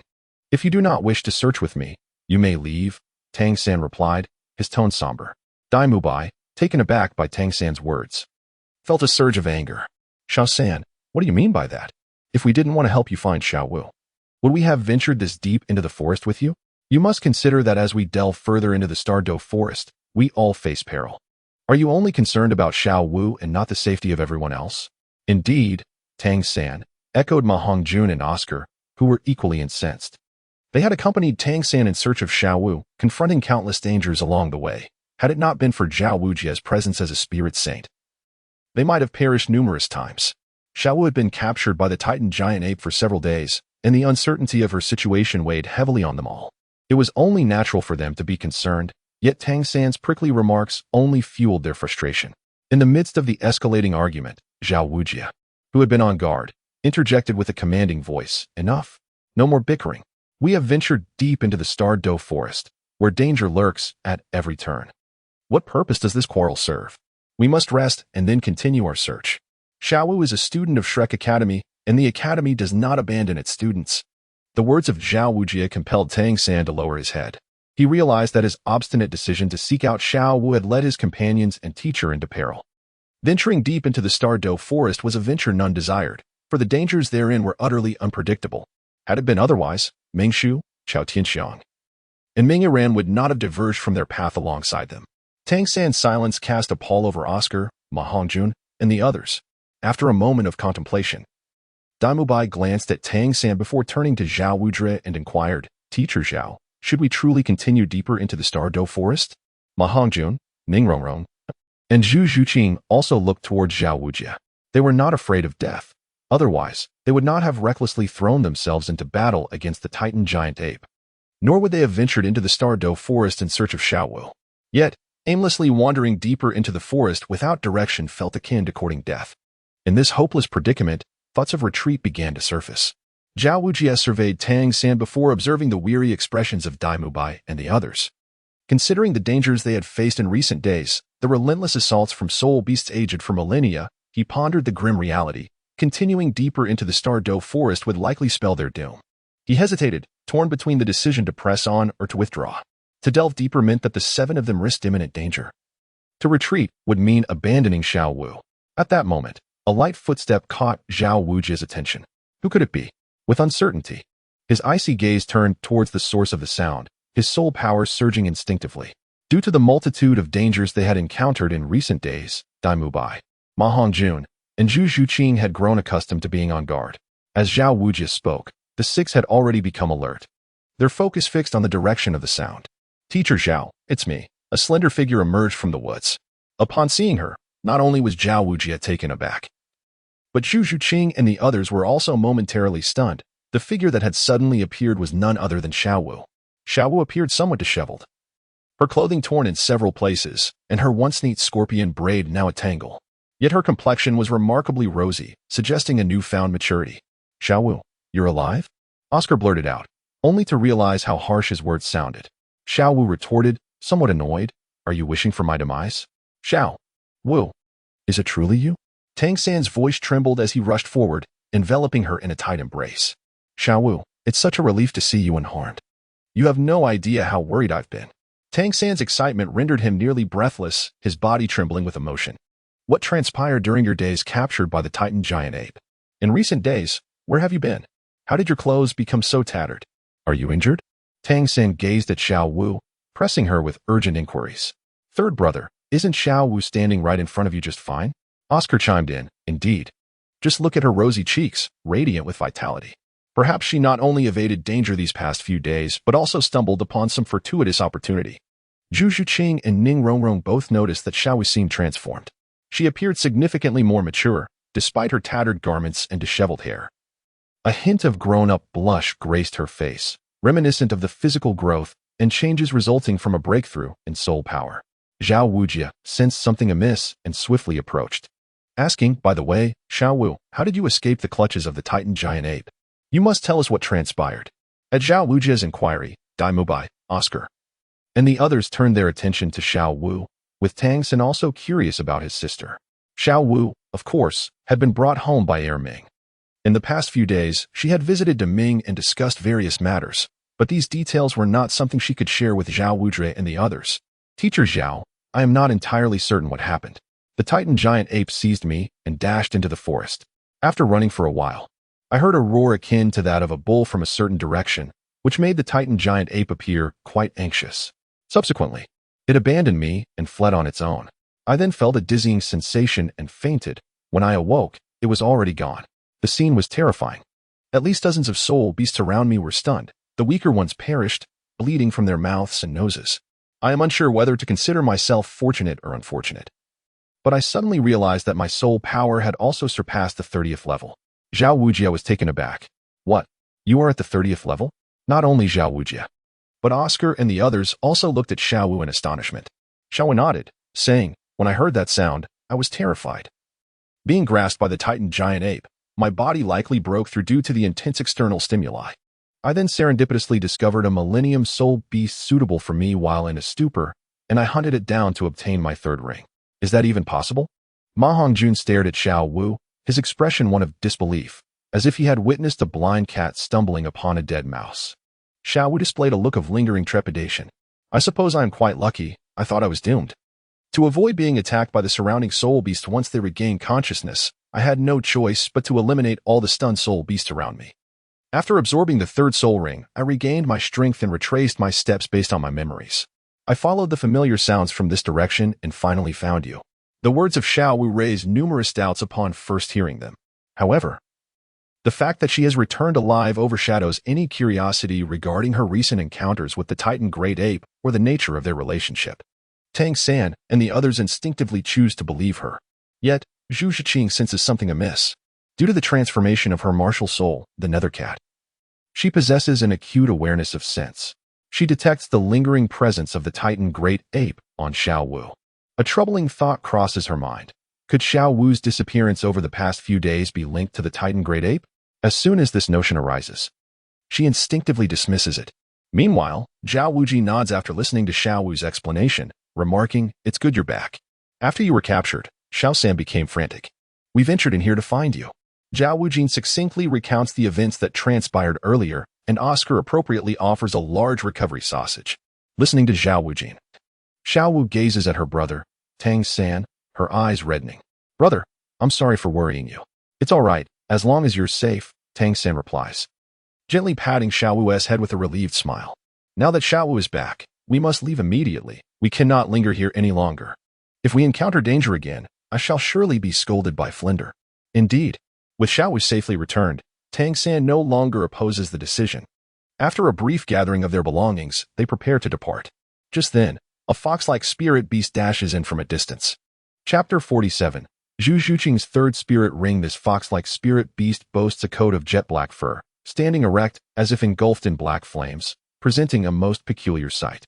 Particularly striking are its two pairs of fox paws, adorned with bizarre red and black patterns that stretch from its claws to its body. These patterns seem to harbor immense power, as if ready to unleash a torrent of black flames to incinerate its foes. It zips past Zhao Wujing and the others, completely unaware of the concealed presence of the Shrek 8. Upon seeing the spirit beast rush by, Zhu Zhuqing is instantly captivated. With just one glance, she recognizes this spirit beast as one of the few that Gu Yi had mentioned as being perfectly suited for her. The recollection of Gu Ye's words regarding the requirements to become his disciple prompts her to instinctively pursue the fleeting black figure. Zhu Zhuqing, where are you going? Zhao Wujing barks, noticing her solitary action. Teacher Zhao, I need that spirit beast as my third spirit ring. Zhu Zhuqing constantly reminds herself of her purpose in this place. She seeks to procure a suitable third soul ring, which may enable her to become a disciple of Gu Yi upon her return. With the target now in sight, she is determined to acquire it at all costs. Thus, she promptly gives chase. Let us go, follow her. As Zhu Zhuqing ventures beyond the Stardow forest, Zhao Wujie and the others, witnessing her departure, hastily pursue her. Their movements are orderly, and they soon catch up with Zhu Zhuqing. At this moment, Zhu Zhuqing notices the soul beast enveloped in black flames descending by a small lake, prompting her to halt. Zhu Zhuqing. Zhao Wujie calls out as he approaches her from behind, but upon seeing her fixated on the black soul beast without responding, he turns his gaze towards it. This is the black flame fox. Tang San exclaims after a few glances at the creature, recognizing its identity. Teacher Zhao, I need to hunt the third soul ring. Zhu Zhuqing declares, her eyes locked on the black fox. You intend to capture the black flame fox as your third soul ring? Indeed. Zhu Zhuqing affirms with a nod. Zhao Wujie scrutinizes the black flame fox, currently drinking at the lake's edge, hesitating in his decision. Typically, a soul master of Zhu Zhuqing's spectral cat martial spirit would gravitate towards speed-oriented soul rings, yet he is unfamiliar with the black flame fox. Were it not for Tang San's identification, he might not have recognized it at all. Tang San, observing the fox at the lakeside, shakes his head and states, Zhuqing, this black flame fox may not be suitable for you. No, it is indeed suitable for me. Zhu Zhuqing retorts without hesitation. Tang San frowns, explaining, Zhu Zhuqing. While the black flame fox excels in speed, it is renowned for its formidable black flames. It is said that these flames possess the capability to continuously burn and deplete a soul master's spirit power upon attack. Your interest in this ability is commendable. However, according to my master's theory, a soul master should not absorb a third soul ring exceeding 760 years of age, yet this black flame fox surpasses that limit. Moreover, the red-black markings on its claws, extending to its body, indicate that it is over 2,000 years old. His tone carries a guiding intent, clearly aiming to convey to Zhu Zhuqing that the black flame fox is ill-suited for her. Yet, as she gazes at the fox, Zhu Zhuqing turns back to Tang San and calmly states, your master's theory may not be entirely accurate. Zhuqing, San Ji's teacher is a master renowned for his theoretical prowess in the soul master community. His words are undoubtedly correct, Xiao Wu interjects, clearly supporting Tang San. Aware of the master's formidable abilities, she admires him greatly and recognizes that when San Gu suggests the black flame fox is unsuitable for Zhu Zhuqing, it is in her best interest. However, someone told me that I am capable of absorbing soul beasts over 2,000 years old, and I believe him. Zhu Zhuqing remained resolute in her pursuit of the black flame fox to serve as her third spirit ring. Tang San's brow furrowed with discomfort. He held a profound belief in his mentor Yu Xiaojiang's theories, yet Zhu Zhuqing dismissed them, which stirred unease within him, as he genuinely sought her well-being. Yu Qing, this black fox has surpassed the limit for a third spirit ring, and my teacher has stated that the maximum age for a third spirit ring is 1,700 years. This is indeed true. It is unsuitable for you. Zhao Wujie also doubted Zhu Zhuqing's ability to absorb a 2,000-year-old fox, and for her safety, he could not permit her to take such a risk. Upon hearing this, Zhu Zhuqing calmly retorted, Tang San's teacher claims the limit for a third spirit ring is 1,760 years, yet Gu Yi asserts that my limit exceeds this. Teacher Zhao, I place my faith in Gu Yi. With unwavering determination, Zhu Zhuqing was resolved to absorb the black fox that transcended 2,000 years. Upon learning that it was Guyi who informed Zhu Zhuqing that her limit surpassed 1,760 years, Tang San, Dai Mubai, and Zhao Wujia exhibited varied expressions. Dai Mubai scoffed, Tang San hesitated, and Zhao Wujia remained skeptical. In their eyes, Guyi was merely a mysterious and knowledgeable physician, while the theory of spirit rings was Yu Xiaojiang's forte. Observing their reactions, Zhu Zhuqing chose not to elaborate further. She summoned her martial spirit, the nether cat, and black flames swiftly enveloped her fingertips as she launched an attack on the black flame fox. Zhao Wujia and the others remained unconvinced. Zhu Zhuqing did not require their belief, for she knew that Guyi would not deceive or harm her. She had absolute faith in him. Moreover, due to the changes in her body and the enhancement of her strength, her trust in Guyi was unwavering. As Zhu Zhuqing struck, the black flame fox, which had been drinking by the lakeside, let out a sharp cry. Initially perceiving Zhu Zhuqing's black flames as a sign of kinship, it quickly realized her intent as she attacked and evaded with remarkable speed. However, since being infused with the enhancing liquid by Guyi, Zhu Zhuqing's agility and speed had significantly increased. Noticing the fox's evasion, she swiftly adjusted her stance and continued her assault. Seeing Zhu Zhuqing disregard their warnings and initiate her attack, Zhao Wujia felt a surge of anger. Mubai, Tang San, you two join in to assist Zhu Zhuqing. Now that Zhu Zhuqing has engaged in battle, for the sake of safety, he can only command Tang San and the others to swiftly eliminate the black flame fox and then depart. Although Tang San firmly believes in his teacher Yu Xiaojiang's theories, he cannot remain a mere spectator. Subsequently, the Shrek's 7 monsters spring into action together. Despite the black flame fox having surpassed 2,000 years, the coordination among the 7 is commendable. Under their relentless assault, the black flame fox is left on the brink of collapse. Finally, Zhu Zhuqing delivers a swift strike, vanquishing the creature. Immediately, a purple soul ring ascends from the corpse of the black flame fox. Just as Zhu Zhuqing prepares to sit and absorb the soul ring, Tang San hurriedly calls out, Zhuqing, my teacher has stated that the limit for a soul master's third soul ring is 1,760 years. If you absorb this 2,000-year black flame fox, it will undoubtedly pose a danger to you. Zhao Wujin also intervenes, saying, indeed, Zhu Zhuqing, for your safety, you must not take this risk. Zhu Zhuqing halts and looks at Tang San, his tone calm as he replies, Tang San, I appreciate your concern. But are you truly certain that what your teacher says is unequivocally correct? Or is it that your teacher's words are infallible while everyone else's are erroneous? Zhu Zhuqing's calm demeanor ignites a flicker of irritation within Tang San. He is merely trying to dissuade Zhu Zhuqing. Yet she refuses to heed his advice and even brings up his teacher. Zhao Wujin and the others, witnessing Zhu Zhuqing's unwavering determination to absorb the soul ring, feel a sense of helplessness. After expressing her thoughts, Zhu Zhuqing disregards Tang San and sits down to guide the soul ring into her body, commencing the absorption. Zhao Wujin and Tang San, recognizing that Zhu Zhuqing has begun the process and cannot be stopped, feel a surge of frustration. They are perplexed as to what kind of potion the physician Guyi has given Zhu Zhuqing, enabling her to believe she can absorb a 2,000-year soul ring. It is well known that even Zhao Wujin, as a soul sage, has never witnessed a soul master surpassing the 2,000-year threshold when absorbing their third soul ring. Meanwhile, Dai Mubai feels a sense of discomfort upon hearing Zhu Zhuqing mention Guyi, and it intensifies as she prepares to absorb the 2,000-year soul ring. Teacher Zhao, what should we do now? Tang San, anticipating Zhu Zhuqing's potential misfortune, realizes that stopping her is impossible now that she has commenced. He looks to Zhao Wujin for guidance. Zhao Wujin observes Zhu Zhuqing, who is beginning to absorb the soul ring, feeling troubled. However, upon noticing her steady aura and lack of distress, he remains silent. Zhu Zhuqing's body has been enhanced by Guyi's cellular fortifying agent, significantly amplifying her physical constitution and meridians. In the realm of Douluo, with her current physique, enduring a 2,000-year soul ring is well within her capabilities.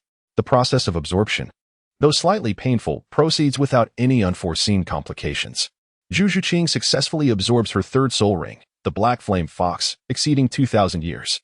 Chapter 48, Zhu Zhuqing returns. How is this possible? Zhu Zhuqing has actually succeeded. She has absorbed a soul ring of over 2,000 years. At the moment when Zhu Zhuqing absorbed the purple soul ring into her body, Oscar and Ma Hongjun were so astonished that their jaws nearly dropped to the ground. Among the 7 of them, Zhu Zhuqing was the youngest, yet she had rapidly reached the 30th level at such a tender age. and now she had absorbed a soul ring of 2,000 years for her third one. This was a significant blow to Ma Hongjun, Oscar, and the others. Tang San, too, found it hard to believe, muttering to himself that the theories of his teacher should not be wrong. Yet here was Zhu Zhuqing absorbing a soul ring older than 2,000 years. What could possibly be the explanation for this? Initially, Tang San had unwavering faith in his teacher Yu Shaojiang, but at this moment, a glimmer of doubt began to seep into his heart. Especially as Zhu Zhuqing successfully completed the absorption of her third soul ring, amplifying that doubt immensely. Zhao Wujin, scratching his head, gazed at Zhu Zhuqing, who had successfully absorbed a third soul ring surpassing 2,000 years, his expression beyond description. This completely exceeded his understanding. After all, he was a simpleton, his knowledge akin to that of an ordinary soul master. At that moment, he felt utterly bewildered, like a monk who could not grasp the essence of the situation. Meanwhile, Zhu Zhuqing, having finished absorbing her third soul ring, had yet to rise. She opened her eyes and looked at the corpse of the black flame fox before glancing at her hands. To her astonishment, there were two black-red patterns on her palms, identical to those on the claws of the black flame fox. Observing these unique patterns, Zhu Zhuqing felt a strange sense that she could summon something from the black markings. But she chose not to.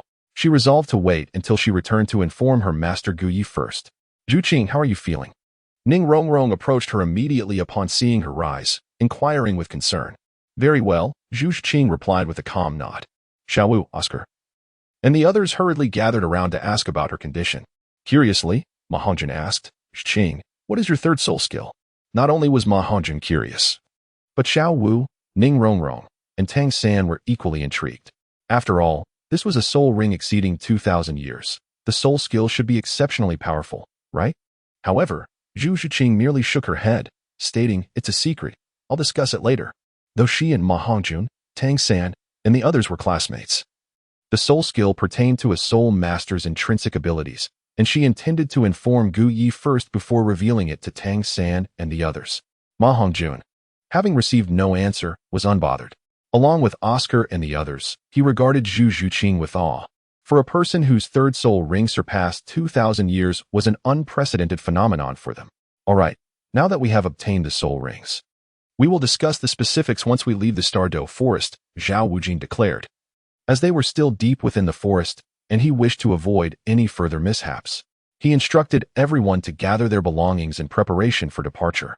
Just then, Tang San suddenly felt a change within his body and quickly called out, Teacher Zhao, wait a moment.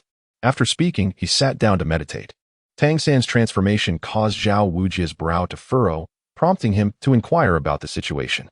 Observing Tang San meditating on the ground, Zhao assumed it was due to the exhaustion from the battles of recent days and thought little of it. However, moments later, Tang San awakened and uttered a statement that left Zhao Wujia and the others astounded. Teacher Zhao, I have broken through to the 30th level, I believe. I also need a soul ring. Little San, are you joking? Daimubai approached, disbelief etched on his face. Indeed, Tang San affirmed with a resolute nod. Finally, Zhao Wujia could only sigh, feeling the weight of comparison. He recalled the immense effort he had expended to reach the 30th level, while Tang San, Zhu Zhuqing, and Xiao Wu had delivered a significant blow to his pride. All right. Now we shall head towards the Stardow forest to assist Tang San in finding his third soul ring. Yes, Teacher Zhao. The 7 members of Shrek quickly tidied up and retreated while searching for Tang San's third soul ring. After 2 days of effort, having found a suitable soul ring for Tang San, Zhao Wujia wasted no time and led the Shrek members out of the Stardow forest. They then spent another 2 days journeying back to Shrek Academy. Finally back, the feeling of home is truly wonderful, Oscar exclaimed, somewhat dramatically. Zhao Wujia shot him a glare. Keep your voice down. Can't you see it's nearly dark? All right, now you all return to your dormitories for some rest. I need to meet with Flender to report on our journey. After 2 days of travel, the 7 members of Shrek Academy were indeed weary, and they each made their way towards their respective dormitories. Tang San, wait a moment. Just as Tang San was about to head back with Oscar, he was called by Ning Rongrong. Tang San paused and turned to her. Rongrong, is there something you need? Ning Rongrong, recalling the hidden weapons Tang San had used earlier, spoke softly, I would like to have a private conversation with you, if that's all right. Oscar, standing beside Tang San, stiffened momentarily. You two go ahead. I'll head back first. It was common knowledge that Oscar harbored feelings for Ning Rongrong. and seeing her request a private chat with Tang San naturally left him in a sour mood. Very well. After a moment's hesitation, Tang San followed Ning Rongrong. Meanwhile, Xiao Wu, noticing Tang San's intention to speak privately with Ning Rongrong, pouted in discontent and made a face at Ning Rongrong before running off to the dormitory. Zhu Zhuqing, who had initially planned to return to the dormitory with Xiao Wu, halted after her departure. She glanced at the dimming sky and, despite the twilight, turned and ran towards Soto City. At the entrance of Shrek Academy, only Ning Rongrong and Tang San remained. Rongrong, what is it? Tang San inquired. Ning Rongrong replied. Tang San, I wish to propose a business deal. Previously, they encountered numerous dangers within the Stardow Forest, all of which were precipitated by Tang San's obstinate decisions. Ultimately, akin to the original narrative, Tang San distributed his concealed weapons among the members of Shrek, significantly mitigating the peril they faced. Upon witnessing the formidable power of Tang San's hidden armaments, Ning Rongrong was reminded of her own sect, the Seven Treasure Glazed Tile School. Her sect predominantly comprises support-type soul masters with limited self-defense capabilities. Thus, she contemplated a transaction with Tang San. Consequently, she expressed her desire to purchase his concealed weapons. Without a moment's hesitation, Tang San firmly declined her request. The concealed weapons were a closely guarded secret of the Tang sect, and selling them to others was utterly out of the question. Even among classmates, such an exchange was implausible, given their merely superficial relationship. Eventually, he conceded to create a few sets for Ning Rongrong. Although she felt a twinge of disappointment upon receiving this response, she refrained from pressuring Tang San, recognizing that the items belonged to him. Nevertheless, Ning Rongrong was not one to seek something for nothing. She assured Tang San that she would provide appropriate gold coins in exchange before hastening back to her dormitory. Rongrong, what were you doing with little San just now? In the female dormitory, Xiao Wu inquired with a hint of displeasure upon Ning Rongrong's return. Nothing much, just trying to buy some concealed weapons from him. Is that all? Of course, Xiao Wu. What else would it be? Oh, you're not suspecting that I have feelings for Tang San, are you? Rest assured, while he is quite remarkable, he is not my type. Ning Rongrong held no interest in Tang San, whose appearance she deemed ordinary. Her focus was solely on the efficacy of his concealed weapons and the prospect of a transaction. Phew, that's a relief. Xiao Wu felt a weight lift from her heart upon hearing Ning Rongrong's words. She had harbored doubts about Ning Rongrong's affections for her brother, and learning it was merely a misunderstanding brought her solace. By the way, Xiao Wu, where's Zhu Zhuqing? Is she in her room? Ning Rongrong peered around, perplexed by Zhu Zhuqing's absence. I haven't seen her either. I thought she was waiting for you. How strange. Ning Rongrong returned to Zhu Zhuqing's room, still finding no sign of her, leaving her somewhat puzzled. Meanwhile, unbeknownst to Ning Rongrong and Xiao Wu, Zhu Zhuqing had already arrived outside Soto City. Upon reaching Soto City, she headed straight for her destination, Guye's medical clinic. Knock, knock. Upon arriving at the clinic, Zhu Zhuqing rapped on the door. In the rear courtyard, Guye, who was engaged in cultivation, heard the knocking and, upon sensing, recognized it was Zhu Zhuqing. She has returned from the Stardow Forest? It appears so. Surely, she wouldn't come to see me right after her return from the Stardow Forest at this late hour? It seems that she has. Guye paused his cultivation, stepped out of the courtyard, and opened the door. At that moment, Zhu Zhuqing appeared as if she had melded into the night, standing coldly at the entrance. Dust adorned her delicate face, and her black leather attire bore a few creases, giving her a somewhat travel-worn appearance. Returned from the Starry Forest? Guye inquired, surveying Zhu Zhuqing with a calm demeanor. Zhu Zhuqing nodded in affirmation. You came straight here upon your return? Guye asked again. Once more, Zhu Zhuqing nodded. With her responses, Guye gently took Zhu Zhuqing's small hand and led her into the clinic, decisively closing the door behind them. He intended to delve deeply into the events that had transpired during her absence. Chapter 49. Zhu Zhuqing becomes Guye's disciple. Please, have a seat. Guye cast a glance at his bed, gesturing for Zhu Zhuqing to take a seat upon it. Zhu Zhuqing, without hesitation, ascended to the bed. After a long day of travel back to Shrek Academy, she felt an overwhelming urge to lie down and succumb to slumber the moment she settled onto Guye's bed. However, recalling that she still needed to discuss her matters with Guye, she quickly composed herself and fixed her gaze attentively upon him. Guye did not ponder for long and took a seat on the bed. Zhu Zhuqing, who sat close to him, gazed into his eyes. I have accomplished it, she said, a faint smile gracing her otherwise cool countenance. It was evident that she had kept in mind the conditions set forth by Gu Yi for accepting her as a disciple. Now that she had succeeded, it felt as though she was joyfully sharing her achievement with him. Is that so? Pray, share with me the details, Gu Yi encouraged.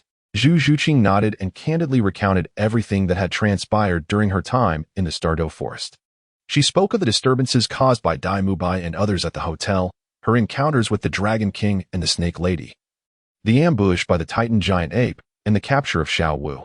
She also mentioned her acquisition of the Black Flame Fox Spirit Ring and, a few days later, Xiao Wu's safe return, along with Tang San's breakthrough to the 30th level, leaving no detail unshared with Gu Yi. Gu Yi was somewhat taken aback upon hearing this. He had not anticipated such a significant divergence between the storyline of Zhu Zhuqing in the Douluo forest and the original work, to the extent that Tang San's first external weapon, the 8 spider lances, was entirely absent. The incident of Xiao Wu being captured by the Titan Giant Ape, however, was not surprising, as the Douluo forest was her home and the Titan Giant Ape was akin to family for her. He speculated that Xiao Wu must have been taken home by the Titan Giant Ape, where she encountered the celestial blue bull python. Subsequently, Zhu Zhuqing shared her circumstances with Gu Yi. Gu Yi, the third soul skill I acquired from the Black Flame Fox, is known as the Nether Flame Slash. Upon activation, this skill unleashes slashes imbued with black flames. In addition to inflicting considerable damage, these black flames also possess the ability to scorch soul power. This was Zhu Zhuqing's third soul skill, which she chose to reveal to Gu Yi before anyone else in Shrek, demonstrating the extent of her trust in him. Moreover, after absorbing the soul ring of the Black Flame Fox, I have gained this, she said, extending her hand for Gu Yi to examine. Upon her fair palm were 2 intricate patterns resembling black and red flames. Zhu Zhuqing began to manipulate the patterns on her palm, and soon, a strange black-red aura began to emanate from them. As this aura enveloped her hands, a pair of exceptionally sharp claws materialized. These claws measured about 3 to 4 inches in length, entirely black and red, glimmering ominously with a chilling light. Soul bones, or perhaps external soul bones. Upon witnessing Zhu Zhuqing unleash her claws, Gu instantly comprehended their significance. He gazed at her with a hint of astonishment, never anticipating that her fortune would be so extraordinary. Could it be attributed to him? Gu Yi, in a moment of self-reflection, began to entertain narcissistic doubts. What exactly is an external soul bone? Zhu Zhuqing had only heard of 6 types. This was her first encounter with an external soul bone. The external soul bone is regarded as the most precious among soul bones, and the black and crimson claws in her possession are indeed an external soul bone. Their rarity stems from their growth potential, meaning they augment in strength alongside their owner's burgeoning power. It can be said that the claws she wields are the most fitting external soul bone for her. After Gu Yi explained, he looked solemnly at Zhu Zhuqing.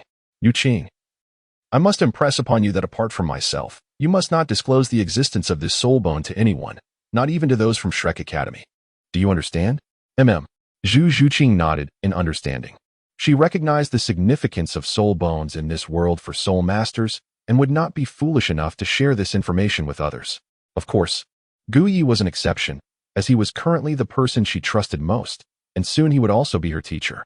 The fundamental ability of Zhu Zhuqing's external soul bone was the black flame of the Black Flame Fox, which could scorch the soul power of her enemies during claw attacks, directly penetrating into their bodies. Furthermore, this claw significantly enhanced her attack power and penetration capability, which was its most formidable aspect. However, the specifics of its other abilities would require Zhu Zhuqing to experience and discover for herself. Upon discovering the capabilities of Zhu Zhuqing's external spirit bone, Gu Yi was reminded of the black flames produced by her nether cat martial soul. As he observed the external spirit bone in her hand, an intriguing idea sparked within him. Zhuqing, now that you possess this external spirit bone, you could conduct an experiment. Attempt to merge the soul-devouring black flames generated by your nether cat with the external spirit bone, if they can harmonize, and together unleash flames that scorch the soul and inflict mental anguish. The damage potential of your external spirit bone would be unimaginably formidable. Zhu Zhuqing's eyes gleamed as she absorbed Gu Yi's words. Should she succeed as he suggested, her power would indeed reach staggering heights. Her nether black flames possessed the ability to inflict mental damage through soul scorching. If she could blend this with the external spirit bone's energy-burning black flames, anyone struck by her claws would be grievously affected. The mere thought of this made her breath quicken as she gazed at Gu Yi. Gu Yi, you promised to take me as your disciple, she fervently expressed, revealing her deepest aspirations. She yearned to grow stronger, immensely so, and it was Gu Yi who had illuminated the path of hope for her. She admired his vast knowledge, medical expertise, and the enigmatic aura he radiated. Although Gu Yi appeared to be a few years her senior, she was indifferent to age. What she sought was his guidance. Zhu Zhuqing, are you truly serious? Gu Yi's demeanor shifted to a more solemn tone. Zhu Zhuqing nodded resolutely. I am quite serious. I wish to become your disciple. Are you certain? Gu Yi inquired once more. I am certain, she affirmed with unwavering determination. Very well, then, let us proceed to the bed. Zhu Zhuqing? Confusion clouded her mind as she regarded Gu Yi, unsure of what he meant by that statement. Ahem. I apologize, that was a slip of the tongue. Gu Yi stammered, waving his hand dismissively. The comment had been a jest. He would never suggest such a thing to Zhu Zhuqing. Though, upon reflection, it seemed they were indeed already on the bed. Gu Yi glanced at Zhu Zhuqing, who was seated upon his bed, and then looked at himself. Were they not sharing the same bed? It seemed permissible to sit together with Zhu Zhuqing for an evening. Ahem, well, Zhuqing, before we proceed with the master-apprentice ceremony, I must share something with you. This is my first experience in taking on a disciple, so we shall forego the customary rites. In essence, from this day forth, you shall be my apprentice. Do you comprehend? Gu Yi gazed solemnly at Zhu Zhuqing. Understanding his intent, Zhu Zhuqing nodded in affirmation, replying, Yes, master. Excellent. From this moment forth, you, Zhu Zhuqing, shall be my disciple, Gu Yi declared, his satisfaction evident as he admired his beautiful and well-proportioned apprentice. At that moment, an unexpected thought crossed Gu Yi's mind, drawing a comparison to Bibi Dong. After becoming Gu Yi's disciple, Zhu Zhuqing felt a sense of joy, yet a tinge of curiosity lingered within her regarding her master's strength. Now that Gu Yi was her mentor, it was only natural for her to inquire about his capabilities. She then posed the question, Master, I heard from Dai Mubai that you defeated him with a single move. May I know your level of strength? Well, there's nothing to conceal, Gu Yi replied. Currently, I am a sole master at the 49th level. With a smile, he looked at Zhu Zhuqing and asked, Do you think my strength is unworthy of being your teacher? Zhu Zhuqing shook her head, though Gu Yi's prowess was somewhat surprising to her. Upon considering his age in conjunction with his abilities, she realized that her master Gu Yi was undoubtedly a genius. As Gu Yi rose from the bed, leaving behind a silhouette for Zhu Zhuqing, he proclaimed with clarity, Zhuqing, you must understand that for a genius, level is not the entirety of one's strength. Take me. For instance, though I am merely at level 49, my true prowess transcends that. Furthermore, I possess more than just raw power. This was not mere boastfulness from Gu Yi. With his resources, including the surgical system, soul blood serum, and cell enhancement potions, he had the means to cultivate a genius at any moment. Since he had taken Zhu Zhuqing under his wing, he was determined to nurture her into one of the strongest beings in this world. The process of training a disciple was one that Gu Yi cherished deeply. Subsequently, he engaged in a profound discussion with Zhu Zhuqing in the room. As her mentor, it was only natural for him to impart knowledge and guidance that Zhu Zhuqing needed to absorb. Listening intently, Zhu Zhuqing, who had just returned from the Stardow forest and was already fatigued, found herself unwittingly succumbing to slumber as she paid close attention to Gu Yi's words. The trust she had in her master was akin to a comforting reliance, and after days of exhaustion, she slept soundly. To his amusement, Gu Yi observed Zhu Zhuqing peacefully dozing on his bed. Her unwavering trust in him made it difficult for him to overstep boundaries. Chapter 50. The Arrival of Yu Shaojiang. Gu Yi gazed at Zhu Zhuqing, who lay peacefully asleep on his bed, and took a seat beside her. He gently draped a blanket over her, fulfilling his promise to care for her. It must be said, the sight of the slumbering feline was quite enchanting. Observing the previously cold and expressionless countenance of Zhu Zhuqing transform into a subtle smile in her dreams, Gu Yi found himself captivated, stealing glances at her. Then, he reached out to softly caress her lovely face, intending to withdraw his hand and retreat to another room to continue his cultivation. However, just as he began to pull away, Zhu Zhuqing murmured softly in her sleep, instinctively grasping his hand and pulling it into her embrace. It seemed that his touch provided her with an inexplicable sense of security. Once she held on, she did not let go, clutching him tightly. Particularly in light of Zhu Zhuqing being Gu Yi's disciple, this unique relationship invariably stirred a myriad of complex emotions within him. This truly places me in a difficult position. Gu Yi, noticing that Zhu Zhuqing was unwilling to release him, struggled to turn his head away. Avoiding the alluring curve that protruded from her chest, He then attempted to withdraw his hand, but Zhu Zhuqing, akin to a cat guarding its prey, clutched his hand protectively, showing no intention of loosening her grip. Occasionally, she would nuzzle against him, inching closer in an intimate manner. In a state of helplessness, Gui chose to sit quietly beside the slumbering kitten, engaging in his cultivation. Meanwhile, in another part of Shrek Academy, within the director's office, Flinder listened with astonishment to Zhao Wujia's account of the Douluo forest expedition, his expression shifting multiple times. It was only upon hearing that everyone had returned safely that he breathed a sigh of relief. Clearly, allowing you to escort them alone to the Douluo forest was a grave oversight. Flinder sighed, a wave of apprehension washing over him. Next time, when hunting spirit beasts, I shall accompany you. With the two of us, both spirit saints, it would ensure greater safety. These children are prodigies. I cannot bear to see their potential squandered. It is not your fault. After all, no one could have anticipated an encounter with the Titan Great Ape, the king of the forest. Fortunately, the Titan Great Ape refrained from lethal intent. Otherwise, we may not have returned at all. However, Flinder, one aspect continues to perplex me. How did Xiao Wu return unscathed after being captured by the Titan Great Ape for several days, and even managed to break through to level 30? She claimed that a bellow startled the Titan Great Ape away. That roar must have belonged to the legendary sky blue bull python. Just then, a somewhat rigid and peculiar sound emanated from outside the door. Zhao Wujia, who had just spoken, was taken aback. Earlier, he had heard footsteps approaching and had thought little of it, assuming it was merely a teacher from the academy. Now, realizing the sound was unusual, he sensed something amiss. No one within the academy should produce such a noise. Haha, it seems someone knowledgeable has arrived, Xiao Gang. Come in. Flinder called out, looking towards the door with a hearty laugh. The door swung open, revealing a middle-aged man who entered with a stiff visage and a straight posture. At first glance, he appeared somewhat dazed, yet his profound black eyes betrayed a hint of urgency. If Tang San were present, he would instantly recognize this figure, for he was none other than Tang San's mentor, the renowned master Yu Xiao Gang of the Spirit Master realm. Wujia, you haven't met him yet. This is Xiao Gang, a distinguished theoretical master in the Spirit Master community and also Tang San's teacher, Flinder introduced, pulling Yu Xiao Gang further inside. Zhao Wujia looked at the entering Yu Xiao Gang, a spark of realization igniting within him. So you are the master. I am Zhao Wujia.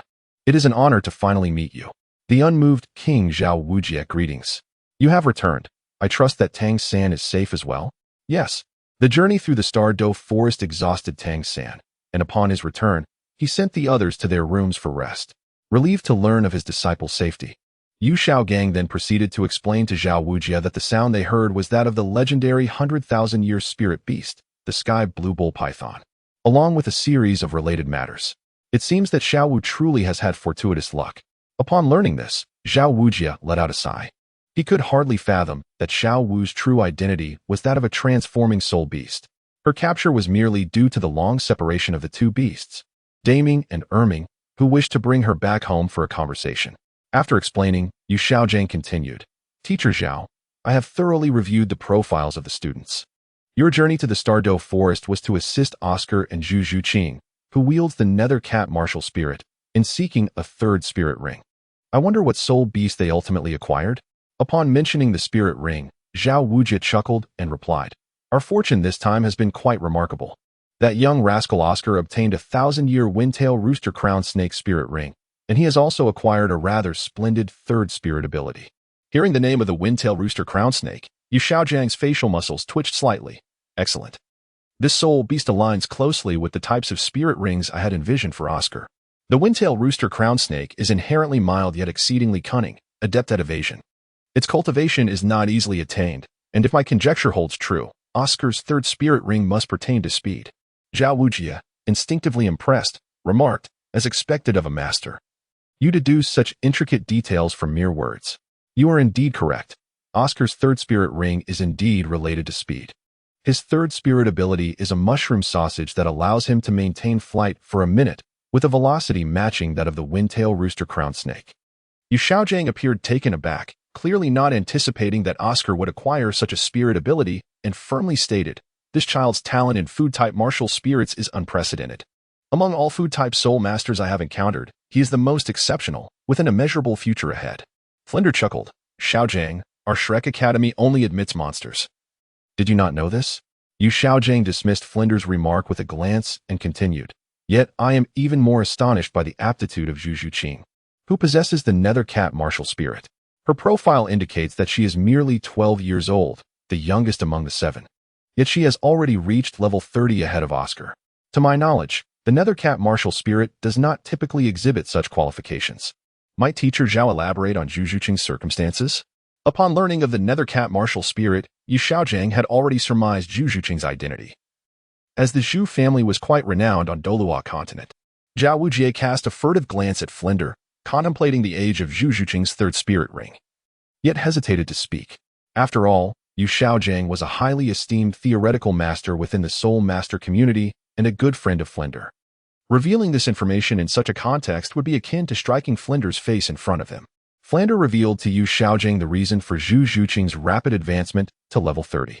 It was entirely due to the unique medicine, Soul Blood, developed by the extraordinary healer Gu Yi, which Zhu Zhuqing had consumed to achieve such swift progress. Upon learning about Soul Blood, Yu Xiaojing's expression, already rigid, became even more troubled. Flinder, how could you allow these children to recklessly use such substances? Are you not aware that these quick methods for enhancing strength can be extremely harmful? If they truly are detrimental, it could ruin Zhu Zhuqing's foundation.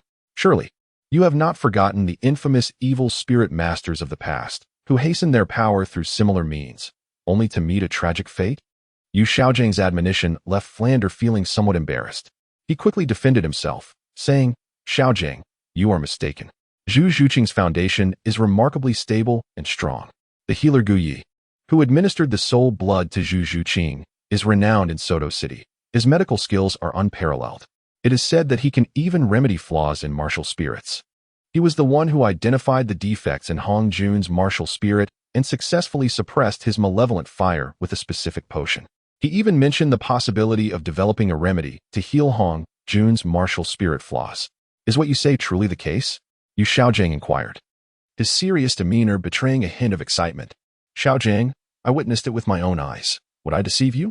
Flinder shot Yu Xiaojing an exasperated glare, irritated by his disbelief. If what you say holds true, this Gu Yi is indeed exceptional. Yu Xiaojing pondered over Flinder's earlier words. Gu Yi has managed to develop the unprecedented Wuhuan blood, aiding Zhu Zhuqing in enhancing her power. He instantly discerned the flaws within Ma Hongjuan's Wuhuan and suggested the possibility of remedying such deficiencies. This leads one to ponder whether Gu Yi would be able to identify his own Wuhuan flaws, and if so, could he also provide a cure? This thought rekindled the long-dormant aspirations within Yu Xiaojing. Due to the mutation of his Wuhuan, he has been unable to surpass the 30th level throughout his life, and no one comprehends the depth of his yearning to break through this barrier. Upon observing Yu Xiaojing's demeanor, Flinder, who knows him intimately, suddenly surmised something. Xiaogang, are you suggesting? Flinder observed him with suspicion. Yu Xiaojing shook his head, stating, I do not know Gu Yi well, nor do I know if he is truly capable. I merely entertain the notion of visiting him when time permits. Xiaogang, if he genuinely possesses the ability to treat Wuhuan deficiencies, then your hopes. Flinder found it hard to fathom the possibilities should Yu Xiaojing's Wuhuan flaws be rectified. What might his future hold upon breaking through the 30th level? Flinder, please share everything you know about Gu Yi in detail. The prospect of Gu Yi's ability to heal Wuhuan flaws piqued Yu Xiaojing's interest, and he sought to validate his thoughts with Flinder. Naturally, Flinder, being a good friend of Yu Xiaojing, spoke candidly and thoroughly about what he knew of Gu Yi. It was revealed that Gu Yi possesses a unique Wuhuan, capable of extracting Wuhuan blood, coupled with peculiar yet potent healing arts and remarkable medicine, earning him high praise among the citizens of Soto City. So it is. Yu Xiaojing mused, contemplating a visit to witness whether Gu Yi is as extraordinary as the rumors suggest. With his newfound knowledge about Gu Yi, he recalled his earlier inquiry to Zhao Wujing regarding Zhu Zhuqing. He remained unaware of the nature of Zhu Zhuqing's 3rd spirit ring and the spirit beast from which it was derived. Confidently, Yu Xiaojing speculated, Teacher Zhao, as I understand it, Zhu Zhuqing is an agility-type soul master with the Wuhuan of the Nether Cat. For her 3rd spirit ring, she would likely pursue speed-oriented spirit beasts, such as the ghost tiger or the leopard. Am I correct? Zhao Wujing, considering Zhu Zhuqing's unique circumstances, glanced at the confidently speculating Yu Xiaojing and scratched his head, momentarily at a loss for words. Flinder, observing Zhao Wujing's hesitance, expressed his exasperation. Wujing, your reluctance is quite uncomfortable to witness. It's merely a matter of Zhu Zhuqing's third spirit ring. What is there to hold back in front of Xiao Gang? Furthermore, I must inform you that after tomorrow, Xiao Gang will become their teacher, and he will be solely responsible for guiding Oscar, Zhu Zhuqing, and the other 5. Flender, Zhuqing's situation is somewhat exceptional, and I am unsure how to articulate it. Zhao Wujin hesitated, glancing at Yu Xiaojiang. What is so special about it? You should just say it. All right then. Zhao Wujia glanced at Yu Xiaojiang and quietly inquired, Master, may I ask if the limit for a soul master to absorb the third soul ring is indeed 1,760 years? Is this not the theory you have proposed? Indeed, Yu Xiaojiang affirmed with confidence, nodding. This conclusion is the result of my extensive research over many years, combined with observations of how soul masters absorb soul rings. The limit for the third soul ring is precisely 1,760 years. Upon hearing this, Flander chuckled appreciatively, exclaiming, Wujia, this is no exaggeration. Xiaojing's theories have never faltered. You must have heard of his esteemed reputation within the soul master community. Ever since he published this theory, many soul masters have adhered to it when absorbing their soul rings, and no one has ever surpassed this age limit. Yu Xiaojiang smiled modestly at Flander's candid praise, appreciating the sincerity in his words. However, Zhao Wujia hesitantly pressed further, has no soul master ever exceeded this age limit? What's the matter, Wujia? Are you doubting Xiaojiang's theory? Flander responded with amusement. Yu Xiaojiang's previously stiff demeanor softened into a smile as he confidently shook his head. He was entirely certain that, among all the individuals he knew and throughout history, no one had surpassed the limit he had established regarding the absorption of the third soul ring. Zhao Wujia, taken aback by Flander's unwavering confidence and Yu Xiaojiang's assuredness, was at a loss for words. All right, Wujia, let's move past this topic. You should inform Xiaojiang about Zhu Zhuqing's situation. He will need to develop a tailored training regimen for these children based on their characteristics. Yes. Please elaborate on Zhu Zhuqing's situation, Teacher Zhao. I must understand her soul abilities and soul ring capabilities thoroughly to devise an appropriate training plan for her.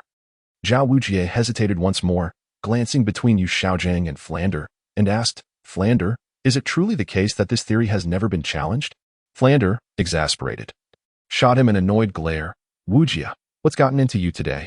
You're behaving uncharacteristically hesitant for a man of your stature. I've made it abundantly clear, Xiaojiang's theory has never been wrong. Observing Zhao Wujia's persistent skepticism towards his theory, Yu Xiaojiang's expression turned serious as he remarked, Flander, it seems Teacher Zhao harbors some doubts about my expertise. Is he testing my credentials as a true master? Does he question my ability to teach at Shrek Academy and guide these students? Xiaojiang, there's no need for such words. Now, Wujia, please share the details regarding Zhu Zhuqing, Flander interjected, casting a warning glance at Zhao Wujia to curb his further inquiries. It was known that he had painstakingly convinced Yu Xiaojiang to teach here, and if Zhao Wujia's clumsy words drove him away, he would have reason to lament. Very well. Upon hearing this, Zhao Wujia could only speak candidly. He calmly stated, Zhu Zhuqing's third soul ring originates from a black flame fox over 2,000 years old. A 2,000-year-old black flame fox? This aligns closely with my expectations. Yu Xiaojiang, momentarily taken aback, nodded confidently after some contemplation. However, witnessing Yu Xiaojiang's unwavering self-assurance, Zhao Wujia felt an overwhelming tide of disbelief wash over him. Is this truly the esteemed master? Though internally questioning deeply, Zhao Wujia refrained from further comment, fearing Flander's wrath might be unleashed upon him. Wait, Wujia, what did you just say? Could you repeat that? Flander, sensing something amiss, scrutinized Zhao Wujia as he recalled the latter's earlier words. Yu Xiaojiang, too, seemed to detect an inconsistency, fixing a stern gaze upon Zhao Wujia. I mentioned that Zhuqing's third soul ring is derived from a black flame fox over 2,000 years old. A black flame fox over 2,000 years old, Flander exclaimed, staring incredulously at Zhao Wujia. Indeed, a black flame fox over 2,000 years old, Zhao Wujia affirmed matter-of-factly. Teacher Zhao Wujia, are you certain you are not jesting with me? Yu Xiaojiang's expression darkened slightly as he regarded Zhao Wujia with seriousness. Absolutely not, Wujia. Such jesting is inappropriate. A third soul ring exceeding 2,000 years, that is utterly impossible. Flander instinctively rejected the notion, for in his understanding, Yu Xiaojiang's theories were considered the definitive truth. Flander, Master, I assure you I am not joking. When I inquired whether anyone had surpassed the limit of 1,760 years for a third soul ring, it was to confirm if there were any exceptions. Yet, You all insisted there were none. What more could I say? Zhao Wujia gestured with a mix of seriousness and helplessness. What he stated was indeed a fact. Zhu Zhuqing's third soul ring was genuinely over 2,000 years old, and he had personally witnessed her absorbing it. As Yu Xiaojiang beheld Zhao Wujia's earnest demeanor, his already dark expression deepened. He was the first to disbelieve Zhao Wujia's assertion, unable to accept that Zhu Zhuqing's third soul ring could exceed 2,000 years, as it contradicted his 10 core theories. It was inconceivable for a soul master to absorb a third soul ring surpassing 2,000 years. Chapter 52.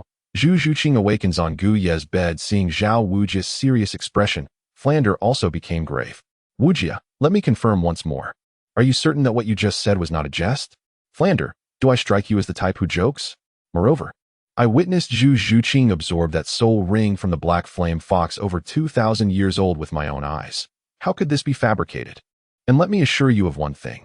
Zhuqing faced no issues while absorbing that soul ring. Impossible. It is inconceivable for a soul master to withstand a soul ring of 2,000 years at the 30th level. Given that Zhu Zhuqing is a female, her physical constitution is inherently weaker than that of her male counterparts. Thus, it is even more implausible for her to endure a soul ring from the black flame fox exceeding 2,000 years. Yu Xiaojiang firmly believes that his theory cannot possibly be erroneous. A soul master's third soul ring cannot surpass 2,000 years, and Zhu Zhuqing is no exception. Zhao Wujia, observing Yu Xiaojiang's unwavering conviction in his theory, fell silent, having previously questioned both Yu Xiaojiang and Flander. The roles seemed reversed, with Flander and Yu Xiaojiang now questioning the veracity of his statements. After a moment of silence, Flander sensed the tension in the atmosphere and was the first to speak. Wujia, I trust you would not lie, yet this matter remains somewhat difficult to believe. Let us summon Zhuqing tomorrow for clarification. Xiaojiang, it is quite late. You should return to rest. We can address other matters tomorrow. The truth can be revealed once we consult Zhu Zhuqing. Indeed, that seems reasonable. However, Flander, I still cannot accept that Zhu Zhuqing's third soul ring exceeds 2,000 years. You must recognize that my theory is infallible. Yu Xiaojiang's words echoed with a hint of stubbornness, perhaps betraying a flicker of doubt within him. Flander nodded, saying, Xiaojiang, I have complete faith in your theory. Now, go home and rest. Tomorrow, I will gather the children and formally introduce you before we inquire further to ascertain the truth. Very well. Yu Xiaojiang feigned indifference as he exited the office, but paused at the door to glance back at Zhao Wujia, as if wanting to say something. Yet the words remained unspoken, and he ultimately departed from Flander's office. Once Yu Xiaojiang had left, Flander regarded Zhao Wujia with a serious expression, urging him to clarify Zhu Zhuqing's situation. Zhao Wujia, perceiving Flander's demeanor, recounted the details of Zhu Zhuqing's absorption of the soul ring once more. Understood. Wujia, you should also return and rest. Agreed. I am quite weary myself. Zhao Wujia replied before leaving. Flander, contemplating Zhao Wujia's earlier words and his dear friend Yu Xiaojiang, occasionally furrowed his brow. He had come to believe in Zhu Zhuqing's situation, as Zhao Wujia could not possibly deceive him. Such deception would serve no purpose. Yet, his belief brought forth a concern for his esteemed friend, Yu Xiaojiang. Yu Xiaojiang possessed a profound sense of pride. His life's worth hinging upon the knowledge he had amassed and the 10 core theories regarding martial souls he had published. This was the foundation of his esteemed title as a master. Flander held great admiration for the knowledge possessed by his good friend, Yu Xiaojiang. It is precisely for this reason that he invited Yu Xiaojiang to teach at Shrek Academy. However, before even entering the academy, Zhu Zhuqing, one of his students, has already dismantled the 10 core theories that Yu Xiaojiang held dear throughout his life. He feared that Yu Xiaojiang's strong sense of pride might hinder his ability to connect with his students. Perhaps it is best to leave this matter for tomorrow. Xiaojiang should be able to handle it. With that thought, Flanders decided to retire to his room for rest. Meanwhile, in Soto City, in the master bedroom of Gu Ye's medical clinic's backyard, Gu Yi, who had been meditating beside Zhu Zhuqing, opened his eyes, noticing that Zhu Zhuqing was still soundly asleep. Clutching his hand, he could only shake his head in resignation and allow her to continue. He resumed his meditation, considering it a small favor to his newly accepted disciple to let her hold on to him for the night. As the old saying goes, fortunes change, and perhaps one day, he and Zhu Zhuqing would find themselves in a different position. The night passed without incident. The following morning, Zhu Zhuqing awoke languidly, perhaps due to having slept so deeply. She rubbed her eyes like a drowsy kitten before finally focusing on her surroundings. With Guyi beside her, the first thing she saw upon opening her eyes was him. In that fleeting moment, memories of the previous night flooded back. After successfully becoming Guyi's disciple, she had earnestly listened as he imparted knowledge. Fatigue had eventually claimed her, leading her to drift into slumber. Now she realized. Looking at Guyi beside her and the blanket draped over her, she seemed to understand. It was her teacher, Guyi, who had watched over her throughout the night. The reason she felt so secure was due to his presence. Her teacher was there to protect her in her sleep. Gazing at Guyi, a sense of dependence blossomed within Zhu Zhuqing, a feeling she had never experienced before. Having grown up in the ruthless and cold-blooded Zhu family, she had never found anyone worthy of her trust or reliance, for betrayal was always lurking. Yet now, her teacher Guyi provided her with a sense of safety that she was beginning to cherish. She observed him, seated in meditation, unable to tear her gaze away. Awake. Guyi spoke softly, his eyes remaining closed. Zhu Zhuqing quickly lowered her head, responding with a soft Did you sleep well? Very well. That's good.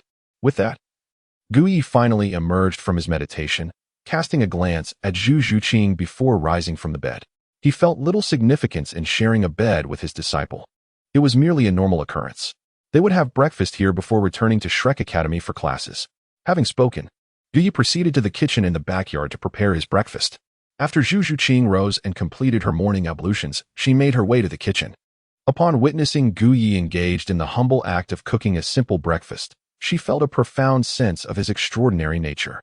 It was precisely this juxtaposition of the ordinary and the extraordinary that compelled her to watch him as he finished his morning meal.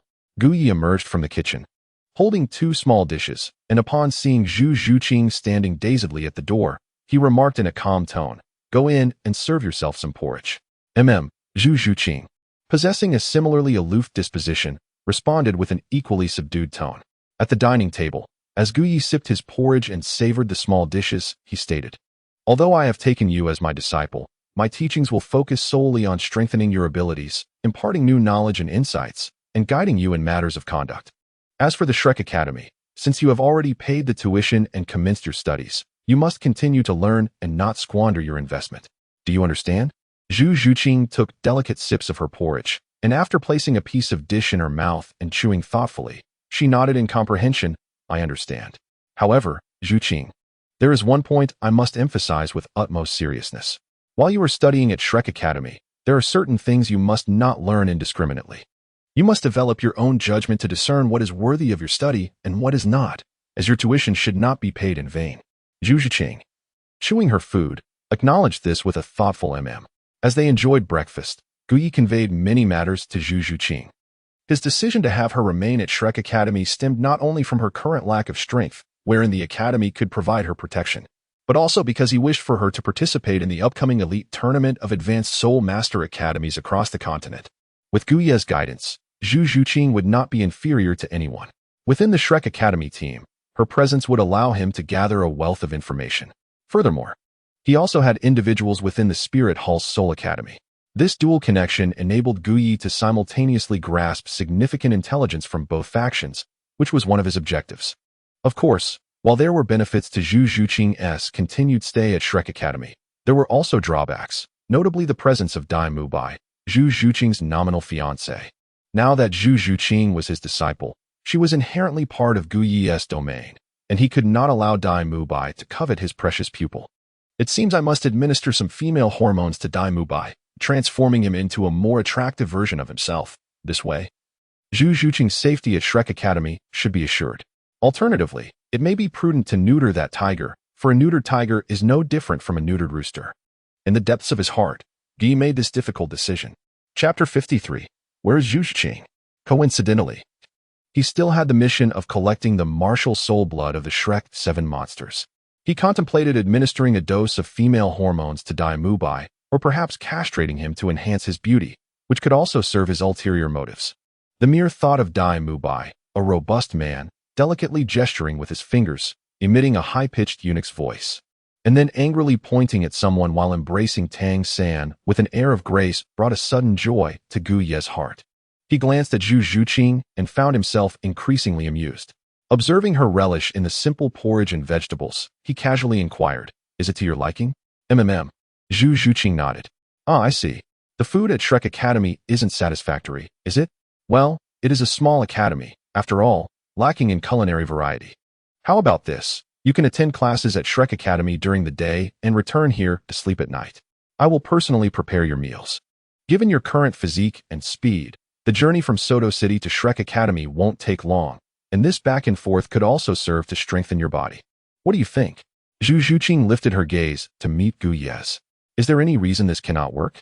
Gu Ye smiled, for this was precisely what he desired. In the evenings, he need not be alone. Instead, he could be attended to by a beautiful disciple, and after that, they could share the pursuit of knowledge in bed. How delightful that would be. By the way, Zhuqing, most of my time during the day is spent at the medical clinic, treating the citizens of Soto City. In the evenings, I often go to the Grand Arena of Souls to heal those injured soul masters. As for you, come find me when you participate in the arena battles. And after we finish, we can return home together to study. The last time I taught you about the human body, we merely scratched the surface. Once you have competed in the arena tomorrow or the day after, I shall impart to you the knowledge of meridians and acupoints. Understanding these concepts will greatly enhance the precision of your attacks, rendering you formidable in battle. Meridians and acupoints? Zhuqing gazed at Gu Ye in confusion. Knowledge in this area is virtually non-existent in the Douluo Continent, so her lack of understanding was comprehensible. However, she had a teacher and was determined to learn diligently. Well then, let us finish our breakfast and return, for I must open the clinic to treat the people shortly. Yes, teacher, Zhuqing replied respectfully. She held great admiration for her teacher Gu Ye, particularly for his selfless act of healing the citizens, and she felt a burgeoning affection for him as well. Gu Ye would not disclose to Zhu Zhuqing that his efforts in treating the common folk were largely motivated by the acquisition of surgical points and the enhancement of his own prowess. He intended to facilitate the paths of those youthful women, casually engaging in profound healing practices. All of this was fundamentally aimed at amplifying his strength. Presently, he had attained level 49, and it would not be long before he could break through to level 50. At that juncture, acquiring a fifth soul ring would require a considerable expenditure of surgical points. Indeed, Gu Ye could exchange surgical points for soul rings through the surgical system, as it matched him with the most suitable soul rings, their ages, and soul skills. Regrettably, the cost in surgical points was rather steep. This was precisely why he exerted himself so diligently in aiding others with their ailments. Should he reach level 50 and find himself lacking in surgical points, he would have no choice but to venture into the Stardoe Forest to hunt for resources.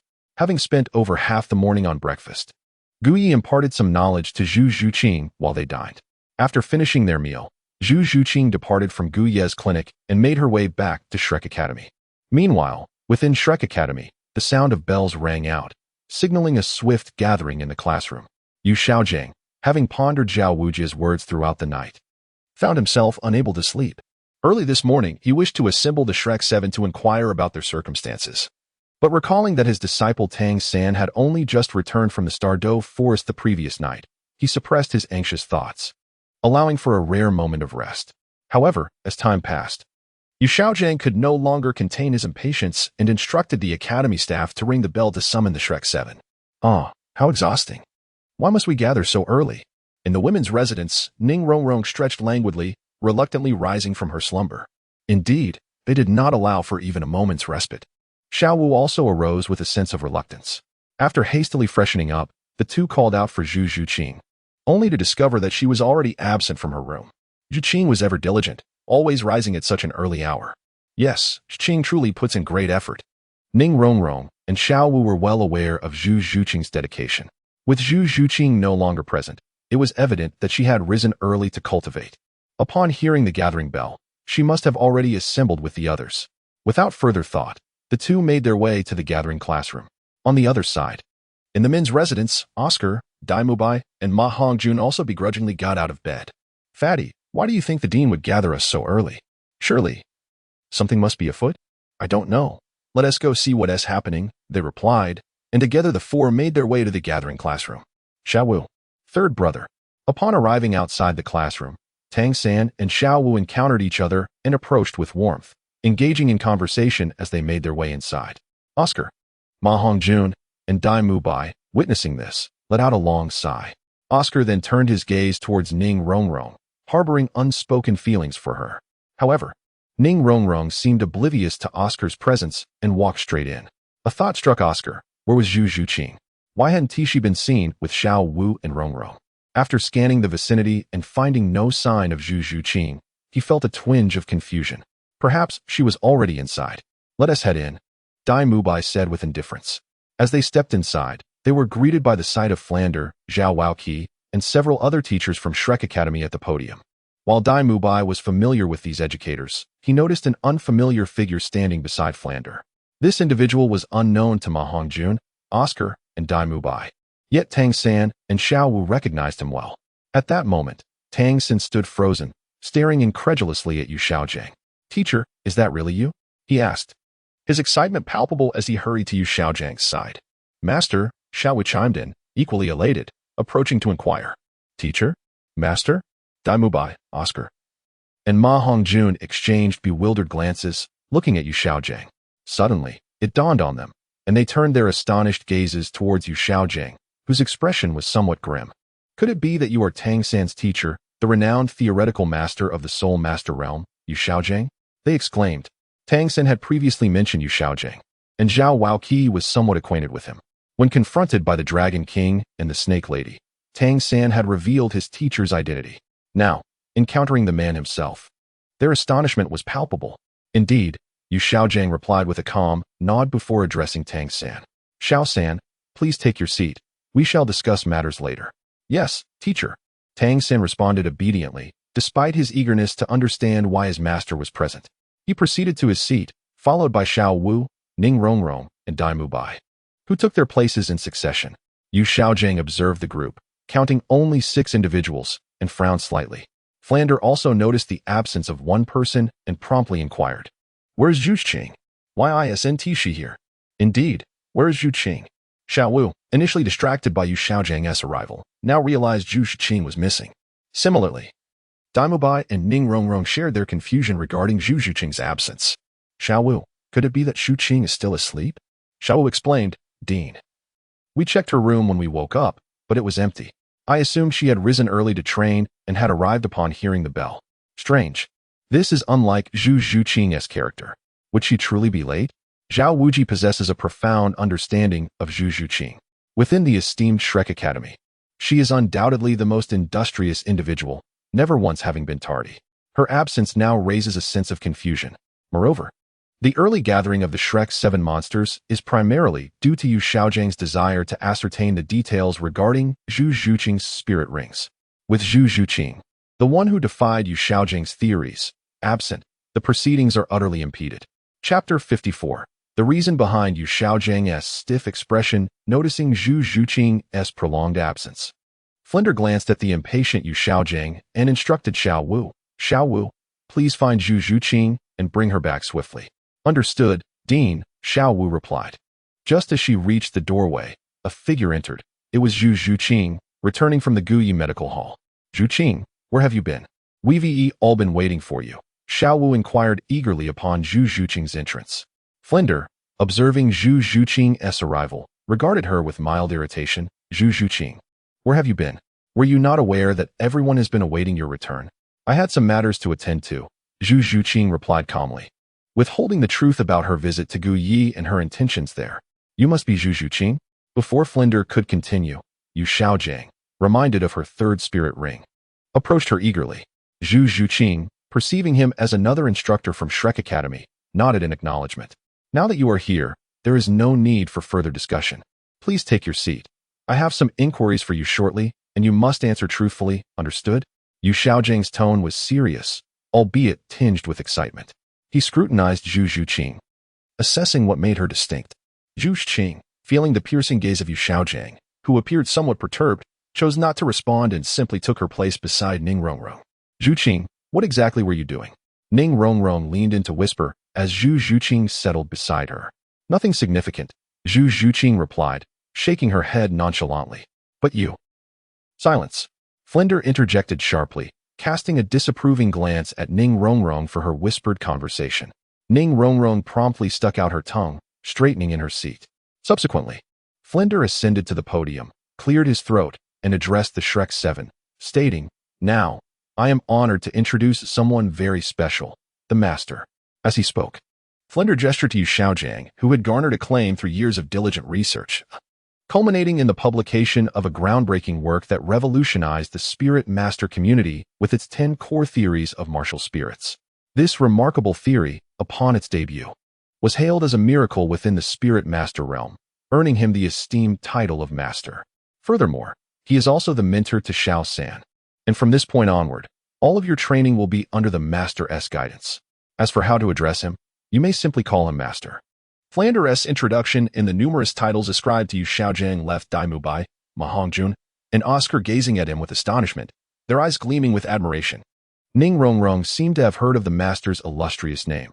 She glanced between Yu Xiaojiang and Tang San, as if comprehending the reason behind Tang San's exceptional prowess.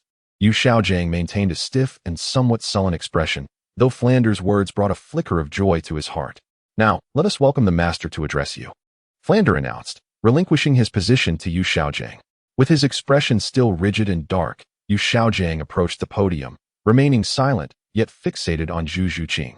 The matter of her third soul ring lingered in his mind, an insistent thought that kept him from resting until clarified. As he commenced his speech, he bypassed other topics and directed his attention solely to Zhu Zhuqing. Zhu Zhuqing, I have some inquiries for you. What is it? In a display of the most basic respect a student can show to a teacher, Zhu Zhuqing rose, her demeanor cold and unchanging. Yu Xiaojiang proceeded, previously, I heard from teacher Zhao Wujin that your third soul ring surpasses 2,000 years. While my extensive research into the core theories of martial souls posits that the limit for a soul master's third soul ring is 1,760 years. Therefore, when teacher Zhao claimed your third soul ring exceeds 2,000 years, I found it hard to believe. To verify this, I now require you to release your third soul ring for me to observe closely. So it is, thought Tang San. His teacher's theory posits the limit for the third soul ring at 1,760 years, yet Zhu Zhuqing's third soul ring has surpassed 2,000 years. What does this imply? Could the master's theory be flawed? That seems unlikely. I have heard that the master holds significant credibility within the soul master community. After Yu Xiaojiang's inquiry, Ma Hongjun, Oscar, and Ning Rongrong engaged in whispered discussions filled with confusion. Although Yu Xiaojiang overheard their remarks, he remained indifferent, fixated solely on determining whether Zhu Zhuqing's third soul ring genuinely exceeded 2,000 years, and if it truly surpassed his theoretical limit for third soul rings. If this were indeed the case, he felt compelled to ascertain every detail regarding Zhu Zhuqing, subsequently re-evaluating his theories based on his deductions.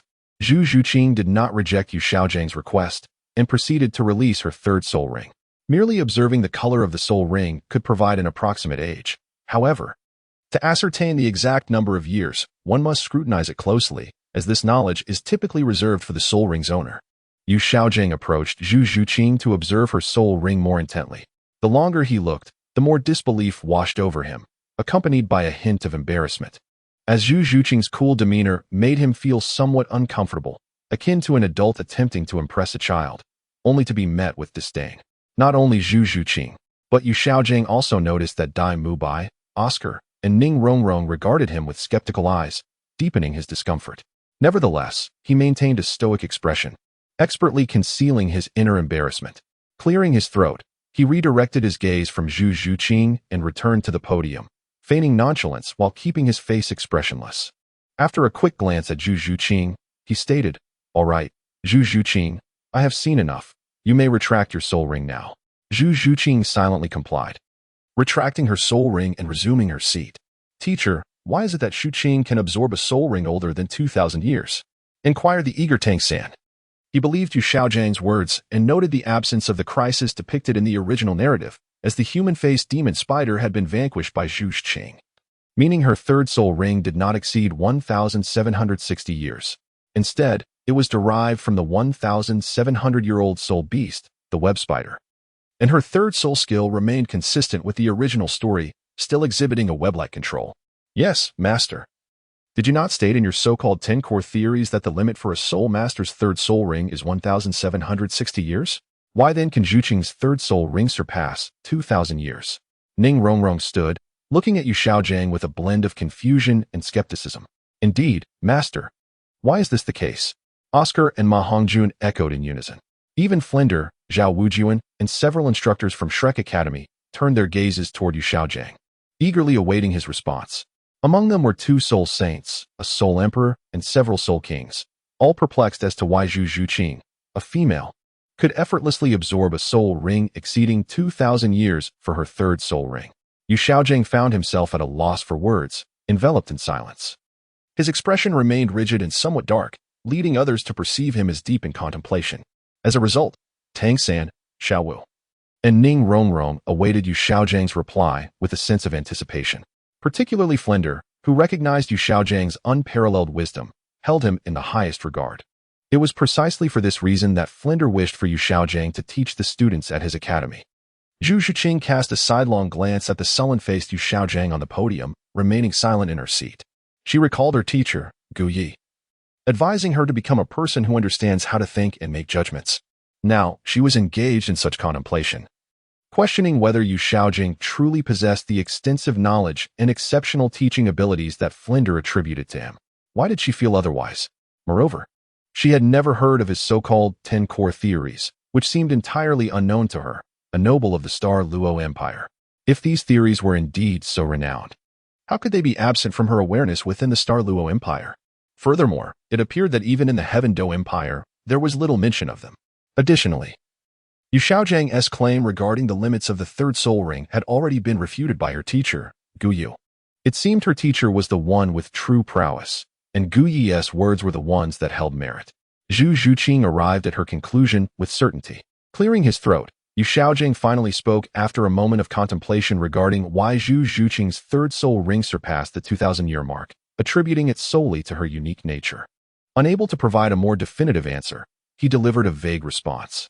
Yu Xiaojing turned to the 7 from Shrek, his face stern, and said, "However, you must remember one thing. Zhu Zhuqing is merely an exception. When you absorb your 3rd soul ring in the future, it must not exceed 1,760 years. If you surpass this limit, your bodies will undergo changes that you cannot endure, leading to dire consequences." This statement left Ning Rongrong and Ma Hongjun, who had yet to reach level 30, in a state of uncertainty regarding its validity. After all, Zhu Zhuqing was a living example before them, and now this so-called master of the soul master world was making such claims, which evidently lacked credibility. Matt, someone urged me for more updates. For the sake of survival, let us add another chapter. Chapter 55, Zhu Zhuqing. How, do you doubt my words? Yu Xiaojing's rigid face turned towards Ma Hongjun, Oscar, and Ning Rongrong. Upon witnessing the expression on Yu Xiaojing's face, Ma Hongjun, terrified, repeatedly insisted that there was nothing at all. Yu Xiaojing then glanced at Oscar, who was equally frightened, causing Ma Hongjun to shake his head vigorously. Even if they were present, it would be impossible for them to contradict Yu Xiaojing at such a critical moment. After all, this man was a teacher personally appointed by their dean, Flender, and he appeared even more formidable than Flender himself. They dared not voice any opposition. Seeing their reaction, Yu Xiaojing felt somewhat satisfied with the attitudes of Oscar and the others. He then turned his gaze to Zhu Zhuqing, making a decision in his heart.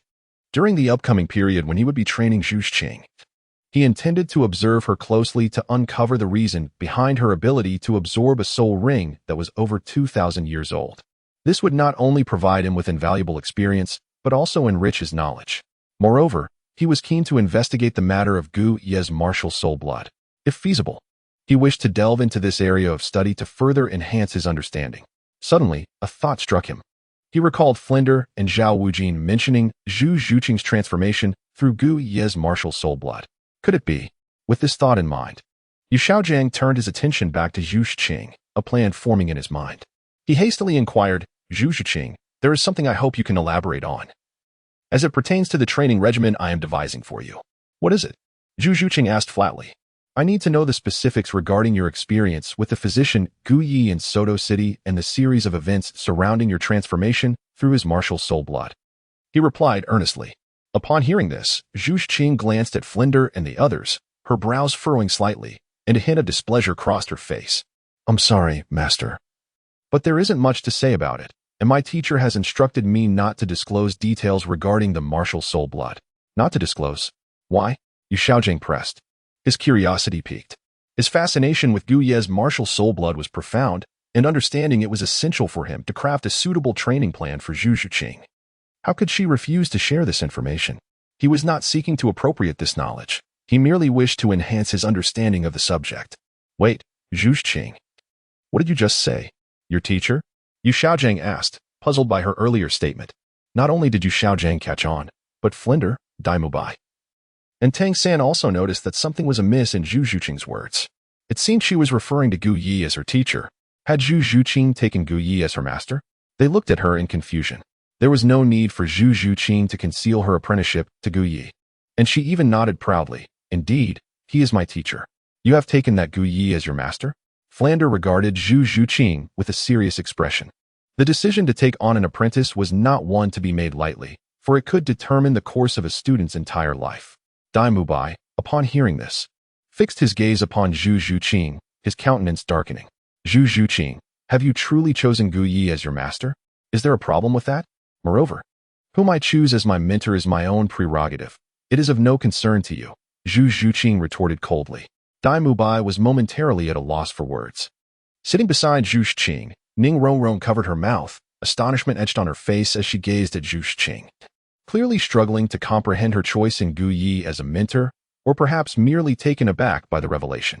After all, in her eyes, Gu Yi was quite handsome and fit her standards for a partner, and he was not significantly older than either Zhu Zhuqing or herself.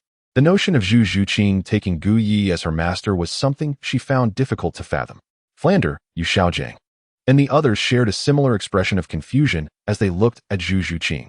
Observing the puzzled faces of Yu Xiaojiang and Flander, Zhu Zhuqing inquired coolly, Am I not permitted to take on a master? No, it's just that I never expected you, Zhuqing, to choose that young man Gu Yi as your master. If memory serves, he is only marginally older than you, and while he possesses exceptional medical skills, it seems he has little to impart to you. Flander expressed his doubts candidly. Indeed, Zhuqing, are you intending to learn medical skills from Gu Yi? Oscar voiced his own uncertainty. As Ning Rongrong contemplated Zhu Zhuqing and the enigmatic aura surrounding Gu Yi, coupled with his ability to aid her in enhancing her own development, an idea struck her. Could it be that Zhu Zhuqing's choice was influenced by? Ning Rongrong gazed at Zhu Zhuqing, whose bosom far surpassed her own, her expression one of exaggerated astonishment. Tang San, observing Zhu Zhuqing, also wore a look of confusion. Gu Yi's demeanor was far from that of a traditional teacher, aside from his commendable medical skills. He appeared rather carefree. Observing this, Zhu Zhuqing inquired with an impassive expression, Tang San, why did you choose to apprentice under Yu Xiaojiang?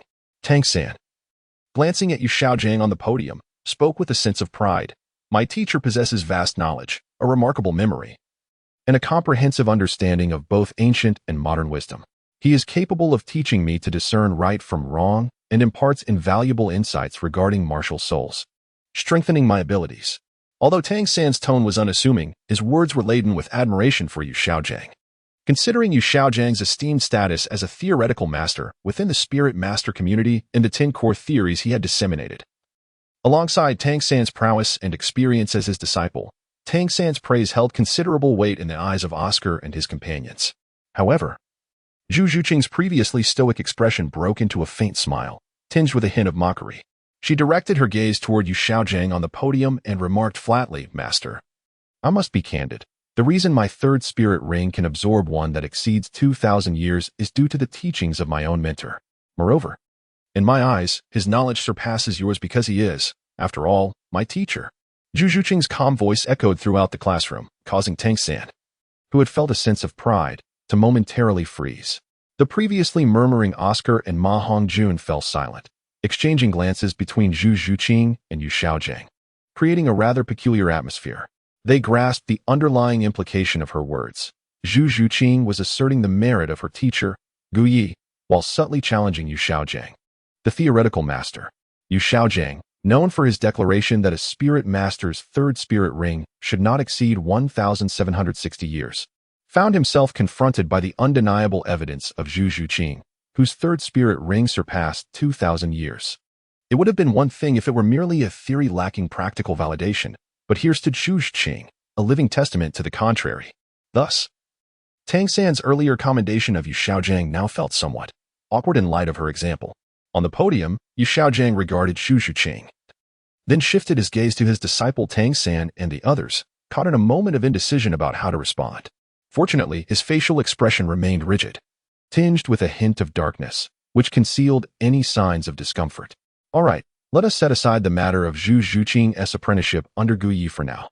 Seeing the atmosphere shift, Flender quickly intervened to ease the tension. Zhu Zhuqing, I shall refrain from passing judgment on your choice of mentor. But you are still a student of Shrek Academy. As long as you are a part of this institution, you must dedicate yourself to your studies. Do you understand? Zhu Zhuqing nodded and addressed Dean Flander. I understand, but I have a request that I hope you can grant. What request? The distance from Soto City to Shrek Academy is not far. I wish to visit my teacher in Soto City during my free time and evenings, as he has knowledge to impart to me. Flander hesitated momentarily. Having painstakingly gathered 7 students, he was reluctant to lose a prodigious talent like Zhu Zhuqing. However, permitting her to seek guidance from Gu Yu seemed reasonable, given that Gu Yu was her mentor. Refusing her would seem unreasonable. Much like how Yu Xiaojiang could personally instruct Tang San as his teacher. Ultimately, Flander acquiesced. Very well, Zhuqing, I grant you this request, provided you do not neglect your studies. Rest assured, Dean. To grow stronger, I shall strive even harder, Zhu Zhuqing replied, her gaze resolute. She then cast a sidelong glance at Dai Mubai before returning to her seat in silence. Dai Mubai, witnessing this, felt a surge of anger at the thought of Zhu Zhuqing having taken Gu Yi as her teacher, coupled with the disdain and mockery she had just shown him. Wait. A sudden thought struck Dai Mubai. If Zhu Zhuqing had indeed become Gu Ye's disciple, then he need not worry about any untoward developments between them. After all, they were bound by the teacher-student relationship, which rendered any romantic entanglements impossible. Much like Tang San and Yu Xiaojiang, who shared the same bond. Could a teacher-student romance truly unfold? It seemed utterly implausible. With this realization, Dai Mubai felt a weight lift off his shoulders, his expression brightening. He looked at Zhu Zhuqing as if to congratulate her for having chosen a commendable mentor. Perhaps, in his spare time, he would visit Gu Yi's clinic to ensure Zhu Zhuqing received thorough guidance, fostering a deeper connection. Chapter 56. Zhu Zhuqing's remarkable wit. Seeing the 7 students settled back into their seats and the earlier peculiar atmosphere dissipated, Flander ascended the podium and announced, All right. I hereby declare that from this day forth, your education will be entirely under the purview of the master. We will all collaborate with him. You have just returned yesterday, and I imagine you are quite fatigued. Therefore, today will be a day of rest, and classes will resume tomorrow. During your recent expedition to the Stardo Forest, 2 of you have attained the Soul Master rank. Ning Rongrong and Ma Hongjun, who have yet to break through level 30, must also put in the effort to catch up with the others. Now, Master, do you have anything to say? The final inquiry from Flander was directed towards Yu Xiaojiang. Earlier, Yu Xiaojiang had lost some face in front of the students, and now Flander offered him the opportunity to regain his dignity and establish his authority, thereby preparing for the forthcoming lessons. Standing beside the podium, Yu Xiaojiang nodded and stepped back to the center.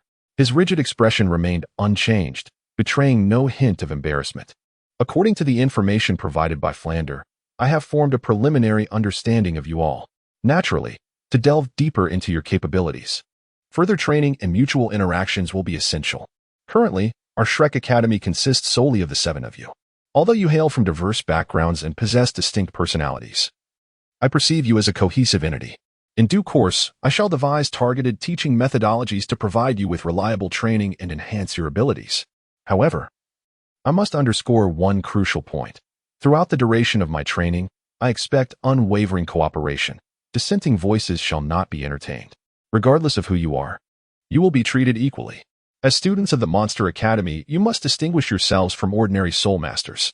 From this point forward, I wish for your names to evoke the notion of monsters in the minds of others. Thus, the 7 of you will no longer be categorized into early and advanced stages. Instead, we shall pursue unified instruction. I will rank you according to age. Number 1, Dai Mubai. Number 2, Oscar. Number 3, Tang San. Number 4, Ma Hongjun. Number 5, Xiao Wu. Number 6, Ning Rongrong. And number 7, Zhu Zhuqing. Do you all comprehend? Yu Xiaojiang's gaze swept across the group. Tang San and Xiao Wu wholeheartedly endorsed Yu Xiaojiang's words, as they found no fault in his reasoning. Oscar, Ma Hongjun, and Dai Mubai remained silent, fully aware of Flander's formidable reputation and hesitant to voice dissent. At that moment, Zhu Zhuqing slowly raised her hand. Observing this, Yu Xiaojiang furrowed his brow and asked, Zhu Zhuqing, is there something you do not understand? I have a question that puzzles me, Zhu Zhuqing replied calmly, meeting Yu Xiaozhang's gaze. "What is your question?" he inquired. Yet, for reasons unknown, a sense of foreboding stirred within Yu Xiaozhang, causing his already stern countenance to appear even more unappealing in an attempt to mask his discomfort. Unperturbed, Zhu Zhuqing continued, "My teacher once said that every student pays a fee to enter the academy to acquire useful knowledge and grow stronger. He also mentioned that during our learning process, we must not only absorb information but also cultivate the ability to think critically and discern right from wrong. Earlier, Master, you instructed us that during training, we must cooperate without voicing any objections. Indeed, is there an issue with that?" Yu Xiaozhang responded. Yuxiagang's expression remained perpetually rigid. A reflection of his teaching principles cultivated over many years, principles he deemed beyond reproach. Tang San observed the usually taciturn and aloof Zhu Zhuqing, who now spoke at length with an unusual countenance, particularly in the presence of her instructor, Yuxiagang. "My esteemed master," she began, "you have instructed us to refrain from voicing dissent in the execution of your directives.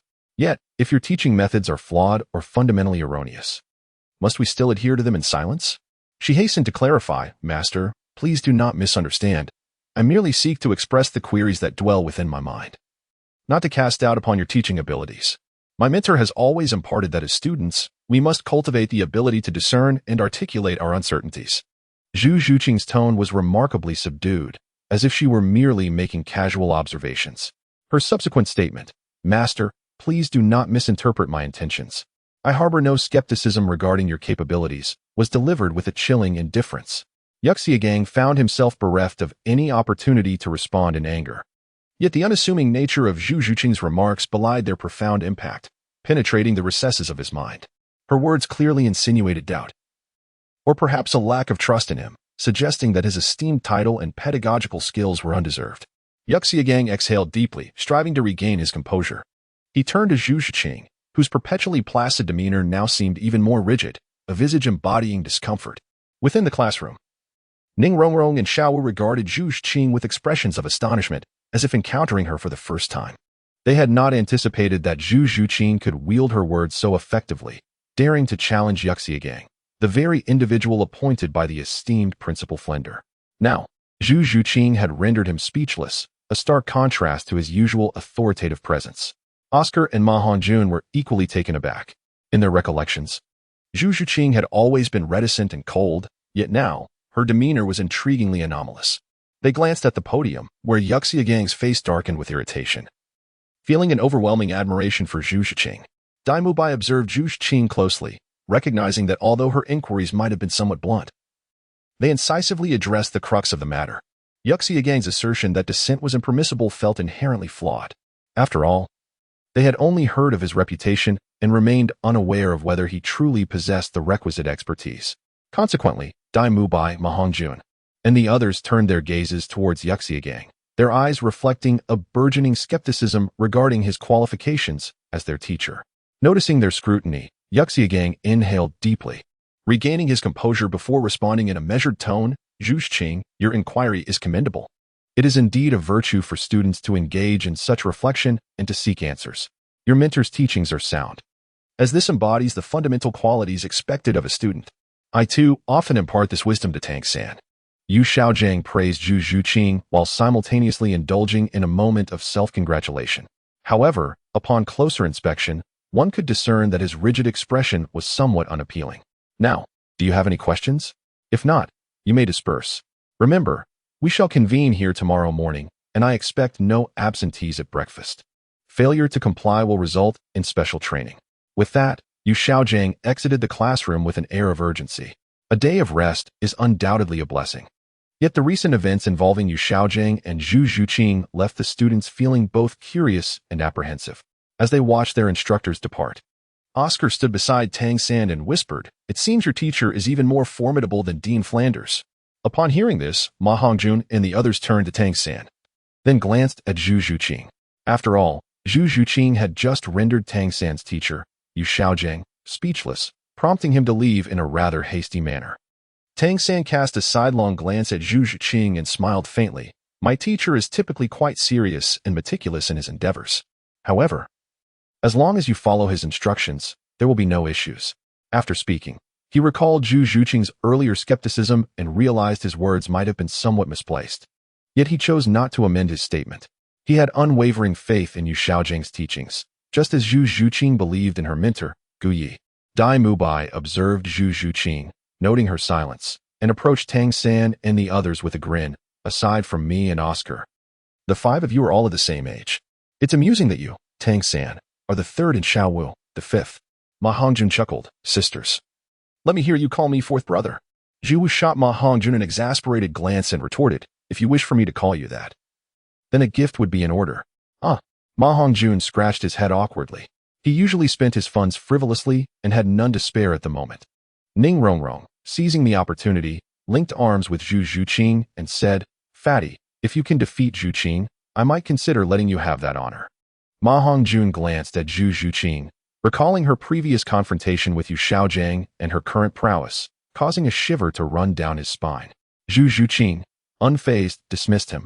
Rongrong, I have matters to attend to. I must take my leave. Zhuqing, are you heading to Suatua City? Ning Rongrong inquired.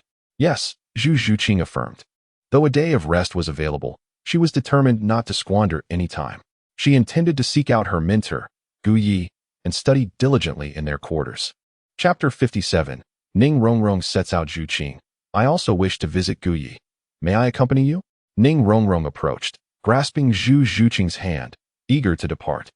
Her quest for Gu Yi was driven by her desire to enhance her figure. Following several treatments by Gu Yi, she had begun to notice a transformation. Her modest proportions gradually evolving. She was determined not to squander any time, as Zhu Zhuqing was now a disciple of Gu Yi.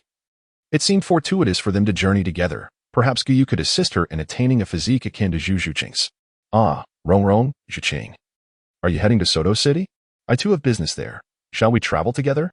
Ma Hongjun grinned, his eyes gleaming with anticipation as he looked at Ning Rongrong and Zhu Zhuqing. Absolutely not, came the expected rejection, leaving Ma Hongjun feeling despondent. He turned to Dai Mubai and the others. Is anyone planning to venture into the city? It's rare to have a day off. Would anyone accompany me to explore Soto City? All right, Fatty, I shall join you, Dai Mubai replied, motivated by the thought of Zhu Zhuqing seeking Gu Yi. I will accompany you as well, Tang San added, chiming in. Ma Hongjun's eyes lit up as he covertly glanced at the slightly perturbed Xiao Wu. Old 3. It seems you've had an epiphany. Tang San was taken aback. Epiphany? I merely intend to locate a blacksmith to see if I can hire 2 craftsmen to forge some equipment. Otherwise, equipping each of you with gear will take an eternity. He retorted, though deep down, he also wished to seek out Gu Yi. As time passed, he realized his kidneys were somewhat unwell. He had attempted to use his internal energy and soul power for recovery, yet to no avail. Perhaps this was the fundamental issue Gu Yi had alluded to, which prompted his desire to seek him out. However, he would not divulge the true reason for his visit to Ma Hongjun and the others. Third brother, I will accompany you as well. I too wish to explore, Xiao Wu declared without hesitation. Naturally, she wanted to join Tang San. Ultimately, the 7 of them decided to journey together to Soto City. Meanwhile, in Flender's office, Yu Xiaojing sat in a state of mild discontent. Xiaojing, what troubles you?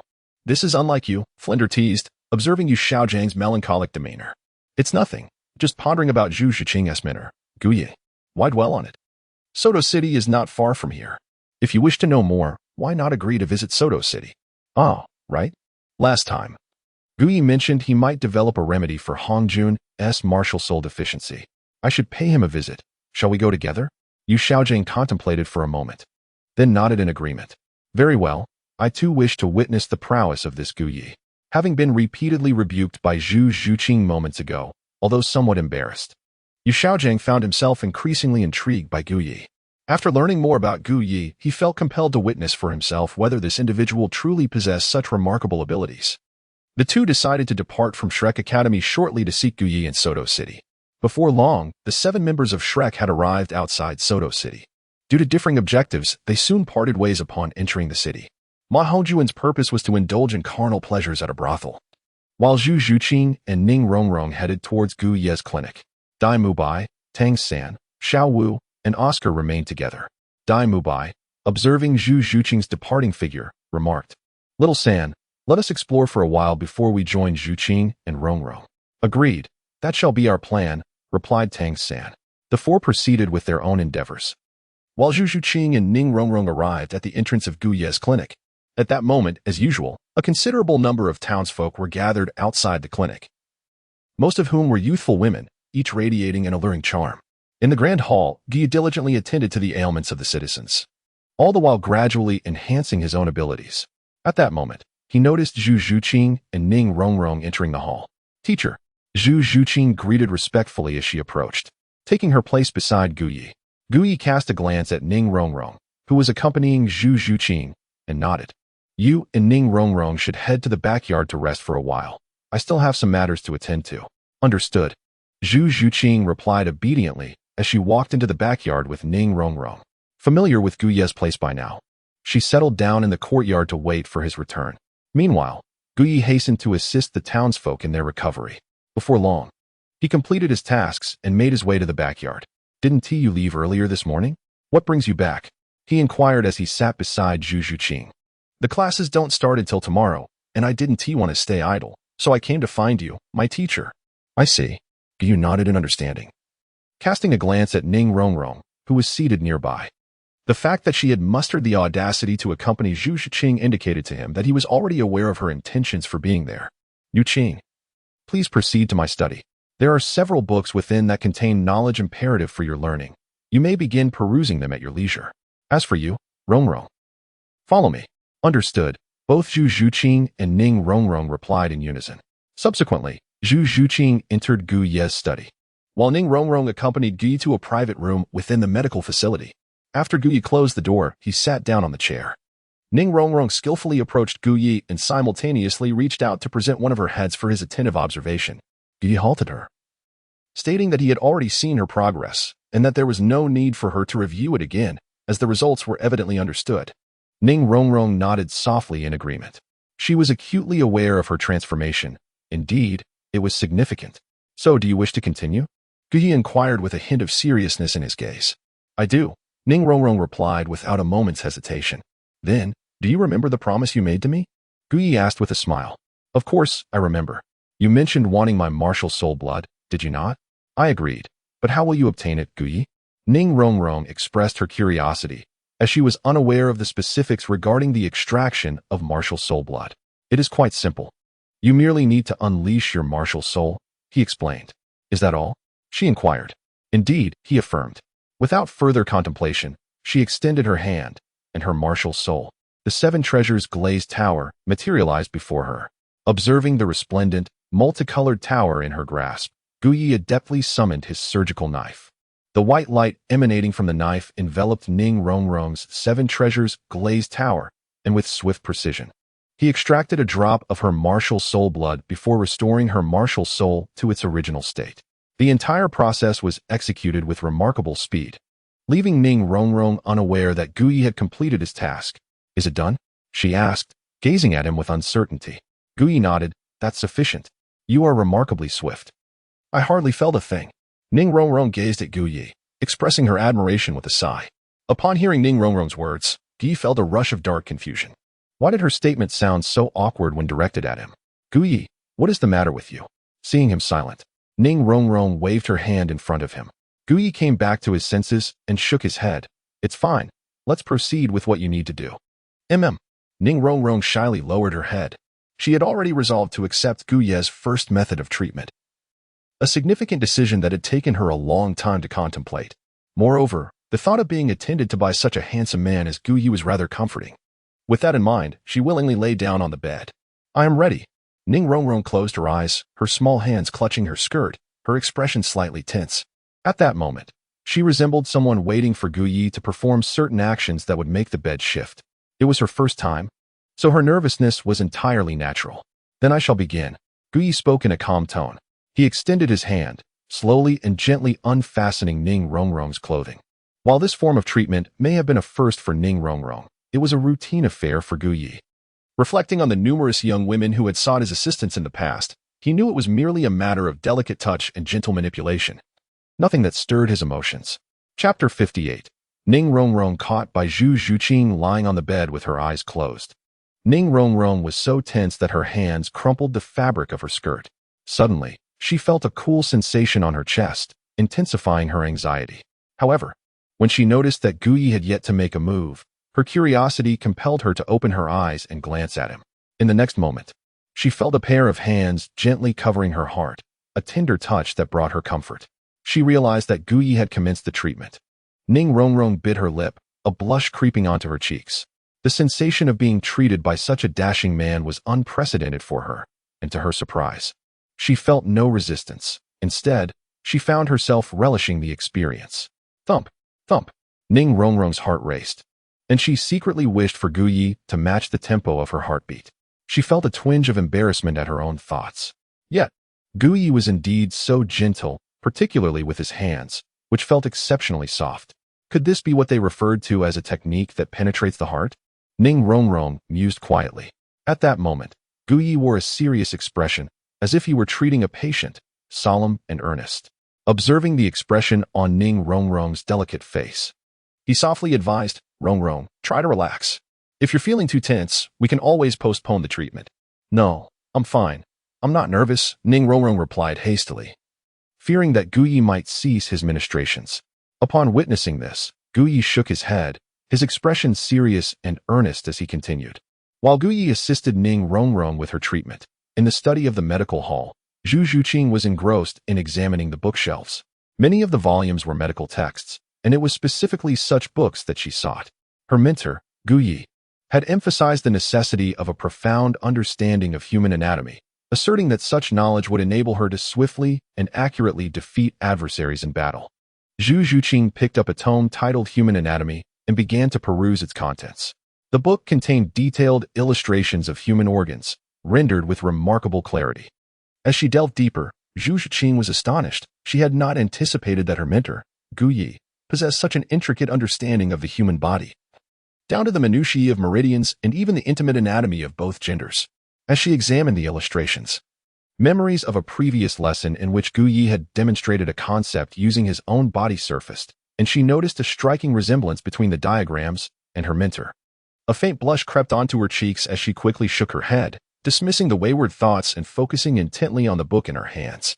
She was particularly diligent in studying the meridians and acupoints.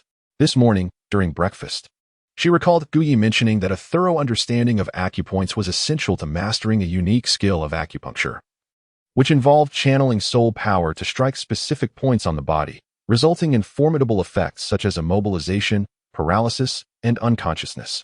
Half an hour passed, and Zhu Zhuqing had absorbed a wealth of knowledge regarding human anatomy and acupoints. After just a short period of study, her comprehension seemed to have reached new heights, especially in certain areas. Why has my teacher returned yet? She pondered, placing the book back on the shelf. Then, her thoughts turned to Ning Rongrong. Gu Yi had taken her into the room earlier, presumably to address some matter concerning her. But what could possibly require such an extended duration within the confines of a room? With a hint of curiosity and skepticism, Zhu Zhuqing stepped out of the study. Soon, she found herself outside the room where Gu Yi had taken Ning Rongrong. "Be gentle, it hurts a bit," came Ning Rongrong's voice, followed by Gu Yi reassuring her. "Rest assured, this is the lightest it can be."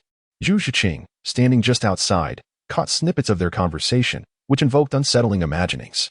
Having absorbed her own martial spirit serum and undergone enhancement through Gu Yi's cellular fortification potion, her hearing had become remarkably acute. She discerned a subtle, disquieting tone in Ning Rongrong's voice. Could it be that my teacher and Rongrong?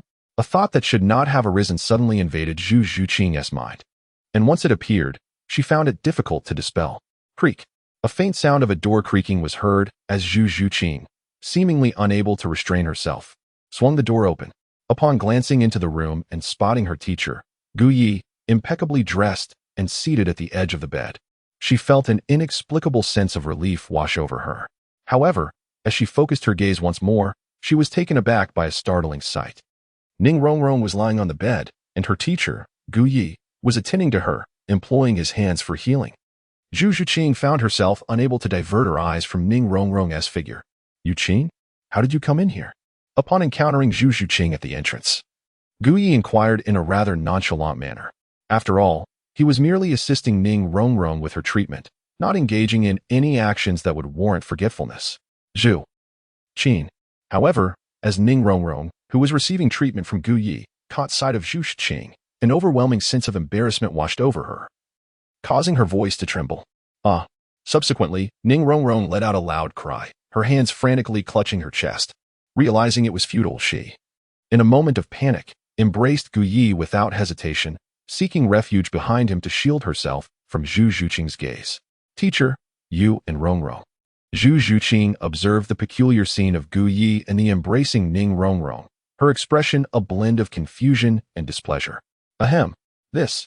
Gu Yi glanced at the bashful Ning Rongrong, who was shyly hiding behind him, feeling a tinge of embarrassment.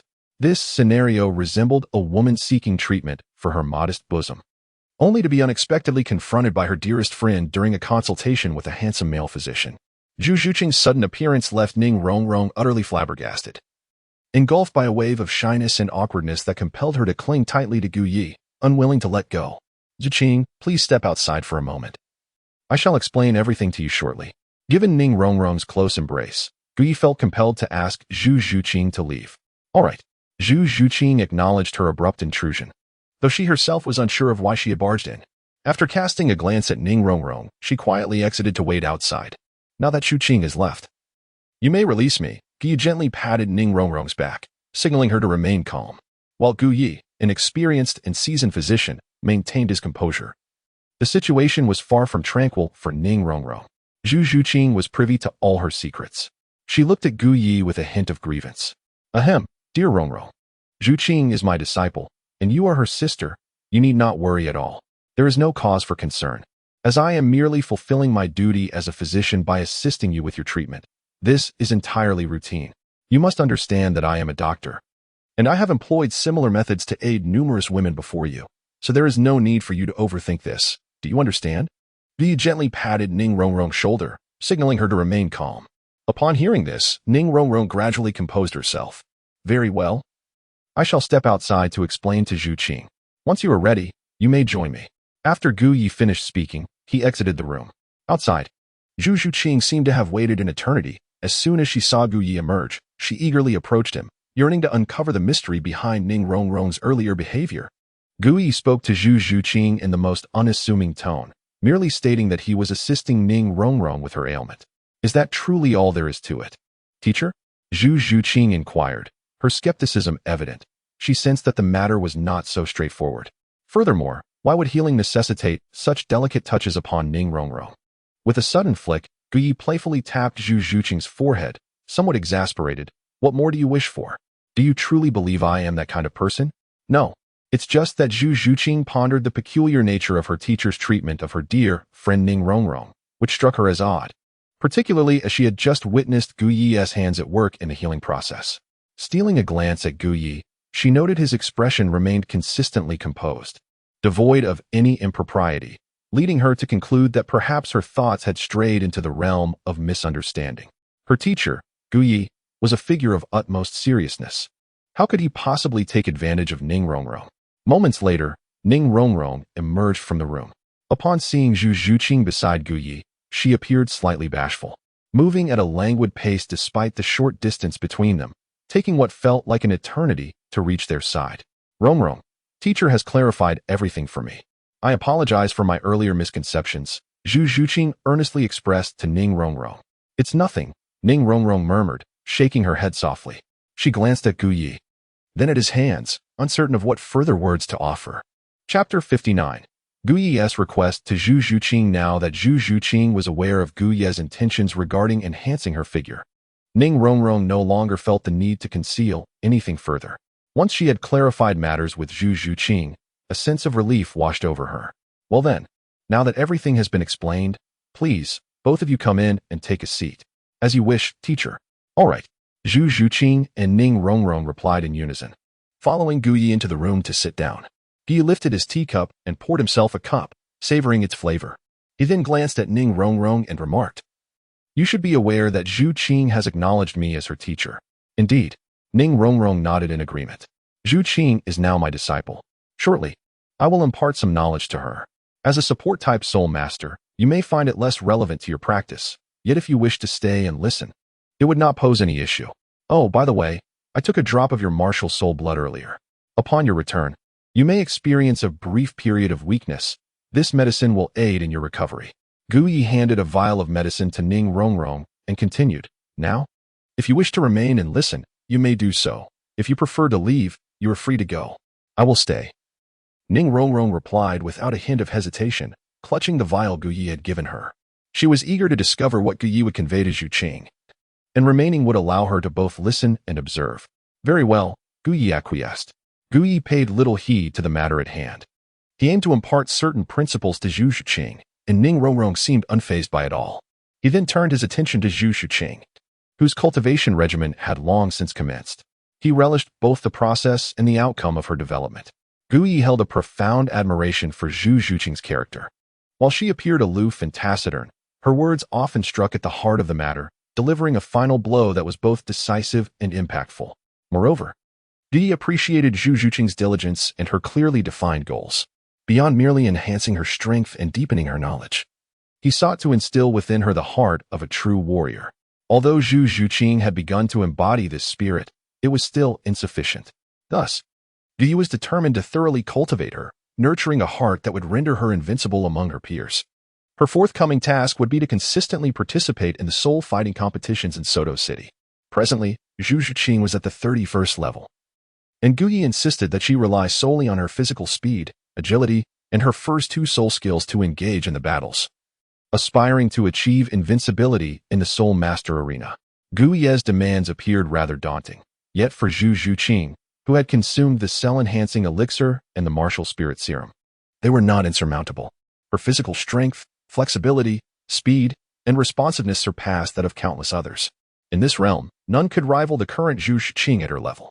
Once she thoroughly comprehended the intricacies of human anatomy, meridians, and acupoints, integrating that knowledge into combat, she would find herself invincible among her peers without any difficulty.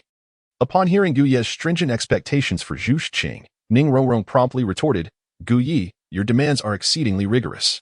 It is simply unattainable." Turning to Zhu Zhuqing, she inquired, "What do you think?" Gu Yi, however, did not respond to Ning Rongrong, but instead posed the question to Zhu Zhuqing. "I will accomplish it," Zhu Zhuqing replied, her gaze resolute.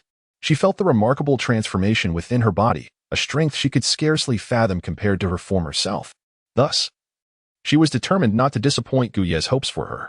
Noticing Zhu Zhuqing's unwavering agreement, Ning Rongrong quickly interjected, "Zhuqing, but that is in the soul fighting arena, where every contender possesses vast combat experience. Moreover, you have only recently ascended to the soul sovereign level. Gu Yi's expectation for you to be invincible at this level is utterly impossible. You must not acquiesce to him. Rongrong, I believe Zhu Zhuqing can achieve it. If you doubt this, why not wager? If Zhu Zhuqing fails, I shall agree to assist you in attaining your desired level of healing." Gu Yi smiled, casting a glance at Ning Rongrong's chest. Such a proposition held considerable allure for her. Conversely, should Zhu Zhuqing succeed, he would take something from her, an act that would necessitate entering her body, a process that would require time and leave no room for dissent. Gu Yi smiled as he gazed at Ning Rongrong, awaiting her response. "Humph, a gamble is a gamble. What is there to fear?" Ning Rongrong did not place her faith in Gu Yi's words. It was not that she doubted Zhu Zhuqing's prowess, but rather the task at hand was formidable. For the current Zhu Zhuqing to contend on the Soul Master platform in the Soul Arena and emerge invincible in her realm was an overwhelming challenge. Moreover, with the restriction of utilizing only her first and second soul skills, the odds were further diminished. "Zhuqing, whether I can triumph over Rongrong rests upon your capabilities," Gu Yi remarked with a hint of significance in his gaze towards Zhu Zhuqing. Entrusting Zhu Zhuqing with the determination of Ning Rongrong's fate seemed rather promising. "Teacher, I shall exert every effort," Zhu Zhuqing affirmed with unwavering resolve. For her teacher, she was determined to succeed. Gu Yi gazed at Ning Rongrong, a satisfied smile gracing her lips. Subsequently, she led Zhu Zhuqing into the courtyard, where she personally engaged in a practice session with her. Gu Yi is currently a level 49 soul master of the Four Rings, and with his formidable strength, it is evident that Zhu Zhuqing stands no chance against him. For the sake of training efficacy, Gu Yi has chosen to suppress his level to 31 and engage in practice with Zhu Zhuqing. In the courtyard, the sounds of combat swiftly resonated, echoing like a drumbeat of battle. Soon after, Zhu Zhuqing found herself breathless, gazing at her teacher in astonishment at his prowess. Although their practice could be described as a spar, it was more akin to guidance. Zhu Zhuqing realized that even with Gu Yi's level suppressed to 31, she remained at a disadvantage. "Teacher, How is it that you can so accurately anticipate the location of each of my attacks? Zhu Zhuqing inquired, perplexed. This is related to mental strength, Guyi explained. The potency of a soul master's mental capacity is crucial for your future. However, at this stage, it is nearly impossible for you to harness it. Why is that? Zhu Zhuqing asked, eager to learn. Guyi paused to explain to Zhu Zhuqing that in this world, soul masters were entirely incapable of harnessing spiritual power prior to the soul Douluo level, unless they possessed unique techniques or soul bones. The reason Guyi is able to wield his mental power is due to the system he possesses. Meanwhile, as Guyi trains with Zhu Zhuqing, he simultaneously instructs her. Ning Rongrong, seated beside the courtyard, observes the interaction between Guyi and Zhu Zhuqing with growing unease. It appears that Guyi is embracing Zhu Zhuqing from behind, intimately pressing against her back. One arm encircles her waist while the other holds her hand, their bodies fitting together seamlessly. They move as if engaged in a dance, alternating between forward and backward motions, slow and graceful, yet when launching an attack, their movements reveal remarkable strength. The more Ning Rongrong watches, the more discomfort she feels. However, with her limited perspective, she cannot fathom that Guyi is personally imparting some unique techniques to Zhu Zhuqing. At that moment, in Soto City, Tang San, Oscar, Dai Mubai, and Xiao will have completed their tasks. Xiao San, let us now seek out Zhu Qing and Rongrong, Tang San suggests. Indeed, let us depart, he replies. The four of them make their way towards Guyi's clinic. Familiar with the route and not far away, they soon arrive at the clinic's entrance. Noticing the sign indicating free medical services, they deduce that Guyi and Zhu Zhuqing are likely in the backyard. Let us enter, Tang San proposes. Given their acquaintance with Guyi, Zhu Zhuqing and Ning Rongrong are undoubtedly inside, and without further thought, Dai Mubai, Tang San, Xiao Wu, and Oscar step into the clinic. Tang San is well acquainted with the clinic, having narrowly avoided receiving a dose of female hormones from Guyi during his last visit. Now entering the clinic, he strides directly towards the backyard. However, upon reaching the backyard, they are met with the sight of two individuals engaged in a close and graceful dance. Indeed, it appears they are dancing. A man embraces a woman from behind, holding her waist while simultaneously clasping her hand, their movements synchronized. As their pace quickens, the resemblance to a dance becomes even more pronounced. Dai Mubai and Tang San focus intently and suddenly recognize that the dancing pair is none other than Zhu Zhuqing and Guyi. Additionally, Ning Rongrong sits nearby, leisurely enjoying the spectacle. Dai Mubai, fixated on Guyi's hand around Zhu Zhuqing's waist, feels an inexplicable surge of anger. It is akin to witnessing one's spouse dancing closely with another man. Individuals like Dai Mubai, with their fiery tempers and possessive natures, are naturally prone to such feelings. Chapter 60. Intense training with Zhu Zhuqing. Dai Mubai exclaims, intending to approach them, but Tang San pulls him back. Confused, Dai Mubai furrows his brow, unable to comprehend Tang San's restraint. Boss Dai, it seems Guyi and Zhu Zhuqing are engaged in some training. Your approach may disrupt them. Tang San offered an explanation. He was well versed in martial arts, and each of his Tang sect techniques was profound and enigmatic. Now, as he observed Guyi and Zhu Zhuqing, although they appeared to be dancing gracefully, their steps were remarkably synchronized, their breathing in perfect rhythm, and their speed remarkable. Upon hearing Tang San's elucidation, Dai Mubai began to contemplate the current master-apprentice relationship between Zhu Zhuqing and Guyi, gradually regaining his composure. However, as he fixated on Guyi's hand, which was perilously close to embracing Zhu Zhuqing's waist, in their intimate proximity, he felt an overwhelming discomfort. Ning Rongrong, sitting nearby. Ning Rongrong waved at Tang San and Xiao Wu. What exactly are Zhu Qing and Guyi doing? Xiao Wu inquired as she took a seat beside Ning Rongrong.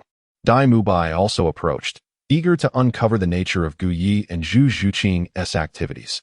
Why did their current posture seem akin to something extraordinary? Oh, Zhu Qing and Guyi are practicing, Ning Rongrong explained. Guyi mentioned he would impart a powerful ability to Zhu Qing. I cannot comprehend it, so I simply sit here and watch. Indeed, as Tang San observed Guyi and Zhu Zhuqing, a glimmer of purple light flickered in his eyes, and he remarked, what Guyi is teaching Zhu Qing is undoubtedly a formidable skill. Upon hearing Ning Rongrong's words and Tang San's affirmation, Dai Mubai turned his gaze back to Guyi. He found that apart from the intimate embrace of Zhu Zhuqing as they moved together, he could discern nothing else. The only observable detail was the excessive intimacy of Guyi's hold on Zhu Zhuqing. As Zhu Zhuqing's fiancé, Dai Mubai felt an acute sense of discomfort. What troubled Dai Mubai even more was the fact that Gu Yi was now Zhu Zhuqing's mentor, instructing her in some abilities, and he was powerless to intervene. Forced to watch as Zhu Zhuqing and Gu Yi shared an unbreakable bond before his eyes. Tang San, meanwhile, noticed that the footsteps of Gu Yi and Zhu Zhuqing had formed an unusual pattern, resembling a unique form of footwork. The more he observed, the more astonished he became. Gu Yi was indeed imparting a particular footwork technique to Zhu Zhuqing, one that he had acquired from the system. When Dai Mubai, Tang San, and the others entered, Gu Yi was already aware of their presence. However, he chose to disregard them and continued his instruction with Zhu Zhuqing. Gu Yi did not pause, and as his disciple, Zhu Zhuqing naturally continued undeterred. Even when Dai Mubai and Tang San arrived, Zhu Zhuqing paid them little mind. She remained steadfast in her practice, synchronizing her movements with the teachings of her master, Gu Yi. At that moment, the pace of their footwork quickened significantly. A bead of fragrant sweat trickled down Zhu Zhuqing's cheek, and her breathing grew increasingly erratic. It was evident that the intensity of training alongside Gu Yi was beginning to wear her out. Nevertheless, Zhu Zhuqing persisted, following the intricate footwork he had imparted to her.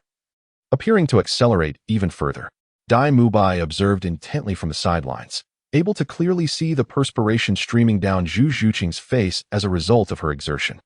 He could also sense the disarray in her breathing, a testament to her fatigue. His eyes widened in astonishment as he watched the two, but he could only watch. For Gu Yi was now Zhu Zhuqing's instructor, imparting to her some specialized techniques.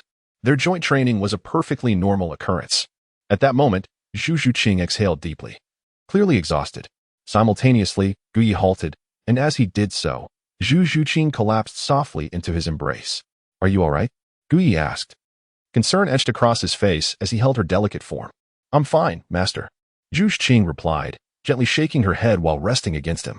"The training was indeed strenuous, and I've expended quite a bit of energy. Allow me to carry you back to your room for a rest." "Yes, thank you, master." She expressed her gratitude, leaning against him, feeling genuinely fatigued. Gu Yi had demonstrated numerous techniques during their rigorous training session, and it was her earnest dedication and deep immersion that had led her to this state of weariness. Gu Yi bent down and lifted Zhu Zhuqing, intending to carry her into the room. At that moment, Dai Mubai approached and obstructed Gu Yi's path. Gu Yi cast a glance at Dai Mubai and noticed the faint redness in his eyes, his fists tightly clenched, suggesting that he was somewhat agitated. However, Gu Yi remained unfazed and, looking at Dai Mubai, asked in a calm tone, "Is there something you wish to discuss? If not, I intend to carry my disciple back to her quarters for some rest." Dai Mubai glanced at Zhu Zhuqing, who was cradled in Gu Yi's arms. Having just finished training with Gu Yi, her face was still glistening with perspiration, and she was nestled closely against him. Gu Yi held her in a manner reminiscent of a princess carry, their intimate posture easily giving rise to speculation. Yet, both Zhu Zhuqing and Gu Yi held esteemed statuses. They were master and disciple. Gu Yi held Zhu Zhuqing in his embrace, and it seemed devoid of any impropriety. Dai Mubai found himself at a loss for words.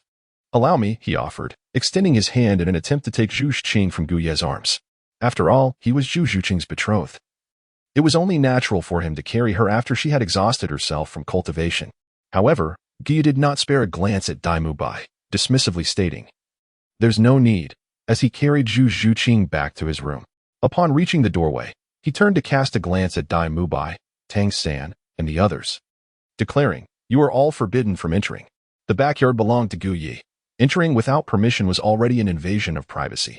Should they trespass into Gu Yi's room? It would transcend mere intrusion.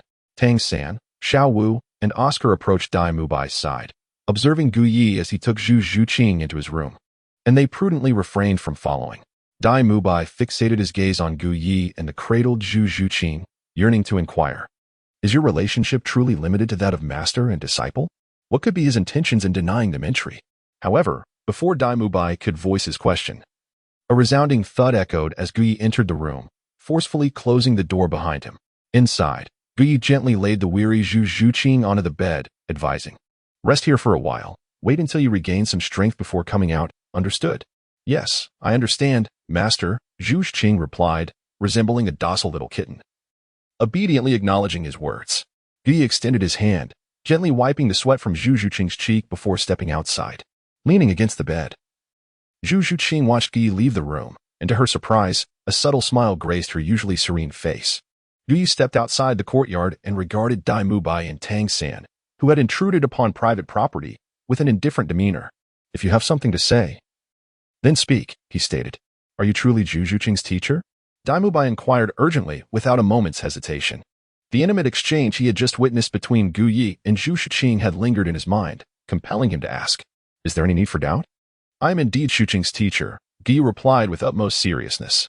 That is sufficient, Daimubai thought, as he perceived the sincerity in Gu Ye's expression, which dispelled his lingering skepticism. He rationalized that Gu Ye's close interaction with Zhu Zhuqing was merely a form of mentorship, allowing him to find solace in the notion. Hey, Gu Yi, what were you and Zhuqing doing just now? Your movements were so erratic, it felt rather strange, Xiaowu remarked. Reflecting on the peculiar side of Gu Yi embracing Zhu Zhuqing in their practice, she looked at Gu Yi with a puzzled expression. Gu Yi cast a disdainful glance at Xiaowu. What had he been doing with Zhu Zhuqing just moments ago? Wasn't it abundantly clear? He had been engaged in a form of training with Zhu Zhuqing, a matter that did not require inquiry. Chapter 61. Gu Ye's subtle mockery of Yu Xiaojiang. This is a skill I taught Zhu Zhuqing. It is not for your knowledge, Gu Yi retorted, dismissing Xiaowu's question without a response. If you chose silence. So be it. She resolved to inquire further upon their return. Given Xiaowu's close relationship with Zhu Zhuqing, she was confident that a simple question would yield answers.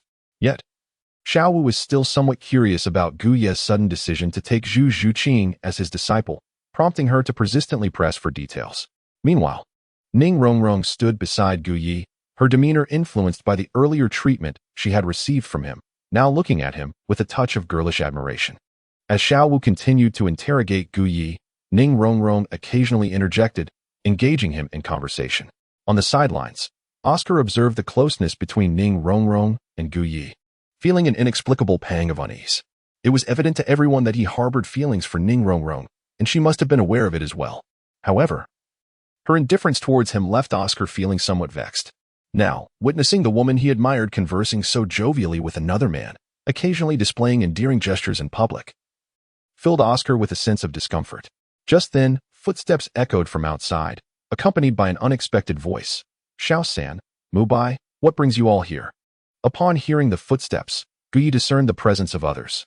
Xiao Wu and Ning Rongrong, too, turned their attention towards the familiar sound.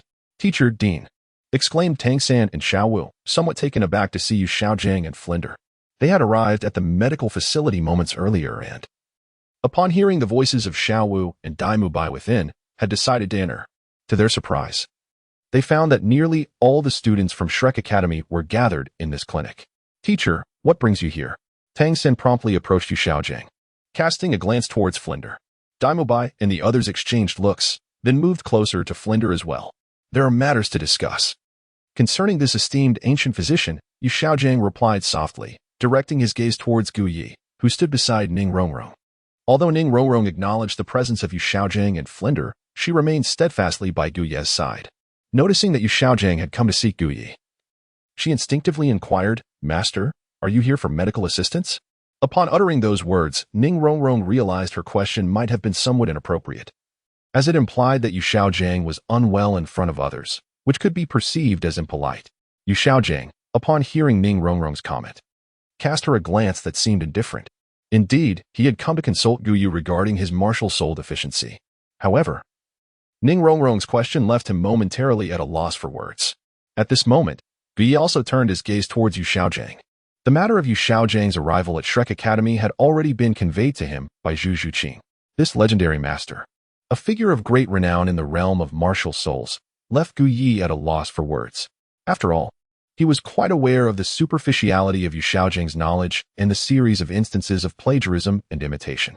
However, Gu had not anticipated that Yu Xiaojiang would visit his clinic, which caught him somewhat off guard. Yet, considering the circumstances, it was quite possible that Yu Xiaojiang sought his assistance for the treatment of his martial soul deficiencies. Upon further reflection, this seemed increasingly plausible. Subsequently, Gu Yi utilized the surgical system to scan Yu Xiaojiang. Upon scanning, he was taken aback by the multitude of symptoms present in Yu Xiaojiang. Conditions such as hypocrisy, physical weakness, and kidney deficiency were merely minor ailments. What astonished Gu Yi the most was the task issued by the surgical system regarding Yu Xiaojiang, which was even more dire than that of Tang San. Having been in this world for quite some time, he had never encountered a patient like Yu Xiaojiang, who was so inconsistent and disingenuous. For someone like Yu Xiaojiang, Failing to perform a splendid operation that would leave him utterly devoid of flaws and eradicate his ailments seems almost a disservice to the extent of his maladies. Gu Yi gazed at Yu Xiaojing, feeling a profound sense of wonder. Under the peculiar scrutiny of Gu Ye's gaze, Yu Xiaojing inexplicably felt a chill emanating from his lower body. Clearing his throat, Yu Xiaojing hastily approached Gu Yi and inquired, "You must be the esteemed physician, Gu Yi. Am I correct?" "Indeed, I am," Gu Yi replied. Gu Yi nodded and then complimented, "You must be the illustrious theoretical master of the Soul Master realm, Yu Xiaojing. Am I correct? I hold your theory on the 10 core principles of martial spirits in the highest regard. When I first heard of this remarkable theory, I pondered how such an extraordinary talent could exist in this world. Now, upon encountering your esteemed presence, I am truly left in awe." Ancient Ye's compliments, though heard by Yu Xiaojing, did little to alter his rigid expression, yet deep within, he felt a subtle satisfaction. After all, such accolades were merely the opinions of others, mere trifles not worthy of significant consideration. Yu Xiaojing modestly waved his hand, adopting a nonchalant demeanor that resembled that of an aloof individual. "Master, you are too humble. My admiration for you flows like an unceasing river, and now that I stand before you, it is truly overwhelming. As fate would have it, I have a wealth of inquiries regarding the realm of martial souls that I wish to seek your esteemed guidance on." Yu smiled at Yu Xiaojing, appearing genuinely eager for guidance. However, beneath his cheerful exterior, he contemplated how to discreetly administer a dose of estrogen to Yu Xiaojing later. He also pondered how to enhance Yu Xiaojing's appearance and alter his voice to a more delicate pitch, all while ensuring that Yu Xiaojing willingly participated in this transformation. Yu Xiaojing, intrigued, regarded Gu Yi with interest. He intended to inquire whether Gu Yi possessed the capability to remedy his martial soul deficiency. And it seemed fortuitous that Gu Yi also had inquiries of his own, presenting an opportunity for dialogue. This way, he would not need to plead with Gu Yi. Should Gu Yi indeed be able to rectify his martial soul shortcomings and facilitate his advancement beyond level 30, he could accept the treatment with legitimacy. After all, the insights Gu Yi offered were not readily accessible to the average individual. "I have a profound interest in researching certain extraordinary phenomena, much like my medical practice, which has evolved through a relentless pursuit of truth coupled with rigorous study and application. Beyond medicine, I harbor a significant fascination with martial souls. When I first encountered the 10 core theories of martial souls you presented, I was utterly astonished. One particular theory regarding the limitations of soul rings for soul masters left me wondering how you, master, amass such extensive knowledge. Could it truly be that you alone are capable of producing such a wealth of information?"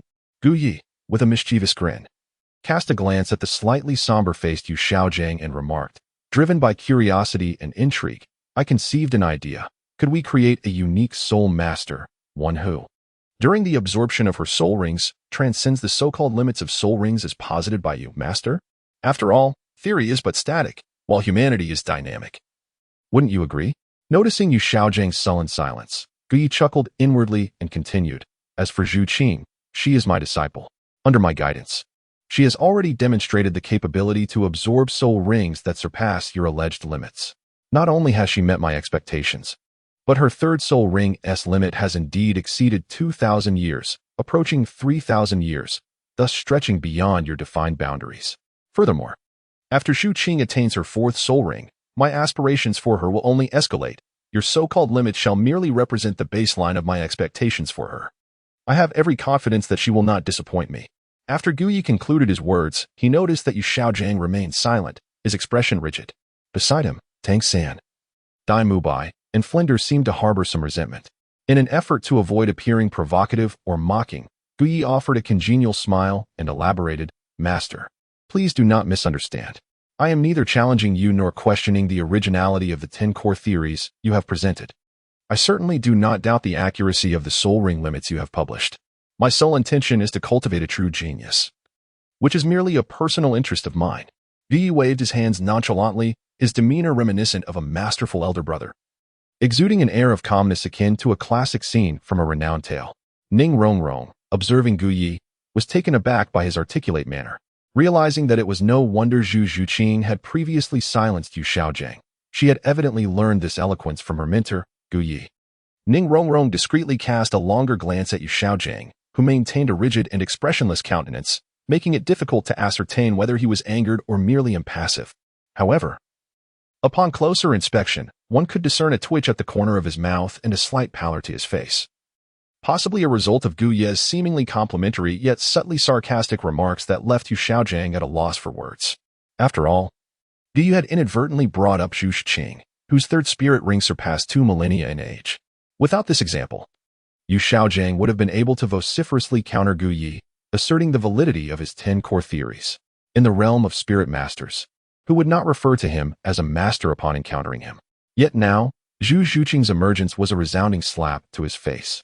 Fortunately, Yu Xiaojiang's expression remained stoic, betraying no hint of embarrassment, which perhaps explained his habitual scowl. One could find solace in the fact that Yu Xiaojiang would not emerge unscathed from this encounter. Chapter 62. Yu Xiaojiang seeks a cure after a moment of silence. Yu Xiaojiang's mind raced as he concocted a rebuttal to Gu Yi, one that would also restore some dignity before the onlookers. Just as he prepared to speak, the door to Gu Ye's room swung open, revealing the recovered Zhu Zhuqing. She had regained her composure and, having heard the commotion outside, chose to emerge rather than rest further. Teacher, Zhu Zhuqing greeted affectionately as she approached Gu Yu. Yu Qing, why not rest a little longer? Gu Yi, upon seeing his beloved disciple, disregarded Yu Xiaojiang and the others, gently ruffling her hair with an affectionate gesture. This display of intimacy made Zhu Zhuqing feel somewhat bashful, especially in front of the Shrek crowd.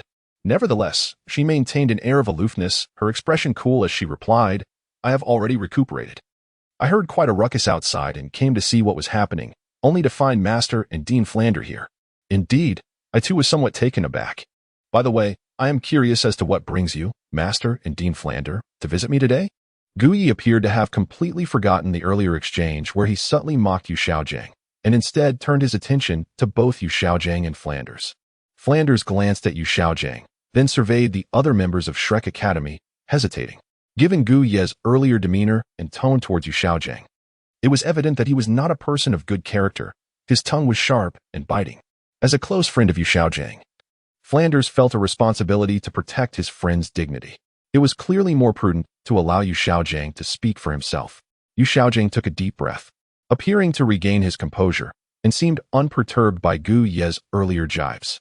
I heard from Flanders that you might possess the ability to cure Ma Hongjuan's martial soul deficiency. So I came to inquire whether you truly have such a capability. Yu Xiaojiang refrained from disclosing to Gu Yi that his martial soul had been mutated, preventing him from ever surpassing level 30. Instead, he was curious to see if Gu Ye's medical skills were genuinely as remarkable as he claimed. Moreover, the subtle mockery he heard from Gu Yi earlier had ignited a flicker of anger within him. However, if Gu Yi could indeed provide a remedy, that anger would soon pale in comparison to his long-standing aspiration to break through level 30. Oh, I see. Gu Yi, upon grasping the situation, did not respond immediately, but instead scrutinized Yu Xiaojiang for a moment, stating, I have indeed developed a potential solution for Ma Hongjuan's martial soul deficiency, but it seems you, Master, may also be afflicted. As Gu Ye's words resonated, Dai Mubai and Xiao Wu, along with the others, turned their gazes towards Yu Xiaojiang. Upon hearing this, Tang San felt a flicker of indignation rise within him. Yu Xiaojiang was not only his mentor but also the individual he held in the highest regard. Tang San had already sensed the underlying mockery in Gu Ye's earlier remarks, and now, with Gu Yi further insinuating that his teacher was unwell, he stepped forward with an expression devoid of emotion and remarked, Master Gu, I hold your medical skills in great esteem. However, your repeated disparagement of my teacher seems rather excessive, does it not? Gu Yi did not respond to Tang San's words. Instead, he turned to Yu Xiaojiang and inquired, Master, do you believe I have overstepped? If speaking the truth is deemed excessive, then I must apologize and bid you all farewell. Gu Yi pointed towards the entrance, signaling Tang San and the others to return from whence they came. However, Yu Xiaojiang shook his head, stepping forward to declare, Xiao San, Gu Yi speaks the truth. I am indeed unwell. Teacher, you are ill? In what way? Tang San gazed at Yu Xiaojiang, a mixture of confusion and concern flooding his expression. The same sentiments were mirrored by Xiao Wu and Ning Rongrong. The revelation that Yu Xiaojiang was unwell was quite unsettling, especially since he had openly acknowledged it. Yu Xiaojiang regarded the members of Shrek with a sigh, then continued, You are likely aware of the consequences of Ma Hongjuan's mutated martial soul, which has led to the eruption of his evil fire. Tang San and Dai Mubai nodded in agreement. It was well understood that Ma Hongjuan's martial soul was a result of mutation, thus rendering it flawed. According to Gu Yi, A defect in one's martial soul can indeed be classified as a form of illness. Yu Xiaojiang's gaze met that of Dai Mubai and Ning Rongrong. Yes, I too share a similar plight. My martial soul has undergone mutation, preventing me from ever surpassing the 30th level. When I learned of Gu Ye's existence, I was filled with a sense of hope. He recognized the flaw in Ma Hongjuan's martial soul and may even possess the means to heal it, which ignited in me the possibility of remedying my own martial soul's defect. After a brief silence, Yu Xiaojiang raised his head to look at Gu Ye intently and stated, I have come to seek your assistance in healing my condition. Upon hearing this, Gu Ye chuckled. Yu Xiaojiang had admitted to his ailment and sought his assistance. This was indeed a fortuitous opportunity. Perhaps this chance could be astutely leveraged. During the course of treating Yu Xiaojiang, he could conduct an elaborate operation, thoroughly eradicating his affliction. Furthermore, he could use the pretense of healing to extract the soul blood from Dai Mubai, Xiao Wu, and Oscar, thus preparing for the future. And what would come next? As Gu Ye pondered, a mischievous smile crept across his heart. Gu Ye turned to Yu Xiaojiang and remarked, Master, I commend you for your admirable ability to acknowledge your own afflictions. It is indeed a commendable trait, for your condition is an undeniable reality. Yu Xiaojiang's lips twitched as he stared at Gu Ye in speechless disbelief. Flinder, Tang San, and the others were equally at a loss for words. What Gu Ye remarked holds validity, for he is a physician. However, to their ears, it seemed rather off. Yet, who could dispute the authority of a doctor like Gu Ye? Even if it felt amiss, they were obliged to listen. As for your ailment, I merely conducted a superficial observation and discerned that your martial spirit has undergone a mutation, resulting in certain deficiencies. The particulars remain to be thoroughly examined. Conversely, I have gleaned a second treatment method for Ma Hongjuan's martial spirit deficiency. Dean Flander, would you care to know? Gu Ye gazed at Flander, a profound smile gracing his lips. The curiosity was palpable, of course, he was eager to know. Flander, filled with excitement, felt a surge of hope. Ma Hongjuan was his most cherished disciple, and if there was a chance to cure him, how could he possibly refrain from seizing it? With Gu Ye presenting a second method, it implied that the need for Ma Hongjuan was rendered obsolete. Such a development was indeed a remarkable blessing. How could Flander not be exhilarated? Yet, as Flander desired answers, he must also recognize the age-old adage, there is no such thing as a free lunch. Naturally, if the ancient physician sought monetary compensation, he was prepared to offer any sum, regardless of the cost. Though it pained him somewhat, Flander was resolute. For the sake of Ma Hongjuan, he was willing to part with his hard-earned savings. After all, Ma Hongjuan was his only disciple. Gu Ye shook his head and said, Director Flander, do you really believe I would lack funds? My treatment is not contingent upon money. Then what is it? Flander inquired. Let us postpone that discussion for now. As the individual requiring treatment is absent, perhaps you could first bring Ma Hongjuan here? Very well. Flander, aware of Ma Hongjuan's whereabouts, excused himself and departed the clinic to locate him. Dai Mubai and Oscar were also summoned to assist, as Ma Hongjuan frequented more than one establishment, and having additional hands would expedite the search. Once Flander and the others left, only Gu Ye, Zhu Zhuqing, Xiao Wu, Ning Rongrong, Tang San, and Yu Xiaojiang remained in the clinic. Gu Ye then proceeded to take a seat in the main hall. Yu Xiaojiang, eager for Gu Ye's medical expertise, followed him outside.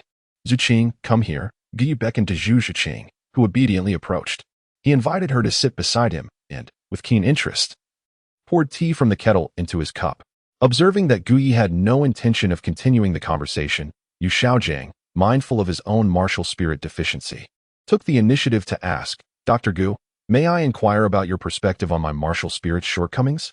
Given his request for assistance, Yu Xiaojiang's tone remained courteous. After taking a sip of tea, Gu Ye remarked, Master, I have recently made a modest breakthrough in my medical studies, and I believe I can offer a treatment for your ailment. Really? Yu Xiaojiang responded, his expression filled with excitement. Gu Ye nodded affirmatively. Yet, could Gu Ye truly assist Yu Xiaojiang in overcoming his inability to break through the 30th level? Clearly, it was an impossibility. Unless, of course, the teacher, Yu Xiaojiang, and his disciple, Tang San, could engage in a clandestine, grand escape. Should that occur, perhaps there might remain a glimmer of hope for Gu Ye to remedy Yu Xiaojiang's predicament, aiding him in his seemingly unattainable aspiration to surpass the 30th level. Chapter 63. A definitive cure for Yu Xiaojiang. Observing the fervent expression on Yu Xiaojiang's face, Gu Ye was further convinced that he should first assist Yu Xiaojiang, revitalizing him with newfound vigor. Ancient physician, might I inquire if it is possible? Yu Xiaojiang looked at Gu Ye, seeking clarification. Master, I have already conveyed to your dean that there is no such thing as a free lunch in this world. Moreover, would you not subject me to some form of trial to ascertain whether I can genuinely remedy your martial soul deficiency? It is essential to understand that, thus far, no one in this world has ever successfully treated a martial soul defect. Are you so readily inclined to place your trust in me? Gu Ye's rhetorical question was indeed quite astute. Originally, Yu Xiaojing harbored little doubt, as Flander had thoroughly elucidated the matters concerning Gu Yi. Additionally, Gu Yi was a mentor to Zhu Zhuqing, and there were no grievances or animosities between them. Thus, there seemed to be no reason to harbor ill intent. However, one must always remain vigilant, and Yu Xiaojing, being a prudent individual, did possess a flicker of suspicion towards Gu Yi. Yet, Gu Ye's inquiry effectively dispelled that lingering doubt. Dr. Gu, Yu Xiaojing began earnestly, rest assured, I am willing to seize any opportunity, no matter how slight. As for remuneration, wealth is but a triviality. I am well aware you are not the type to be swayed by material gain. Whatever you request, I shall endeavor to fulfill. He spoke with genuine sincerity, his gaze fixed intently on Gu Yi. At this juncture, Tang San also rose, expressing his contrition. Dr. Gu, I offer my sincerest apologies for my earlier disrespectful behavior. Should you possess the ability to rectify my teacher's martial soul deficiency and enable him to ascend to the 30th level, whatever your demands may be, I will do my utmost to meet them. Tang San's apology appeared profoundly sincere, embodying the essence of a devoted disciple concerned for his mentor. He had gleaned some understanding of his teacher Yu Xiaojing's plight regarding his martial soul deficiency. In the past, he often observed his mentor sitting in solitude and, upon inquiry, learned that Yu Xiaojing harbored a lifelong aspiration to transcend the seemingly insurmountable 30th level. Now, with Gu Yi offering a glimmer of hope, Tang San felt an unwavering resolve to assist his teacher in realizing that long-held dream. Gu Yi, if you could aid Master in treating his martial soul deficiency, I implore you to lend your assistance, Xiaowei chimed in, her large eyes blinking adorably, her expression a charming plea directed at Gu Yi. Upon witnessing the earnest pleas of Yu Xiaojing and Tang San, Gu Yi felt a profound sense of obligation. It seemed almost remiss not to assist Yu Xiaojing in his treatment and consider a radical surgical intervention, given the sincerity of their performances. With a resigned sigh, Gu Yi acquiesced. Very well, since you have all expressed such earnestness, I shall reluctantly agree. However, I must forewarn you, Master, that the medication I possess for remedying the deficiencies of your martial soul is still in the experimental phase. Its efficacy in fully restoring your martial soul cannot be guaranteed. Consequently, there exists a possibility of experiencing some side effects, though these may be negligible and pose no threat to your life. I implore you to contemplate this thoroughly. Should you be amenable to the treatment, we can subsequently discuss matters of compensation and the specifics of the procedure. After Gu Yi finished speaking, he attempted to sip his tea, only to discover that the cup was empty. He carelessly set it down. Observing this, Zhu Zhuqing, seated beside him, felt it her duty as a disciple to attend to her master. She promptly picked up the teapot and poured a fresh cup of tea for Gu Yi. Upon hearing Gu Ye's words, Yu Xiaojing hesitated briefly.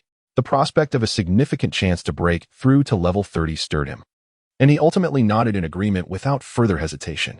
Dr. Gu, I have come to a decision, but could you enlighten me on the potential after-effects? Although Yu Xiaojing consented to proceed, he sought to grasp a more detailed understanding of the situation. After all, entrusting oneself to another's treatment necessitated a certain level of awareness regarding the particulars. Well, as for the specific after-effects, I am not entirely certain. You must understand the implications of rectifying a soul-spirit defect in this world. However, I can assure you that I have successfully treated a case in the past. Her soul spirit had a defect, which I managed to heal, and she now experiences no issues whatsoever. Dr. Gu, is that truly the case? Yu Xiaojing exclaimed, rising with excitement, eager to learn the identity of the individual he had healed. I, Gu Yi, never speak falsehoods. However, I cannot disclose the identity of the individual I treated, as it pertains to my confidentiality. Understood, understood, Yu Xiaojing replied, suppressing his exhilaration as he sat back down. Gu Yi has successfully treated instances of martial soul defects, which gives him hope for a cure. Once he surpasses the 30th level, Yu Xiaojing, pondering that moment, felt a surge of excitement as he clenched his fist tightly, envisioning the fulfillment of his lifelong aspiration. Sitting beside Yu Xiaojing, Tang San observed his teacher's fervent excitement and silently vowed to assist him, determined to meet any demands Gu Yi might have. He had once declared upon becoming Yu Xiaojiang's disciple that a teacher for a day is a father for a lifetime. Yu sipped his tea, casting a sidelong glance at the excited Yu Xiaojiang, a faint smile playing at the corners of his mouth. Judging by the current situation, it seemed that Yu Xiaojiang's desire for assistance in remedying his martial soul deficiency was already assured. Nevertheless, Gu Yi resolved to offer him a glimmer of hope. The greater a person's hopes, the more pronounced the despair when it inevitably arrives. The effect would be magnified infinitely. Master, allow me to share a few words regarding the potential after-effects of this treatment. Please, speak, esteemed physician, Yu Xiaojiang replied, his previously rigid expression softening into a polite smile, infused with newfound respect for Gu Yi. In truth, the after-effects were not particularly daunting. The treatment process would not be brief. During the course of it, the hair on your face would gradually fall away, and your voice would undergo certain changes, making you appear as though you were rejuvenated, imbued with vitality. Is that all? Yu Xiaojiang inquired eagerly. If what Gu Yi described indeed resulted in a youthful resurgence, it would be a benefit rather than a burden for him. The after-effects would pose no issue at all. Of course not. Those are merely the predictable outcomes. The unpredictable remains unknown. I see. Yu Xiaojiang pondered for a moment. Very well, I shall conclude my words here. Should you choose to accept the treatment, take your time to contemplate your decision before your director and that portly individual arrive. After all, this pertains to your own life and, indeed, your entire future. After Gu Yi finished speaking, he picked up the tea that Zhu Zhuqing had prepared for him and took a gentle sip with a smile.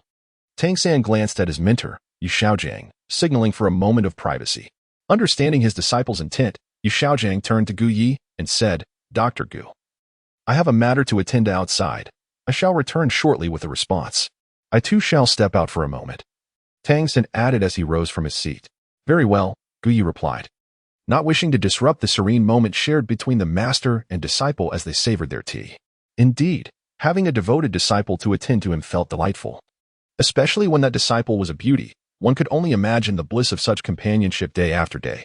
Gu Yi cast a contented glance at Zhu Zhuqing, who sat beside him. Noticing her teacher's gaze, Zhu Zhuqing blinked her almond-shaped eyes, maintaining her cool and reticent demeanor. Upon exiting the hall, Yu Xiaojiang inquired of Tang San, why did you summon me? Teacher, there is a matter I wish to discuss with you. Go on. I believe you should consider accepting Gu Yi's treatment, yet it would be prudent to observe first. Isn't Gu Yi going to assist Fatty with his treatment soon? Although Tang San's words were veiled, the astute Yu Xiaojiang grasped the implication. They could initially acquiesce to Gu Yi, allowing Ma Hongjun to test the waters. If the results were promising, they could proceed without hesitation. While this approach might seem to exploit Ma Hongjun, both individuals required treatment, and having Ma Hongjun treated first was not truly an exploitation. After a moment's contemplation, Yu Xiaojiang resolved to proceed with this plan. Just as Yu Xiaojiang reached his decision, Flender returned with Ma Hongjun, Oscar, and Dai Mubai, making their way towards Gu Yi's clinic. Xiaojiang, why are you standing out here? Flender asked, puzzled to find Yu Xiaojiang and Tang San lingering outside the clinic. Yu Xiaojiang shook his head. I was discussing a few matters with Tang San. Flender, since you have returned, let us enter together. Very well, let us go inside. Then, Yu Xiaojiang, Flender, and Ma Hongjun re-entered the clinic. Inside the main hall, Gu savored the tea brewed by his beloved disciple, Zhu Zhuqing, occasionally whispering with her about intimate teacher-student topics. In contrast, Xiao Wu and Ning Rongrong observed from the side, feeling rather uncomfortable. I wish I could crack open Zhu Zhuqing's head to see what she is truly thinking. Why does she answer every question posed by Gu Yi without hesitation, and respond to all he says? Xiao Wu pondered, her suspicion growing that perhaps Zhu Zhuqing had been enchanted by Gu Yi, as their closeness seemed inexplicable. Gu Yi completely disregarded the glaring gaze of his rabbit companion. Xiao Wu. Upon the entrance of Yu Xiaojiang and the group from Shrek Academy, he set down his teacup. Have you made your decision? Yu Xiaojiang nodded affirmatively. I have made my decision. I accept your treatment. So do I, Ma Hongjun concurred, casting a glance at Gu Yi.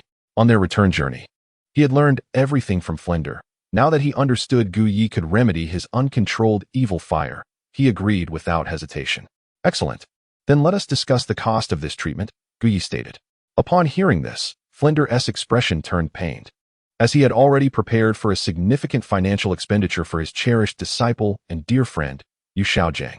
Yu Xiaojiang, Tang San, and the others looked at Gu Yi, eager to ascertain the price of the treatment. Ma Hongjun's martial spirit defect, the uncontrollable evil fire, was a consequence of his martial spirit's mutation. Healing this affliction would require considerable time and effort, thus the expenses would not be something they could settle immediately. Gu Yi, please be forthright. Tell us how exorbitant the costs are or what you require from us. I will promise whatever I can provide or accomplish, Flinder declared resolutely. Very well. Then I shall not withhold any information. Gu Yi beamed at Flander. Ma Hongjuan's treatment for his malevolent fire would span 6 months, during which he would consult me once a month. After half a year, I would ensure that his malevolent fire would no longer erupt, and the cost would be. You, Flander, a soul sage, would assist me with 3 tasks within your capabilities. Is that all? Flander felt that this fee was not as burdensome as he had imagined.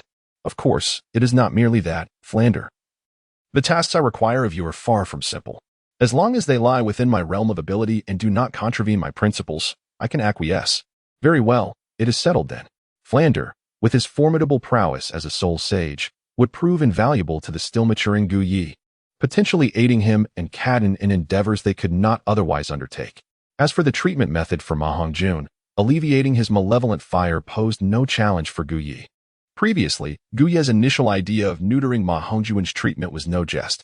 Moreover, from his knowledge of a certain novel in his past life, he recalled that even Ma Hongjuan's descendants, if female, could also experience the malevolent fire. This was entirely incomparable, for by then, Ma Hongjun had already consumed celestial herbs and possessed the inner core of an ancient beast, resulting in 2 evolutions of his martial soul and an elevation of his malevolent fire to the ultimate form. However, the current fire within Ma Hongjun was purely a desire-driven blaze, lacking any comparability. Gu Yi's treatment method was straightforward. Perform surgery on Ma Hongjun's martial soul to eliminate the desire fire that emerged during its mutation. For Gu Yi, who had access to surgical space and a martial soul scalpel, the procedure was not difficult. The challenge lay in whether he could maintain steady hands during the treatment. After discussing the treatment fees and various matters concerning Ma Hongjun, Gu turned his attention to his significant target, Yu Xiaojing. As for your fee, Gu pondered while regarding Yu Xiaojing. To be frank, there was little that could entice Gu Yi regarding Yu Xiaojing. However, he was keen to perform a radical surgery for him. Given that he was charging Ma Hongjun for his treatment, offering Yu Xiaojing surgery for free would undoubtedly raise suspicions. After careful consideration, Gu settled on a fee that was neither too heavy nor too light, ensuring that Yu Xiaojing owed him 2 favors and agreed to undertake a task within his abilities. This task would surely prove invaluable when Yu Xiaojing sought the secrets of twin martial souls from Bibi Dong in the future. Upon learning that the fee was merely a favor and a commitment to assist Gu Yi, Yu Xiaojing accepted without hesitation, feeling a sense of joy, believing that his status as a master conferred significant value to the favor. Following a discussion of the treatment details and other matters, Gu rose and announced, "The surgical treatment will commence now, Ma Hongjun. Come with me." Yes. Ma Hongjun stood up slightly anxious, following closely behind Gu Yi. Zhu Zhuqing, please come in and join me. As for you all, kindly wait outside. After Gu Yi finished speaking, he made his way to the treatment room, closely followed by Zhu Zhuqing. Ma Hongjun and Flinder exchanged a few words before trailing behind them. Inside the treatment chamber, the method Gu Yi employed to assist Ma Hongjun remained a mystery to everyone. In the lobby, Yu Xiaojing and the others directed their gazes towards the treatment room, filled with anticipation yet tinged with doubt. Master, do you truly believe Gu Yi can resolve the issue of the fatty's raging fire? Dai Mubai inquired skeptically. We shall wait and see, Yu Xiaojing replied, his eyes fixed on the treatment room, refraining from providing a direct answer. He too was eager to learn the outcome. But now was not the time for discussion. The results would soon reveal themselves. Approximately 10 minutes later, Ma Hongjun emerged from the treatment room. Fatty, how do you feel? Hongjun, what is the verdict? Upon seeing Ma Hongjun exit, Dai Mubai, Yu Xiaojing, Flinder, and the others swiftly gathered around him with eager questions. At that moment, Ma Hongjun appeared to be lost in thought, reflecting on the extraordinary treatment he had just received from Gu Yi, entirely oblivious to the inquiries of Dai Mubai and Yu Xiaojing. Fatty, what is wrong? Hongjun? As Dai Mubai and Flinder called out several times, Ma Hongjun finally snapped back to reality. It was incredible. The techniques employed by Dr. Gu are simply astonishing, he exclaimed in wonder. Upon hearing this, Yu Xiaojing felt a surge of anticipation for Gu Yi's methods.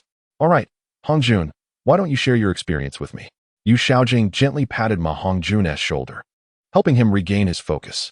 Yes, Ma Hongjun briefly recounted the process of his treatment by Gu Yi to Yu Xiaojiang and Flinder, who both displayed expressions of astonishment. Performing surgery on a martial spirit, curing a martial spirit. Gu Yi's martial spirit possesses such capabilities. It is truly remarkable.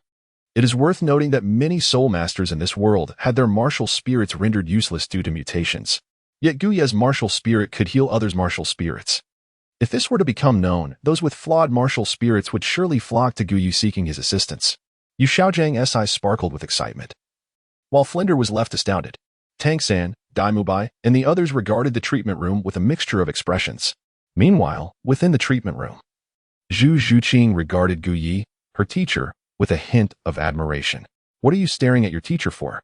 Am I not handsome enough to captivate you? Gu Yi teased, glancing at Zhu Zhuqing. No. I just didn't expect my teacher's martial spirit to possess such a unique ability. Zhu Zhuqing replied softly. The strength of my teacher extends far beyond just his martial spirit.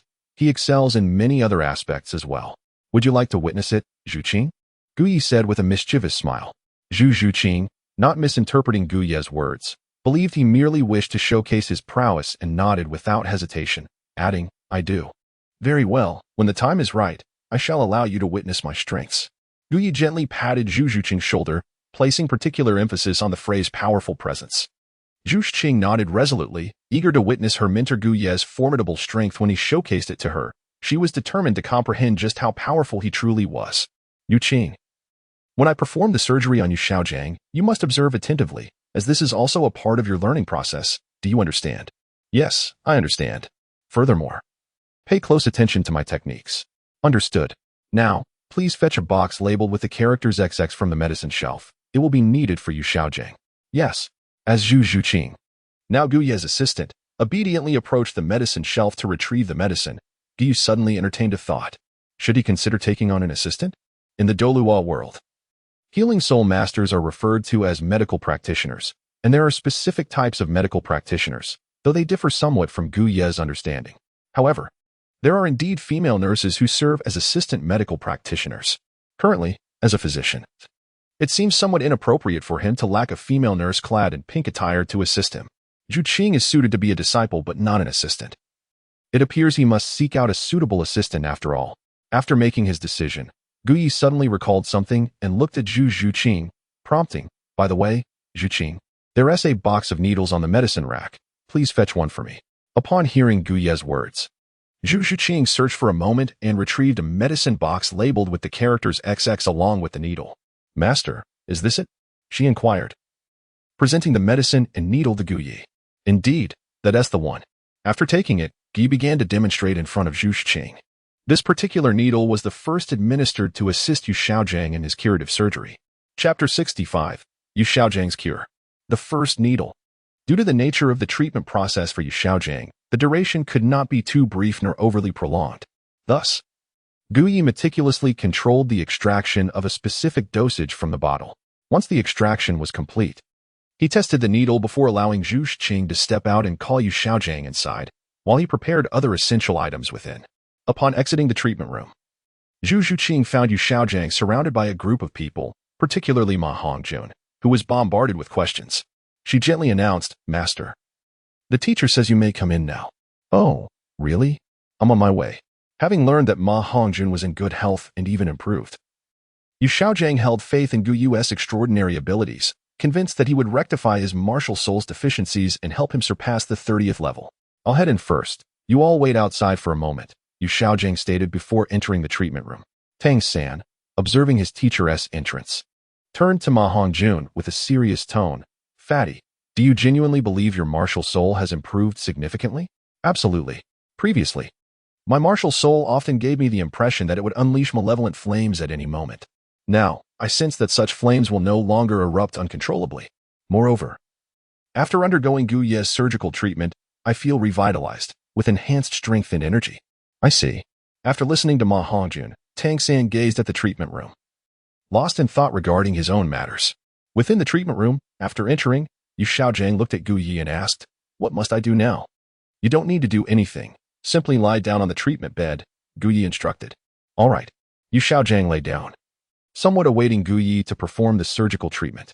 Yet, The sensation of being prone and vulnerable made him uneasy, as he was a person of stature, a renowned master in the soul master community. Now, he felt akin to a piece of meat upon a chopping board, with Gu Yi wielding the knife, free to do as he pleased. This peculiar circumstance left him feeling psychologically uncomfortable, intensifying his distress. Observing the needle in his hand and glancing at Yu Xiaojiang, who lay submissively on the bed, Gu Yi couldn't help but chuckle inwardly. Master, we shall commence the treatment now. Are you prepared? In a moment, I shall administer an injection to you. The effects of this serum are remarkably potent. After its application, you will radiate vitality and exuberance in the days to come. Upon hearing Gu Ye's words, Yu Xiaojiang glanced at the glimmering needle in Gu Ye's hand, a shiver coursing through his spine. Nevertheless, he nodded resolutely, signaling his readiness. Let it be done. I am prepared. Driven by his desire to transcend the 30th level and fulfill the unwavering ambition within his heart, Yu Xiaojiang was determined to take the plunge. Without a moment's hesitation, Gu Yi administered the first injection on Yu Xiaojiang's path to recovery. A sizzling sound echoed as Yu Xiaojiang officially embarked on this transformative journey. In that fleeting moment when the special serum coursed through his veins, he felt an unexpected tremor ripple through his body, followed by an extraordinary sensation of improvement. It was a feeling that defied description. Strangely enough, as he gazed at Gu Yi, he found him surprisingly agreeable. Now, unleash your martial spirit, Gu Yi instructed. In response to the changes within him, Yu Xiaojiang obediently released his martial spirit, the three cannon. This martial spirit was remarkable, possessing intelligence akin to that of an independent entity. It is worth noting that most martial spirits in the Douluo Continent are lifeless and devoid of awareness, yet Yu Xiaojiang's three cannon possessed a consciousness, making him a unique figure in the realm of Douluo. According to Gu Ye's understanding, Yu Xiaojiang's martial spirit was originally formidable. However, it had deviated during its mutation. Had it successfully transformed, it would have manifested as the immensely powerful golden sacred dragon. In this world, the process of mutation requires not only a robust physical constitution, but also the willpower to endure the transformation. Unfortunately, Yu Xiaojiang lacked both the fortune and the requisite physical and mental fortitude to withstand the emergence of the golden sacred dragon, resulting instead in his current state as the three cannon. The saying he once uttered, that there are no worthless martial spirits, only worthless soul masters, seems particularly fitting in his case, for he truly embodies the definition of a failure. Now, observing the lively three cannon, Gu Yi exhibited no semblance of tenderness. He extended his hand, seizing it firmly, and with a swift slice of the scalpel, he cut it in two. Lying on the bed, Yu Xiaojiang stared in astonishment at Gu Yi and his martial spirit. At that moment, the two halves of the three cannon remained animated, their expressions reflecting sheer terror. He recalled the conversation with Ma Hongjun earlier, which mirrored this very moment, further solidifying his belief in Gu Ye's ability to rectify his martial spirit's deficiencies. Zhu Zhuqing, bring me a vial. Gu Yi beckoned toward Zhu Zhuqing. With practiced ease, she retrieved a small transparent glass vial and handed it to him. After Gu Yi took hold of it, he swiftly employed a surgical knife to slice open Yu Xiaojiang's martial soul, the Luo San Pao, extracting its innermost essence. In that instant, a droplet of golden blood was drawn forth by Gu Yi. This singular droplet represented the quintessential martial soul blood of Yu Xiaojiang's martial spirit. As soon as it was extracted, Gu Yi quickly utilized the system to scan this martial soul blood. Special martial soul, Luo San Pao. Failed variant of the royal golden sacred dragon martial soul blood. Intermediate note, the martial soul blood contains the essence of the golden sacred dragon martial soul, which can be purified completely with 1,000 surgical points. By incorporating the martial soul serum, it can bestow the golden sacred dragon martial soul upon a soul master. Upon discovering the intricate details regarding Yu Xiaojiang's martial soul blood, Gu Yi smiled. This aligned closely with his conjectures. It was indeed Yu Xiaojiang's inherent incompetence that led to the mutation of the golden sacred dragon martial soul into the Luo San Pao. There was no doubt regarding his inept identity.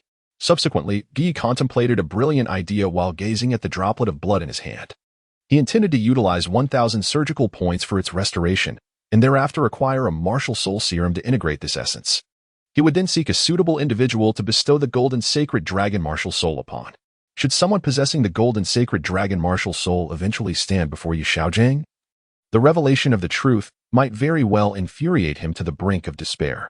As for Yu Xiaojiang, currently confined to a sickbed, Gu Yi regained his composure and glanced at the vulnerable Yu Xiaojiang lying on the hospital bed, a secret smile playing on his lips. He then proceeded to administer treatment to Yu Xiaojiang's martial soul, the 3 canons of Luo. Yet, was Gu Yi genuinely assisting Yu Xiaojiang in remedying his martial soul's deficiencies? It was indeed a generous act on Gu Ye's part, but considering his age, how far could he truly cultivate? Moreover, with his martial soul being the 3 canons of Luo, even in conjunction with Yu Xiaojiang, who was deemed inept, they would still remain inadequate. Zhu Zhuqing observed from the side, lending a helping hand. Although Yu Xiaojiang watched Gu Ye's actions closely, he remained largely ignorant of what Gu Yi was actually doing or what substances he was employing. Nevertheless, he could certainly sense some alterations within his body. He felt a newfound vigor. Whether it was merely an illusion or something more, during the treatment, Yu Xiaojiang noticed Gu Yi frequently directing his gaze toward his lower region, leaving him perplexed as to Gu Ye's intentions. After a span of 10 minutes, Gu Yi concluded this so-called treatment. Once he restored the severed 3 canons of Luo to their original form, he exhaled deeply, appearing somewhat fatigued. All done, Gu Yi announced to Yu Xiaojiang before turning his attention to Zhu Zhuqing.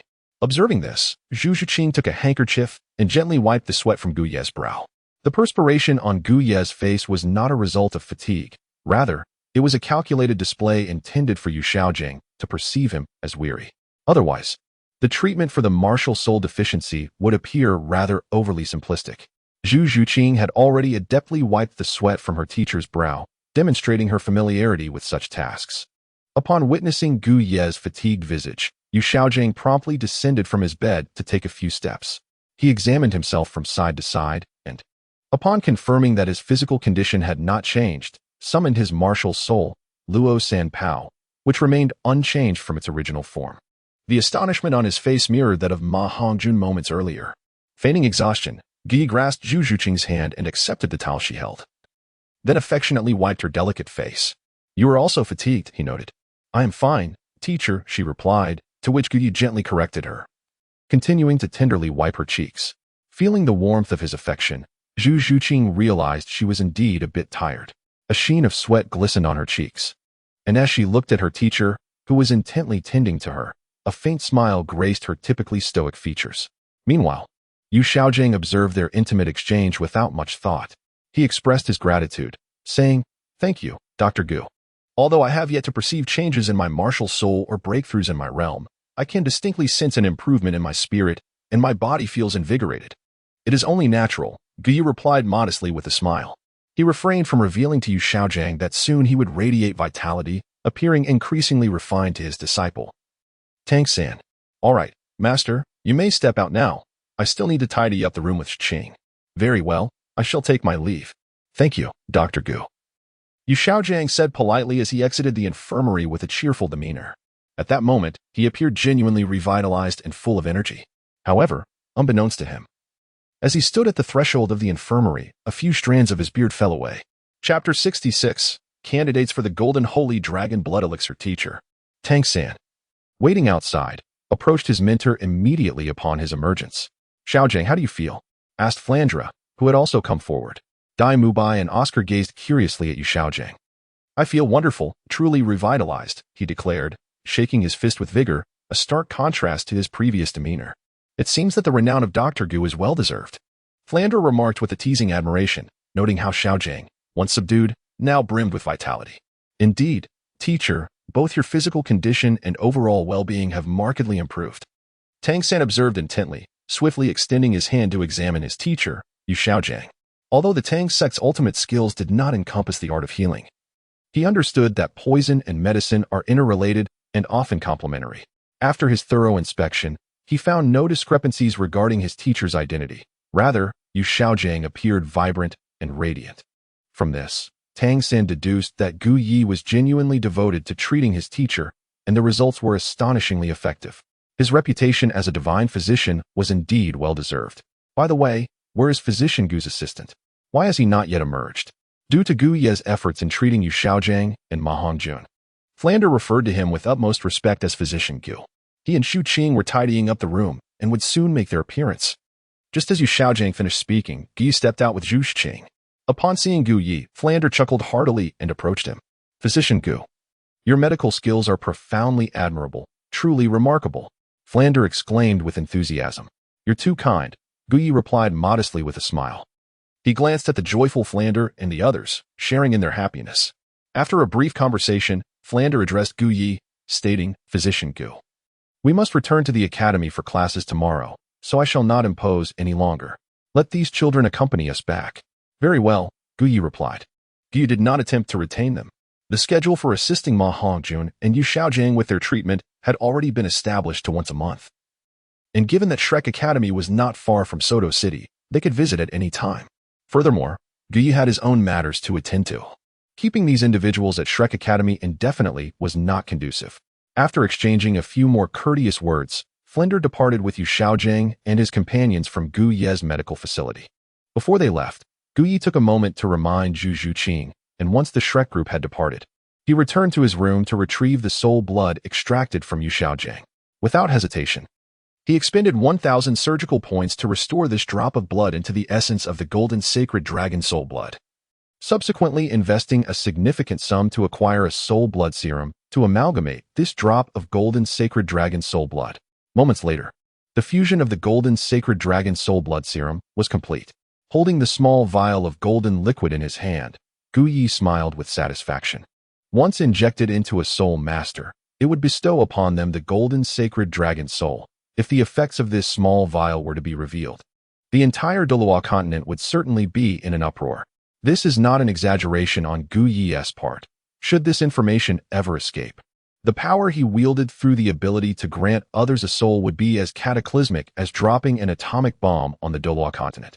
It is precisely for this reason that, aside from Zhu Zhuqing, no one else was aware of Gu Ye's possession of the soul blood serum. However, he was certain he would need to utilize this golden sacred dragon soul blood serum on someone. Otherwise, it would be a waste. Though he had yet to select a recipient. As for why Guyi did not use it himself, it was simply because he had no need for it. Guyi glanced at the time. The sky had already turned a dusky hue, and the Grand Soul Arena of Soto City was soon to commence its battles. He had spent the past few days in the medical hall honing his skills, neglecting to seek out Katten. Now, with a moment of leisure, he decided to pay her a visit, intending to engage in a profound discussion regarding the curious phenomenon of how the darkest, most damp depths serve as the very cradle of life. Thus, Guyi departed from the medical hall and made his way toward the Grand Soul Arena of Soto City, arriving shortly thereafter at its entrance. In the arena of the Soul Duel, Guyi held a position subordinate only to Katten. Upon his arrival, the diligent staff members of the Grand Soul Arena approached him with utmost respect. "Dr. Gu, you have arrived. Is there anything we can assist you with?" He declined their warm offer, confidently making his way to the esteemed VIP room number 1. Upon entering the luxurious chamber, a sudden thought crossed Guyi's mind. He retrieved the vial of the golden holy dragon's martial spirit serum and recalled Katten's golden tresses and her captivating allure. Glancing at the serum in his hand, he mused that if administered to Katten, it would indeed be advantageous. Katten, the princess of the Sylvis Kingdom, was also a soul master. Though her prowess was merely at the soul sect level, which was not particularly formidable, it posed no concern for Guyi. To him, the most significant aspect was that Katten's heart and mind were devoted to him, and he harbored a certain yearning for the enchanting beauty she embodied. Moreover, it was imperative for him to assist Katten in claiming the throne of Balak. Thus, her strength could not be too feeble. Clearly, when the opportune moment arose, he would bestow upon her the golden holy dragon martial spirit serum to enhance her abilities. Having made this resolution, Guyi carefully stored the serum away. He adeptly knocked on the door, and without waiting for Katten to emerge and open it, he skillfully entered the room. Inside, as dusk approached and the commencement of the Grand Soul Duel drew near, Katten decided to indulge in a bath before her departure. Just as she unfastened her garments to enter the bathing chamber, the familiar sound of knocking reached her ears. Who could it be? She wondered, recognizing the footsteps instantly. Opting against her bath, she swiftly donned a form-fitting, violet dress from the rack and eagerly stepped out.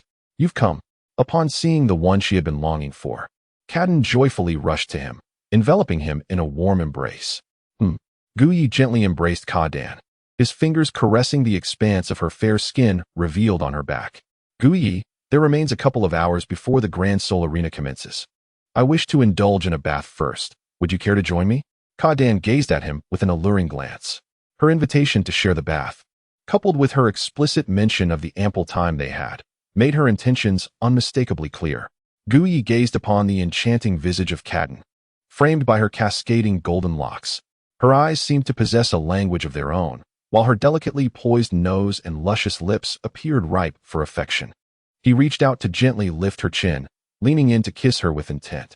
This time, Gu Yi resolved to embrace the invitation of this alluring young woman wholeheartedly. He yearned to ride alongside Kaden, galloping towards a paradise of joy. Kaden instinctively wrapped her arms around Gu Ye's neck, fervently reciprocating his ardor.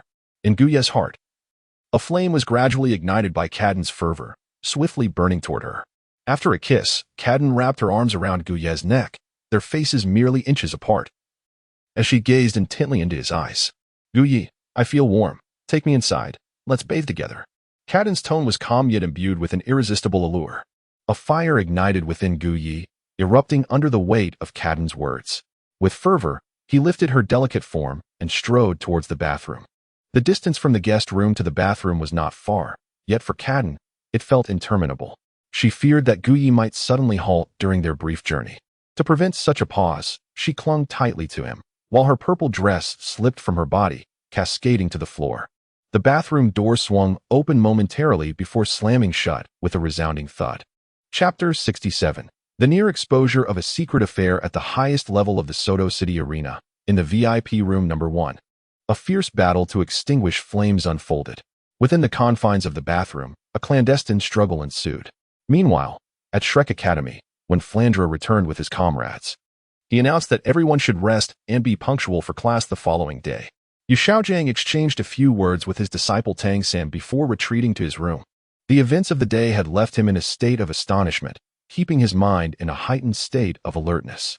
Once in his chamber, he settled into a chair and began jotting down notes on various subjects, including the nature of martial souls, their ailments, and the potential for healing. This knowledge was invaluable, and he was determined to utilize it wisely to contribute to the realm of soul masters in the future. After completing some notes, Yu Xiaojiang turned his attention to the training regimen for the Shrek 7 monsters.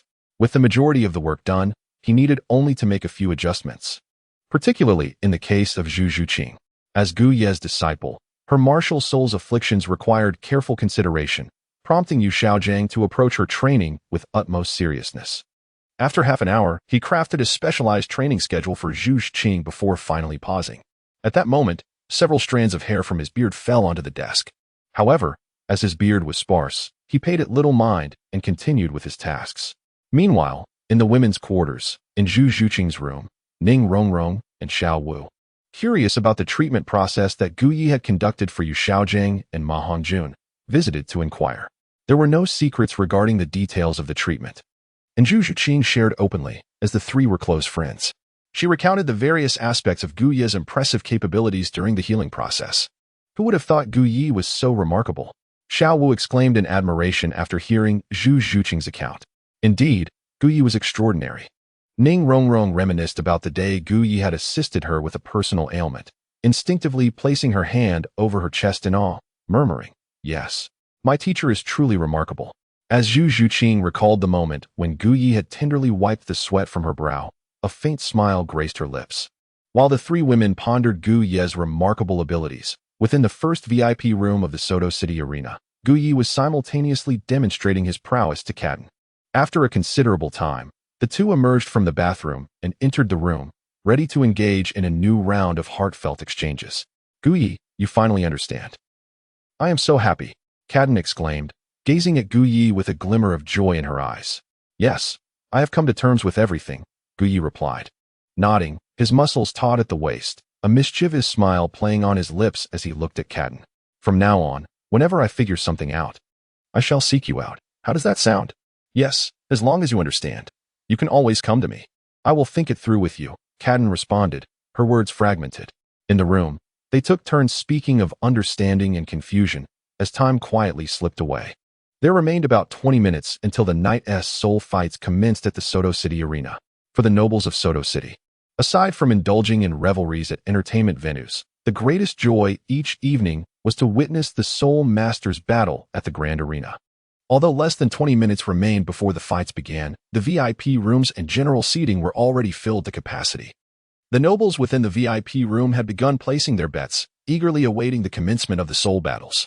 At that moment, a luxurious carriage approached the arena, and from it alighted none other than the Lord of Soto City, Shui Hong, accompanied by the formidable soul sage, Qin Xiao. Greetings, Lord.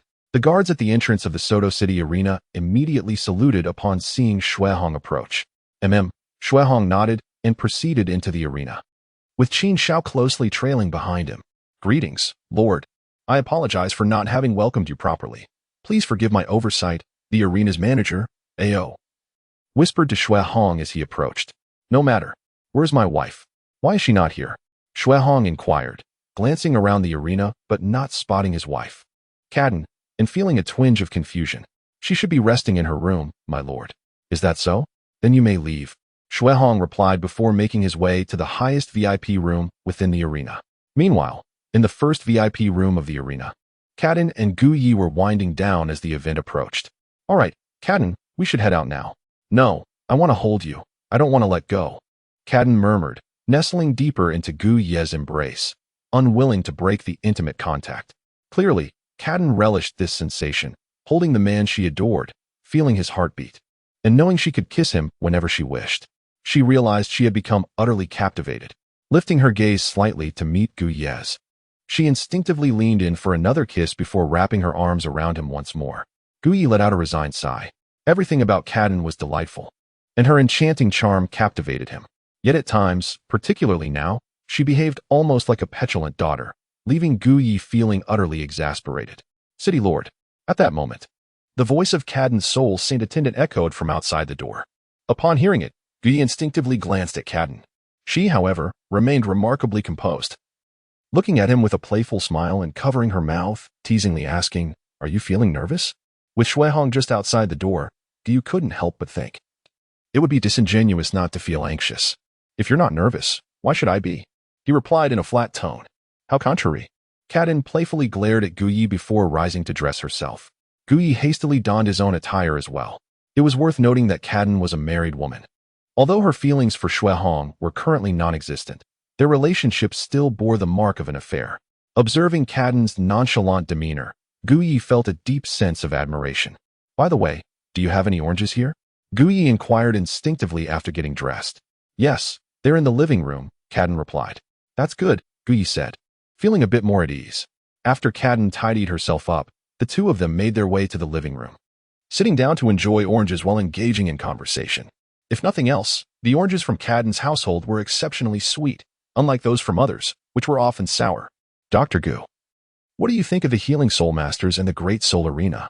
Cadden asked, adopting a serious tone. Not bad, I suppose.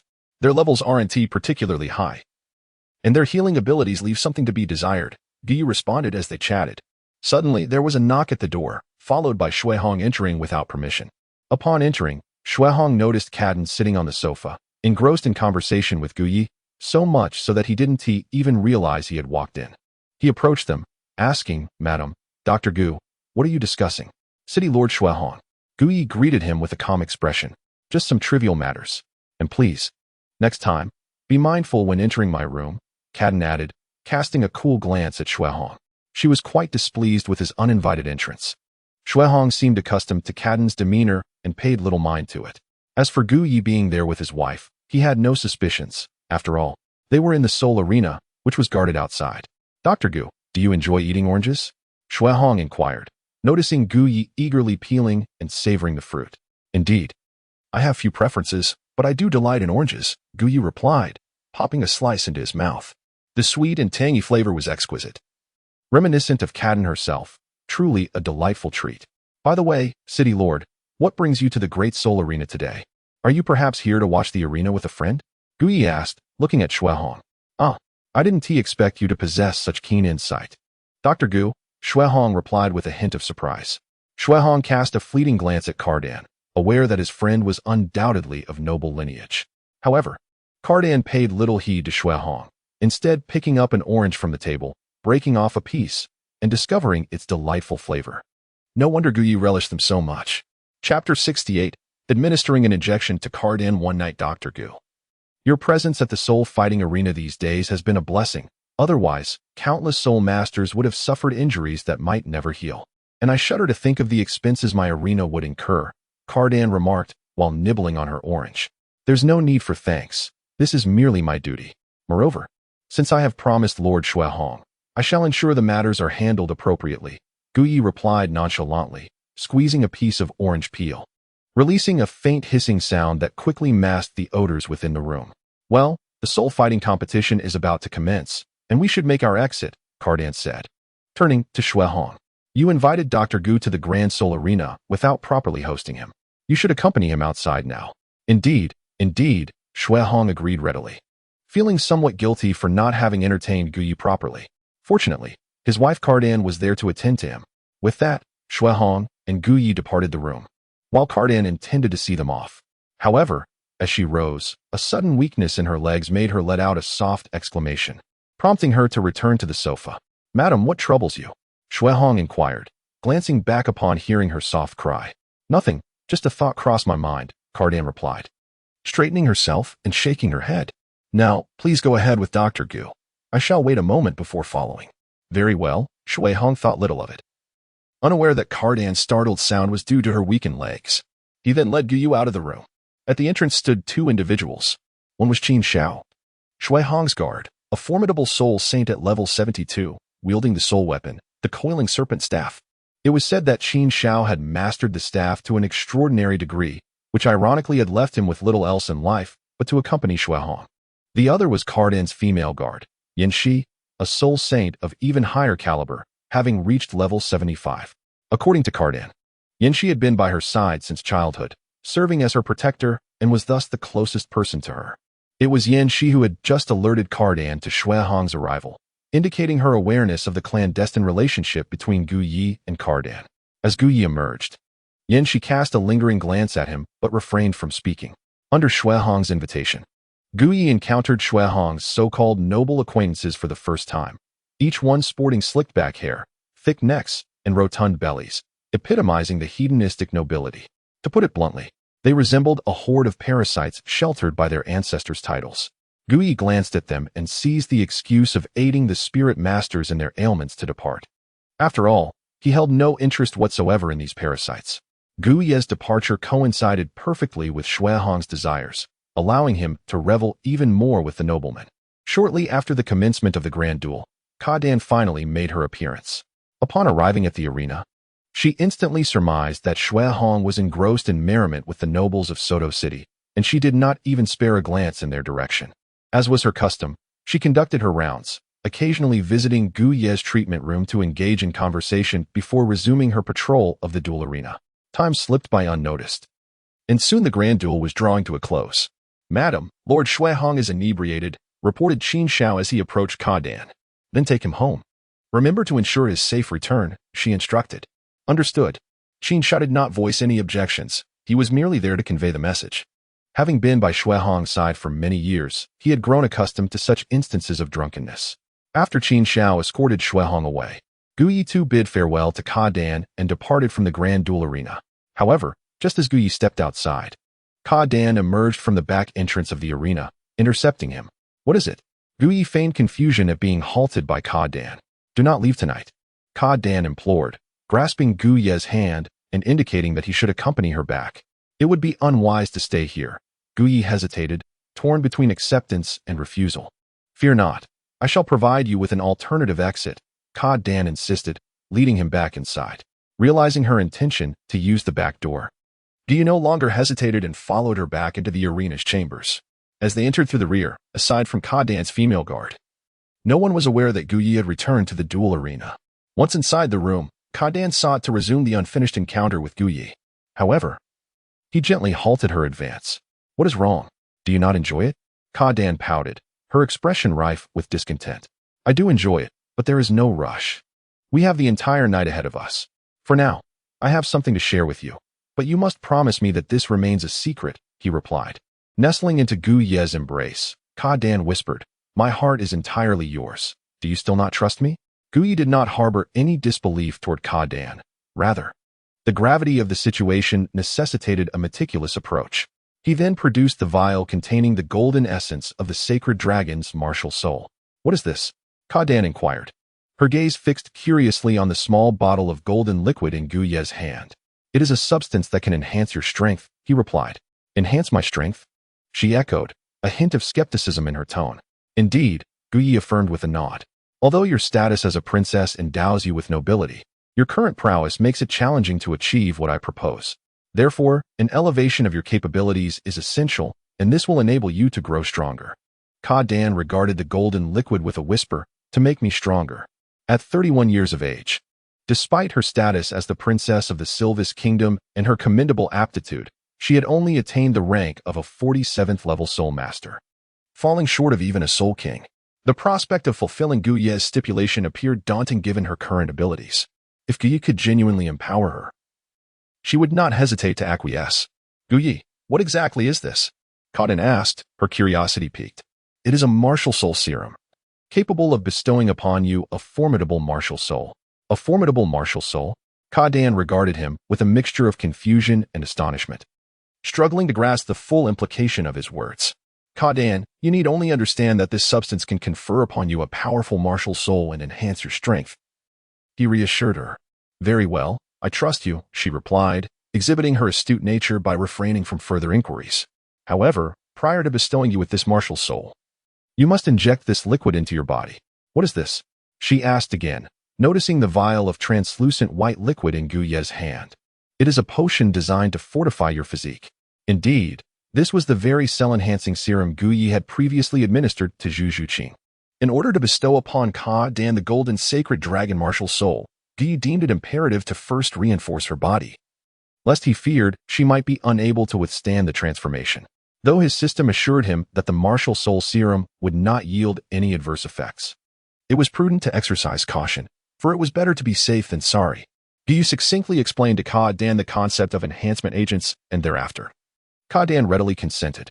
Regardless of what Gu Yi chose to inject into her body, she would embrace it with open arms. Chapter 69. Ka Dan, Gu Yi, you are truly remarkable. Gu Yi, then I shall commence the injection into your body. Ka Dan, yes, go ahead. Gu Yi, it may cause a bit of pain momentarily. You must endure it, understood? Ka Dan, as long as it is you, I can withstand any discomfort. Gu Yi, very well, I shall begin. As Gu Yi spoke, a hissing sound resonated, revealing that he had already injected the cellular enhancement serum into Ka Dan's body. In the next moment, a bead of cold sweat appeared on Ka Dan's forehead, evidently a reaction to the sudden infusion of the serum. Once the cellular enhancement serum entered the body, it would swiftly remodel and strengthen an individual's constitution.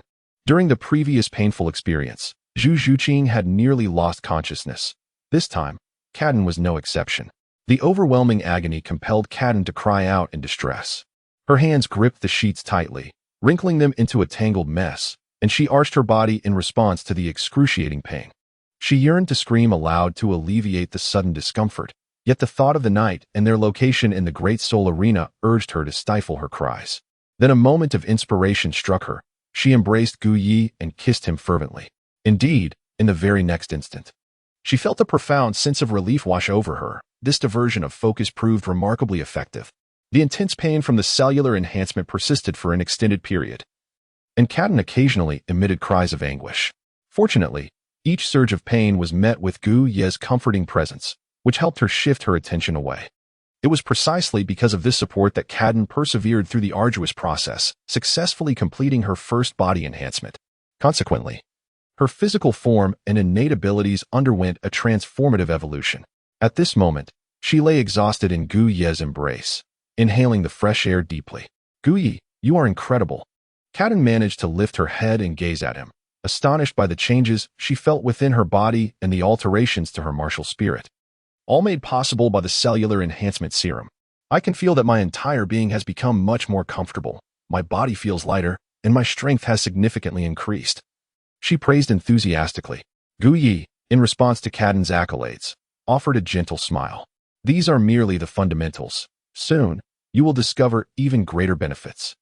As Gu Yi conversed with Ka Dan, outside the room, Ka Dan's soul guardian, Yinshi, gazed into the chamber, recalling Ka Dan's earlier cry of anguish and her subsequent words. A peculiar expression flickered across her face. Had she not been assured of Ka Dan's well-being, she would have been compelled to kick open the door to ascertain what transpired within. To elicit such a painful exclamation from Ka Dan, who ultimately praised Gu Ye's prowess. Nevertheless, as a loyal guardian, She returned to her own quarters adjacent to Caden's room to rest, reassured of her charge's safety. Inside the room, Caden, having undergone a transformation due to the cellular enhancement serum, felt her body had experienced a metamorphosis. She clenched her fists, a smile slowly blossoming upon her face. She understood that the pain she had endured was indeed worthwhile. Without hesitation, she embraced Gu Yi, bestowing upon him a fervent kiss as a reward. "All right, let us proceed to the next step," she exclaimed, nodding eagerly like a young girl. In the realm of Douluo, a woman in love often behaves thusly. Regardless of what Gu Yi might propose, she would comply. "In a moment, I will inject this golden liquid into your body, and a formidable martial spirit will manifest within you. Should your original spirit be too weak, it may be consumed, though there is also the possibility that it will not. As this martial spirit is being granted to another for the first time," Caden inquired, "if my original spirit is not consumed, will I not possess two martial spirits?" "Indeed. The probability is quite substantial, which means you may become the third individual in this world to possess dual martial spirits." Upon hearing this, Caden was filled with excitement and anticipation. "Gu Yi, I am ready," she declared, closing her eyes. Given the intense pain from the previous injection, she instinctively braced herself for discomfort once more, reclining on the bed in readiness for Gu Yi's administration of the serum. Seeing Caden prepared, Gu Yi proceeded with the task. A series of hissing sounds filled the air as the serum of the golden holy dragon's martial spirit was fully injected into Caden's body. To her surprise, she found the experience to be far less painful than anticipated. Instead, she felt as though something was forming within her, accompanied by a delightful sensation, as if gentle hands were caressing her very being. Gu Yi meticulously observes the transformation of Caden. The last time he administered the blood serum of the nether spirit cat martial soul to Zhu Zhuqing, it did not bestow upon her a second martial soul. Instead, it fused directly with her existing nether spirit cat martial soul, resulting in an advanced version of the nether spirit cat. Now, as he bestows upon Caden the golden sacred dragon martial soul, will she receive a dual martial soul, or merely a singular one? As Gu Yi observed, time quietly slipped by, and at that moment, Ka, who lay on the bed with her eyes closed, opened them. In the fleeting instant of her gaze, a radiant golden light erupted from her mouth, eyes, nose, and enveloped her entire being. The next moment, her alluring lips instinctively parted slightly. A cry, reminiscent of a dragon's roar, escaped her lips. Though seemingly faint, it awakened countless formidable soul masters in Soto City and beyond, drawing their attention toward the source of the sound. "What is happening? What was that cry?" In the adjacent room, Yan Shi, pale with astonishment, searched for the origin of the dragon's call. The proximity of the rooms left Yan Shi unable to discern that the sound emanated from Ka. Similarly, within the Soto City Lord's mansion, Qin Shao wore a grave expression as he sought the source of the resounding dragon's cry in the sky. The call of the golden sacred dragon. At Shrek Academy, within Flinder's residence, he stared in shock toward the direction of the sound. Not only he, but Zhao Wujie and Yu Xiaojing also gathered outside his room. "Flinder, did you hear that? It's the call of the golden sacred dragon," Yu Xiaojing exclaimed, both excited and perplexed as he looked at Flinder. "Indeed, it is the golden sacred dragon," Flinder replied, recognizing the sound, as he, Yu Xiaojing, and Lu Erlong had previously unleashed the golden sacred dragon through their martial soul fusion, making them intimately familiar with its call. Upon hearing it, they instantly recognized that the echoing cry that resonated in their minds belonged to the golden sacred dragon. However, Flinder, Yu Xiaojing, and Zhao Wujie were puzzled about how this sound had come to be. Could it be that a powerful individual possessing the golden sacred dragon martial soul is engaged in battle? Zhao Wujie speculated. Impossible. If such a powerful being were truly in combat, the residual energy would be overwhelming, and we would have sensed it long ago. Yet, this dragon's call comes without a trace, yet resonates through the heavens and into our minds. Perhaps, Flinder hinted, perhaps someone has awakened the golden sacred dragon martial soul, or some unforeseen event has occurred, given that the golden sacred dragon was a legendary creature. As soon as Yu Xiaojing made this conjecture, Zhao Wujie, Flinder, and the others suddenly envisioned the implications. If someone truly had awakened the golden sacred dragon martial soul, the Douluo Continent would soon be ablaze with activity. Outside Shrek Academy, a disheveled man gazed towards Soto City, his face reflecting surprise. He was Tang Hao, who had been secretly safeguarding Tang San. It seemed that the continent was on the brink of stirring up another tempest. Tang Hao sighed, and chose to disregard it further. In Soto City, within the VIP room of the Great Soul Arena, Kadam, feeling the transformation of her body and the overwhelming power of her martial soul, gazed at Gu Yi with excitement. Gu Yi, you are truly remarkable, Kadam exclaimed with excitement. Then, without hesitation, threw Gu Yi onto the bed. Chapter 70. The docile Kadam. Ahem. All right, Kadam, please release me and let us discuss your situation in detail. Gu Yi greatly appreciated Kadam's enthusiastic affection. Yet at this moment, his curiosity about her circumstances compelled him to gently push her away. After releasing Gu Yi, Kadam sat up gracefully. She brushed aside her golden tresses that cascaded over her face, adjusted her posture, and elegantly crossed her legs, sitting poised before Gu Yi. At that moment, Kadam, perched on the bed, appeared exceedingly enchanting, and with only a delicate purple nightgown draping her form, Gu Yi nearly felt compelled to pay her homage. Gu Yi, feel this. Kadam extended her hand, inviting him to explore the condition of her body. As a physician, Gu Yi was astounded upon examination. Kadam's soul power had remarkably surged from level 47 to 50, and her physique had been enhanced several-fold. Her internal meridians and cells had undergone significant fortification. Additionally, there was another revelation that left Gu Yi in awe. Kadam had indeed become a dual soul master. At this moment, she had unleashed her first martial soul, a white fox of modest quality. What perplexed Gu Yi was that, logically, the golden sacred dragon martial soul should have devoured her white fox upon its bestowal. Yet, that was not the case. After conducting a thorough scan of Kadam's body with the surgical system, Gu Yi discerned the reason. For a soul master to coexist harmoniously with dual martial souls, it was imperative that the quality of both souls be comparable. If one was significantly stronger than the other, it would be challenging for both to thrive, as the dominant martial soul would inevitably consume the weaker one.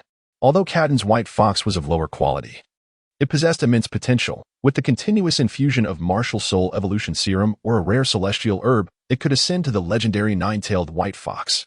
The crucial factor that enabled her to retain both martial souls was that, despite the formidable might of the golden sacred dragon, it was currently still in a nascent state, having been enhanced by the blood of Yu Shaojing's Luo Sanpao martial soul.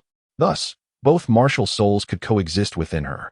Now that she had ascended to level 50 and acquired a second martial soul, the immensely powerful golden sacred dragon, Gu Yi inquired with a smile, Kadam, what are your thoughts? I will follow your guidance. Kadam replied softly, her gaze solely fixed on Gu Yi. Upon hearing this, Gu Yi felt a surge of joy within. He tenderly enveloped the soft and voluptuous form of Kadam in his embrace, simultaneously declaring, the matters concerning your martial soul must remain confidential. Understood? Kadam nodded lightly. Moreover, refrain from attaching a soul ring to your golden sacred dragon martial soul for the time being. Continue cultivating your white fox instead. Now that you have broken through to the 50th level, I am also nearing my own breakthrough at 49. It won't be long before I reach 50 as well. Let us delay the quest for the 5th soul ring until your cellular enhancement has progressed further in the coming days. Once your cellular reinforcement is complete and I achieve my breakthrough, we shall embark together to hunt for the 5th soul ring. Kadam nodded in agreement. At this moment, every word uttered by Gu Yi resonated as truth within her mind. In fact, Gu Yi did not necessarily need to hunt a soul beast to obtain his 5th soul ring upon reaching the 50th level, as he could exchange for the most suitable soul ring through surgical points within the surgical system. His 4th soul ring was acquired in this manner. However, the system proved to be quite challenging, and with limited surgical points at his disposal, he resolved to pursue the 5th soul ring himself. Furthermore, the prospect of undertaking this journey alongside Kadam was a delightful incentive. Gu Yi vividly recalls that his encounter with Kadam took place in the wilderness. Their first experience together also unfolded amidst the serene embrace of a small grove. Despite the familiarity tinged with strangeness of this narrative, Gu Yi found himself utterly disinterested. After discussing the characteristics and training methods of their dual martial souls, Kadam lifted her gaze to meet Gu Yi's eyes. What is the matter? Noticing her silent demeanor, Gu Yi gently caressed her cheek. Kadam remained quiet, choosing instead to express her feelings through her actions, her gratitude towards Gu Yi and her affection for him. Do not move, Kadam whispered softly, playfully pushing Gu Yi onto the bed. She leaned over him, gazing tenderly as she could not resist planting a kiss upon him. A multitude of words omitted. That night, Kadam revealed her captivating allure as a mature woman, at times tender, at times assertive, igniting tumultuous emotions within Gu Yi. That night, he understood the reasons behind the animosity many harbored towards the infamous Chow Thief. That night, he too transformed into the Chow Thief, indulging in acts reminiscent of the notorious figure. The following day, as the sun rose high in the sky, in the topmost VIP room of the Grand Seoul Arena in Sudu City, Cadden lay blissfully draped over Gu Yi, snugly embracing his waist as she slept soundly, her cheeks occasionally gracing the air with a smile of pure happiness. Having once again shared an intimate moment with the man she adored, and knowing that he would no longer refuse her in the future, she felt overwhelmed with joy, especially after receiving such a precious gift from him. At this moment, Gu Yi had awakened. However, upon noticing how soundly Cadden was sleeping, he did not wish to disturb her. He gently embraced Cadden, allowing his thoughts to wander. Just then, Cadden stirred awake. Habitually, she reached out to feel for him beside her, and upon discovering Gu Yi still there, a smile brightened her face. As she raised her head slightly, she noticed Gu Yi lost in contemplation. "What troubles you?" Cadden inquired softly. "It's nothing," Gu Yi replied, choosing not to share his thoughts. For Cadden appeared somewhat weary at that moment. Gu Yi gently caressed Cadden's somewhat weary cheek and said, "If you are tired, take some time to rest. I will head back for now." "All right, then you shall return tonight." "Very well, I shall come back when the Grand Seoul Arena commences this evening." After Gu Yi finished speaking, he rose to his feet. Cadden, gentle in nature, wished to attend to him upon seeing him stand. However, as she attempted to rise, a faint ache coursed through her body, compelling her to recline back onto the bed. "Very well, you should rest. I must take my leave." Gu Yi signaled for Cadden to remain seated. Subsequently, he pressed a soft kiss upon Cadden's cheek before departing the Grand Seoul Arena of Sodo City. Fortunately, the arena possessed a back entrance, much like Cadden herself, who had willingly opened the door to allow him entry. Thus, Gu Yi was able to exit the Grand Seoul Arena of Sodo City silently and return to his clinic. While on his way back, Gu Yi was lost in thought as he walked, and in his reverie, he accidentally bumped into someone. "My apologies, do you require assistance?" Gu Yi said, regaining his focus and looking at the person he had collided with. Upon closer inspection, he realized it was a young girl with a dirty face. Though she appeared quite young, her attire, despite its soiled state, suggested it was of considerable value. Her golden hair cascaded both in front and behind, obscuring her youthful features. "It's quite all right," the startled young girl exclaimed hurriedly before she dashed away. Upon observing the young girl hastily departing, Guy cast a curious glance in her direction. Only after her figure had vanished did he resume his journey back to the medical clinic, scheduled for release on Friday. For additional chapters today, Chapter 71, Zhu Zhuqing kicks Dai Mubai. Upon Gu Ye's departure, he returned to the medical hall and immediately closed it off to commence his cultivation. He aspired to swiftly ascend to level 50, at which point he could venture into the wilderness alongside Ka Dan. Or rather, to hunt for soul rings with Ka Dan. Meanwhile, at Shrek Academy, the first training session orchestrated by Yu Xiaojiang was underway. As in the original narrative, it featured Dai Mubai, a level 37 soul master, pitted against Tang San, Zhu Zhuqing, and the other four. The inaugural match was Dai Mubai versus Tang San. Unsurprisingly, midway through, Yu Xiaojiang halted the duel to provide further instruction. Next came the turn of Dai Mubai against Zhu Zhuqing. Zhu Zhuqing, step forward, Yu Xiaojiang called out, directing his gaze towards her. Silently, Zhu Zhuqing emerged, and upon closer inspection, one could discern an unusual expression of exhilaration gracing her otherwise stoic features. Dai Mubai also stepped forth. Recalling the formidable prowess Zhu Zhuqing had exhibited in the Stardow Forest, he approached the match with utmost seriousness. Yu Xiaojiang's muscles twitched as he bellowed, "Begin!"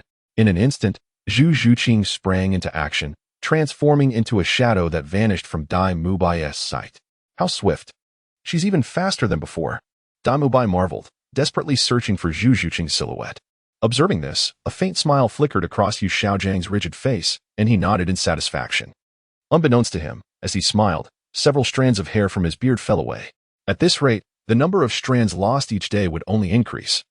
And perhaps soon, his beard would be entirely gone, marking a significant milestone in his journey toward restoration. Bang! At that moment, Zhu Zhuqing re-emerged like a phantom, delivering a swift kick aimed at Dai Mubai's lower back. Due to the incredible speed of Zhu Zhuqing, Dai Mubai was caught off guard and could only raise his arm in defense, resulting in him sliding backward from the impact. "Brother!" Have you noticed that Zhu Zhuqing seems to be getting faster and faster? Xiao exclaimed from beside Tang San.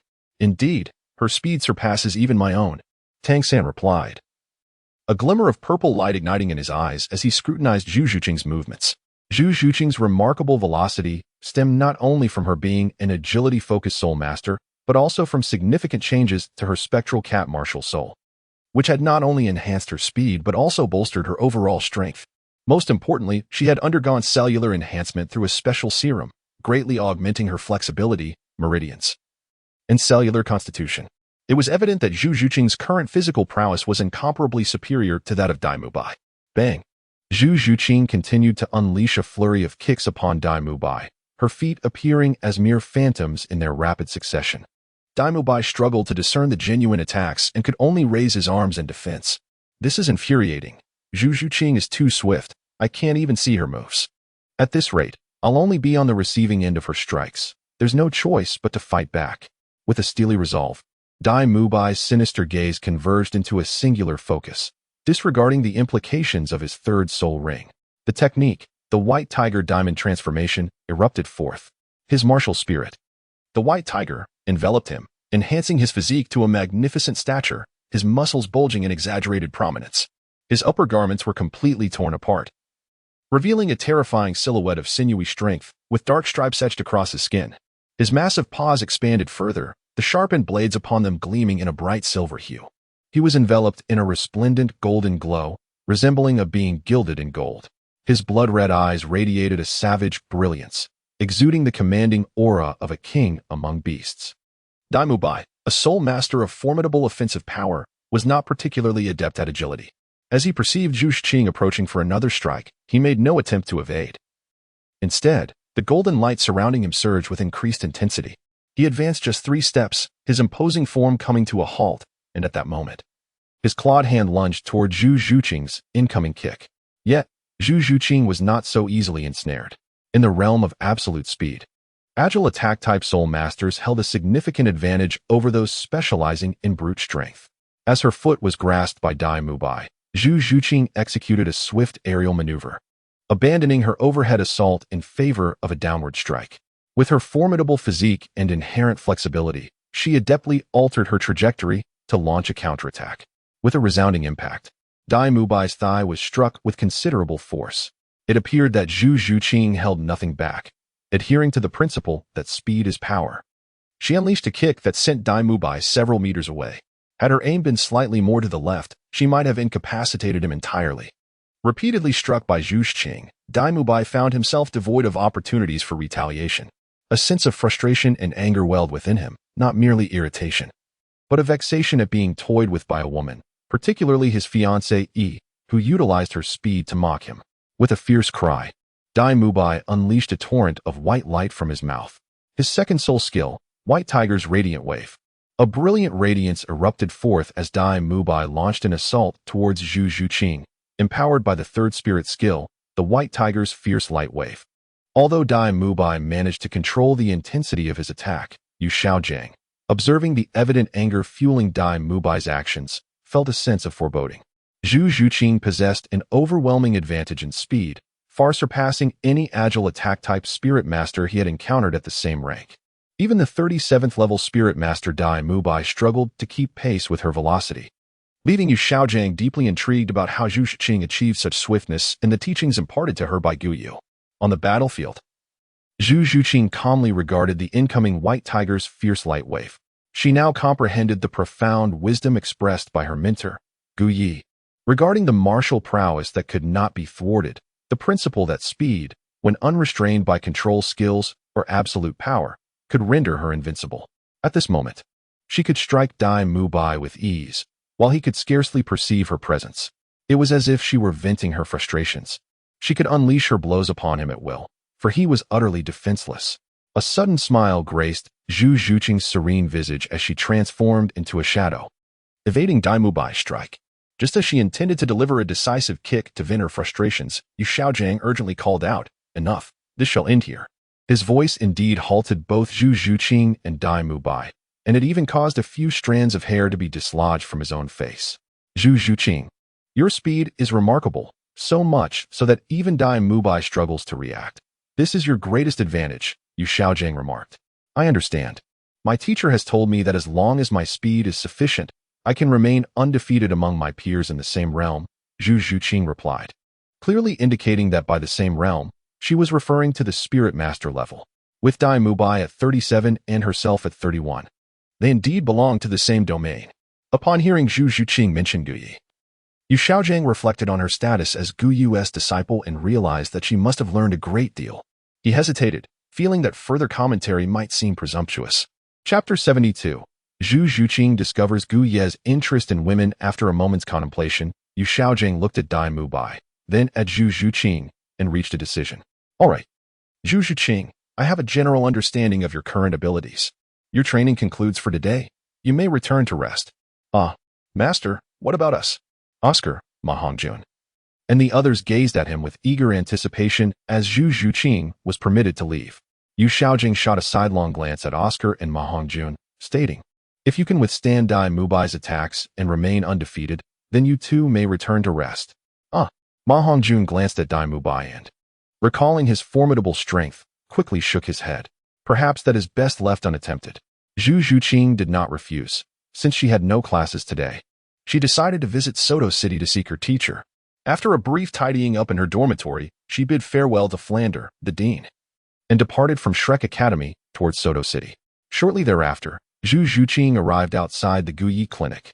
Finding the clinic's door firmly shut, she assumed her teacher, Gu Yi, was not present. Possessing a key, she entered without hesitation. To her surprise, upon entering the room, she discovered her teacher, Gu Yi, engaged in meditation. Zhuqing, what brings you here? Gu Yi inquired, pausing his practice. Classes have concluded, so I thought to return to the clinic. Zhu Zhuqing succinctly informed him of her day's schedule, allowing Gu Yi to grasp the full context. Come, have a seat. Gu Yi gestured to the space beside him. Zhu Zhuqing nodded and sat beside him on the bed. She had grown accustomed to sharing a bed with Gu Yi, having even slept beside him before without much thought. After all, he was her teacher. Yet, as she settled next to him, a slight furrow formed on her brow, prompting her to draw a little closer. At that moment, she detected an unfamiliar scent emanating from Gu Yi. Her feline-like nose was exceptionally sensitive. With a single whiff, she discerned that it was a woman's fragrance. The intensity of the scent suggested that her teacher had engaged in intimate contact with another woman, perhaps even spending the night together. This thought stirred an inexplicable discomfort within her. She gazed at Gu Yi in silence. What is it? Noticing Zhu Zhuqing's intense scrutiny and silence, Gu Yi regarded her with curiosity. He then reached out, brushing his fingers against her forehead, confirming that she was perfectly fine, neither ill nor injured. After a moment of contemplation, Zhu Zhuqing finally spoke. Teacher, were you with another woman last night? Gu Yi was momentarily at a loss for words upon hearing Zhu Zhuqing's inquiry. Indeed, he had spent the night in an embrace with Cadden. But why was Zhu Zhuqing suddenly asking this? Then it struck him. He sniffed the air and instantly understood her reason for questioning him. It dawned on him that his prolonged intimacy with Cadden had left her lingering scent upon him, and upon his return, he had done nothing to cleanse it away, opting instead to meditate. Zhu Zhuqing's keen sense of smell had undoubtedly picked up on Cadden's fragrance, prompting her inquiry about his night. What a misstep! Gu Yi sighed inwardly, regretting that he had forgotten to purchase a bag of oranges to enjoy on his way back. Gu Yi cast a glance at Zhu Zhuqing and noticed that she appeared somewhat discontent. Could it be that she wished to meddle in his affairs with women? Clearing his throat, he hesitated to find the right words to address her. Should he confess that he indeed sought the company of another woman the previous night and spent an intimate evening with her? Zhu Zhuqing was still young, and Gu Yi did not wish to lead her astray. Zhu Zhuqing remained silent for a moment, understanding that this was a private matter of her teachers that did not concern her. Yet, deep down, she harbored a reluctance to see Gu Yi pursue other women. Perhaps it was a manifestation of her concern for him as a devoted disciple. Let us now turn our attention to the matter of cultivation, Gu Yi suggested, eager to shift the topic away from women. Oh, Zhu Zhuqing responded softly. You have already established a direction for your cultivation, and your physical constitution will naturally improve as your strength increases. Gu Yi engaged in a lengthy discourse with Zhu Zhuqing, who appeared to listen intently. However, her mind seemed elsewhere, preoccupied with the notion of Gu Yi's excursions to seek the company of other women. She deduced, from the scent lingering on him, that he had undoubtedly spent the night in the embrace of a woman. Otherwise, such a potent aroma would not envelop him. She was convinced that this woman was exceptionally beautiful. Zhu Zhuqing maintained her usual demeanor of silence and aloofness, yet her thoughts were tumultuous. "Zhuqing, you have a soul-fighting competition tonight, don't you?" Bibi inquired, noticing her lost gaze. "Oh, yes," Zhu Zhuqing replied quickly, snapping back to attention. "I shall also be at the Grand Soul Arena tonight, and I expect to witness a remarkable performance from you. Please do not disappoint me," Bibi said, gently patting her shoulder. "Yes, master, I shall not let you down," Zhu Zhuqing responded resolutely. Subsequently, Bibi refrained from further cultivation and led Zhu Zhuqing to the courtyard for joint training. He continued to teach her the same steps as before, positioning himself behind her, wrapping his arms around her waist and guiding her hands as he instructed. In that moment, as Bibi embraced her, Zhu Zhuqing became acutely aware of both his scent and that of the woman, causing her to be distracted and make several mistakes before finally regaining her focus. In the courtyard, Bibi engaged in training exercises with Zhu Zhuqing for 2 hours before leading her back to the study to impart further knowledge. The afternoon passed swiftly, and as dusk approached, Bibi finally paused to allow Zhu Zhuqing to rest for a couple of hours. "Teacher, upon my arrival, I informed Dean Flandre and the others that I would be heading directly to the Grand Soul Arena tonight, so I shall accompany you there shortly." "Very well. Take a moment to rest while I prepare dinner. After we finish eating, we shall depart together." With that, Bibi retreated to the kitchen to begin preparing the evening meal. After a brief respite, Zhu Zhuqing made her way to the kitchen door. However, having never cooked before, she could only stand at the entrance, watching her teacher at work. She felt an unexpected fondness for the warmth of domestic life and yearned to assist him. Thus, she stepped inside and said, "Teacher, may I lend you a hand?" Of course, Bibi did not decline the offer. As the saying goes, a man and a woman working together makes the labor less burdensome. Moreover, in this case, the pairing consists of a teacher and a student, making the collaboration even more suitable. This was Zhu Zhuqing's inaugural foray into the kitchen, as well as her first attempt at undertaking such domestic tasks. Although she had her mentor Bibi guiding her, the kitchen was occasionally punctuated by the sound of dishes clattering. It turned out that Zhu Zhuqing, being inexperienced, often broke bowls while washing chopsticks. As a teacher, Bibi fully embraced his role at this moment, patiently instructing Zhu Zhuqing in the kitchen. Chapter 73. Zhu Zhuqing and Qian. With Zhu Zhuqing assisting in the kitchen, what typically took Bibi merely 10 minutes to prepare for dinner extended to a full half-hour. This clearly illustrates the truth behind the adage that teamwork between men and women alleviates labor. Well then, let us serve it. Zhu Zhuqing glanced at the items she had accidentally damaged, accepted the dishes Bibi had prepared, and bowed her head as she exited the kitchen. After Bibi took out the remaining dishes, he sat down on the chair and noticed Zhu Zhuqing silently eating her meal without uttering a word. She must have been worn out from their earlier work together in the kitchen. Upon witnessing this, Bibi silently began to eat his meal. After the two finished dining, they tidied up and set off towards the Grand Soul Arena in Soto City. The twilight had already descended, and walking alongside his beautiful disciple Zhu Zhuqing through the streets gave Bibi a sense of parading with beauty. Zhu Zhuqing glanced at Bibi, her heart hesitating as she contemplated speaking, yet for reasons unknown, the words remained unvoiced. Shortly thereafter, they arrived outside the Grand Soul Arena. Just as Bibi and Zhu Zhuqing entered, Qian emerged, swaying her hips gracefully. It was no mere coincidence that Qian encountered Bibi. She had been notified of his arrival and could hardly contain her eagerness to come down. At that moment, Qian radiated with vitality, a smile playing at her lips. As she walked, her swaying hips captivated the attention of the patrons within the arena, many of whom stopped, transfixed by the alluring movements of her form. Yet, Qian paid no heed to the onlookers. Her gaze was solely fixed upon Bibi before her. "Dr. Gu, you have arrived." Qian approached him, her eyes glimmering with a hint of intrigue. Bibi nodded calmly, yet his gaze scrutinized Qian. After a night of passionate intimacy, she appeared even more enchanting. Zhu Zhuqing, who had always been by Bibi's side, initially paid little attention as Qian approached.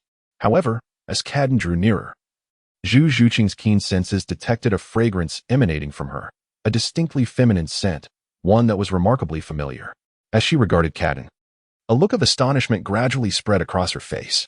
Turning her gaze towards her mentor, she realized that the alluring fragrance she had sensed from Bibi earlier was identical to that of this woman. Could it be that her teacher had spent the night entwined with this very lady? It was no wonder Zhu Zhuqing harbored doubts. The coincidence was simply too striking. As Gu Yi caught sight of Zhu Zhuqing's gaze upon him, an unsettling premonition suddenly washed over him. He glanced at Cadden, then back at Zhu Zhuqing, inwardly cursing his misfortune. It seemed that Zhu Zhuqing had become aware of his connection with Cadden. Observing the two strikingly beautiful figures locked in mutual regard, Cadden inquired, "Dr. Gu, may I ask who this is?" Her question momentarily dispelled Gu Ye's anxious thoughts, prompting him to introduce, "Oh, this is Zhu Zhuqing, my newly accepted disciple." Cadden, scrutinizing Zhu Zhuqing, noted her astonishing physique and beauty that rivaled her own, casting a dubious glance at Gu Yi. Was she merely a disciple? One could easily infer Cadden's skepticism regarding Gu Ye's intentions behind accepting Zhu Zhuqing as a student. It was understandable. After all, Gu Yi was relatively young, and Zhu Zhuqing, being so youthful and stunning, naturally raised suspicion. Cadden was well acquainted with Gu Yi, and her doubts were rooted in substantial evidence. Her gaze lingered meaningfully on Zhu Zhuqing's chest. Naturally, Gu Ye's resolve remained unwavering. His intentions in taking Zhu Zhuqing under his wing were purely altruistic, merely to foster her growth and strength, with no ulterior motives. "Hello, I am Cadden, the proprietor of the Grand Soul Arena in Sutoa City," Cadden said with a smile, extending her hand toward Zhu Zhuqing. "Zhu Zhuqing," came Zhu Zhuqing's emotionless reply as she briefly shook Cadden's hand before withdrawing. It seemed she was not particularly fond of Cadden. Perhaps aware of the events that transpired between her master, Gu Yi, and Cadden the previous night, which colored her perception. Cadden, however, appeared unfazed by Zhu Zhuqing's cool demeanor. Turning to Gu Yi, she asked, "Dr. Gu, have you brought your disciple here to participate in the soul battle?" "Yes, she is here to compete," he affirmed. "Oh, if you have any requests, do not hesitate to voice them. I shall do my utmost to accommodate you." Cadden continued her conversation with Gu Yi, while Zhu Zhuqing stood by, increasingly uncomfortable as she observed her teacher and the alluring Cadden engaging in ever more suggestive discourse. In a moment of boldness, Zhu Zhuqing declared, "Master, let us register to participate in the soul battle," as she took Gu Ye's arm and pulled him away. This sudden action left Cadden somewhat bewildered, and Gu Yi equally perplexed. Hadn't he been enjoying an engaging discussion with Cadden? His charming disciple, Zhu Zhuqing, had abruptly interrupted their exchange. What was this all about? Yet, noticing Zhu Zhuqing's apparent discontent, Gu Yi had no choice but to bid Cadden farewell as he accompanied Zhu Zhuqing to register for the soul battle. Cadden, watching them depart, stifled a soft laugh. It was clear to her that their relationship transcended the ordinary boundaries of a teacher and disciple. What kind of relationship would be so intimately close? Especially between a man and a woman? Could it be that Gu Yi harbored feelings beyond mere mentorship? As Cadden pondered deeply, he mused, perhaps next time I could masquerade as his disciple. I wonder if that would be permissible. A sudden chuckle escaped his lips. Oh dear, I mustn't entertain such thoughts, he admonished himself, shaking his head as he resumed his inspection of the Grand Soul Arena. Yet, during his rounds, he couldn't help but cast glances towards Gu Yi and Zhu Zhuqing, who had already registered for the soul battle competition. At that moment, the members of Shrek Academy entered the arena. Upon entering, Xiao Wu and Tang San spotted Zhu Zhuqing and rushed over. "Zhuqing," Xiao Wu exclaimed, sprinting towards her, with Ning Rongrong following suit. Xiao Wu, Rongrong, Zhu Zhuqing greeted them, her earlier displeasure at Cadden dissipating in an instant. Accompanying them were Yu Xiaojiang and Flanders. Upon seeing Gu Yi, they approached him with polite greetings. "Dr. Gu." Recognizing Yu Xiaojiang and Flanders, Gu Yi responded with a courteous smile. "Dr. Gu, once they have completed their individual and pair competitions, today marks the first team battle for the Shrek 7 monsters. You must come and offer your guidance," Yu Xiaojiang said amiably, gazing at Gu Yi. "Certainly, I would be delighted to witness the coordination of the Shrek Academy's 7 members. However, let us allow Zhuqing and the others to partake in their individual matches first," Gu Yi replied graciously. Very well, Yu Xiaojiang concurred. Subsequently, the other members of Shrek registered and proceeded to their respective individual competitions. Gu Ye's primary interest lay in his exquisite disciple, Zhu Zhuqing. The rest of Shrek held little significance for him, and he remained indifferent to them. Ning Rongrong, being a support-type soul master, pondered the absence of individual competitions and ultimately resolved to stay by Gu Ye's side. Chapter 74. Ning Rongrong Gu Yi, How have you trained Zhuqing? What has led to such a remarkable enhancement in her strength? Ning Rongrong inquired with curiosity. Her gaze fixed on Gu Yi as she perched on the railing of the soul fighting arena.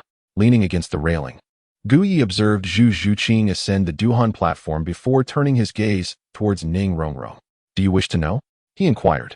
Ning Rongrong nodded vigorously. She was well aware of Zhu Zhuqing's formidable prowess, yet ever since her connection with Gu Yi and her decision to become his disciple, Zhu Zhuqing's strength had undergone a remarkable transformation. Now, her speed was unparalleled, even surpassing Dai Mubai, and she had managed to land several kicks on him without him being able to touch her. Ning Rongrong's curiosity was piqued. Noticing her eagerness for knowledge, Gu Yi pondered for a moment, assessing her before recalling the last time he had assisted her. He jested, "If you wish to know, you could become my disciple." This caught Ning Rongrong off guard, and she hesitated. She remembered how comfortable Gu Yi had made her feel during her previous treatment, and the thought of becoming his disciple made her shy about requesting his help again. With that in mind, she quickly shook her head in refusal. "I don't want to be your disciple. Suit yourself." Gu Yi shrugged, for he had merely been jesting. However, due to Ning Rongrong's rejection, he instinctively flicked her forehead. "Hey, why did you flick my head? That hurt," Ning Rongrong exclaimed, placing her hands on her hips and feigning anger as she glared at Gu Yi. Gu Yi's gaze drifted to her chest, hinting at something unspoken. Initially, Ning Rongrong was oblivious to his implication, but upon noticing his glance, she blushed and lowered her head. Whispering, "How did you know?" Her voice was barely above a whisper. Gu Yi leaned down to whisper in Ning Rongrong's ear, "Of course, I can see it. Rongrong, after some time, you will possess even more femininity." Ning Rongrong did not raise her head, but replied with a soft Then she recalled the last time Gu Yi had used his hands to heal her, hesitantly asking, "When? Will you help me heal again?" "I am available at any time, but when would you like me to?" Ning Rongrong intended to respond that any time would be suitable, but the words faltered on her lips. At that moment, she noticed Zhu Zhuqing had already arrived at the soul fighting arena to participate in her match. Zhu Zhuqing's opponent was a man who appeared to be in his 30s, wielding a soul power of 33, with a white, yellow, and purple three-ring battle spirit. Begin the match. With a commanding shout from the referee, both combatants sprang into action. Zhu Zhuqing swiftly darted behind the male soul master. The audience could only catch a fleeting glimpse of Zhu Zhuqing transforming into a shadow before she appeared at her opponent's back. In the next instant, with no room for error, Zhu Zhuqing unleashed a deadly attack, the ghostly claw, upon the male soul master. He did not even have time to react before he was rendered incapable of continuing the fight. A 33rd level soul master stood no chance against Zhu Zhuqing. How formidable! Ning Rongrong marveled at Zhu Zhuqing in the arena, momentarily forgetting to respond about when Gu Yi might assist her again. Indeed, quite impressive, her attack was decisive, defeating her opponent in a single move. Gu Yi had anticipated Zhu Zhuqing's victory, but could not help but express his admiration, contemplating Zhu Zhuqing's strength. Ning Rongrong gazed at Gu Yi, lost in thought. Upon noticing Ning Rongrong's gaze, Gu Yi found himself perplexed by her demeanor. "Gu Yi, could you assist me when you have the time?" Ning Rongrong expressed her thoughts candidly. "Are you certain?" Gu Yi inquired earnestly, scrutinizing her. "Yes," she replied, a hint of shyness evident, yet her nod was resolute. "Very well," Gu Yi conceded, recognizing he had no choice but to acquiesce to Ning Rongrong's request. However, the present circumstances dictated that there was no opportunity to proceed, for they were within the soul arena, save for a visit to the treatment room. The treatment room. It was a private chamber, and tending to Ning Rongrong's needs there would indeed be feasible. Then let us proceed at once. Gu Yi was unwilling to postpone the matter of helping Ning Rongrong with her treatment, for he felt it was his duty to assist her. Thus, he led Ning Rongrong towards the treatment room. Embarrassed, Ning Rongrong kept her head lowered as she followed Gu Yi into the chamber. At that moment, Oscar was searching for Ning Rongrong in the Grand Soul Arena, glancing around anxiously. Upon seeing her accompany a man into a side corridor, he called out, "Rongrong." Unfortunately, Ning Rongrong was too preoccupied with Gu Yi to hear his voice. Perplexed, Oscar wondered what Rongrong could possibly be doing with Gu Yi. Could she be unwell? He dismissed the thought quickly, knowing that Gu Yi was a physician, a soul master, and also a mentor to Zhu Zhuqing.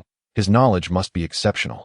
It was likely that Ning Rongrong simply had some matter to discuss with him. Oscar decided to head towards the treatment room. At that moment, Zhu Zhuqing having just completed her battle, also made her way towards the treatment room. She had noticed Gu Yi's gaze upon her earlier and had seen him walking towards the room, prompting her to seek him out. Encountering Oscar was a slight surprise. Zhuqing, are you looking for your teacher? He inquired. Zhu Zhuqing nodded expressionlessly. I just saw Gu Yi take Rongrong into the treatment room. Shall we go together? Zhu Zhuqing did not refuse, aware of Oscar's feelings for Ning Rongrong. The two then proceeded towards the treatment room. The treatment room comprised a series of chambers. And as Zhu Zhuqing and Oscar entered, they discovered numerous rooms. Fortunately, Zhu Zhuqing knew which room Gu Yi occupied. Leading the way, she approached the door and entered without knocking. Teacher, Zhu Zhuqing called out as she stepped inside. Rongrong, Oscar echoed simultaneously. The voices of Zhu Zhuqing and Oscar caused Ning Rongrong and Gu Yi to momentarily pause. Ning Rongrong, lying on the bed for treatment, felt a wave of nervousness wash over her as she fixed her gaze on him. Thankfully, a curtain separated their beds. So Zhu Zhuqing and Oscar remained unaware of their activities. They would not be so impolite as to draw back the curtain. How did that battle feel, Zhuqing? Gu Yi inquired. Gu Yi conversed with Zhu Zhuqing outside the curtain, signaling Ning Rongrong to remain composed while assisting her in her recovery. Ning Rongrong bit her lower lip. Too embarrassed to speak. She felt relatively at ease, although her opponent was a 33rd level soul master. In terms of soul ring configuration, soul power quality, and physical constitution, he was inferior to her. Defeating him posed no surprise. You performed admirably, but remember, as long as you are on the battle platform, you must regard each other as opponents and never underestimate one another. Do you understand? Yes, teacher. Oscar, seated on a nearby chair, observed the exchange between Zhu Zhuqing and Gu Yi behind the curtain, harboring a sense of admiration for Gu Yi. To nurture a student of Zhu Zhuqing's caliber speaks volumes of Gu Yi's exceptional abilities. If Gu Yi were aware of Oscar's thoughts, he would undoubtedly feel elated. However, at present, he is intently engaged in massaging. Chapter 75, Intimate Contact. Ning Rongrong, lying on the bed, let out an unusual exclamation. Realizing her outburst, she quickly covered her mouth and shot a reproachful glance at Gu Yi. After speaking, she became acutely aware of the impropriety of her words and lowered her head in embarrassment. Outside the curtain, Oscar and Zhu Zhuqing exchanged puzzled glances upon hearing the conversation between Gu Yi and Ning Rongrong, along with her peculiar cry. Rongrong, what are you and the physician Gu doing? Oscar inquired, his curiosity getting the better of him. Zhu Zhuqing, sensing something amiss, widened her eyes as she stared at the curtain. I merely asked the physician Gu for assistance. Oscar, you should step outside. I have matters to discuss with him, Ning Rongrong murmured softly. Yes, Oscar, my teacher's treatment is not suitable for your eyes. It would be best if you left for now, Zhu Zhuqing added, directing her gaze towards Oscar. Oh, I understand. Oscar acknowledged, recognizing that certain healing techniques are often shrouded in secrecy and should not be disclosed to outsiders. He departed the treatment room with comprehension. Observing this, Zhu Zhuqing took the initiative to close the door and, without hesitation, drew open the curtain. At that moment, Gu Yi clapped his hands, signaling the conclusion of Ning Rongrong's treatment. She, still blushing, lowered her head as she adjusted her clothing. Zhu Zhuqing, seeing the scene unfold just as she had anticipated, silently regarded Ning Rongrong as she tidied herself. Gu Yi is indeed her mentor. How could Ning Rongrong? Yes, Zhu Zhuqing felt a twinge of anger, or rather, she wished that her teacher, Gu Yi, would not assist Ning Rongrong in such a manner through hands-on treatment. Gu Yi should rightfully belong to her, Zhu Zhuqing. Zhuqing. Ning Rongrong, feeling shy under Zhu Zhuqing's gaze, lowered her head. Well, after today, the results should be even better, Gu Yi remarked nonchalantly while rubbing his hands together. Ning Rongrong replied softly, sneaking a glance at her dear friend Zhu Zhuqing. However, Zhu Zhuqing, seemingly envious, averted her eyes from Gu Yi. What's wrong, Zhuqing?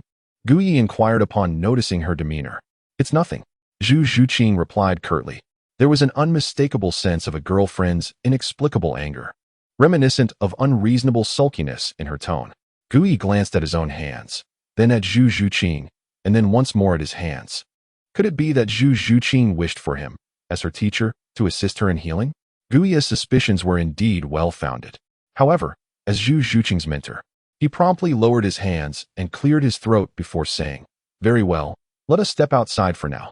Soon it shall be your turn for the team battle. Having spoken, Gu Yi was the first to exit. Although Gu Ye's voice was quite soft, Zhu Zhuqing still heard it. She looked at Gu Yi and instinctively asked, "Teacher, what cannot be grasped with one hand?" Gu Yi paused, turned to glance at Zhu Zhuqing, and with a slight shake of his head replied, "It's nothing, nothing at all." He then hurriedly walked out. Not far from the treatment room, Oscar approached Gu Yi and inquired, "Dr. Gu, how is Rongrong?" "Oh, it's you, Oscar. Rongrong is fine. She will be out shortly." "That's good to hear. But Dr. Gu, what did Rongrong seek your help for?" Oscar asked curiously, gazing at Gu Yi. "She wanted me to help her make her dumplings larger." Gu Yi shook his head. "It's nothing, merely a trivial matter. If you wish to know more, you should ask Ning Rongrong herself. After all, I am a physician and cannot arbitrarily discuss a patient's affairs. Do you understand?" "Indeed, indeed," Oscar agreed with a smile. Gu Yi then departed to observe other fighting platforms.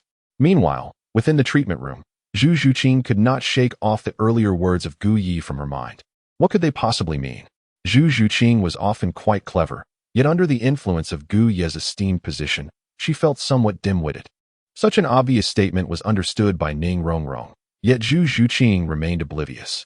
"Zhuqing, Gu Yi was implying that you are not able to grasp it all with one hand," Ning Rongrong teased as she playfully nudged Zhu Zhuqing. "Rongrong, what are you doing?"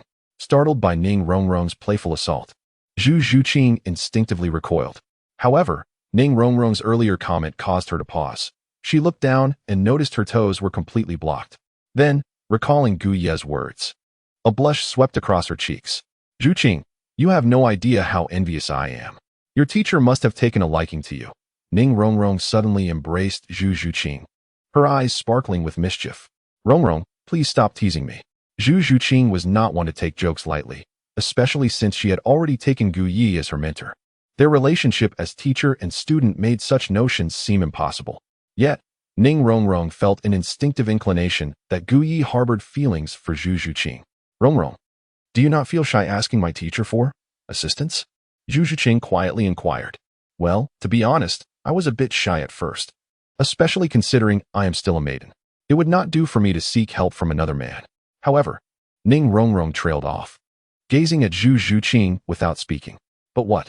Zhu Zhuqing asked, intrigued. "But who could blame me for seeking Gu Ye's assistance, considering the considerable distress you caused him? Thus, I resolved to have him help me. I soon found out that Gu Ye's hands are incredibly gentle, and he is quite handsome. So I did not feel disadvantaged, and my shyness dissipated. Besides, Gu Yi mentioned that as a physician, it is perfectly normal to treat patients, and his assistance to me is entirely reasonable." Ning Rongrong broke into a mischievous smile. Upon hearing this, Zhu Zhuqing felt a twinge of displeasure, realizing that Ning Rongrong harbored a lingering fondness for her teacher's assistance in her healing. "Zhuqing, Rongrong?" At that moment, Oscar cautiously entered the room. "What is the matter?" Ning Rongrong inquired nonchalantly upon seeing Oscar. "It's nothing. We should head out swiftly. Our team competition is about to commence," Oscar replied. Though his gaze lingered on Ning Rongrong, observing her with a subtle curiosity, whether it was merely an illusion or something more, he suddenly noticed that Ning Rongrong exuded a more feminine charm, her figure appearing more refined. Moreover, her attire seemed somewhat disheveled, a stark contrast to her appearance when she arrived from Shrek Academy. After stealing a few glances, Oscar averted his eyes, deciding not to dwell further on it. "Let us go, Zhuqing. We're leaving," Ning Rongrong said, taking Zhu Zhuqing's hand as they departed. There was a hint of anticipation in Ning Rongrong regarding their inaugural team spirit battle. After leaving the medical hall, the trio soon encountered the others from Shrek Academy. "Oscar, you all finally arrived. Rongrong, where were you just now?" Dai Mubai and Xiao Wu inquired upon seeing the three. "We were with Gu Yi earlier. By the way, isn't Gu Yi here as well?" Ning Rongrong responded, noticing his absence and expressing her curiosity. Just moments ago, she had shared an intimate moment with Gu Yi, and despite their brief separation, she found herself yearning to see him again. Chapter 76, Breaking Through Level 50. Gu Yi had come by for a short while before leaving, mentioning he had matters to attend to. "What matters?" "I'm not certain," she replied. "I see." Ning Rongrong, realizing Gu Yi was not present, felt a pout form on her cheeks, making her appear endearingly cute, especially recalling how he had just assisted her. At that moment, Yu Xiaojing interjected, "All right. Your team competition is about to begin. It's time for you to prepare." "Understood." The Shrek 7 eager for their first 7-person team spirit battle, awaited their opponents.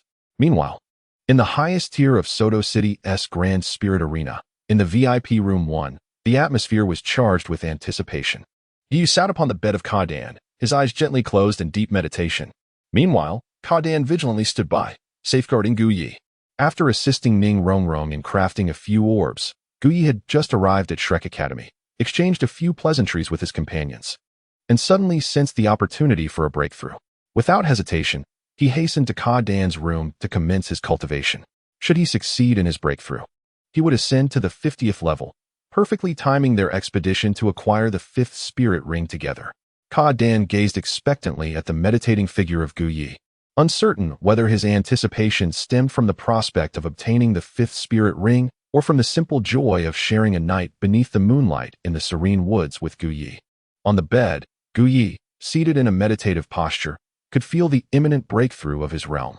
Typically, his enhancement in strength came not only from personal cultivation but also from healing others, thereby earning surgical points. Now, his progression seemed to flow effortlessly, leading him to the 50th level. Success was within reach. With the acquisition of a single spirit ring, he too would attain the rank of a spirit king. Gu Yi clenched his fists in excitement. Gu Yi, congratulations, said Kadan, as he approached Gu Ye's side. Gu Yi looked at Kadan with joy. Now that they had both surpassed level 50, and once they obtained their 5th soul ring, both would ascend to the realm of soul kings, making it much more convenient for them to pursue their aspirations. Gu Yi gazed upon the enchanting visage of Kadan, wrapping his arms around her waist and tenderly kissing her delicate lips. After their kiss, Gu Yi turned to Kadan and remarked, in a couple of days, we shall venture into the starry forest to acquire our 5th soul ring. Kadan replied, leaning into Gu Ye's embrace, savoring the warmth of the moment. Within the Great Spirit Arena, the first team battle of the Shrek Academy had commenced. As anticipated, Shrek Academy emerged victorious. Subsequently, Flander gathered the 7 from Shrek, stating, all right, today's battles are concluded. It is time for us to return. Yes, Dean, replied Dai Mubai and Ma Hongjin in unison. Although they had triumphed in the team match, it had not been effortless, and they were eager to return home for a restful slumber. However, Zhu Zhuqing was reluctant to leave so soon, for she was aware of the close connection between her teacher, Gu Yi, and the beautiful owner of the Soto Great Spirit Arena, Kadan. The thought of her teacher possibly seeking out Kadan filled her with a sense of unease, causing her already stoic expression to grow colder. Ning Rongrong shared a similar sentiment, having recently enjoyed a moment of intimacy with Gu Yi in the treatment room. She felt discontent at not having seen him for such a length of time. Just then, Gu Ye's figure appeared within Zhu Zhuqing and Ning Rongrong's line of sight. Teacher. Upon seeing Gu Yi, Zhu Zhuqing initially intended to joyfully rush over to share the news of her team's victory. Yet, upon noticing the beautiful Kadan at his side, her footsteps faltered, and she approached Gu Yi with measured steps. A closer look revealed her discontent. Nevertheless, Zhu Zhuqing, known for her reticence and icy demeanor, skillfully masked her displeasure beneath her frosty exterior. However, as her teacher, Gu Yi was the most attuned to her emotions and immediately discerned her unease and its cause. Congratulations, Zhuqing, on your team's victory, I am already aware. However, do not let pride cloud your judgment, as this was merely your first match, understood? Gu Yi praised her. Yes, I understand. Teacher, Zhu Zhuqing replied coolly with a nod. At that moment, Ning Rongrong approached Gu Yi, her curiosity piqued by Kadan's presence. Gu Yi, who is she? Ning Rongrong, being the daughter of a prominent family, was unreserved in her inquiries, pointing at Kadan. Allow me to introduce her. This is Kadan, the owner of the Soto Great Spirit Arena, and currently, my employer. Gu Yi explained, glancing at Kadan. Upon learning of Kadan's identity, Ning Rongrong was taken aback. After all, Kadan did not appear to be the type who could manage such an establishment, yet she had successfully overseen the Soto Great Spirit Arena. Flander, recognizing Kadan, approached with courtesy, greeting her, Madam Kadan. What a beautiful woman. As Ma Hongjun gazed at Kadan, his heart surged with admiration. Having been raised amidst the tumult of the brothels, his tastes leaned towards the more mature. And Kadan possessed precisely such an alluring aura that left him somewhat entranced at first sight. However, upon recalling her esteemed status, he quickly lowered his gaze, feeling unworthy to linger too long. Dean Flander, you are quite the familiar face at our Grand Soul Arena, Cadden remarked with a smile. Fully cognizant of the powerful soul sage before her, he frequently brought his disciples to partake in the competitions, often indulging in a wager or two. Ah, Madam Cadden, you jest. I hardly consider myself an old acquaintance. Flander chuckled heartily, eager to divert attention lest his students' betting habits be exposed. Well, the hour is late, and you all must attend classes tomorrow. It is best we return to the academy now. Indeed, replied Tang San, Oscar, and Dai Mubai in unison. Zhu Zhuqing cast a glance at Cadden, the sophisticated beauty, then turned to Gu Yi and softly said, Teacher, I shall take my leave now. Gu Yi nodded and said, Let's return. By the way, Zhuqing, I need you to visit the medical clinic in the next couple of days, as I will be embarking on a journey soon. And there are matters I must entrust to you. Embarking on a journey? Zhu Zhuqing looked at Gu Yi with confusion. I must make a trip to the Stardo Forest. To the Stardo Forest. Are you, Gu Yi, going to hunt for soul rings? Ning Rongrong speculated. Gazing at Gu Yi smiled and nodded, affirming, Indeed. I have now ascended to level 50 and must venture into the Stardo Forest to acquire my 5th spirit ring. As Gu Ye's words resonated, Flinder, Yu Xiaojiang, and Tang San gazed at him in astonishment. It was evident to them that Gu Yi was not much older than themselves, certainly not exceeding the tender age of 20. Yet he had astonishingly reached the 50-level threshold. However, Flinder and the others refrained from commenting, as their relationship with Gu Yi was rather superficial, akin to that of a physician and his patient. After exchanging a few more words with Zhu Zhuqing, Gu Yi instructed her and Ning Rongrong to return ahead. Once the Shrek group had departed, Gu Yi turned to Cadden and said, In 2 days, we shall venture to the Stardo Forest to procure the 5th spirit ring. Make sure to attend to your matters in the meantime. Cadden smiled back at Gu Yi, assuring him, Do not worry. I have already taken care of everything that needed to be done. I am merely awaiting your arrival. Gu Yi gazed at Cadden's enigmatic smile and instantly comprehended her intentions. Shall we indulge in a night of revelry together? Chapter 77. Take good care of my wife. Will you stay? Cadden inquired softly. Gu Yi smiled and nodded, then gestured towards the entrance behind Cadden before stepping out of the Soto Great Spirit Arena. Understanding Gu Ye's intention, Cadden stifled a laugh, then swayed her hips as she walked towards the back door of the arena. This door was specifically reserved for Gu Yi, always ready to welcome him, just as she was. That night, Gu Yi once again remained in the VIP room of the arena, devotedly tending to Cadden's ailments with tender care. The hours slipped away quietly as Gu Yi administered her treatment. On the following day, as he departed from the Soto Great Spirit Arena to return to the clinic, his newfound experience led him to decisively purchase a bag of oranges, savoring a couple before resuming his healing endeavors. In the afternoon, Zhu Zhuqing arrived punctually from Shrek Academy at the clinic. Upon her arrival, the thought of Gu Yi and Cadden from the previous night made her instinctively approach Gu Yi, inhaling his scent.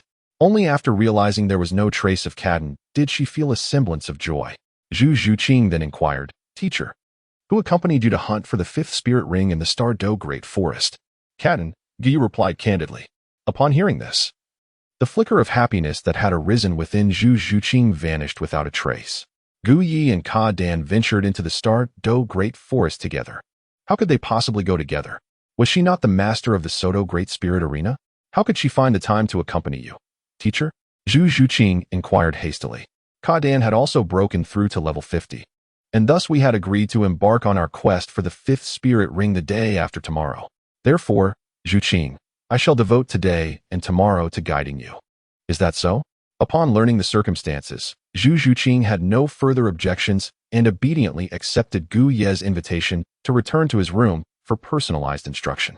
Consequently, the schedule of visiting the Soto Great Spirit Arena in the evening, returning to the medical clinic in the morning, and providing one-on-one tutoring to Zhu Zhuqing lasted only 2 days. Today marked the time for Gu Yi and Cadden to set forth to the Stardo Great Forest. Early in the morning, the prepared Gu Yi arrived outside the Soto City Great Spirit Arena to await Cadden. At that moment, Cadden emerged, accompanied by a soul sage named Yin Shi and several guards. Cadden had already clarified her plans to hunt for spirit rings in the Stardo Great Forest with Shui Hong, assuring that there would be someone responsible at the spirit arena during her absence. Upon seeing Gu Yi waiting for her outside, she instructed her guards to bring the carriage before approaching him. Are you all set? Gu Yi inquired as Cadden approached. She smiled and nodded. All is ready. Let us depart. Just as she finished speaking, a more luxurious carriage approached them. It was none other than Xue Hong, the lord of Soto City. "Madam, please hold on," Xue Hong called out, lifting the carriage curtain. After the carriage came to a halt, he swiftly descended. "Madam, I am aware that you are off to hunt for your 5th spirit ring today, and I have come to see you off. I feel deeply remorseful for not being able to accompany you," Xue Hong expressed with a sorrowful countenance, genuinely reluctant to see Ka Dan leave. "It is quite all right. I understand. Moreover, there are many matters in Soto City that require your attention. With Yanshi's protection, I will be perfectly safe." "Indeed," Xue Hong acknowledged, aware of Yanshi's formidable prowess. With her accompanying Ka Dan to the Star Do Great Forest, there should be no cause for concern. Furthermore, with Dr. Gu accompanying us, "You can rest assured," Ka Dan added, casting a smile toward Gu Yi. Xue Hong was already informed of Gu Ye's recent breakthrough to level 50 and fully supported the idea of him joining Ka Dan on her quest for spirit rings. With such a powerful healer as Gu Yi present, safety during their journey to the Star Do Great Forest was further assured. "Dr. Gu, I entrust my wife's care to you on this journey," Xue Hong said solemnly, before departing, placing his utmost trust in Gu Yi. Gu Yi nodded earnestly and assured. "Rest assured, Lord Xue Hong, I shall take good care of Madame Cadden throughout this journey." "That is reassuring. With you, Master Gu, I can be at ease," Xue Hong replied with a cheerful smile, choosing not to elaborate further. Subsequently, Gu Yi departed with Cadden, setting their course towards the starry forest. As Xue Hong observed the carriage gradually receding from view, a joyful smile crept across his face. He had already received word that Crown Prince Xue Qinghe had left the capital of Balak for another kingdom. What delighted Xue Hong even more was the knowledge that Crown Prince Xue Qinghe was at odds with his brother, the nominal heir to the Balak throne. This news ignited Xue Hong's hopes of ascending to the throne himself, to the extent that he paid little mind to Cadden's venture with Gu Yi to hunt for soul rings in the starry forest. At this moment, Qin Xiao, standing beside Xue Hong, observed the carriage that had vanished from sight and recalled the peculiar exchange between Gu Yi and Cadden. He turned to Xue Hong and asked, "My lord, are you not concerned for Madam and Master Gu?" "Concerned? What is there to worry about, Qin Xiao? Do not forget that Master Gu is my savior. Would I truly fear for my life at his hands?" Xue Hong replied curtly. For him, his own life took precedence, followed by power and pleasure, with Cadden barely securing the 3rd position in his priorities. Hence, he harbored no worries whatsoever. Seeing this, Qin Xiao chose not to press the matter further. If Xue Hong was untroubled, his concerns as a mere attendant were rendered meaningless. Meanwhile, Cadden and Gu Ye's carriage had already exited Soto City. Once they were outside, Cadden invited Gu Yi into the carriage to sit beside her, while her attendant Yanxi drove the horses. The other guards could only follow behind on horseback. The interior of the carriage was richly adorned, featuring soft cushions, seating, tea, fruits, and delicacies in abundance. This lavish setting revealed Cadden's keen appreciation for the opportunity to travel with Gu Yi. Gu Yi reclined languidly on the plush cushions, leaning against the wooden wall, poised to pluck a grape when suddenly, Ka Dan appeared before him in a swift motion, snatching the fruit from his hand. "Allow me to feed you," Ka Dan delicately uttered, plucking a grape and placing it in his own mouth before offering it to Gu Yi. Upon witnessing this, Gu Yi wrapped his arm around Cadden's waist, drawing her close to him, while simultaneously savoring the sweet grapes she offered. "Such delectable grapes, akin to your own." Gu Yi lightly chewed, a mischievous grin adorning his face as he gazed at Ka Dan. "Papa, where are the grapes?" Ka Dan reproached Gu Yi with a teasing glance. "Didn't you just feed me? You claim you have no grapes?" Gu Yi looked at Ka Dan with longing, for he had a fondness for the luscious, vibrant grapes, especially those that Ka Dan fed him. "You naughty one, always up to mischief." Kashi chided Gu Yi with a sidelong glance. "How have I been mischievous? I was merely taking care of you, after all.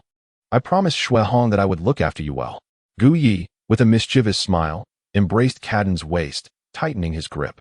Chapter 78. A fortuitous encounter with Qian Renxue. Upon hearing Gu Ye's words, Cadden's cheeks flushed a deep crimson. Subsequently, she picked up a purple grape, bit into it, and offered it to Gu Yi. Inside the carriage, Gu Yi savored the grapes that Cadden fed him, a sight to behold. Just as he intended to take a sip of wine to steady his nerves, Cadden, understanding his unspoken desire, promptly retrieved it and filled a cup with her delicate lips, presenting it to Gu Yi. Gu Yi, caught in a dance of hesitation, found himself unable to resist the fervent hospitality of Cadden, reluctantly sampling the wine she offered. In that moment, As he reached for a pastry to savor, Cadden was ever so quick, eagerly attending to his needs. The rhythmic sound of hooves echoed as the horses joyfully galloped towards the starry great forest. Inside the carriage, Cadden showcased her exceptional skills in service to their fullest extent. Guyi reveled in a treatment befitting a monarch, increasingly enamored with Cadden. The starry forest lies in the southeastern region of the Baloch Kingdom, with a small section bordering it. Soto City itself is also located in the southeast of the Baloch Kingdom, not far from the starry forest. Merely a distance of less than 500 kilometers. Cadden's reserve carriage is drawn by exquisite steeds, capable of covering 1,000 miles without the slightest difficulty.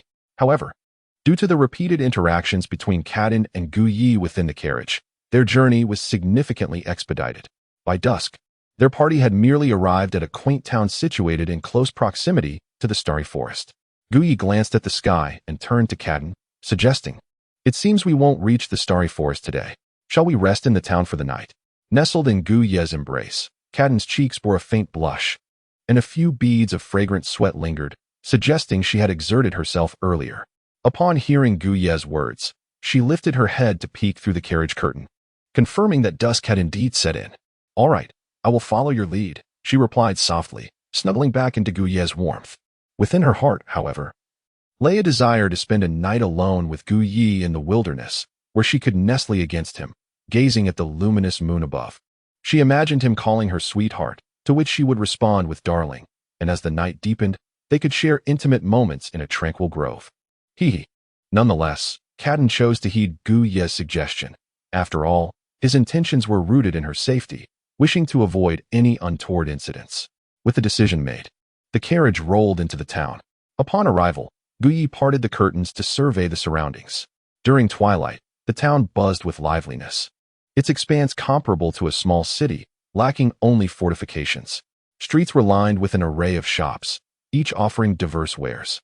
Most were related to soul masters, featuring stores that specialized in weapons, armor, antidotes, restorative potions, and even garments designed with multiple pockets, suitable for the adventurous spirit of soul masters.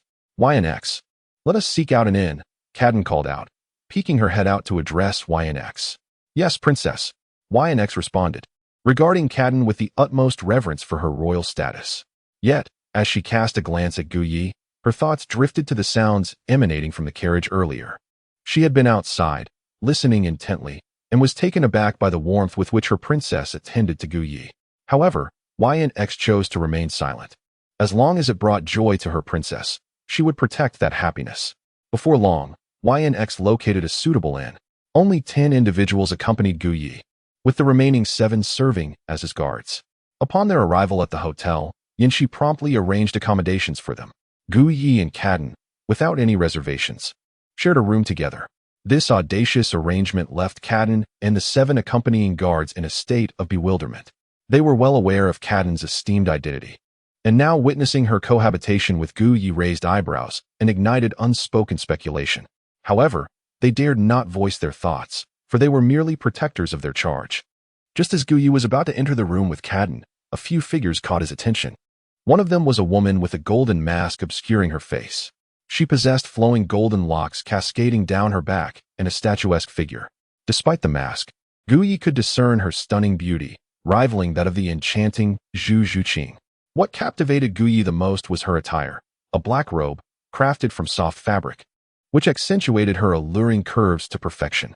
Guyi habitually employed his surgical system to scan the woman, and to his astonishment, the result was startling.